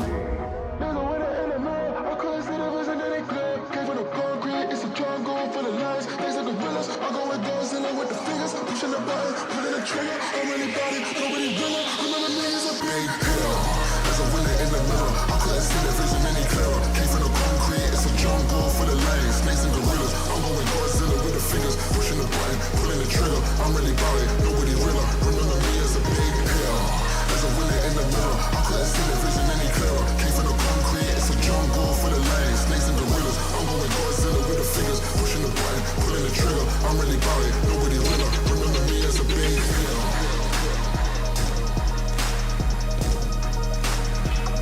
Remember me as a big hitter.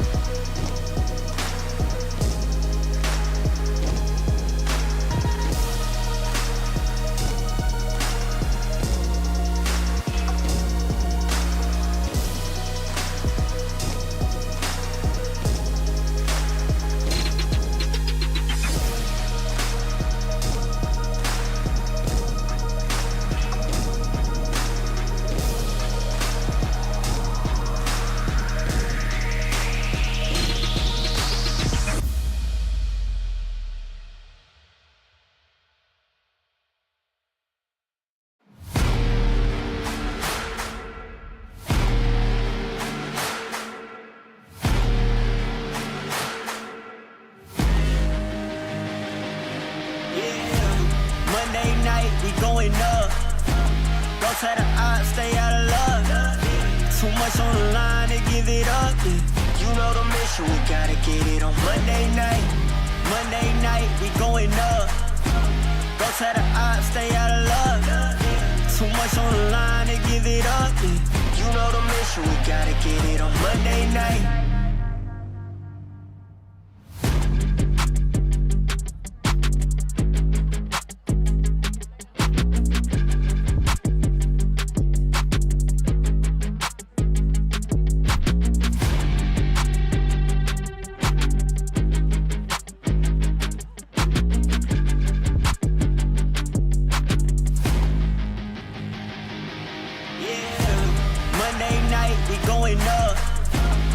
Tell the odds, stay out of luck. Too much on the line to give it up.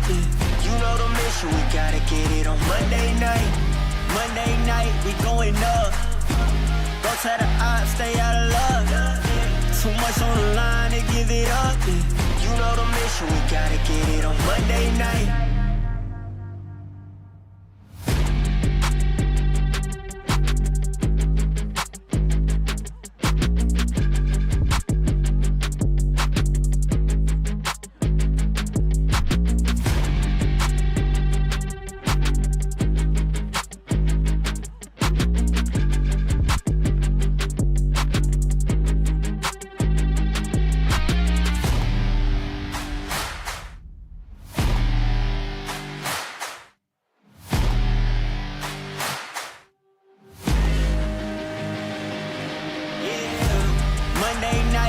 going up. Don't try to stay out of luck. Too much on the line to give it up. You know the mission, we gotta get it on Monday night. Monday night, we going up. Don't try to stay out of luck.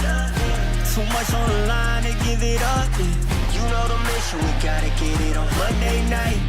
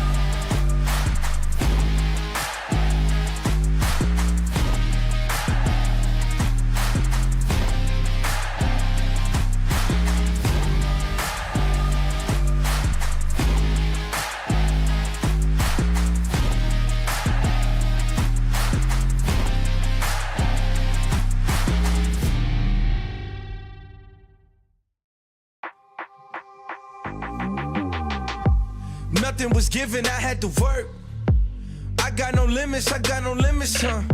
Short on the 15, back on the first. Either way, I'ma get it, Lord be my witness up. Feeling pressure, but never let them deflect you from goals. You just keep your head up, we rose from nothing. Remember, we set them shop every member, contribute, get hit together. Plus, they know that we better, they know that we'll never let up. Fire within me, ice in my veins. Fire within me, ice in my veins. If I get cold, I'm about to heat up. Only I stress, I kick my feet up. Fire within me, ice in my veins.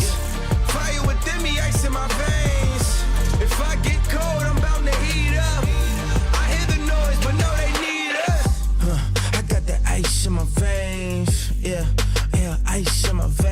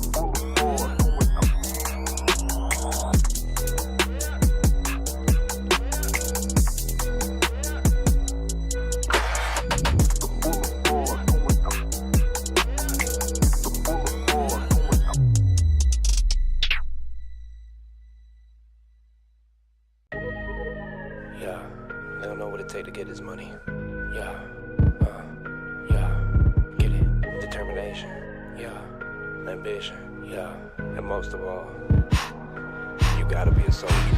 We've been up for 3 days, counting money these ways, yeah. Isn't a hobby, it's a lifestyle. AP telling me the time is right now. Well, it seems that I'm the one they like now. I can control the switch, I just want ownership. You can keep all of them fake friends, I can keep all of the bricks.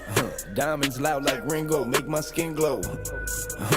I'm a dog, dingo, line them up, bingo. But you know how it go when you chase thrills. My little Woody just died from a fake pill. Couldn't bury the boy, so they had to burn. Had to give mama bread just to pay to earn. Y'all ain't getting no sleep cause you too busy feeding the ego.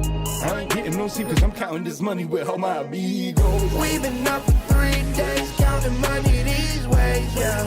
Isn't a hobby, it's a lifestyle. Ain't me telling me the time is right now. Well, it seems that I'm the one they like now. I don't know, same to me. Might be you, maybe me. I don't know, shame to see. My shit real, yours is make believe. Man, it's kind of offensive the way I'm cooking. Her neck hurting, I'm shining, I'm real good looking. I don't need to talk much, you can see the story. Man, he talking too much, he could be the story. I remember the day that they had us in cages. I thought it was outrageous. Now we get paid for jumping off stages. Look at me, mama, I made it like. We've been up for 3 days, counting money these ways, yeah. Isn't a hobby, it's a lifestyle. AP telling me the time is right now. Well, it seems that I'm the one they like now. I can control the switch, I just want ownership. You can keep all of them fake friends. They don't know what to do with themselves right now. We running this thing, you heard?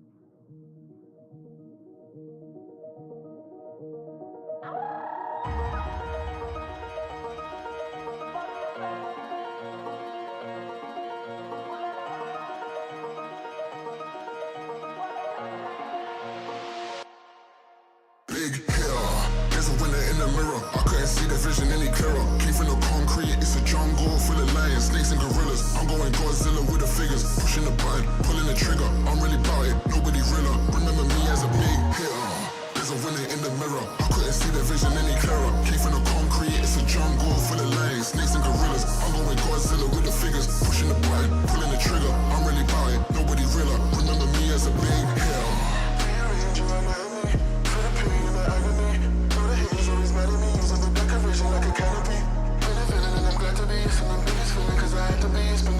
and seen the enemy extend all down.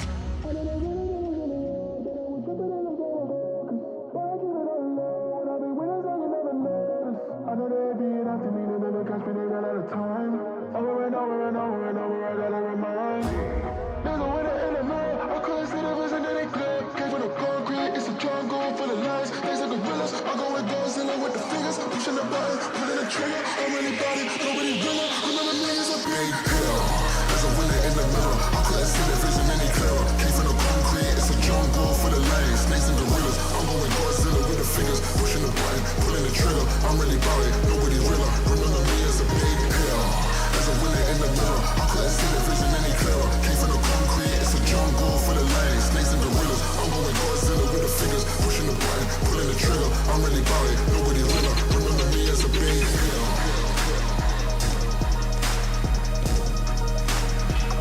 Remember me as a big hill.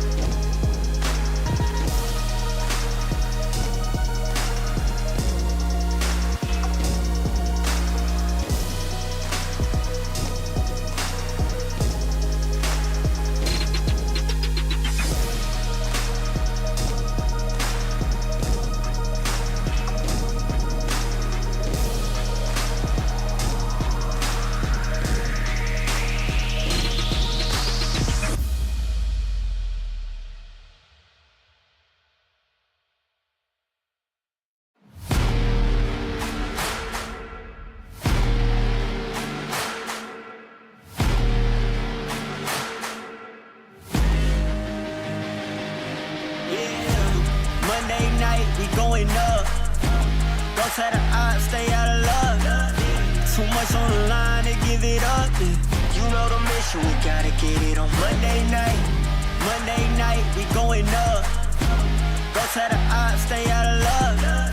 Too much on the line to give it up. You know the mission, we gotta get it on Monday night.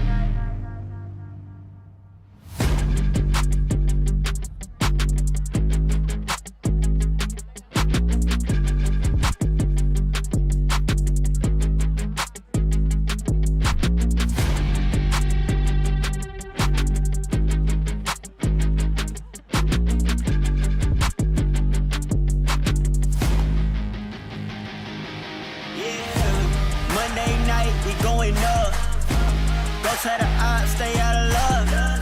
Too much on the line to give it up. You know the mission, we gotta get it on Monday night. Monday night, we going up. Don't tell the odds, stay out of luck. Too much on the line to give it up. You know the mission, we gotta get it on Monday night.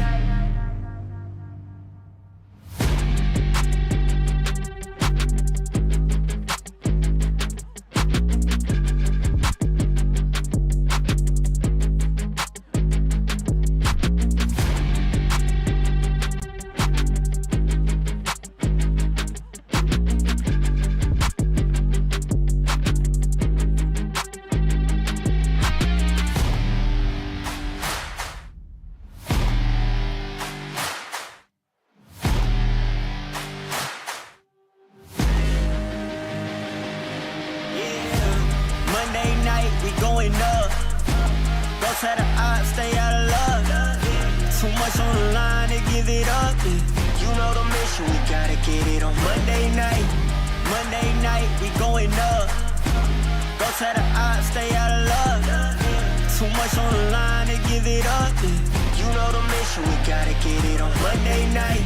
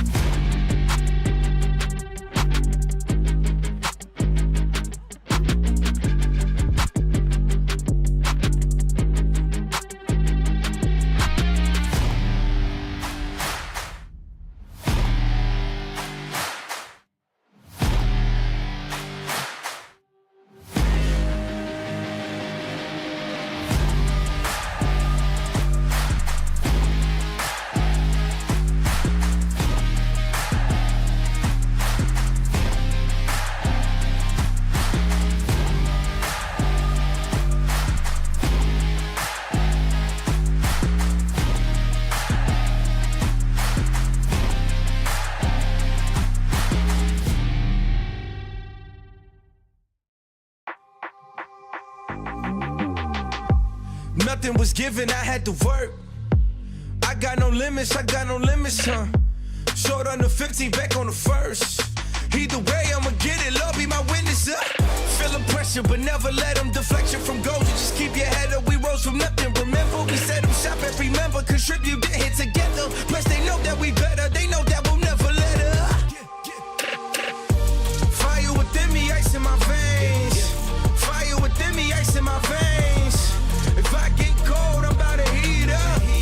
Only I stress, I kick my feet up. Fire within me, ice in my veins. Fire within me, ice in my veins. If I get cold, I'm bound to heat up. I hear the noise, but no, they need us. I got that ice in my veins. Yeah, yeah, ice in my veins. Yeah, I got that fire in me. Hey, I got that fire in me. Yeah, yeah, ice in my veins. Yeah, I got that ice in my veins. Yeah, I'm about to heat up. Hey, I'm about to heat up. Fire within me, ice in my veins. Fire within me, ice in my veins. If I get cold, I'm about to heat up. Only I stress, I kick my feet up.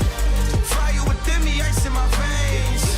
Fire within me, ice in my veins. If I get cold, I'm bound to heat up. I hear the noise, but no, they need us.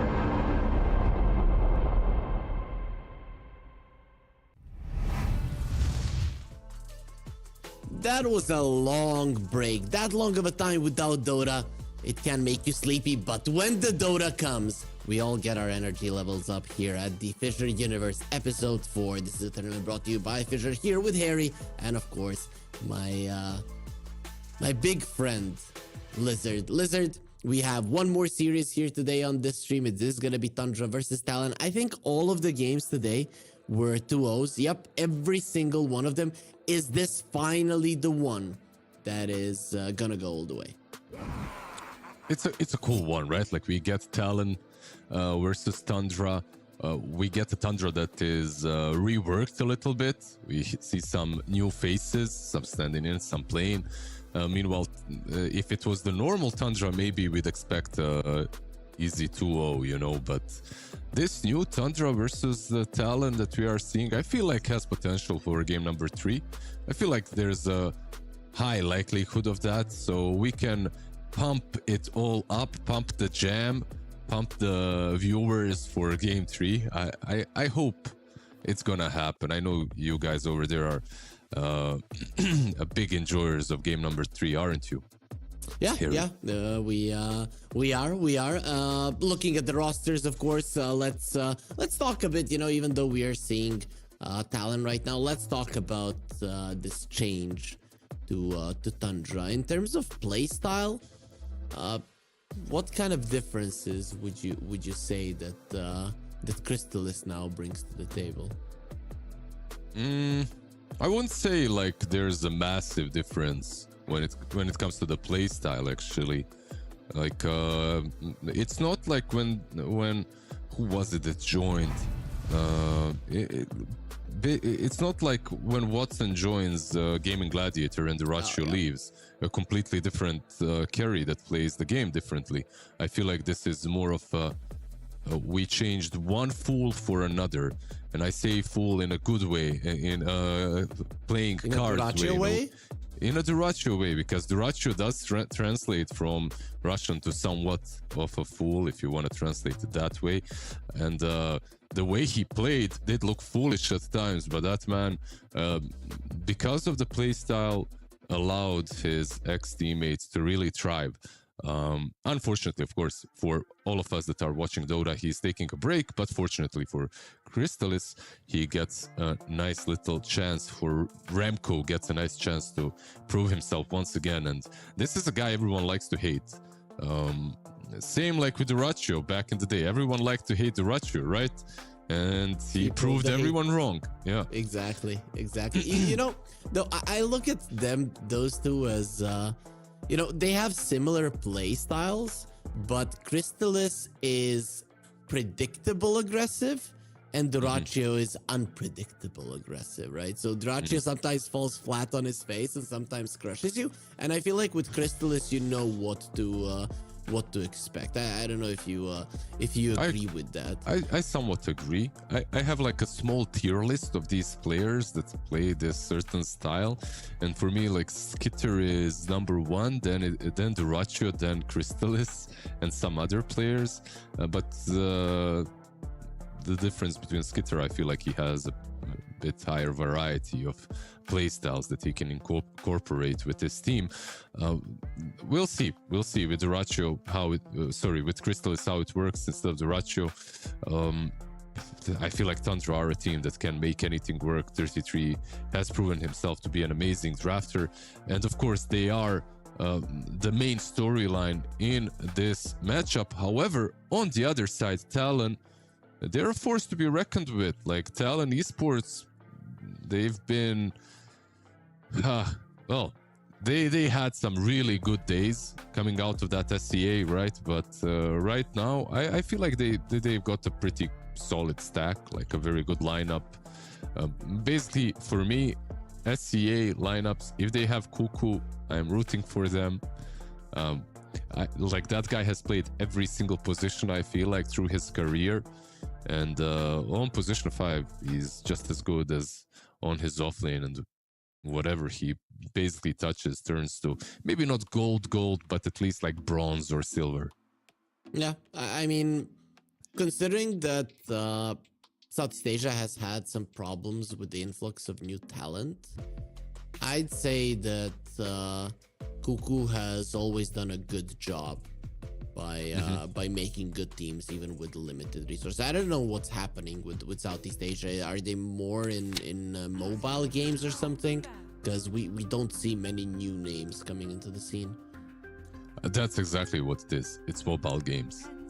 It's these bang bangs and whatnot, you know, like they're taking over. Like in China, everyone is forbidden to play, and in SCA, people like these new gens, they don't even know how to turn on a PC. I swear, like writing on a keyboard is hard for them. So it's kind of weird where we're at. But in SCA, I still feel that there are upcoming talents in Dota. I still feel like it's a region that can afford itself, or players can afford themselves to go all in when it comes to Dota. It's still something like Eastern Europe. Like if you look at them, like their standard of living is very similar to ours, and because of that, they can live on maybe some lower salaries, or they can live on a dream, right, and on future prospects. But right now, they're going to be living with an ancient apparition on their side. This is probably your Cuckoo hero. And we were, of course, banned out, so he doesn't have to worry about that one. We'll see how Tundra responds. So far, I believe today we have seen AA in every single one of our matches. Yep. There has been a ton of this hero going around. So let's see how they go with it. Talon, we don't have any of their games to go off of in this batch. Their last game was on the 14th of the last month of February, where they qualified to Wallachia, but they never made it there. I'm not sure if it was visa issues, what the problem was, but they are gonna be making their debut on this patch. So we really don't know what to expect. Tundra are just gonna be going for a Magnus. So far, only standard heroes have been picked. Nothing out of the ordinary. As we can say, oh, we don't know about that one, but if we had Dota 2 Pro Tracker, we maybe would have been able to find out. Nope, we are still in the meta, in the expected meta for now. Yeah, no Dota, no Pro Tracker anymore. Anyway, right? Yeah. Magnus on Tundra, like. Nothing crazy, like you said, expected meta. The hero went through, they pick it up. We have seen a lot of Ricky in the last game. We might see it again. We might see some PA. Beastmaster banned out, which makes me think that Talon Esports at least do not think about picking the PA. Like Ancient Apparition and PA still crush this hero. I feel like Beast is really good into A, but A and PA are too difficult for him. Talk to me about the Magnus. So disregard that 33 isn't like the biggest Magnus fan, but you as a player, as a caster, as whatnot, somebody who's been in Dota for a long time, currently, where do you see the Magnus as the best? In what position? Like in pro scene, probably offlane or mid. In pubs, position 1. Like, I feel like if you're playing one mag, it just feels really damn good. Still in your pubs, high level pubs at least. This hero just, it's like a better Sven. You get a nicer cleave with the Sven. When is the Sven gonna be the best Sven? Right? We have Dragonite, we have Magnus. When is the poor guy gonna get some love? He got picked a couple of times recently. And if it's like a perfect Sven game, he can work. If it's a perfect Sven player as well, it can work. But usually, yeah, he's not really picked that much. And like when you look at the itemization on Sven, it's still the same. Like you still go for the same things. There's nothing that makes him any better than he used to be. So we'll see. Maybe we'll see some Sven if heroes that farm really fast come back into meta. You know, if your Lunas come back into meta, Gyro is already in. And Sven used to be one of those that can match the tempo, but right now, I don't know. I don't even feel that the hero is that bad. I feel like he's playable. I think so as well. I think he's playable, but I think there's also better heroes than him. He's definitely not bad. So sometimes when everything is banned and he's left in, you can expect the hero to pick up. Of course, something that's always gonna get picked up is a Muerta. I don't think we even need to call out this hero any longer. It's either banned or picked. Every single team wants to have it on their side. Yeah, we get the Muerta and Centaur combo. Do they have enough control for some good setup of the Ice Blast? Not really, but still not terrible. Like, you have a couple of stuns, maybe an Atos or Muerta. Overall, like you said, very straightforward coming from Talon. I'm very comfortable with the Centaur pick as well. Decent two heroes into Silencer as well, I would say. Like a good old combo with the dead shot into the stun from Scent. But Doom into Stampede was never amazing. And now they get it. I'm just happy that we're going to be seeing a Wind Ranger, and by the looks of it, it is going to be a carry Magnus, unless we see something like position 4 or something along those lines. It does look like it is going to be Crystallis that's going to pick it up. Yeah, he does play it. And Wind Ranger has been played today already on mid, I believe. It was GPK that played it a bit. No success, but maybe they can do something different on Tundra. Meanwhile, on Talon now, maybe you can get some hero that actually deals with her. Usually Quap comes to mind, right? Like from these mid laners, especially a Mikoto mid laner that he's super comfortable on. So maybe an option. We'll see if they go for that. There's a couple of others, of course, that are nasty to deal with, but that one instantly comes to my mind. Yeah, I think they can also just pick their safe lane carry, right? Like, you are playing already, you see what the enemy offlane is, most likely. Let's go! There you go. Let's go! It is gonna be a Sven. Okay. Was there anything better left? Yeah, maybe, right? Maybe a PA or something, but they decide to go for a Sven. Extra armor, again, some movement speed to run away from the Doom. I like it, and of course, if you get to that point to get an Axe, purging off the Wind Ranger can be quite useful. Yeah, not bad lane with AA. I was maybe expecting a Monkey King.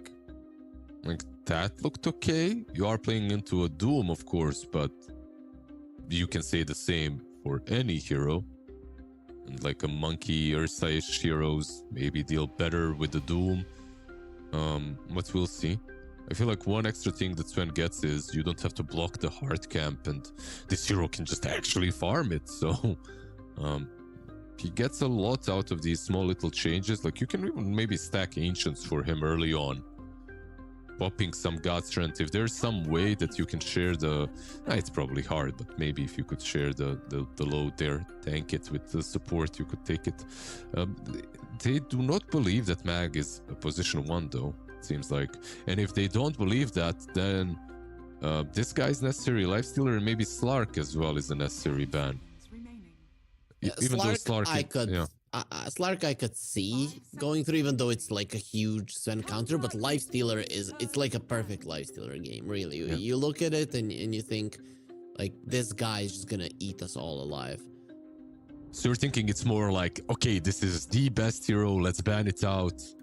And like, we can ban out some support that's also really good next, or something like that. Yeah, that's kind of what I'm looking at. Last time Tundra played the Wind Ranger, they did play it in the mid lane. That was in Wallachia. So I'm gonna assume it is gonna be BZM, that we're not gonna be seeing something weird like a Saxa Wind Ranger, though. I wouldn't hate it. Also, are you looking at Saxa, how from time to time he looks at the screen and it looks like he's like, oh my god, this is just not too fun. Like, this is not what I expected. His expressions are amazing. I feel like it's Saxa's general expressions. Yeah, maybe. Yeah. Maybe that's the case. On the other side, I see a lot of hyped up people. Looking Mikoto a little bit in the dark, everyone else well lighted. Doing some grooming as well. You know, getting rid of some pimples here and there, but let's see what they get rid of when it comes to this draft. Lifestealer out.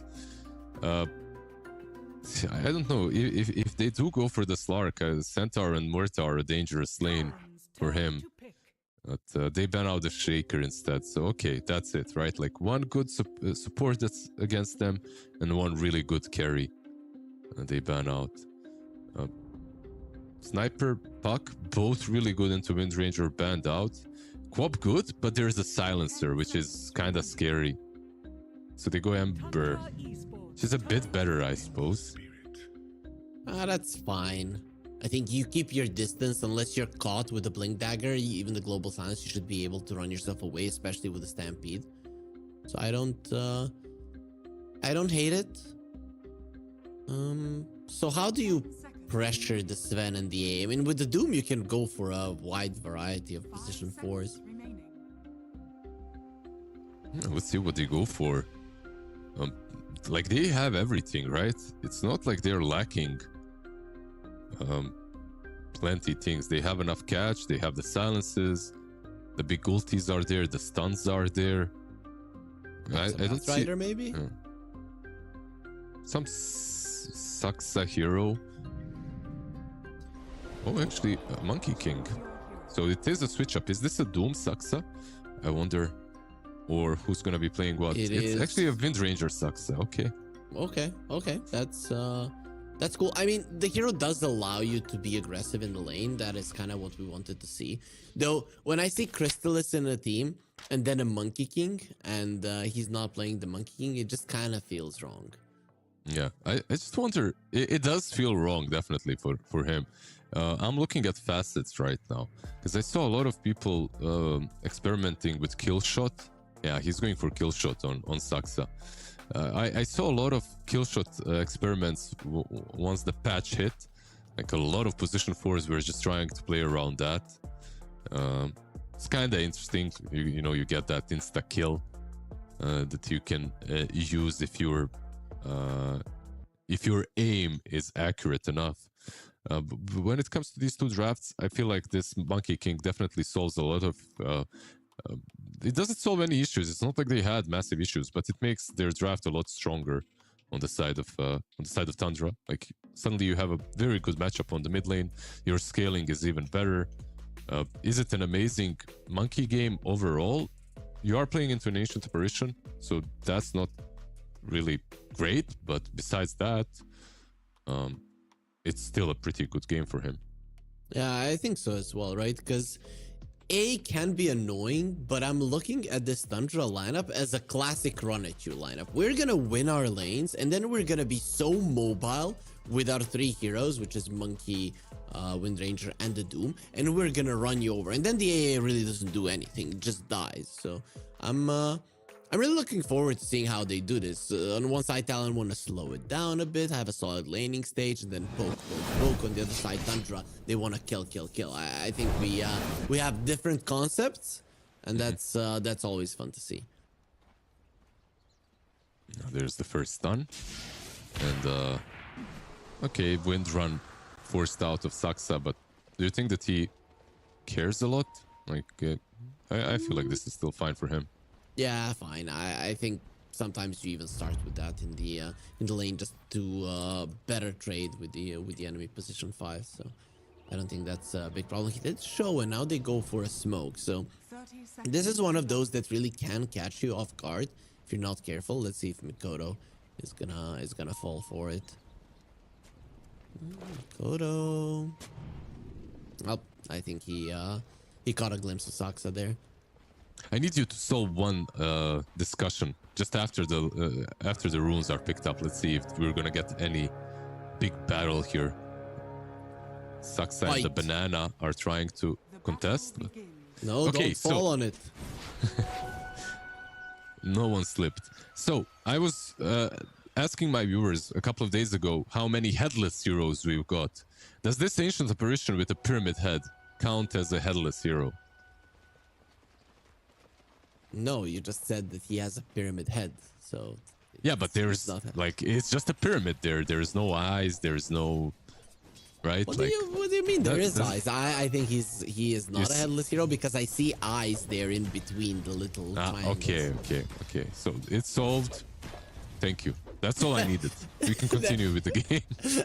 I hope you were on the it has a head team, but who knows? Who knows? Either way, though, BZM versus Mikoto mid lane. Monkey King doing really well versus every melee hero. Can an Ember Spirit do well in this one? We know that this hero just sometimes does well in lanes that you wouldn't expect him to. Yeah, I don't expect Mikoto is really good on mid lane. It's a really hard matchup. They picked Monkey King for a reason, so I do expect them to be pulling ahead with BZM's Monkey King. Maybe early on, like you can do well with Ember, but eventually he gets Orb of Corrosion. Even just Orb of Frost, and it's already kind of a problem. Why? Oh, he will be able to survive. Crystallis, that was a beautiful usage of the Shockwave. I think he stopped the WS attack there. Nice little play. So how do you think Tundra feels with two stand-ins? I kind of feel like Whitemon was the star performer for this team for such a long time. I'm not sure how good they're gonna look without him. Yeah, he kind of brought stability to the team, I would say. And not only stability from the position 5, it's also like some... how to put it, like mental things that he's bringing to the table. Nice little kill there on Saksa. Yep. I think he's gonna know about the wards though, right? Because at least he's gonna know that it's somewhere there. Because they had vision on the high ground, which they shouldn't have had. You know, he doesn't have a sentry to work with, but should be well aware now. This isn't like... it's not a lane where I expected him to die first blood, per se. I feel like there's more kill potential on Ancient Apparition, Silencer, not really on a Wind Ranger that started with Wind Run. I mean, It we're happens, coming though. back. I think we're gonna be coming back to those Sven, Wraith King, CK, right? With an AA being in the meta, I feel like those heroes might come back, and then AA plus those stuns. You never know. It's just something that catches you off guard, at least when at the start of the meta making, because you're not used to it. Absolutely, and I don't think those heroes like that you mentioned are even weak, like right now. Whoever can clean up Ancients early enough, I feel like is kind of in a good spot. Like Wraith King with a lot of skellies can just go from the lane and farm Ancients early on. Sven can pop God Strength the moment he gets level 6 and go farm some stacks as well. It's not very optimal for him, but because he takes a lot of damage, but still. When it comes to mid lane, so far so good for Ember, by the way. Dude, Mikoto is a god, right? On Fissure Playground, everybody was talking about him and his mid lane performance, and I feel like here in Universe Episode 4 that the same thing is going to be happening. Yeah, he's a peculiar mid laner. Like there are patches where he just shines, does extremely well, and then patches where he completely falls off, regardless of what heroes are popular, if they're his or not. And I'm not sure just what exactly is the reason there. Fly. They do want him dead, which is not going to be happening going downstream. He will be more than fine. How Joachim does steal the bounty rune, so that's a little bit of a victory there. But still, while that was happening, the Magnus was farming. In terms of CS, it looked like Tundra were super far ahead, but then when we look at the net worth, it's really not that big of a deal. It's just a slight advantage in CS on all lanes and nothing crazy. Both of the water runes will be going towards Tundra, so Mikoto is not going to be too happy about that. Let's see if BCM can now apply pressure, because it doesn't look like it. I mean, awesome job by Mikoto, really. He's ahead in this lane. BZM, he wanted to play the Ember, the Monkey into an Ember, and well, so far, at least in the laning stage, it's not paying off. Yeah, there's another thing, like itemization from the mid lane Ember, I feel like became a bit more linear. Not Ember, sorry, Monkey King. became a little simplified, because back in the day you could maybe opt for you could maybe even opt for Gleipnir bot lane Cuckoo. Well, let's see if they can get the skill now with the dive. They have a lot of creeps. No glyph though, but I don't think under these circumstances that you need. Saksa did lose a career, will be attacking the tower there with the wind run, but Cuckoo is joking quite nicely. Doesn't mean that he will live. There's the kill shot coming into play. Probably a normal one would have gotten the kill as well. Mid lane. BZM, he wants Mikoto. He's gonna be leaving the Wukong's command. The Wukong's faithful still keeping him and giving him the armor. And that shot completely off the mark. Jokem, now you're gonna die because of that miss. The dive is there. BZM finally understanding his strength in this bot lane and again. pushing forward with it, as in the bot lane. They want to go once more. This time around, Sven will be on the menu, but Natsumi, just like Cuckoo earlier, is surviving for a long time. Let's see just how long. The blood grenade does connect, and they should be able to get him. That's another kill shot coming out from Saksa. He's a true executioner in this game. Absolutely. Well done by both of them. The Sven just was lacking mana for the majority of the laning stage. He's on top lane. Oh boy, they are just destroying them right now. Tundra, even the two boys that just joined the team, or Fly's a stand-in, Crystalis has joined, are just diving, and there is absolutely no response. Jokem will be taking some hits, and okay, are they gonna steal the shrine? It does look like it. BZM and the kill. Being in the vicinity, Jokem will be taken out. First they dove him in the mid lane, now in the top lane he will be taken out as well. Yeah, they stole the wisdom, they stole some int. Mikoto is here though, might get some revenge. Fly is standing his ground, and BZM coming over. Mikoto didn't leave a remnant back. You have to be careful not to get silenced up, but he messed up. There's the stun, the RP. There's the boundless strike. BZM, he waited for it. He waited for a moment. Now he has the Wukong's command as well. That shot will connect, and BZM doesn't That's another care. one. That is gonna be another one. Crystal is pulling him towards BZM, and the extra damage and range. The Monkey gets the kill. Tundra, that is the speed that we wanted to see from them. And imagine, Lizard, what would have been happening if Mikoto didn't play the mid lane so well. Yeah, it could have. Maybe this wouldn't happen. Well, I don't know what could have happened. Maybe they'd play better now and win these fights. You never know. But all jokes aside, BZM, I just loved the amount of times that he faked pumped the boundless strike in that fight. He didn't get like cheesed by Ember, or with Sleight of Fist, with remnants as well. Like he managed to save it and kill him off in the end. That was really well done by him. And also Nerves of Steel, right? He was getting low. It looked like he could have died. And when you're 1 or 2 hits from dying with a centaur next to you, it is, it is a certain kind of person needed to not just throw it out on the centaur to heal. Absolutely. Like he kept his cool, and now they're suddenly 4k ahead. The laning stage wasn't really that terrible for them, but Talon, they need to find a way to come back in, and I feel like for them to come back, they need a level 6 on AA. It's a massive power spike for them. And right now, he's almost 5. Not great, not terrible. I still don't see how they're gonna give him lane though, right? Because if he gets close to it, the Monkey King or anybody really is just going to dive it. That's why I think this AA is gonna have a hard time. Cuckoo doesn't know where to go.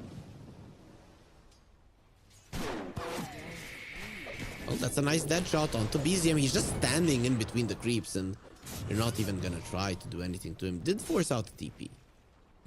33, he has Doom, and he also is working with this ensnare creep, so some more control against the Ember until maybe an Atos is being purchased on someone else.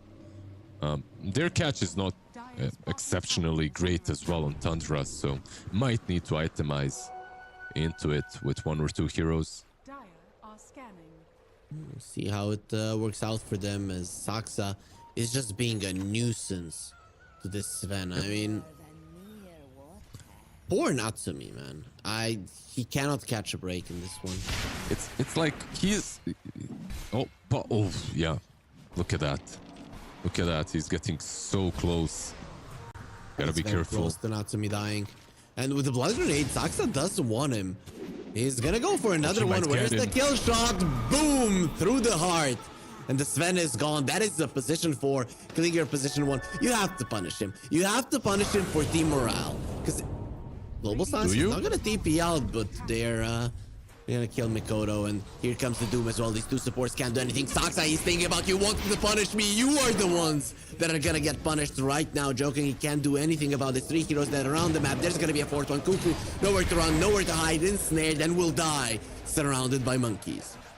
That's just insane. And that's now an 8k advantage.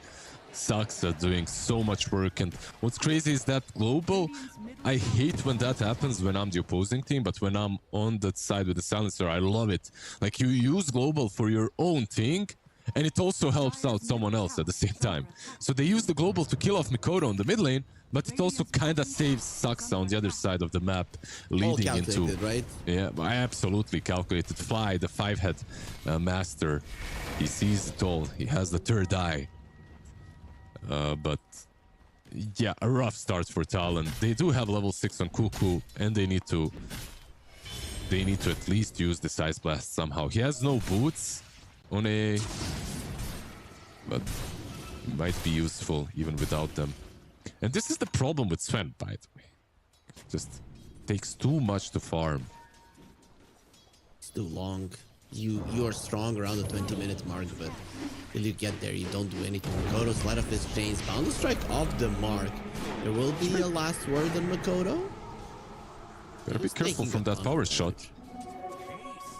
It can very easily kill you if you're not careful, and they're gonna be going for him. Shackle shot off the mark, try to go for the creep on it. Cold feet, BZM, that's a bit too far.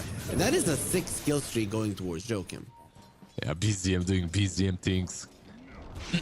Got that haste, thought he was invincible, got punished.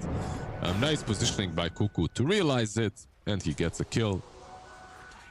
I mean, he uses that ulti to get the kill on Joachim. Yeah, his team told him, yo, dude, we don't have Duracha right now. You need to be the most unpredictable guy. A bit too far, but it's a step in the right direction. Like, the difference, sure, is there between Crystallis and Duracha, the way Duracha would be playing, but Crystallis is doing the right thing. He's Magnus. He's supposed to be farming, and he's farming away. Like, he's level 12 right now, 7.5k net worth on Mag. And guess why this is the case? Because he doesn't need to use this 120 seconds cooldown to farm Ancients. He just pops Empower and Mask of Madness. Silence. Well, Cuckoo is silenced for good.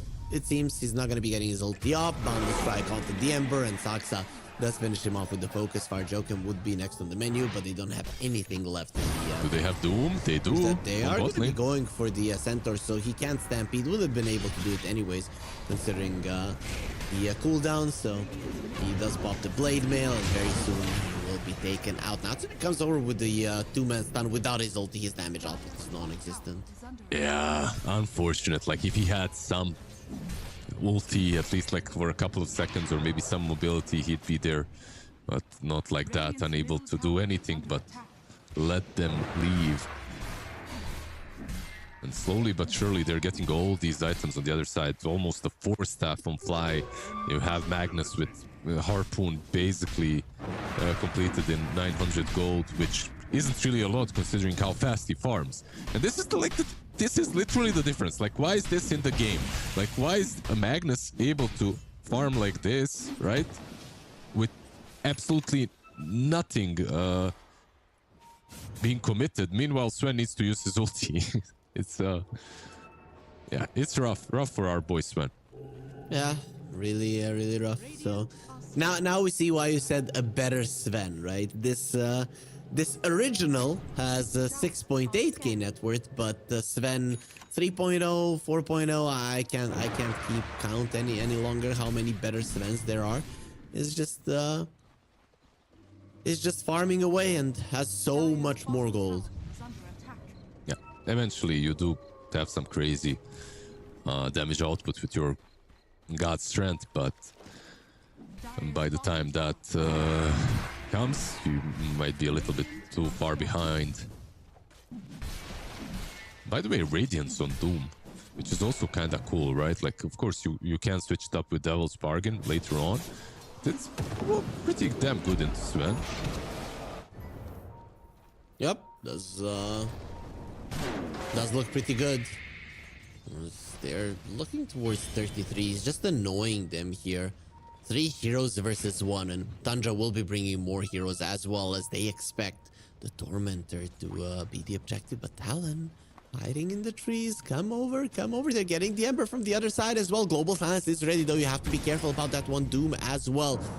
And Mikoto, you have to be careful not to get caught. He doesn't get spotted just yet. Tension is high. WS gotta be a good Doom target if they can get it. Magnus is being used, and the Magnus pulls them all in to an RP, and very soon to their deaths as well. Crystal is finding an awesome opportunity, and a smile on his face. They will be getting a torment for their troubles as well. That was just beautiful. It was a beautiful RP with the harpoon usage and the Tormentor on top of that. Like, they're tormenting them. It's been like a really rough game for everyone on Talon. 12k advantage, 16, 17 minutes in. It is not a position that you generally like to be in. Let's look at this. I love how everyone was kind of on the outskirts of the RP. That's why I'm calling it beautiful, because it kind of caught the others on the edges of it. Barely. Really nicely done. It looked for a second that maybe they're not gonna be in it, and it just feels beautiful with an RP when heroes that aren't even close to each other, suddenly they're all clumped up together. Yeah, this fake Sven on top lane, or I should say the OG Sven, is maybe gonna get gone on. Well, there's the focus far, bound strike. They do have the Stampede to potentially get him out, but it was forced out. BCM in a little bit of trouble. The A-Blast misses on him, so inside of the Wukong's man, they have to be careful about how they approach it. He's just juking around the trees. That shot does connect, and finally he dies, but at the cost of a lot of their HP. Points, but Can they do nobody anything? there to punish, really. Doom wasn't used. 33. That is that Mikoto, you don't have a Stampede, and, well, you don't have a mid laner either. You're not even committed. Looking towards the Doom. This is a guy with a radius. You can just all burn. There will be a hoof stomp. Let's see if it's gonna be enough for a Doom to die. Natsumi still surviving, barely. Oh! Shot, maybe from afar. He might go for it. Where's the snipe? Saksa! Godly performance from him, and WS does finish him off, taking a huge streak, but that was one awesome play coming out from the Windranger. Yeah, they kind of committed a bit too much, like you said, with the Doom there. I mean, not too much. They got the Ember, but in the end, continued fighting. The God Strength looked a bit misused, but it didn't matter because Tundra continued fighting. Unfortunate for our boy Sven that Saksa is such a player. Like, at this point, I thought this might be an overkill for 33. He could have maybe just backed out, but in the end, it does work out for Tundra. Nicely done by Saksa. Look at that. Very nicely read. You know, sometimes you see things like that and you think, how the hell did this happen to me? He also got both of the heroes caught with the shackle shots. Wouldn't have mattered. It would have probably been enough with the trees around for the Sven to get caught, but still, it just looks beautiful. Oh, why is he so good? Why is he so good? Just Saksa, stop it. It's crazy. He even waited for the Sleight of Fist to end. Yeah, like absolutely insane. His power shots are on point. Everything is working out for Saksa. He's playing out of his mind. Yep. Very cool. This is kind of the thing with the Windranger, right? You have to play like this. If you aren't hitting those spells just perfectly, the hero kind of falls off, doesn't feel right. It's definitely one of those heroes that you look at the pro player do very well with. You go in a pub, you pick her, and you suck. Like, it's one of those. Like, you try to copy and you miss a couple of shackle shots. Definitely very volatile with her.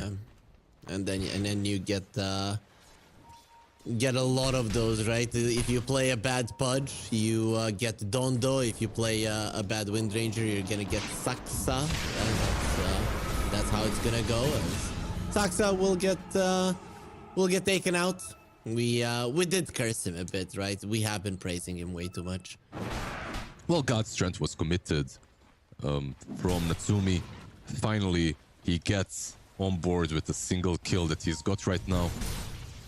And Sven does become really scary with items. So maybe that can happen here as well for Natsumi if he continues like this. Like, he's not super far away from Crystalis. Like, about 3k-ish.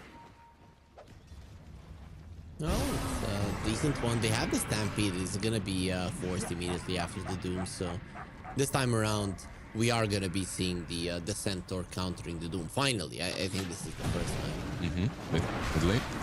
Yeah, Harpoon, Skewer, 5 hits, dead AA. Always the problem with this hero is the fact that you can die so quickly. No mobility whatsoever. I feel like back in the day, the patch where you just bought Midas and stayed off map is the kind of a playstyle that you can incorporate again. Just play around your ulti, farm with your spells and chill. It was so awesome. It was so awesome when they added the Roche movement, just throwing everybody. I feel like as time will progress, we're gonna be seeing less and less of that. But overall, just a quick reminder for everybody: you're watching the FISSURE Universe Episode 4 here with Harry and Lizard, and this is the 4th iteration of the tournament, the biggest one. All of the other ones, $100,000 prize pool. This one, $500,000 in the books for this team.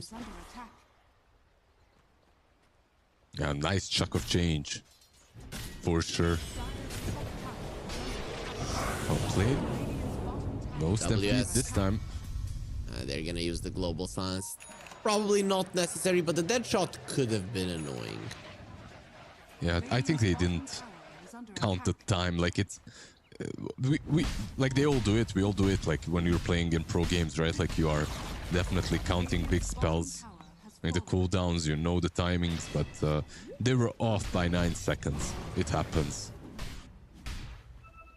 Kind of reminded me of the glyph play when Amar came to an interview and we asked him, like, why did you go for the throne? He's like, I thought they didn't have glyph. My team told me they didn't have the glyph. And 33 coming forward. That is a big flaming demon versus a popsicle. We all know how that ends with the popsicle melting. Actually, he will let it go. So they just want to kill the bigger support, and that's gonna be the Muerta this time around.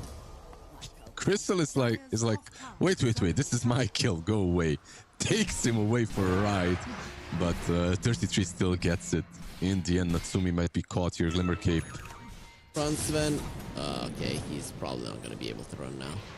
Yep, has been found. Bound to strike to stop DP, and very soon his life will be taken. He's actually quite tanky, and the little amphibian creeps there helping him a bit. Yeah, he is.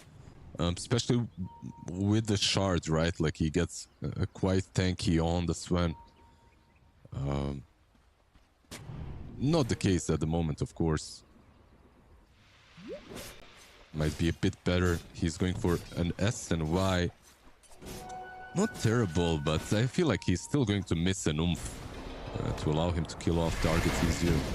Come on, BZM, let him go. Maybe now he's gonna pay with his life. He does have the Manta to remove the Atos, so should be fine. Stampede WS, but he is running through a very strong gust of wind. He wants to get himself out, no chance to blink as there is a Radiance. Constantly cancelling it out, and he will die to the burn damage. Well, we see a Gale Force. Now, we've seen a couple of core Wind Rangers, so you don't see that too much. The tower will fall And of course, there will be a little reminder, guys, exclamation mark F in the chat, to follow the Fissure channels here on Twitch and of course on YouTube. Dota action never ends. And you should be following those channels, as there's gonna be so many Fissure tournaments, some of them announced even in 2027. I heard they announced something for 2030 as well. It's like, it's forever gonna run. Don't quote me on this, but Dota never dies. might happen. For 2027, there's literally a schedule with dates, right? Those can change a little bit, but that's how it goes. Fissure is here to stay, and these amazing tournaments, they're gonna continue. But this game doesn't. I mean, it's fun to watch, and there have been some great plays, but pretty one-sided so far for the Tundra side. Absolutely. Like, I haven't... like, one of the powers that you have with an Ancient Apparition, this hero can make... Like, it can win you teamfights from position 5. Like, it can actually make a huge difference, but so far they haven't been able to use that ulti. 40 seconds remaining on the Aegis. Look at 33's positioning while his team is pushing high ground. Like, look at him. He's somewhere on the map and he just doesn't care. Out pushing, maybe hoping for a Sven pick-off as well. They found Cuckoo. You talked about the AA. It's really not going to be doing all that much. Losing the Aegis here just before it would have expired in 20 seconds anyways. Let's see. Jump onto the map. Zumi goes in. BKB, so he's going to find, and the BKB from Crystal is coming to my hands. I am the better Sven. Crystallis is going to be showing him how it's done. That's now a 4 versus 3. Yeah, jumping into a 4-legged Sven and also into Wukong's command might have not been the best play. Like, he did complete a couple of items that they are going in. Let's see. Well, Global Silence, Boundless Strike, Gale Force, goodbye. And that's gonna be GG. 33 contributing quite a lot to killing those creeps in the jungle while his team is winning the game. This is what we all want when we play our pubs, just to farm the jungle and our team wins with it. And 33, he's that kind of a genius. He assembles the crew of 4 players that even in competitive gameplay it's gonna work. Yeah, that's how you stay on top of the net worth charts. You know, you make sure that you're the one farming. 33 is definitely one of those guys that likes to farm, likes to be on top. This time around, he wasn't able to because his carry was a Sven 4.0 or whatever you call 3.0. Crystal is 508 on the Magnus, plus he was farming all the time. BKB, Harpoon, Mask of Madness, and AC, all you need. And it looked incredibly strong. What needs to be said is that at the same time, I didn't really feel Talon. Like, I didn't feel their strengths, or I only saw the weaknesses. Like, they weren't able to assemble a fight. The laning stage wasn't that great for them. And the biggest issue is they lost both the shrines and a lot of those fights around the top tier 1 tower, which didn't allow the A to come online fast enough to get that level 6 and to maybe make a difference. Of course, these are some things that can be fixed in the laning stage. What you cannot fix is Tundra. They just play way too well. And they've been outplaying them in almost every single of these team fights, running circles around them. These deadly shots from Saksa where he was just executing them, like you said, one after another. Kill shots galore coming from the Windrunner. Is this Talon just not being warmed up? As you mentioned, they played their last competitive game on the 14th of February, more than a month ago. Is this now out of the way, and are we gonna see a much stronger Talon in the I hope so. Yeah, I hope so, because they definitely have what it takes to at least take this to a game number 3. I think we could see game number 3. So I'm looking forward to the next match. Let's see what they switch up. I feel like on Cuckoo, Ancient Apparition is great, but it might be better left on...